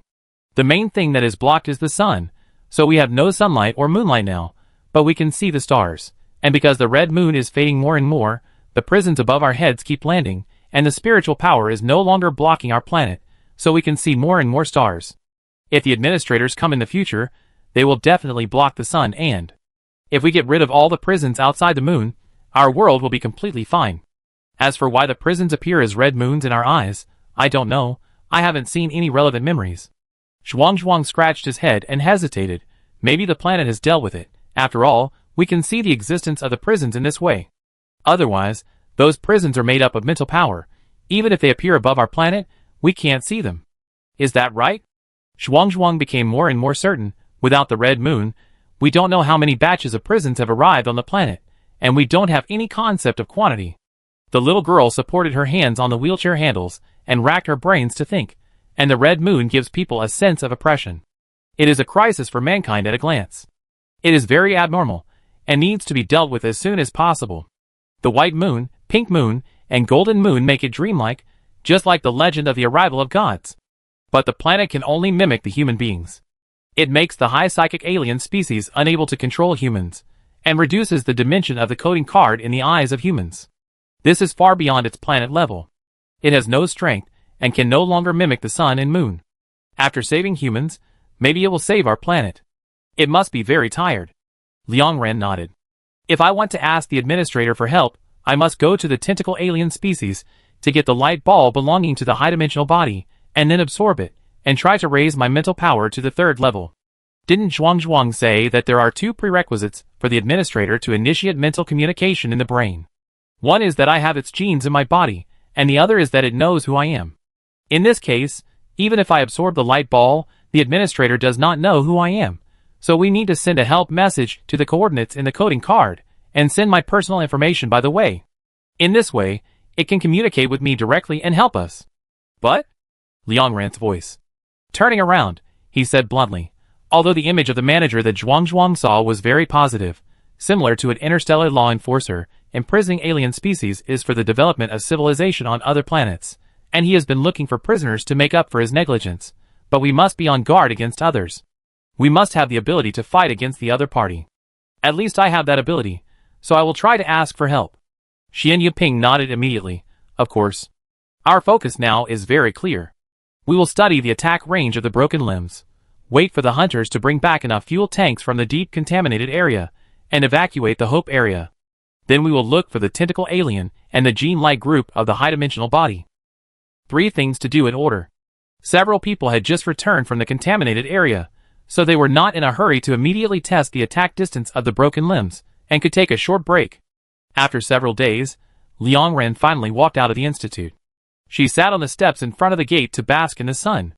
Because she had not left the monitoring room for many days, and had been injecting genetic reagents back and forth, sleeping and waking up and sleeping again, her clothes were wrinkled and she was dirty. Thinking of this, Liang Ran scratched her hair and felt a sticky blood on her hands. She realized later that it was the alien species that had just cleaned the contaminated area that had stained her. At this moment, a little girl happened to be skipping by the institute. When she saw Liang Ran, she greeted her happily. "Hello, Commander Sister. Commander Sister is going to take a bath." Liang Ran, what a bad kid. Hearing what her sister said, the little girl's sister hurried over. She was not very old, and she hit her sister's head hard and scolded her harshly. "What do you know? Mom said that people who do great things don't care about trivial matters. What's wrong with Commander's sister not liking to take a bath? Besides, she doesn't take a bath. At most, she doesn't wash her hair." Liang Ran, you didn't let me go either. Because of the 2 children's words, Liang Ran stood up and prepared to go to the laboratory to get some water to wash her hair. Who knew that before she turned around, Qin Ge suddenly appeared in front of her with food. Liang Ran stopped and looked confused. "Where did you come from?" Qin Ge pointed at Chen Zue, who was standing on the roof of the institute. "He brought me here." "Hello, Commander." After greeting, Chen Zue made a scissor sign, took a few quick steps, and disappeared like the wind. Liang Ran blinked twice. "You come here like this every day?" Qin Ge said as a matter of course. "Well, he's free." After that, he picked up the lunch box in his hand. "This is today's meal. I fried pancakes, mixed potato shreds, washed lettuce, and fried egg sauce. You can roll it up and eat it." Then he raised his backpack. "The osmanthus smells better now. Aunt Xian said you like it." Liang Ran hurriedly thanked him. She tried to take it with both hands, but when she saw the blood on her palms and looked at Qin Ji's beautiful lunch bag, she hurriedly wiped it on her body. "Let's eat together." "My hands are dirty. You take it first. I've been bothering you every day recently. You don't have to send it to me in the future." "Well, I go wash my hands and change clothes first, and see you in the laboratory." Qin Ge was stunned and nodded slowly. "Okay." After Liang Ran pushed open the door of the institute, Qin Ge followed her for a few words and asked, "Did you have anything to do just now?" "When I came," Liang Ran explained, "my hair is too dirty. It's not comfortable. I wanted to wash it." Qin Ge immediately said, "Then you wash it first. The lunchbox is insulated. I just have some things to deal with. You wash it in the right time." In case Liang Ran didn't believe it, he repeated it again. "It's really something. It's very important. It needs to be dealt with immediately." Now Liang Ran is the commander. All important information will be sent to her. Doesn't she know who has something wrong? And Qin Ge will stutter when lying. It's really obvious. But she didn't refuse the other party's kindness, and curled the corners of her lips. "Then I really go to wash my hair?" Qin Ge confirmed, "Really." Liang Ran looked at Qin Ge carefully, opened the door of the laboratory, took a towel, and put her head under the faucet to rinse. Her hair was short, so it rinsed quickly. 2 minutes later, Liang Ran wiped the water droplets on her hair, and sat opposite Qin Ge. Qin Ge raised his eyes. "Is there no hair dryer here?" Liang Ran shook his head. "No." Qin Ge tilted his head slightly, watching Liang Ran wipe it casually, and throw the towel on the back of the chair. He stood up, took a new towel and walked behind Liang Ran, and completely wrapped her wet hair. Liang Ran shook her head, so tight. Like the hair that a barber would wrap. "Qin Ge, the food looks like the food that a chef would make, the flowers look like the flowers that a florist would grow, and the needlework looks like a craftsman." Liang Ran reacted for a few seconds, raised her head, and smiled at Qin Ge behind her. "You are so good at praising yourself. Narcissistic brother." "But I would praise myself like this sometimes," Liang Ran said, "but I only praise myself in my heart." As she spoke, Liang Ran opened the largest lunch box.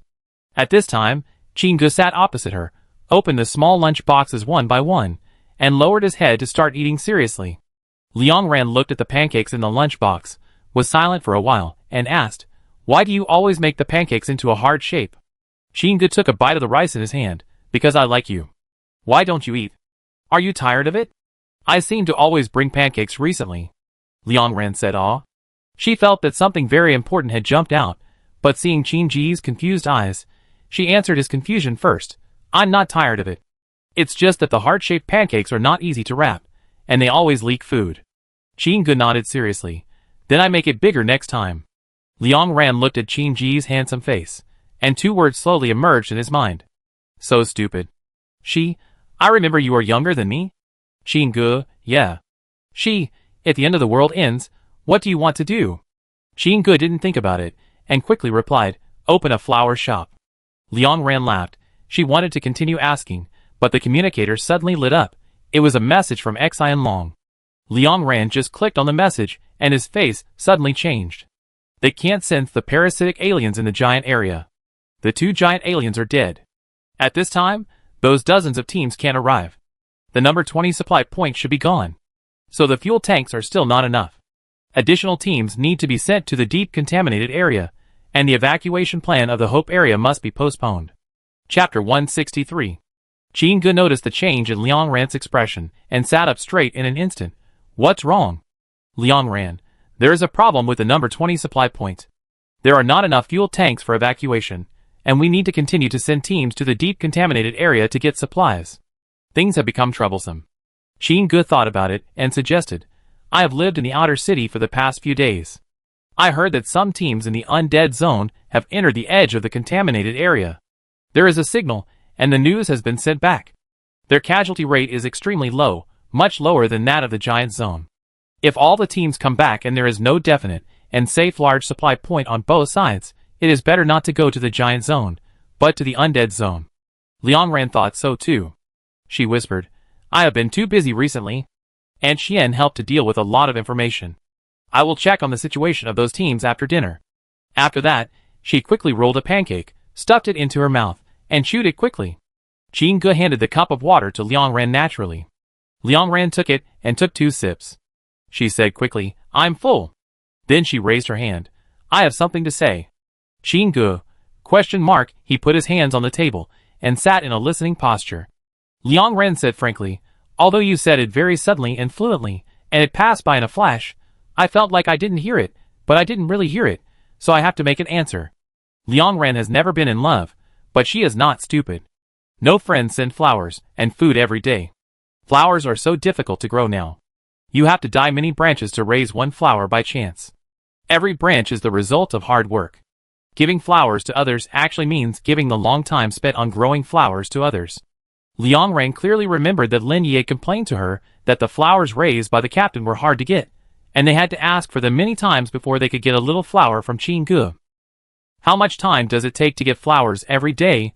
Liang Ran calculated while staring at the flowers in a daze that this was basically all the time Qin Ge spent at home. He used all his rest time to grow a beautiful flower and then gave it to her. Recently, Liang Ran stayed with Xian Yiping and Zhuang every day. When Qin Ge sent her food, he only sent her what she liked to eat every time, asking her what she liked to eat and what else she wanted to eat. Unless Zhuang repeatedly emphasized what she wanted to eat, Qin Ge would stir-fry it, so this meal was obviously sent to Liang Ran, and Liang Ran liked to eat it. This is partiality. And Xian was the person who helped him find people related to the Abyss team. Zhuang and he had known each other for many years. One was a benefactor, and the other was a child he had watched grow up. If he didn't like her, Qin Ge shouldn't be partial to her. The most obvious thing is that Qin Ge would spread pancakes into hard shapes from time to time, press rice into the shape of a kitten with a mold, decorate the kitten's eyes with sesame seeds, simulate the kitten's whiskers with shredded green vegetables, and even cut fruits into small animals. If these are what friends should do, Liang Ran feels that she is not that slow. If her friend is very busy, she will definitely be willing to cook and send it to her every day, but if the other party does not take the initiative to ask, she will not think of making the rice look like a work of art to make the other party happy. Liang Ran did not find out recently that Qin Ge likes her. If you want to trace it back, the first time she realized that the other party seemed to like her a little was when Zhuang and Ji Chan were both at her house. At that time, she was very busy. After Qin Ge knew about it, he took the initiative to take care of the arduous task of taking care of the children. He would accompany the 2 children to do handicrafts in the living room every day, and he would make an extra doll every time and put it at the door of her bedroom. When Liang Ran returned home, she saw a row of cute little dolls at the door of the bedroom, and she felt a strange feeling. They were like timers waiting for her to come home. It turned out that Qin Ge had been at her house for so many days. That strange feeling lasted until she opened the shoe cabinet at home, where there were slippers that Jean-Gu prepared for himself. A pair of men's slippers were placed there, as if she didn't go home, he would keep taking time out of his complicated work and keep running to help her take care of the children. Other people's time is also time.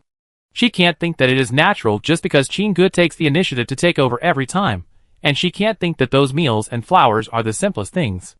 Can the end of the world give better things? They are all very busy, have difficult work, and have their own teams. Time is the best thing. After thinking for a long time, Liang Ran said frankly, I was going to refuse, but after thinking about it, I don't really want to refuse. First of all, you are very beautiful, a little weird, and your golden eyes are very beautiful. I like both eyes. Secondly, your cooking is very delicious and addictive. The dolls are also very cute, and the flowers are very fragrant and beautiful. I am very happy every day when I receive these things. The most important thing is that when you were wrapping my hair just now, your fingers were very hot, and my ears seemed to be burned as well. But let's leave it at that for now, and we will have a chance to communicate again in the future. Liang Ran put on a business-like attitude. The situation in Hope District is very difficult now, and I don't have much time to think about these things. She is not sure whether she will live or die in the future, so she can't delay her. Jean-Gu was stunned for a long time after hearing Liang Ran's words, and nodded seriously. Okay. Actually, you don't have to respond to me. It's normal for me to like you, and it's normal for you not to like me. It's just that before my mother died, she said that if you like someone, you must never hide it, you must try to show it, and answer when others ask, and you can't pretend not to like it. But I don't know how to show it. He blinked his beautiful golden eyes lightly, tilted his head and said, You saved me when I was in the radiation area, and then I couldn't help but pay attention to you. You are good in every way, and it is natural for you to be liked by everyone. I'm not as good as you, so it's natural for you not to like me. Liang Ran was a little embarrassed by Qin-Ji's praise. She scratched her head and laughed. After a moment of silence, a cough suddenly came from the door. Ji-chan poked her head out from the crack of the door and asked tentatively, Are you done talking? I didn't mean to eavesdrop. I just wanted to eat. If you're full. She pointed at the rolls. Can I clean up? Liang Ran, Come in. Ji-chan immediately squeezed in happily. She rolled the rolls while swinging her legs. Can I tell Zhuang about this? We have been guessing when Xiao Jin will confess for a long time. When Xiao Jin takes us to play, he always asks you. Even a blind man knows what's going on. It's just that the scene of your communication is so weird. The storybooks say that hugging and crying, or being moved to tears, at least blushing and heart beating. Why are you two acting like you are in a meeting, seriously analyzing each other back and forth? What? Ji-chan chewed the burrito that filled her mouth hard, thinking seriously. Xiao Jin is indeed like this, dull and expressionless. Sister Liang Ran seems to be the same. I can't imagine you blushing at all. Liang Ran picked up the communicator. Eat your meal well. I deal with the message. Ji-chan quickly made a received gesture. It takes 9 days to enter the white fog layer of the giant area, and the time wasted on the road is 18 days. The undead area is even farther, and it takes 12 days to enter the white fog layer, and 24 days to go back and forth. Nearly a month of time is wasted. Because too much time wasted on the road, the team in the undead area has not returned yet, but the fastest has entered the wasteland, and will reach the Hope area before tonight. As for the giant area, because the distance is closer, the team basically all returned, and the ones who did not return are likely to have been destroyed. According to the patrol team's response, the annihilation rate in the giant zone was very alarming, reaching 1/5, with 40 teams and 240 hunters being directly wiped out. In addition, a large number of teams in the giant zone suffered more than 2 casualties. Before departure, there were 1,200 hunters going to the giant zone, but now only 713 have returned, of which more than 100 have been injured to varying degrees and have been admitted to the hospital for treatment. In contrast, the mortality rate of the undead zone team is much lower. Just as Liang Ran had guessed before, there were basically no teams that were wiped out. Liang Ran first checked the information feedback of the giant zone team. We went to the number 17 supply point, which is a small supply point, and is basically well preserved. Number 18 is a small supply point, well preserved. Our 6 teams moved most of it, and there are still 30 boxes left there. Based on the situation of the 2 surrounding supply points, number 4 should be a large supply point, but the surrounding roads were broken by alien corpses, and several huge cracks were intertwined, so the car couldn't drive through it all. So we went to other locations. Number 12 is a large supply point, which has been destroyed. Number 8 is a large supply point, which has been destroyed. Number 1 is also a large supply point, but when we were moving the fuel tanks, we attracted aliens. When we left, the aliens had already gone there, so it must have been destroyed. Report to the commander, the aliens in the giant area are very intelligent.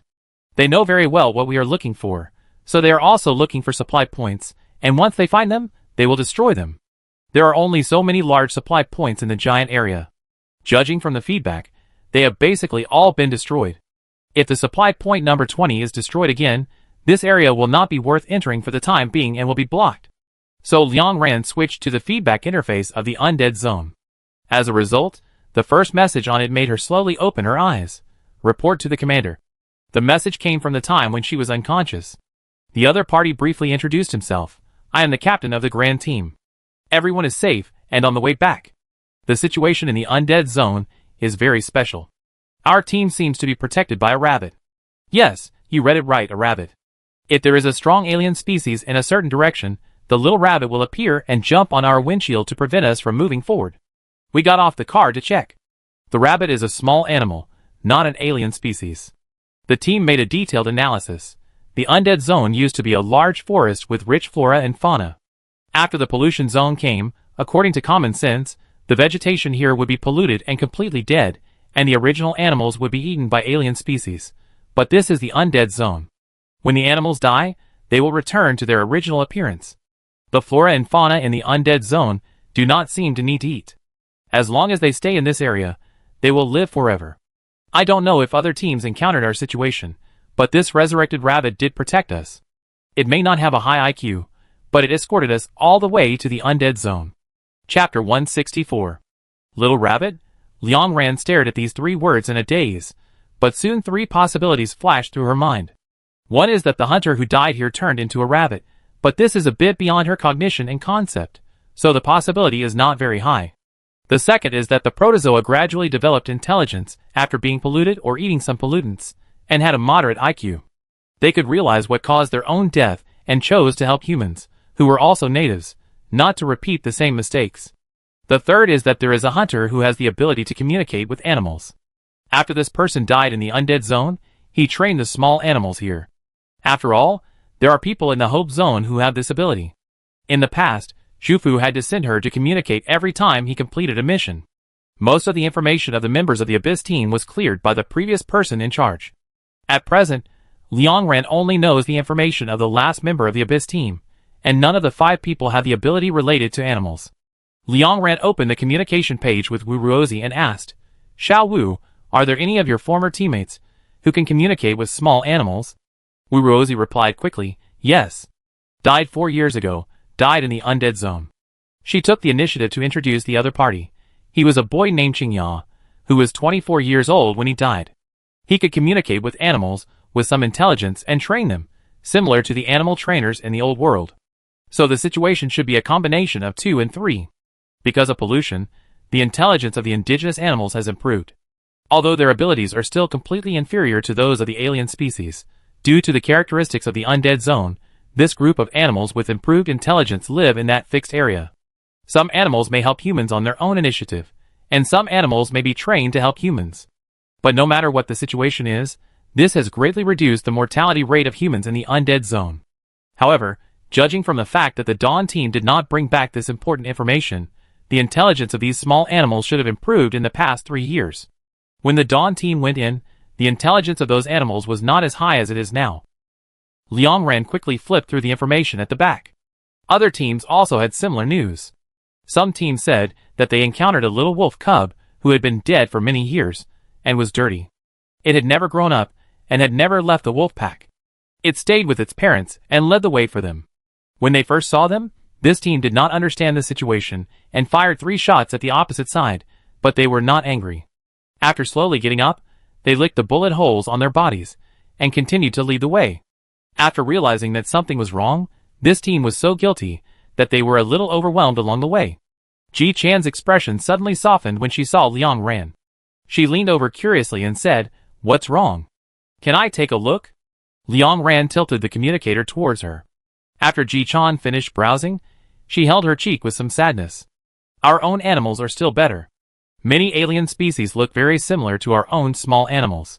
It's an insult to those animals. It would be great if we could take them away from the undead zone. I've only seen pictures of those animals in the old world in picture books and on the internet. I really want to see them in person. Liang Ran said helplessly. No one knows what the undead zone is like. The best way is to let them stay where they are. This way, the safety of the Hope Zone can be guaranteed 100%. They are different from the deformers. The deformers can leave the radiation zone. The deformers are still human, but the undead cannot leave. They are essentially the same as the aliens. But you will see them soon. The fuel tank is not enough. We have to go to the undead zone. According to the feedback from several teams, a large number of supply points in the undead zone were also destroyed. Nearly half of the teams returned empty-handed, but because the other half of the teams encountered small animals, they found some small supply points with their guidance. One of the teams even met the people of the Abyss team. That was a very tall girl, her body was broken into pieces, and her face was full of cracks. The team described in detail. She said her name was Wugui. Since we met her, she sat on the roof of our car and took us to the nearest small supply point. She didn't sleep at night to help us keep watch. She didn't like to talk much, but she told us about the situation in the undead zone. Because the aliens in the undead zone are plant-like aliens, it was very easy to find supply points, and all supply points were discovered by the aliens. The aliens outside the small supply point can be fought, but the aliens outside the large supply point are difficult to fight. She didn't let us go to the large supply point, and we chose to listen to her after careful consideration. I'm sorry, Commander. We just learned that the situation in the giant area is so difficult, and the number of fuel tanks brought back is seriously insufficient. If we had known earlier, we would have tried to go to the large supply point. Liang Ran poked the screen a few times and replied to the other party's message. You have done well enough. Saving life is the most important thing, and fuel tanks are second. The captain of this team immediately replied, Commander, we still have 3 hours to return to the Hope area. We suddenly remembered something. This girl named Wugui asked us several times whether there was a girl named Wu in the mission team. She was about 17 or 18 years old, not very tall, with curly hair. She looked very sad, but maybe because she was dead, she didn't shed tears, and her eyes were not red. We specifically looked through the mission list of the undead zone, and confirmed that there was no girl with the surname Wu. This surname is too rare. The only person we thought of was your teammate, so we showed her the photo of Wuruozi. She said it was not her, and asked us not to tell Wuruozi that she had asked about her after we came back, and not to let her come to the undead zone. But we just hesitated for a long time, and decided to tell you. I think Wugui is lying. The girl she asked about is Wuruozi, because Wuruozi's appearance details are exactly the same as her description, and she later asked a lot of information about Wuruozi in a roundabout way. After knowing that she is living well now, and is still your teammate, she lay on the roof and laughed happily. After reading the message, Liang Ran replied, Okay. Wugui is Wuruozi's last batch of teammates, and one of the people who was forced to death by Hai Lai in the undead zone 2 years ago. Liang Ran has seen her information. She is an A-acceleration mutant. She is serious in the photo, and looks very similar to Shiru. Wugui probably doesn't want Wuruozi to return to this place. This place means too much to Wuruozi. It is the burial place of so many close friends. Ji-chan has been leaning over to watch. She now knows Wuruozi's past, so she fully understands the meaning of this message. She said, Hey, don't let Wuruozi go. We can go alone. But I heard from Aunt Xian that you are now the commander, and it is not suitable for you to go to the deep contaminated area. It is best to stay in the Hope Zone, wait safely for the fuel tank to come back, and then lead everyone to evacuate. But Aunt Xian knows you will never agree, because you are the same as Liang Qian. Liang Ran will certainly not stay in the Hope Zone. Her ability has improved so much now. Once she encounters a powerful alien species, she can protect the lives of others to the greatest extent and bring back supplies. She is not the commander for peace and security. She will go wherever is more important. Now the fuel tank is more important, and there are not enough supplies. So what is the point of evacuating from the Hope Zone? Winter is coming soon. The houses in the contaminated area are so dilapidated, and there are not enough fuel tanks. After evacuation, mutants are fine, but non-mutants will definitely not be able to withstand the temperature. Liang Ran said bluntly, I will definitely go. I asked Xiao Wu. After that, Liang Ran clicked on Wuruozi's avatar again. Who knew that before she finished typing a paragraph, the other party seemed to know what she was going to say and asked first, I heard that there is not enough fuel. When will we go to the undead zone? I will definitely go to the undead zone. Ran, if you don't let me go, I will sneak under the car and go there. Liang ran. As expected, Liang ran deleted that paragraph and replied, next week. Around October 26th, the team going to the number 20 supply point will leave the white fog layer. They will send back the information of the supply point as soon as they have a signal. After confirming that the supply point is gone, we will set off to the undead zone. After confirming the time, Liang Ran made arrangements for the next few days. The infrastructure and conditions in the wooden barrier area are too poor, and the epidemic area and radiation area are too dangerous. In comparison, the water pollution area is the most suitable for living, so she sent several teams to the water pollution area to find residential areas, repair the broken window glass, and then conduct a centralized cleanup of the surrounding alien species. Now Liang Ran has made Adele's prophecy public and announced the evacuation plan at the end of November, so many hunters no longer go to the training ground recently, but concentrate on the water pollution area for combat training. After fighting for a week, the alien species in the water pollution area obviously don't like to show up and hide as soon as they see the hunters. On October 26th, Liang Ran received the exact information that the number 20 supply point was destroyed. However, because the team had a clear purpose, they stayed together throughout the whole process and supported each other, so no one died. 13 people were seriously injured and more than 30 people were slightly injured. It was also on this day that almost all the teams in the undead zone returned. They brought back nearly 2,000 boxes of supplies. According to the evacuation plan, at least 3,000 boxes of supplies were needed for the Hope Zone to achieve full evacuation and spend the entire winter safely in the water pollution zone. On the evening of October 26th, Liang Ran issued a notice on the headquarters forum. The notice said that within the next month, the Hope Zone would be temporarily under the management of Xian Yiping, and most of the supplies in the warehouse must be moved to the water pollution zone within 1 month, and people must be sent to protect it. If Adele made a more specific prediction or the situation was not right, Xian Yiping had the right to lead some people in the Hope Zone to evacuate immediately. However, the supply reserves were insufficient at that time, and the armored vehicles consumed too many fuel tanks to go back and forth, so it was impossible to take away all 300,000 people. Maybe each family could only take one person away first. In order to prevent trouble at that time, the Hope District opened the distribution channel that night, and each household sent the names of family members who must be saved to the headquarters. Liang Ran's backstage flashed all night, and new names were added every time it was refreshed. This choice is very uncomfortable. But this kind of preparation is necessary. When the red moon fades, there is a certain probability that they will not return. At that time, the fuel tanks are not enough, and everyone wants to go in the first batch, but the fact is that there will always be someone to line up behind. If it is made clear at this time, it will be easier later. At 10 o'clock in the evening, Liang Ran selected 100 teams to go to the undead zone and sent an inquiry message to the other party. Now the intact small supply points in the undead zone are basically emptied. Everyone's goal is to capture any large supply point and then move away the thousands of boxes of supplies inside. If everything goes well, they only need to stay in the undead zone for 2 or 3 days. Before the sun came up, all the teams sent confirmation messages. Liang Ran stood up, washed up quickly, put on protective clothing, left home with his backpack, and ran to the railcar. At 8:10, the door of the railcar closed. Because Liang Ran shared the situation of the undead zone with everyone in advance, everyone was quite relaxed. Lin Yi leaned against the door, put his index finger to his lips, and signaled everyone to look over. You know our captain has a strong sixth sense, right? Lin Yi snapped his fingers and said seriously, yesterday he said in the team group that he suddenly felt that this was the last time we would go out to find the fuel tank. Chapter 165. Lin Ye's words can be interpreted in 2 ways, good and bad. But everyone is willing to believe that it is the good one. They will definitely be able to get enough supplies to help the Hope Zone complete the evacuation, because they are not alone in the undead zone.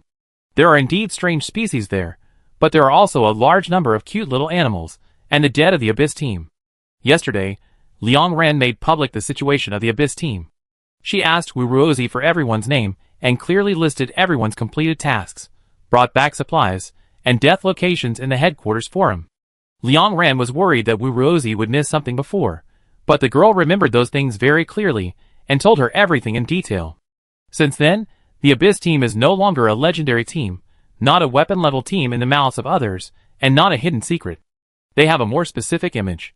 The Dawn Squad was not the only brave team that had set foot in the deep contaminated area in the past few years. Behind them was the Abyss Squad. The teammates of this team changed frequently. After they grew up, they risked their lives to enter the deep contaminated area several times to explore unknown secrets and find the direction of mankind. But unfortunately, they did not leave many videos. Before Liang Dian took office, the commander who formed the Abyss Squad deleted all the relevant videos. Later, Liang Dian asked someone to restore them, but only a little was restored, and all the videos about the deep contaminated area were gone. Later, Liang Dian died, and Highlight took over the management of the Abyss Squad. The scene of Liang Dian killing the head of the Abyss Squad had always been his nightmare. He was too scared and subconsciously did not dare to leave any videos about the Abyss Squad.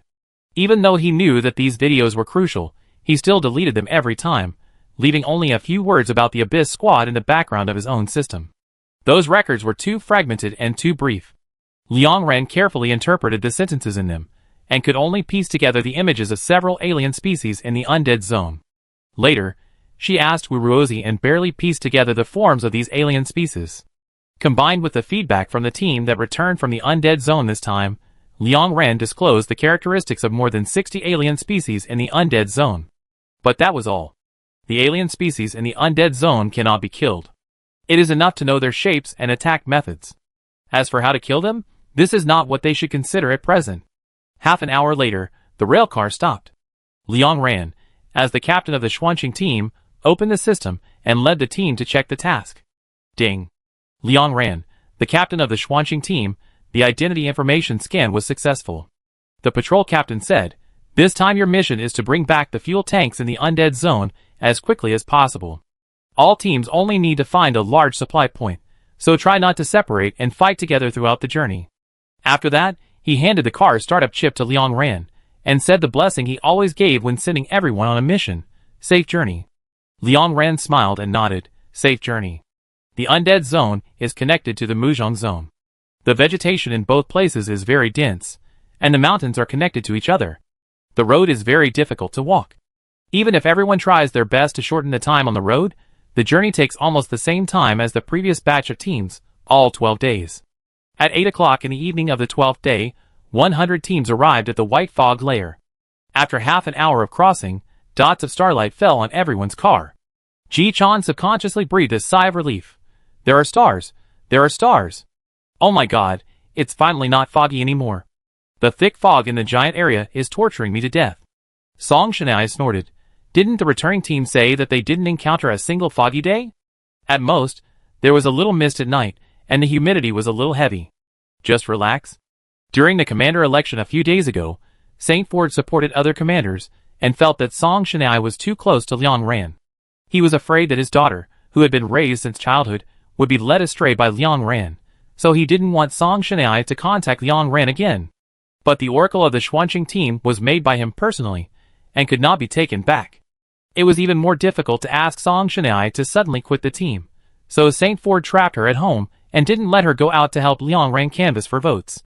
He was going to wait and see the election situation before making a decision. Later, Liang Ren took office, and all the acting commanders died. Saint Ford drove Song Shanai out again, and asked her to get closer to Liang Ren. Song Shanai told Liang Ren about this. In order to prove that she had no utilitarian intentions in getting close to her, she chose to temporarily distance herself from Liang Ren, and never contacted her again.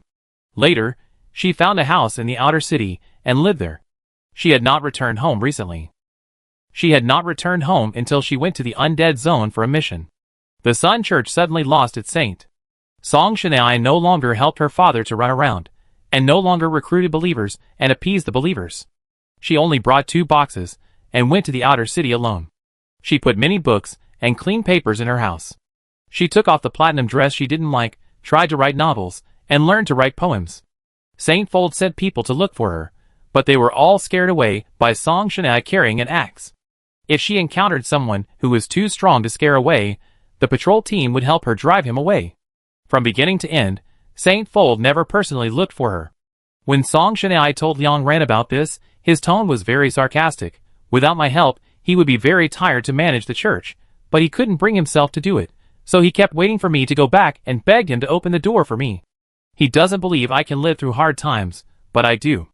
Although it was really uncomfortable in the first few days, the bed board in the outer city was really hard, harder than the chair in the armored vehicle, which hurt my back, but later I got used to it, and could fall asleep quickly in 5 minutes.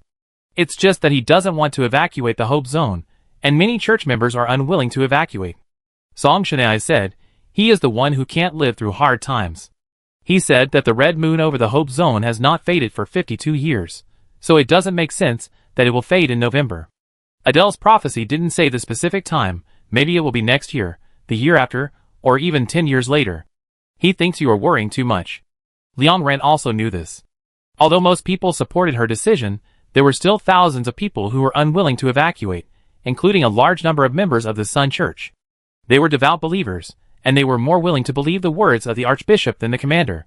After thinking back, Liang Ren smiled and echoed Song Shanai's words. Yes, relax. After that, she looked around with the help of the starlight. The trees in the undead zone were not tall, nor did they cover the sky.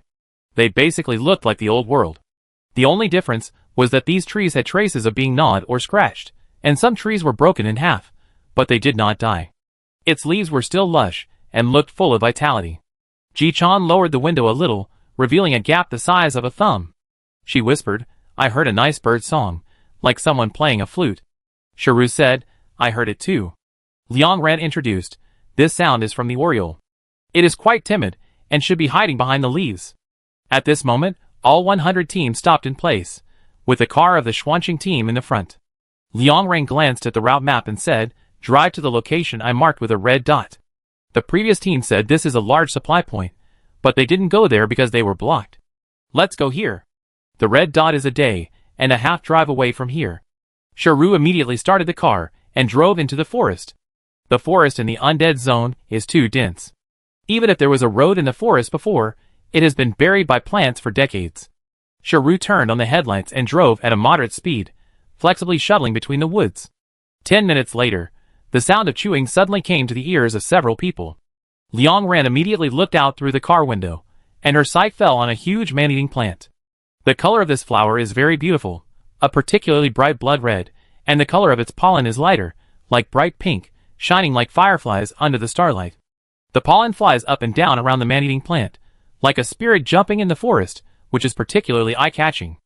Under Liang Ren's gaze, the dangerous man-eating plant slowly opened its petals, revealing the well-defined lips inside, which looked very much like human lips gently opening, and transparent mucus wrapped around the body of the oriole and dripped down. Liang Ren. Sharu lowered it quickly. Let me see the resurrection process. The car slowed down instantly. Liang Ren stared at the small corpse, and after more than 10 seconds, the corpse suddenly moved, and a very light creak sounded. The oriole raised its head with difficulty, and put its neck back in place. Soon, its torn abdomen repaired itself, leaving only a clear crack. It chirped weakly, and its clear eyes looked in the direction of the armored vehicle. The oriole's wings had not yet recovered. It seemed to want to find humans. It crawled on the ground with difficulty for a few times, but soon the man-eating plant species bent its head, and the huge petals quickly wrapped the oriole again. The numbing chewing sound sounded again. Ji-chan couldn't help but open her eyes wide. If no one saves it, it won't die and live again here for the rest of its life, right? Sui Yuesheng replied, it's possible. The alien species here don't need to eat, it's just torturing the small animals for fun. After all, it won't die, but the pain is something you have to experience every time. Ji-chan turned her head to look at Liang Ren, who nodded, after its petals opened, shoot at the pistol. So when the piranha plant spit out the little oriole's body again, Ji-chan quickly loaded the gun. Bang! At the moment the gun went off, the huge petals of the alien species immediately closed, and the white teeth mixed with juice flowed from its flower heart, which gave the bird enough time to recover. As soon as its wings were strong, it rushed to the roof of the car like a small ball. Because it didn't hold its strength steady, it shook and rolled onto the windshield. Its chubby belly pressed against the glass, like a white steamed bun. Ji-chan hissed. The bird chirped. It tilted its head, lowered its head, and coughed a few mouthfuls of blood, tilted its head again to shake the blood out of its ears, and then stood obediently by Ji-chan's window. Liang Ren warned, don't let it in. Sharu, drive as usual. Chapter 166. Hearing Liang Ren's words, Ji-chan quickly rolled up the car window, but her eyes could not help but turn to the side, and her peripheral vision could not be moved away. After Shiru resumed the speed of the car, the little yellow Oriole could not keep up at all. It could only flutter its wings desperately to follow behind, looking particularly pitiful. Ji-chan looked away with difficulty. No one dared to make a conclusion about the situation of the animals in the undead zone. Letting them in rashly would be equivalent to putting everyone in an unknown danger. So although Ji-chan felt a little uncomfortable, she also knew that she could not let the little bird in. She shifted her attention. Since this is the undead zone, are the large number of humans who died when the red moon faded still alive? But it seems that no hunter has said that they have seen those people. Liang Ren also thought about this matter. She whispered, Zhuang told me that different prisons have different ecological environments. It is not just an ordinary prison. The administrators will put alien species suitable for the same environment in the same prison. To put it bluntly, although the administrators will regularly clean up the alien species, they do not want to torture them. Before processing, they will let the other party live in a non-painful environment. After the prison landed, the ecological environment inside merged with the original environment of our planet. Some areas have particularly serious land pollution, and some areas have wild vegetation. This is not a matter of an instant. This kind of integration requires a process. So after the undead zone landed, the environment here took at least several days to complete the ecological integration and become a real undead zone. Probably from that day on, people and creatures who died here can be resurrected, and people and animals who died before are really dead. But there is a possibility. Liang Ren thought for a moment and added, didn't I analyze it on the forum before? There may be a core alien species in the undead zone. As long as it is not dead, its body will volatilize some special substances to revive all the people and creatures who have just died. When the prison landed, if the alien species was in a bad state, and it could only revive the creatures that had just died, then this situation would also occur. The undead zone is an ecological area created after it is in a good state. In short, I have read the record of the fall of the undead zone that year. No one mentioned the matter of resurrection from the dead. Death is complete death. Even if someone took the bodies of their relatives away from this area, those bodies would not be revived. Any abnormal changes? I am more inclined to the first statement at present. Speaking of this, Liang Ren suddenly changed the subject. In the past, as long as the red moon was still there and did not fade, there would be no problems with the land and water in that area, and there was no pollution at all. However, the pollution in the Hope Zone and the wasteland has become more and more serious in recent years. It should be that the planet can no longer bear the prison, allowing the ecological pollutants above to be spilled. That's why I am anxious to evacuate the Hope Zone as soon as possible.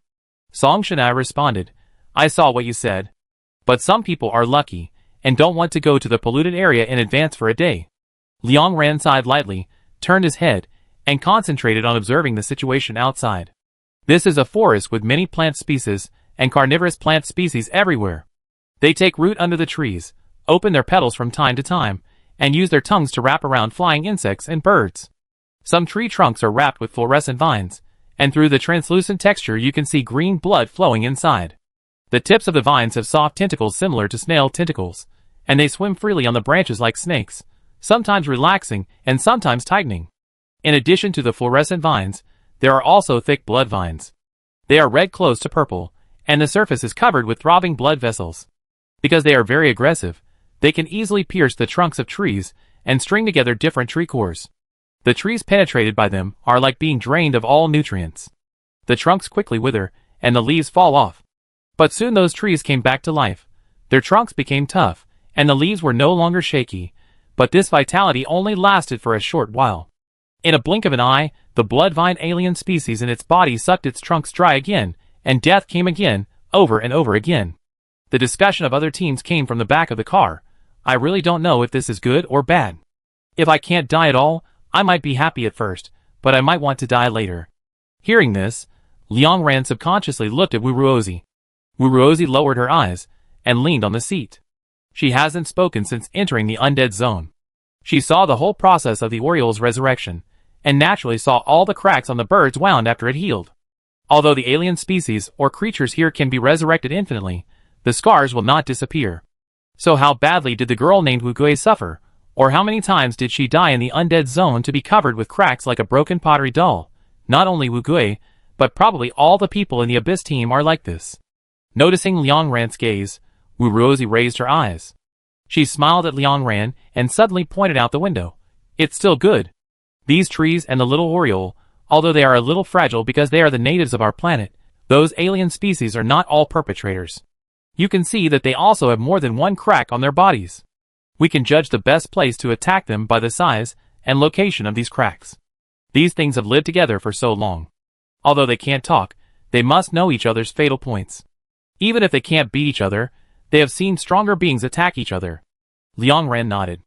Looking around, all the creatures here have cracks on their bodies. From the situation just now, the cracks after the fatal wound heals will be very obvious, like hyperplastic scars, which are completely different from ordinary cracks. Liang Ran only took a few glances, and could quickly determine the fatal points of these alien species. The stamens of the man-eating plant, the tail end of the blood vine, and 10 centimeters below the tentacles of the fluorescent vine. These places have large hyperplastic cracks, representing their fatal points.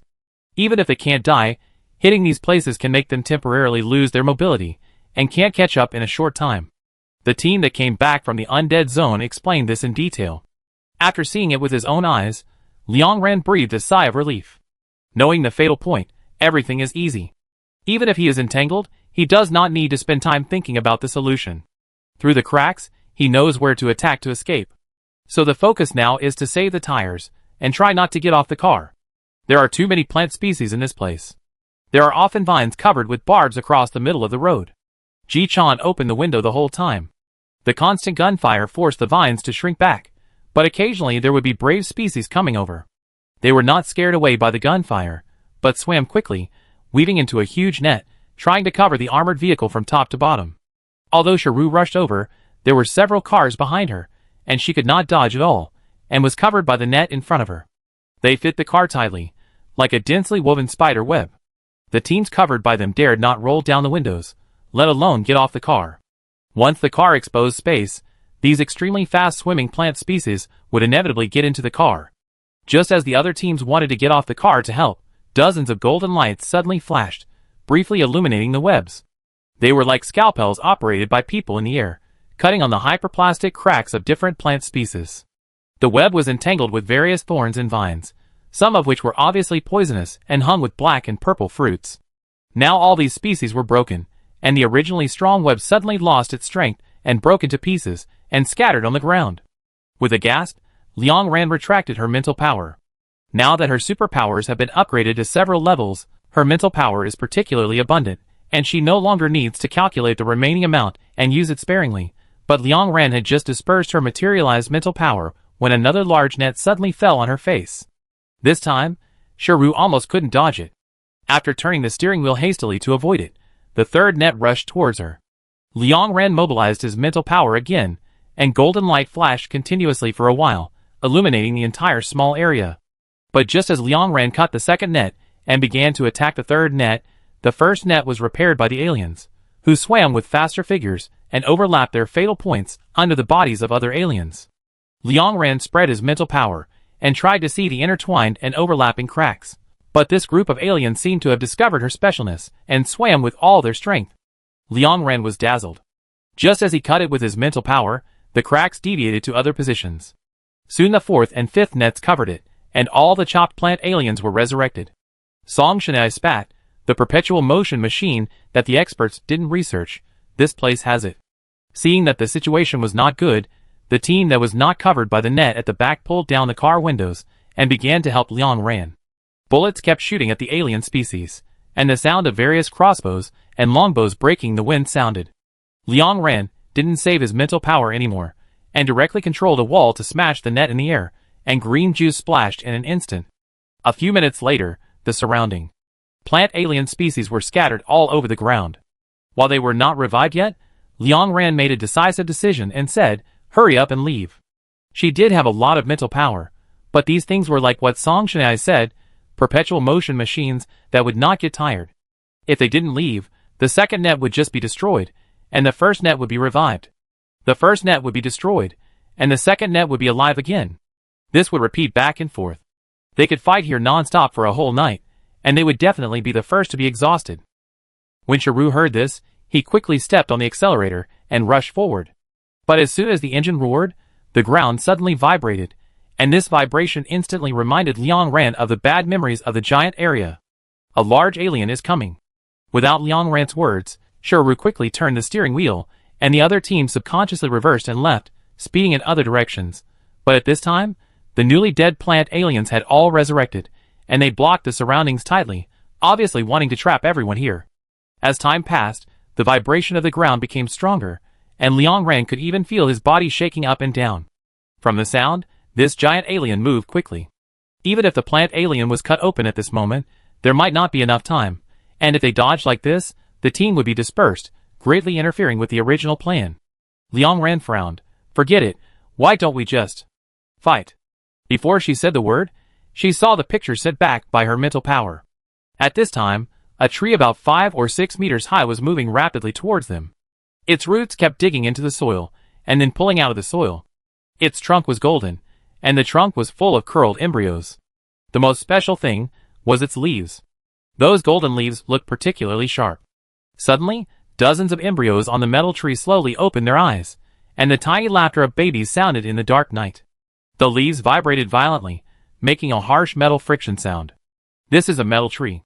Liang Ran immediately clenched his palms and changed his words. No, we still have to run.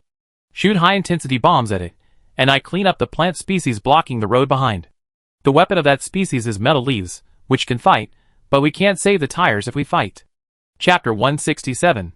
In case other cars couldn't hear clearly, Liang Ran took a megaphone while speaking. As soon as she finished speaking, the Yunlu team, which was clearing the aliens at the back, sped up their actions instantly. Layers of nets were cut off, and other cars rushed over when the time was right. Many teams cooperated, and the sound of fighting continued. The dense nets in all directions were quickly cut into pieces, and different cars rushed to the gap closest to them. Liang Ran used his mental power to assist everyone throughout the whole process. After seeing a large number of teams evacuate from this place, Shiru quickly tapped the car screen and fired a medium-sized bomb in the direction Liang Ran said, and then immediately turned the car head and drove the last one to rush to the right. Boom! The shock wave of the bomb spread out, and thick smoke rose up, but the vibration of the ground only stopped for a few seconds. Through the light emitted by the fluorescent vines in the distance, the undamaged metal tree gradually revealed its figure. The ground shook again. It precisely locked onto the last remaining Xuanqing team. The sound of metal cutting through the air made people's backs numb.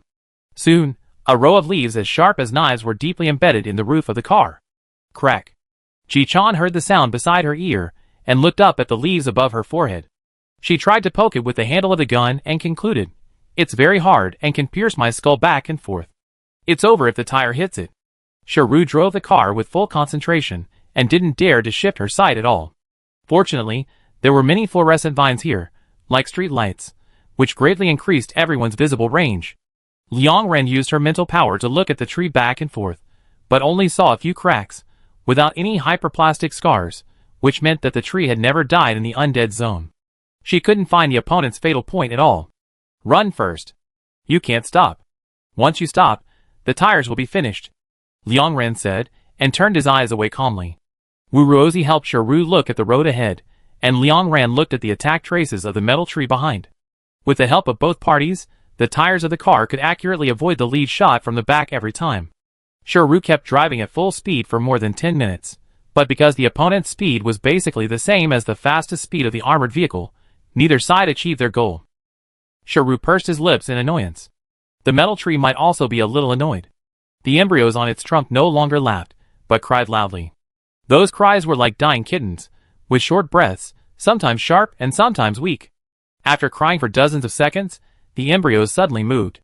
They gradually broke free of the membrane on their bodies, stretched out their soft white arms and feet. Their heads were very similar to white monkeys. They had 8 fingers and toes. Their chests were not fleshy, but had symmetrical barbs like centipede legs.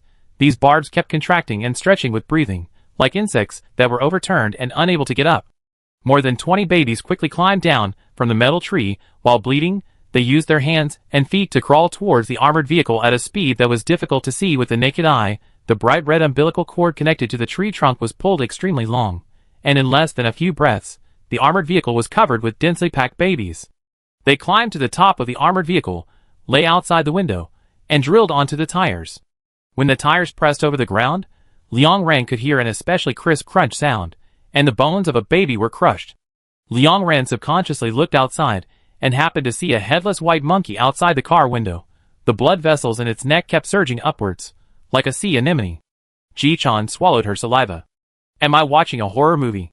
Liang Ren used her mental power again, and she was ready to clear the white monkeys around the car. She first tried to tie them up, but because many white monkeys were clinging to the tires, if she used her mental power to tie them up, she would inevitably tie up the tires as well, and the armored vehicle would inevitably overturn at high speed. So Liang Ren quickly changed her strategy, and tried to chop the white monkeys into pieces, but she found that even if she cut off the opponent's hands, as long as there was still the opponent's body tissue on the car, the broken part of the limb would be quickly attracted back. Like a magnet. Liang Ren cleared for half a minute, and finally cleared more than a dozen alien species in tricky positions off the car, but there were still 7 white monkeys firmly attached to the car. They bit the tires with their teeth, and their laughter mixed with crying was extremely creepy. Sharu controlled the car and rotated back and forth at high speed on the spot for several times, and got rid of 3 more. Liang Ran took a quick look at the positions of the remaining 4 white monkeys, unbuckled his seat belt, suddenly opened the car window, picked up the long-handled umbrella under the seat, and stabbed a white monkey in the face, pushing it out of the car. Song Shanai also quickly pulled down the window on her side, stretched out her arm, and swung the axe downward, hitting the crying white monkey below. Ji-chan. Liang Ran said quickly, the remaining 2 are on the tire in front of you. Okay. Ji-chan responded, and she pushed open the car door at high speed. The raging wind blew in. She grabbed the door armrest with one hand, half of her body jumped out of the car body, arched her back, and tried to swing herself up. The next second, she stepped hard on the head of the remaining white monkey with both feet. She was strong and easily kicked the alien off the car body.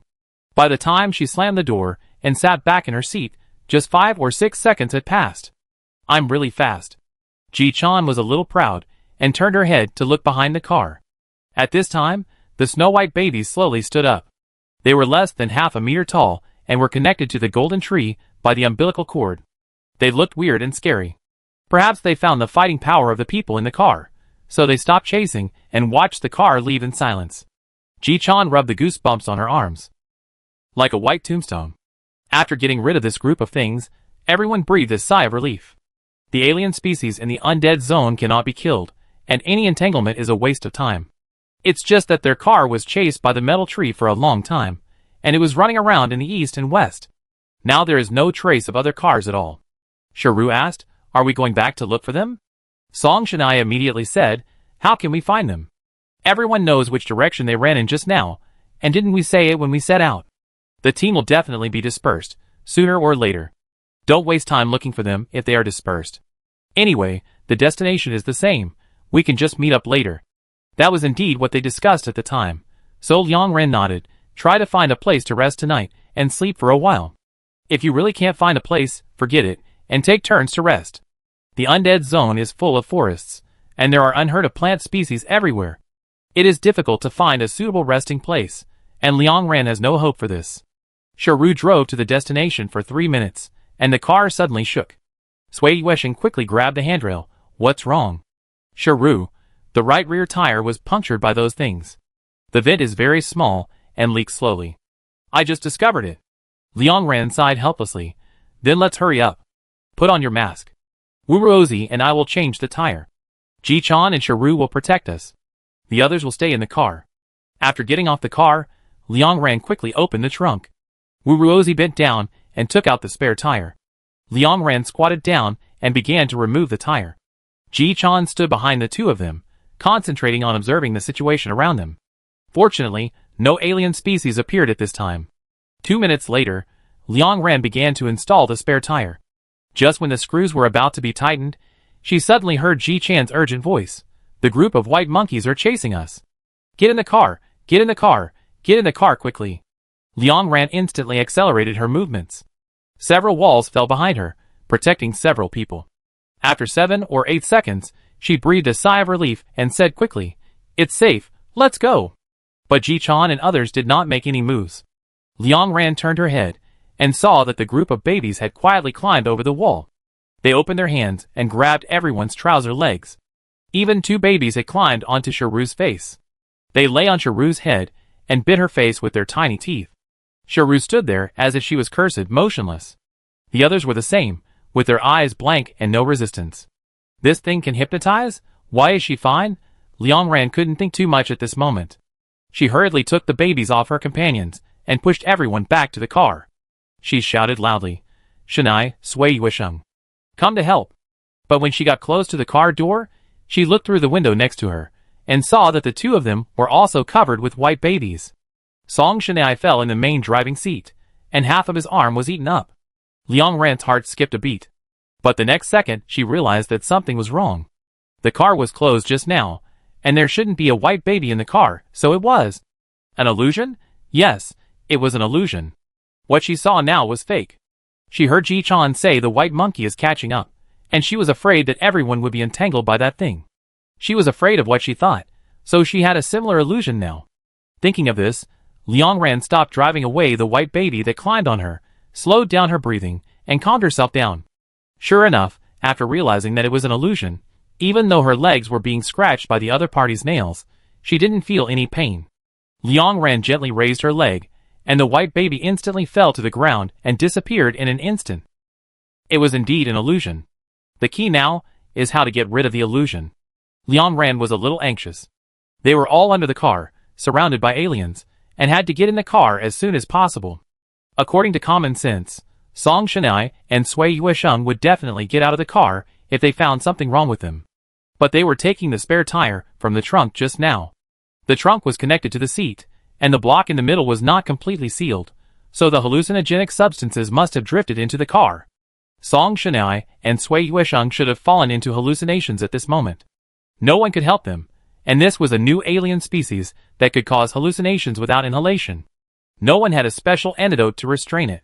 Just when the situation was in trouble, a crisp bird song suddenly sounded in her ears. Although Liang Ran couldn't see it, she felt something wet on the back of her hand. Then, there was an overwhelming bird song, not only orioles, but also nightingales, tits, and Liang Ran even heard the cry of egrets. Half a minute later, Liang Ran's vision became clear. She found herself fainted in the trunk, and the others also fell to the ground. A very beautiful egret stood beside her hand, smearing the chewed strange grass leaves on the back of her hand and wrist. At this moment, it was trying to pull her sleeves to apply it on her forearm. Liang Ran instantly understood the other party's intention. This antidote can penetrate into the gloves and be absorbed by the skin. Liang Ran pursed his lips and whispered softly, "Thank you." The egret seemed to understand what she meant. It stretched out its white wings, shook off the water droplets on it, revealing the dense cracks under its wings, and then it gracefully bent its long neck and gently leaned its head on Liang Ran's hand. An extreme coldness came over. Liang Ran's fingers shrank from the cold, but he still raised his hand and touched its head. Chapter 168. Half a minute later, everyone woke up. Ji Chan jumped up as soon as she opened her eyes. She looked at her hands in shock and touched her head again. "Are you okay?" "I said something was wrong. They can't run so fast. They started biting me in a flash. It hurt so much." Wu Ruozi also got up from the ground. She looked around and whispered, "Well, it's an illusion. These little birds saved us. Look around." Hearing Wu Ruozi's words, Ji Chan raised her head in surprise. She carefully looked at many species in the old world. The more she looked, the more depressed her mouth became. Suddenly she lowered her eyes and said quickly, "They are so cute." After saying that, she shook her head, raised the little yellow oriole standing on her shoulders with both hands, and said loudly, "It must have called these little birds. We saved it from the mouth of the man-eating plant species, and it came to save us." Hearing Ji Chan's words, the little yellow oriole excitedly chirped and made a gesture of raising its chest and head. The little nightingale beside flew in the air and landed in Ji Chan's palm.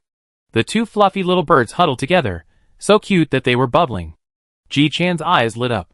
Just as she was about to show off, she saw the little nightingale peck the little yellow oriole a few times, pecked out a pink fleshy worm from under its wings, and then gently flicked it, and the fleshy worm fell on Ji Chan's mask. "Ji Chan, eh?" The thrushes watching suddenly laughed loudly. The egret beside Liang Ran obviously disdained to participate in such low-level fun. It walked slowly to the side of the car, and knocked on the car window with its mouth. Liang Ran ran to open the door for it. At this moment, Song Shanai and Sui Yuisheng were still unconscious in their seats. When the car door opened, Bai Lu leisurely stepped into the car, and applied the remaining broken leaves in his mouth to their gloves. After the juice penetrated into their skin, they woke up quickly. Song Shanai opened her eyes, and saw the white bird in front of her. She was so scared that her breath was choked, but soon, She saw what she had in her hand, and she relaxed instantly. Good bird. She praised the other party. Bai Lu immediately stretched out his wings and fanned her head. Song Shanai covered her head in confusion. Sui Yueshan on the side hesitated and took over the conversation. Dear Lord Bai Lu, you are really an elegant, beautiful, smart, and lovely bird. Bai Lu slightly bent down and turned to leave the car. Song Shanai, can it understand us? Sui Yuesheng thought. It probably can understand a little. There used to be a large area of nature reserve here, open in fixed months, and a small number of tourists can take a car to visit here. So the animals here have seen people and must have heard humans speak. They have been in the undead zone for a long time, polluted, and their IQ has increased. They probably remembered that part of the memory and can guess what humans mean. I won't say anything else, but I have heard words like cute and beautiful so many times before that I must know it is a compliment. Song Shanai snorted and laughed. It's really cute. Although the little bird is cute, it is more important to go to the supply point now. Liang Ran is worried that he will encounter this kind of hallucinogenic alien again later, so he asked the egret, where did you get that leaf from? Can you take me there? The egret tilted its head and turned to walk behind a tree in the distance. Liang Ran immediately raised his foot to follow, and the others hurriedly followed behind. 2 minutes later, Liang Ran stood behind the tree. There is a tiny red mushroom behind the tree. Its shape is very similar to a woman holding a red umbrella.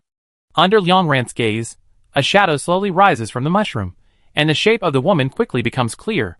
Her legs are like tree roots, without feet, and she is wearing a red skirt covered with mycelium. Her face is like a piece of white paper, with only pure black eye sockets filled with eyeballs in the shape of spores of all sizes. After rising, the woman slowly walks around the tree, swaying gracefully. She gently turns the umbrella handle, and the red umbrella suddenly rotates. Ji Chan was stunned. After a moment, she said, if you only look at the back, it looks too much like a human. Liang Ran corrected her. The body and the shadow of this alien can change. It just saw us, so it chose to make such a shape. I have studied similar aliens before. This is the other party's protection mechanism, hoping to deceive the other party's eyes, or make the other party reluctant to attack it, or mobilize the other party's curiosity and not kill it. While Liang Ran was talking, the egret crushed the mushroom neatly, turned over the land around it, and pulled out a few grasses from the roots of the mushroom. Liang Ran took the grass thrown by the egret. At this time, other birds also brought some grass of the same type and threw it to everyone. Everyone hurriedly took it. The egret opened its mouth to Liang Ran, revealing the grass under its tongue. Liang Ran immediately understood what it meant, wiped a piece of grass, and pressed it under his tongue. In this way, even if they encounter this kind of mushroom again, they will not be hallucinated by the colorless gas it spreads. This is also the reason why these small animals can survive here without being affected by hallucinations. Liang Ran thanked him again. The egret chirped, rubbed Liang Ran's hand, and then flapped its wings to fly away. The other birds also took off and flew in a certain direction. Ji Chan subconsciously grabbed the little yellow oriole. Aren't you coming with us? She said anxiously. The teams before had small animals following them. I like you. Can't you come with us? The little yellow oriole twisted its body to break free from her palm, and followed the large group without looking back, flying away. Ji Chan showed a disappointed look. Sharu comforted her. Maybe they heard the cry for help from other places and rushed to help. Animals have much better hearing than us. Ji Chan puffed up her cheeks. Okay, that's right. Let's get back to the car. After saying that, she ran quickly to the armored vehicle. After everyone got in the car and fastened their seat belts, Sharu started the car and drove to the destination. Ji Chan held her cheek and stared out the window. It was obvious what she was thinking.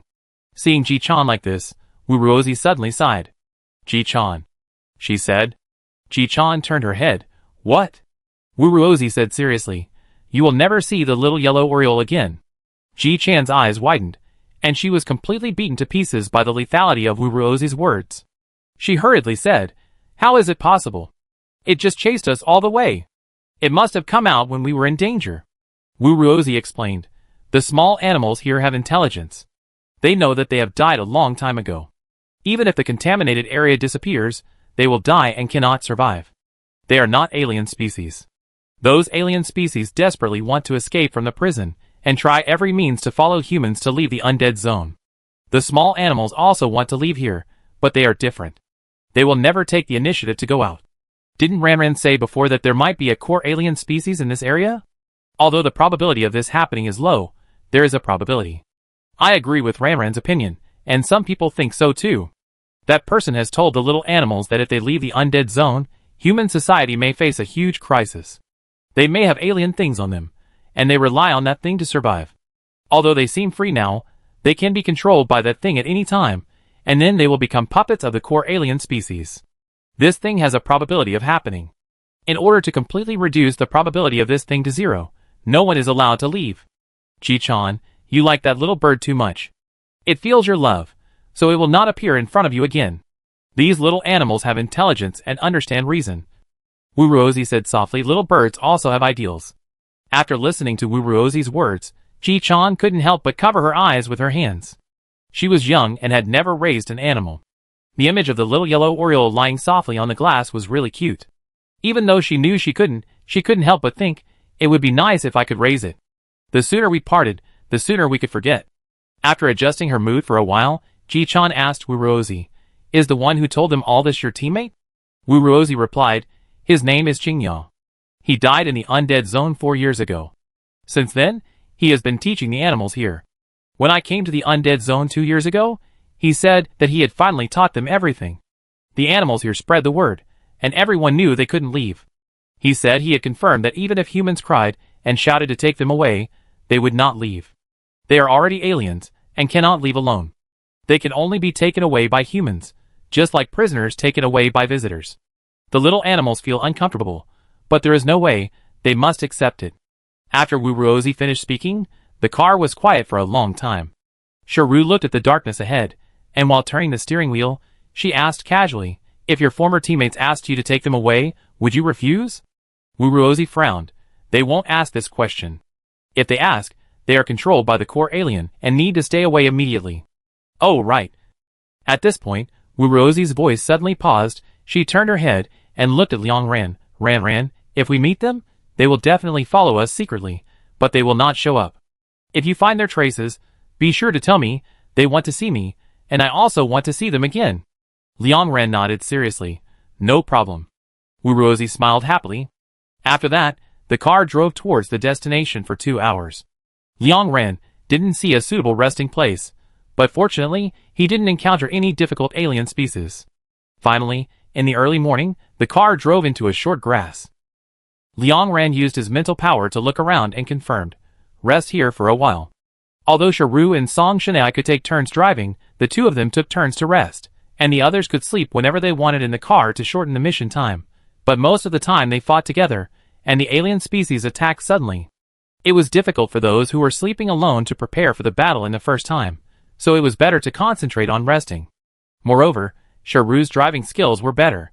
Unless there was an emergency, she would drive.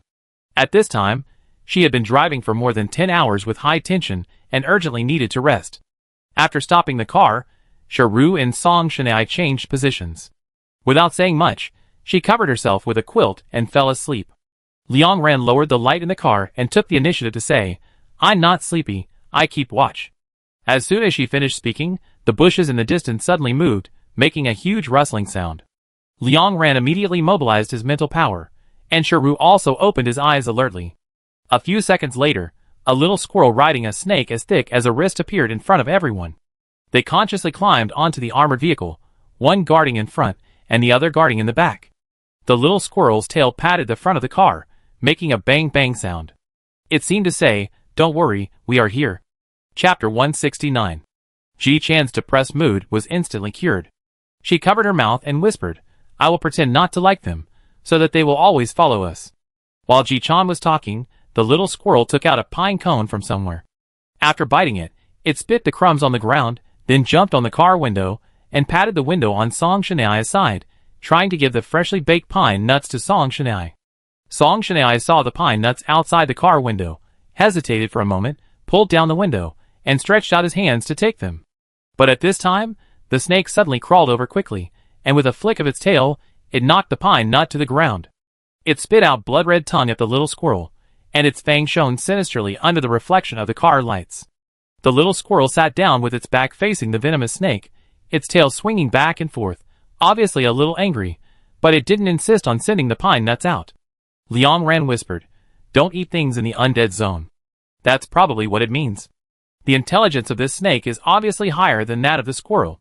Perhaps it knows that its appearance is not pleasing. After knocking down the pine nuts, it returned to the rear of the car, coiled its tail, stood up high, and stared at the depths of the jungle with its golden pupils. Although there is the help of small animals, everyone can't really not keep watch. Liang Ran calculated the time and said, since there is no danger for the time being, let's rest for a while. After sleeping well, we have to go deeper. The alien species inside will definitely be more troublesome. It will be difficult to rest tomorrow night. Hearing Liang Ran's words, Shiru closed his eyes. I'm fine, just sleep for 3 hours. Shiru was talking about her shortest rest time. Liang Ran immediately said, then we will set off in 4 hours. You don't have to keep watch. If you get tired tomorrow, don't force yourself. Let's go. Shiru nodded, her breathing gradually became steady, and she quickly fell into a light sleep. After so many missions, everyone had already trained themselves to sleep anytime, anywhere. The others fell asleep quickly, and Liang Ran and Wu Ruozi observed the situation around them. After Liang Ran extended his mental power, he asked Wu Ruozi, Little Wu, aren't you sleepy? I can keep watch by myself. My mental power is very high now, and I need very little sleep.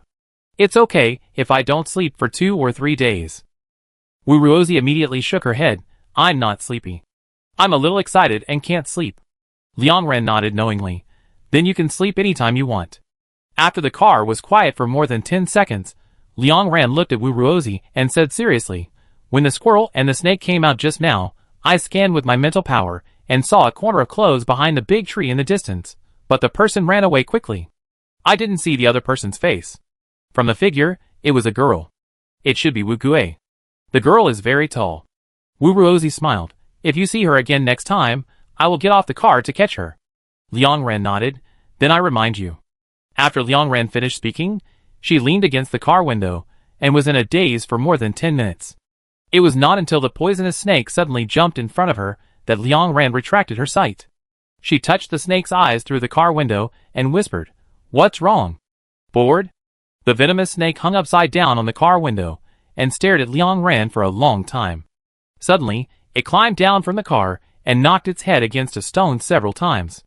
The sound of bang bang was so loud that it hurt just to hear it. Liang Ran raised her eyebrows in astonishment. After a moment, the black snake crawled out of her car window again, opened its mouth towards her, revealing its mouth without fangs. Liang Ran was silent for a few seconds and understood what the other party meant. She curled her eyes and said in a softer voice, But why do I remember that even if snakes have no fangs, they still have venom glands? If I touch you and make you uncomfortable, will you suddenly bite me? The snake immediately bumped against the car window, and its face was pressed against the car window, showing a non-aggressive look.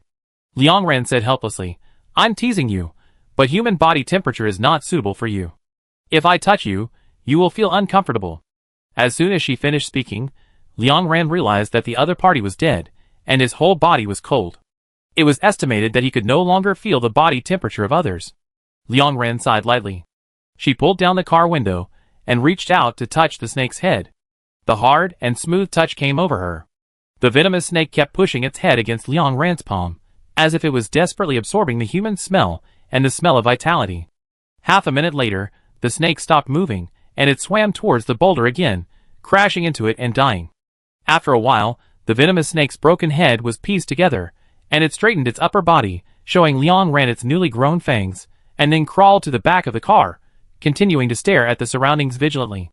Liang Ran looked away with some discomfort. This place has been occupied for too many years, and there are no living small animals, but death has not made them indifferent. To be fair, this is the safest contaminated area Liang Ran has ever been to, and she even feels safer than the marginal contaminated area, because there are more than just humans working hard here.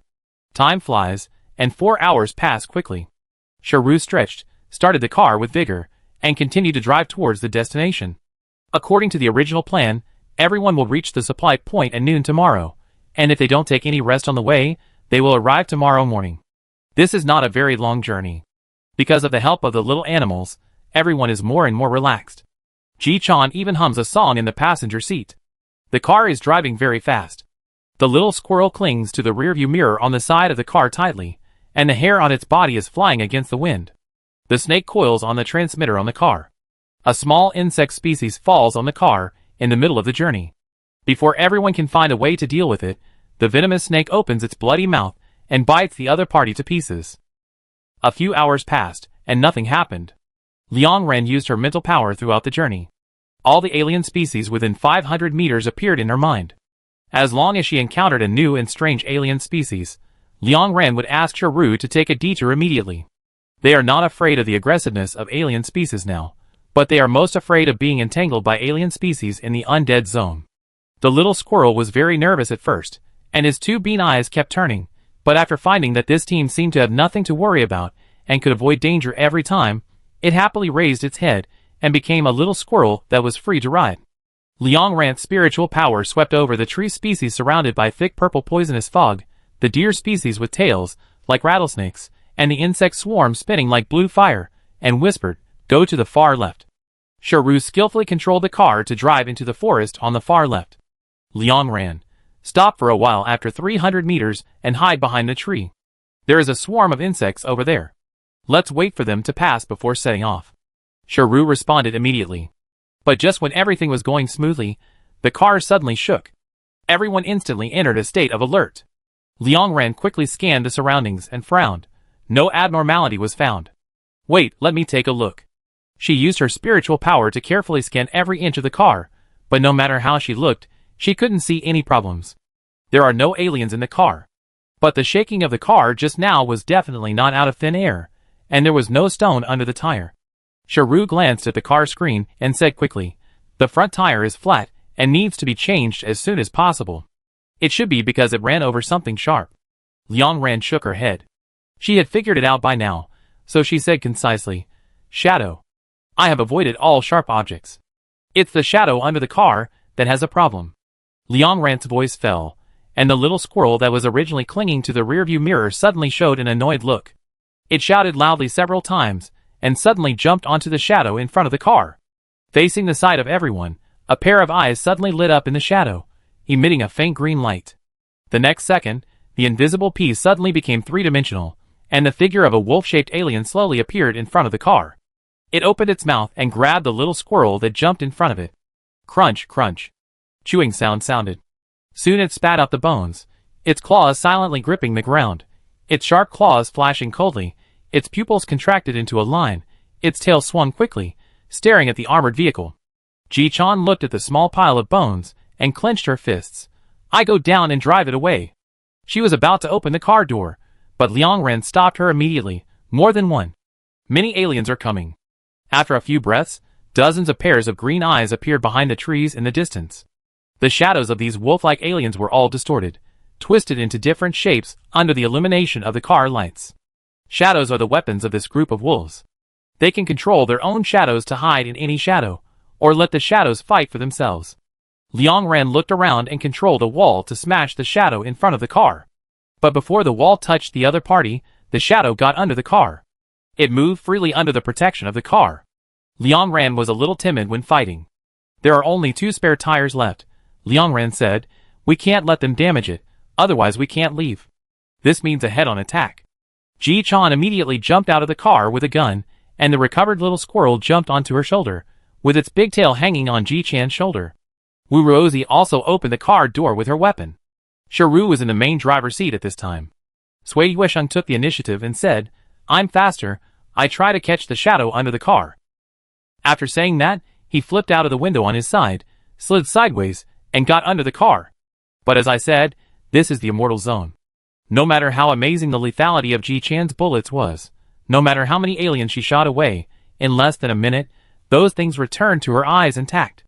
After a few minutes, Ji-chan had used nearly 100 bullets, and those wolves had no physical loss except for some hyperplastic cracks on their bodies. Their bodies rose and fell slightly, staring at Ji-chan, as if they would rush out in the next second and eat Ji-chan up. Wu-Ruozi's situation was also very troublesome. The ribs of the umbrella in her hand were wrapped by the flesh foam on the alien body. The flesh foam seemed to have life, and could not be shaken off. Soon, Wu-Ruozi's body was also attached to a lot of flesh foam. According to this situation, it would not take long for her to be submerged by the flesh foam. Liang Ren used his mental power to help Wu-Ruozi clean up her body while paying attention to Sui Yuesheng's situation.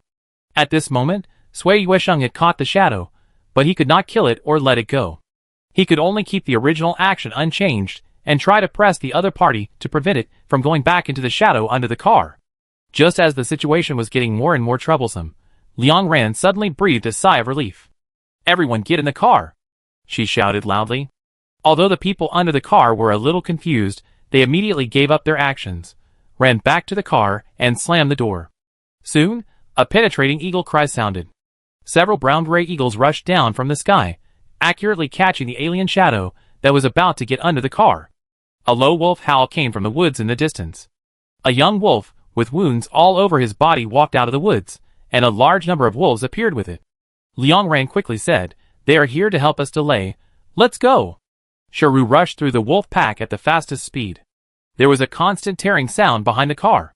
Ji-chan turned her head with her eyes closed. After a long time of psychological preparation, she tried to open a crack. There was blood everywhere. Their wolves and alien wolves fell one by one. This was not a one-sided massacre. Chapter 170. After the car drove out at full speed for 1 kilometer, the armored vehicle suddenly tilted forward, and Sharu stopped the car immediately. The air is almost gone, and it can't run anymore. Just now, the shadow under the car punctured the 2 front tires without anyone noticing. Now there are only 2 spare tires left in the trunk. After changing them, everyone will have no chance to change tires. After everyone got out of the car and changed the tires, they subconsciously raised their heads. At this moment, the roar in the distance gradually subsided. The melee is over. Liang Ran did not get in the car immediately. She used her mental power to observe the situation in the distance. 2 minutes later, a rustling sound came, and a gray wolf cub covered in blood jumped out of the bushes. There was a healed wound of a bullet hole on its forehead. It was obviously the wolf cub encountered by the previous batch of teams. Its parents walked behind it. These 2 wolves should be the Wolf King and his wife. They are a circle larger than other wolves and much stronger. They stopped moving after walking a few meters away from the Schwanching team. Only the little wolf cub came over lively, circling around the feet of several people, wagging its tail vigorously, like an enthusiastic puppy. Liang Ran looked at them and said seriously, "Thank you." After a moment, she felt that it was not enough and bowed to the wolf pack at a 90-degree angle. The Wolf King growled in response. After straightening up, Liang Ran looked at the little wolf that came to her feet. Sharu came over. She seemed to like this kind of cool-looking animal very much. For the first time, she took the initiative to touch it. She gently stroked the little wolf's forehead and covered the ugly gun hole with her hand. This was the wound left by the hunter. It must have been very painful at that time, but it still chose to trust and help humans. After staying for a few minutes, everyone got on the car. The snake with a mouth full of wolf hair coiled on the transmitter on the roof again. The little squirrel jumped onto the rearview mirror and kept rubbing its big tail. Because it was too painful, its body was still shaking slightly. The car continued to move towards the destination. Ji-chan leaned against the car window with her cheek in her hand, and was obviously still thinking about what happened just now. After a long time, her expression became inexplicably proud. "I never thought that the 2 wolves could fight evenly. This is too strong. They must have practiced in actual combat many times and restrained the alien species." Song Shanai echoed, "And the help of those eagles, otherwise the shadow could not be caught." Ji-chan nodded immediately. Indeed, the eagle flew very fast. Whoosh, catching the shadow is like catching a mouse. If the alien species had not landed too suddenly, and the gap in combat power in the early stage was large, our little animals would not have been wiped out, otherwise they would have been wasted like this. It's still a matter of decades, and it's still uncertain who will win or lose. Small animals save the world, Ji-chan said, while making a gesture, hand in hand. Wu Rosie was amused by Ji-chan's actions. She wiped the blood foam on her body and said with a smile, Okay, thanks to the help of these small animals, the situation in the undead zone is special. The alien species here can't kill people in an instant, but they can consume people to death. Unless they are very unlucky, other hunters who died here were entangled and consumed to death. Now with these small animals, we basically don't have to worry about this. Liang Ran glanced at the route map, and his mental power was always flowing around. She originally thought that she could meet a few lost teams, but the jungle was too big, and there were hundreds or thousands of routes to the destination. In order not to consume too much mental power, her observation range has been controlled at 300 to 500 meters, and she has not met other teams so far. 3 hours later, the car screen showed that it was 12 o'clock noon. Ji-chan waved her fist. In less than a day, we can return. Of all the polluted areas, I like the undead zone the most. Before she put down her fist, Liang Ran suddenly raised his head. There seems to be a species in the car. Ji-chan was so scared that her hands trembled. Ah! Sui Yuesheng subconsciously stood up. Where? Liang Ran's words were too abrupt. Song Shanai looked around quickly and found nothing unusual. She thought, the shadow followed again? No. Liang Ran wiped the dust on the window and whispered, I just opened a crack in the window. The wind was a bit strong, but the dust didn't move at all. And the dust floating in the car, I just looked at it, and their floating trajectories are too regular. It shouldn't be so regular. Now there are no fluorescent vines outside the car. Everyone relies on the car lights to see things. The lights inside the car are not turned on too brightly, so no one pays attention to the strangeness of the dust. Wu Ruozi looked reminiscent when she heard Liang Ran's words. I don't think I've seen a species that looks like dust. Are you saying there are tens of thousands of species in the car? Liang Ran shook his head. This may be a species. If a species is crushed and ground into powder, but it doesn't revive immediately, but enters our car with the wind. Is this possible? Wu Ruozi was about to shake her head, but hesitated, and still considered. According to common sense, everyone will be resurrected quickly after death, at most 2 or 3 minutes. Only the first time they die will be resurrected more slowly, about 5 minutes. This dust has been in our car for a long time, right? Ji-chan hurriedly said. When we got out of the car to change the tire, there was a strong wind and a lot of dust blew into the car door.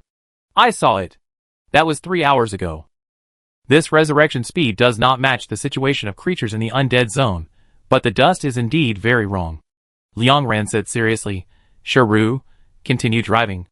After that, she wiped the dust by the window, and then wiped the dust on the seat and feet with her hands. Until her hands were covered with a dirty layer, she raised her hand and looked at it carefully. There is a small amount of blood in the dust. Liang Ran raised his head. To prevent accidents, everyone used paper towels to wipe the dust around, and then throw the paper out. Sui Yuesheng quickly opened the medical box, pulled out a thick stack of disinfectant paper towels from it, and threw them to everyone. Liang Ran took it, and quickly wiped the seat. Perhaps he realized that he was discovered. Liang Ran's hand was about to touch the dust, and they rose up and gathered together quickly. In just a few seconds, 3 wolves with shiny fur appeared in the car. They attacked everyone without any pause. Song Shanai spat. So the undead zone has been upgraded, and these alien species can control the resurrection time. Are they playing tricks to chase us and take revenge on us? After saying that, she quickly unbuckled her seat belt and smashed the head of one of the wolves with an axe. Sharu couldn't concentrate at all now, and was about to shift gears and stop the car, but 2 wolves appeared beside her at this time, pouncing on her body with sharp teeth. It was difficult to shoot in the car. Ji-chan quickly controlled one of them, and just when she was about to kick the other one, her feet were entangled by the wolf shadow, and Ji-chan was dragged and staggered, and fell hard on the seat. Seeing that Sharu was about to be bitten, a golden light flashed, and Liang Ran hurriedly tied up another wolf. Due to inertia, the wolf fell on Sharu from midair. Sharu's arm softened, and she lost her grip on the steering wheel. The car tilted and slid a few meters away, almost hitting a rock, but she quickly pulled it back and stopped the car steadily. Seeing that Sharu was fine, Ji-chan breathed a sigh of relief.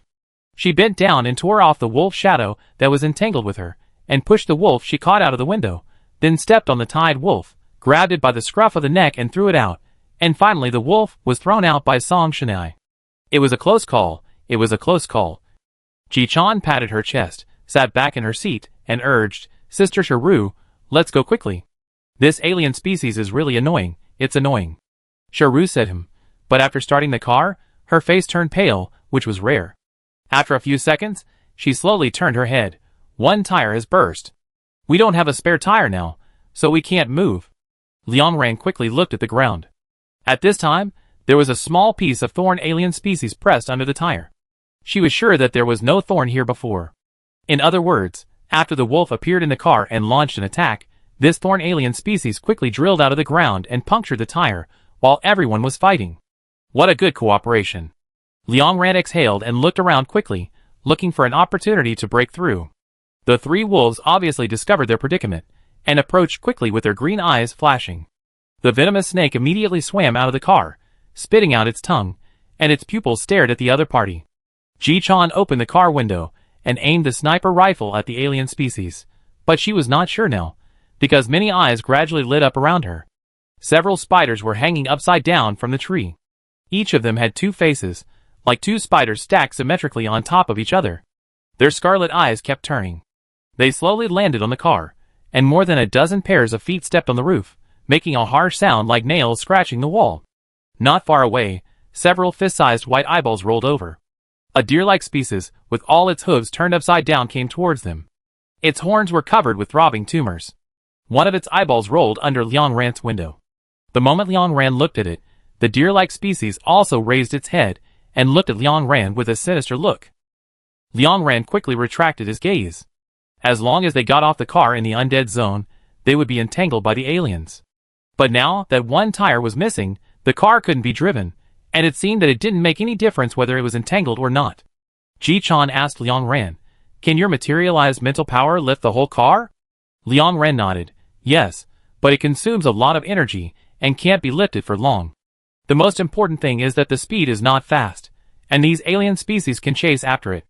In other words, lifting it is the same as not lifting it." Just as Liang Ran was considering what to do, a boy coughed suddenly from behind a tree in the distance, and a tire was pushed out by a pair of bony hands and placed next to the tree. The hand patted the tire and showed an attitude of "you can take it yourself." Liang Ran didn't have time to be surprised, and immediately turned to look at Wuruozi. Wuruozi pulled down the car window and shouted, "Qingya, come here." Qingya stretched out his hand from behind the tree, stretched out his index finger and shook it. Wuruozi raised his voice a little, "I miss you. Can you come over?" But the boy seemed to be trying his best to go against Wuruozi. He made a cool farewell gesture and slowly withdrew his hand. Liang Ran used his mental power to scan the boy's face, and suddenly understood why he didn't want to show up. This was a very white and tall boy, with messy black hair, gentle and beautiful green eyes, a high and straight nose, and a slightly curved mouth, as if he was always smiling. He must have been very handsome when he was alive. But now his face can only be described as ugly, with layers of scars stacked on his skin, as if it had been burned by fire. The boy walked farther and farther, and was about to exceed Liang Ran's detection range. Seeing that the other party refused to show up, Wuruozi gradually turned cold. She took out a pistol from her pocket, fired a shot upwards, and whispered, "One last time. Come here." Everyone in the car looked at Wuruozi in a daze. Hearing Wuruozi's words, Qingya's back suddenly trembled. He turned around abruptly, and raised his foot to walk towards the armored vehicle.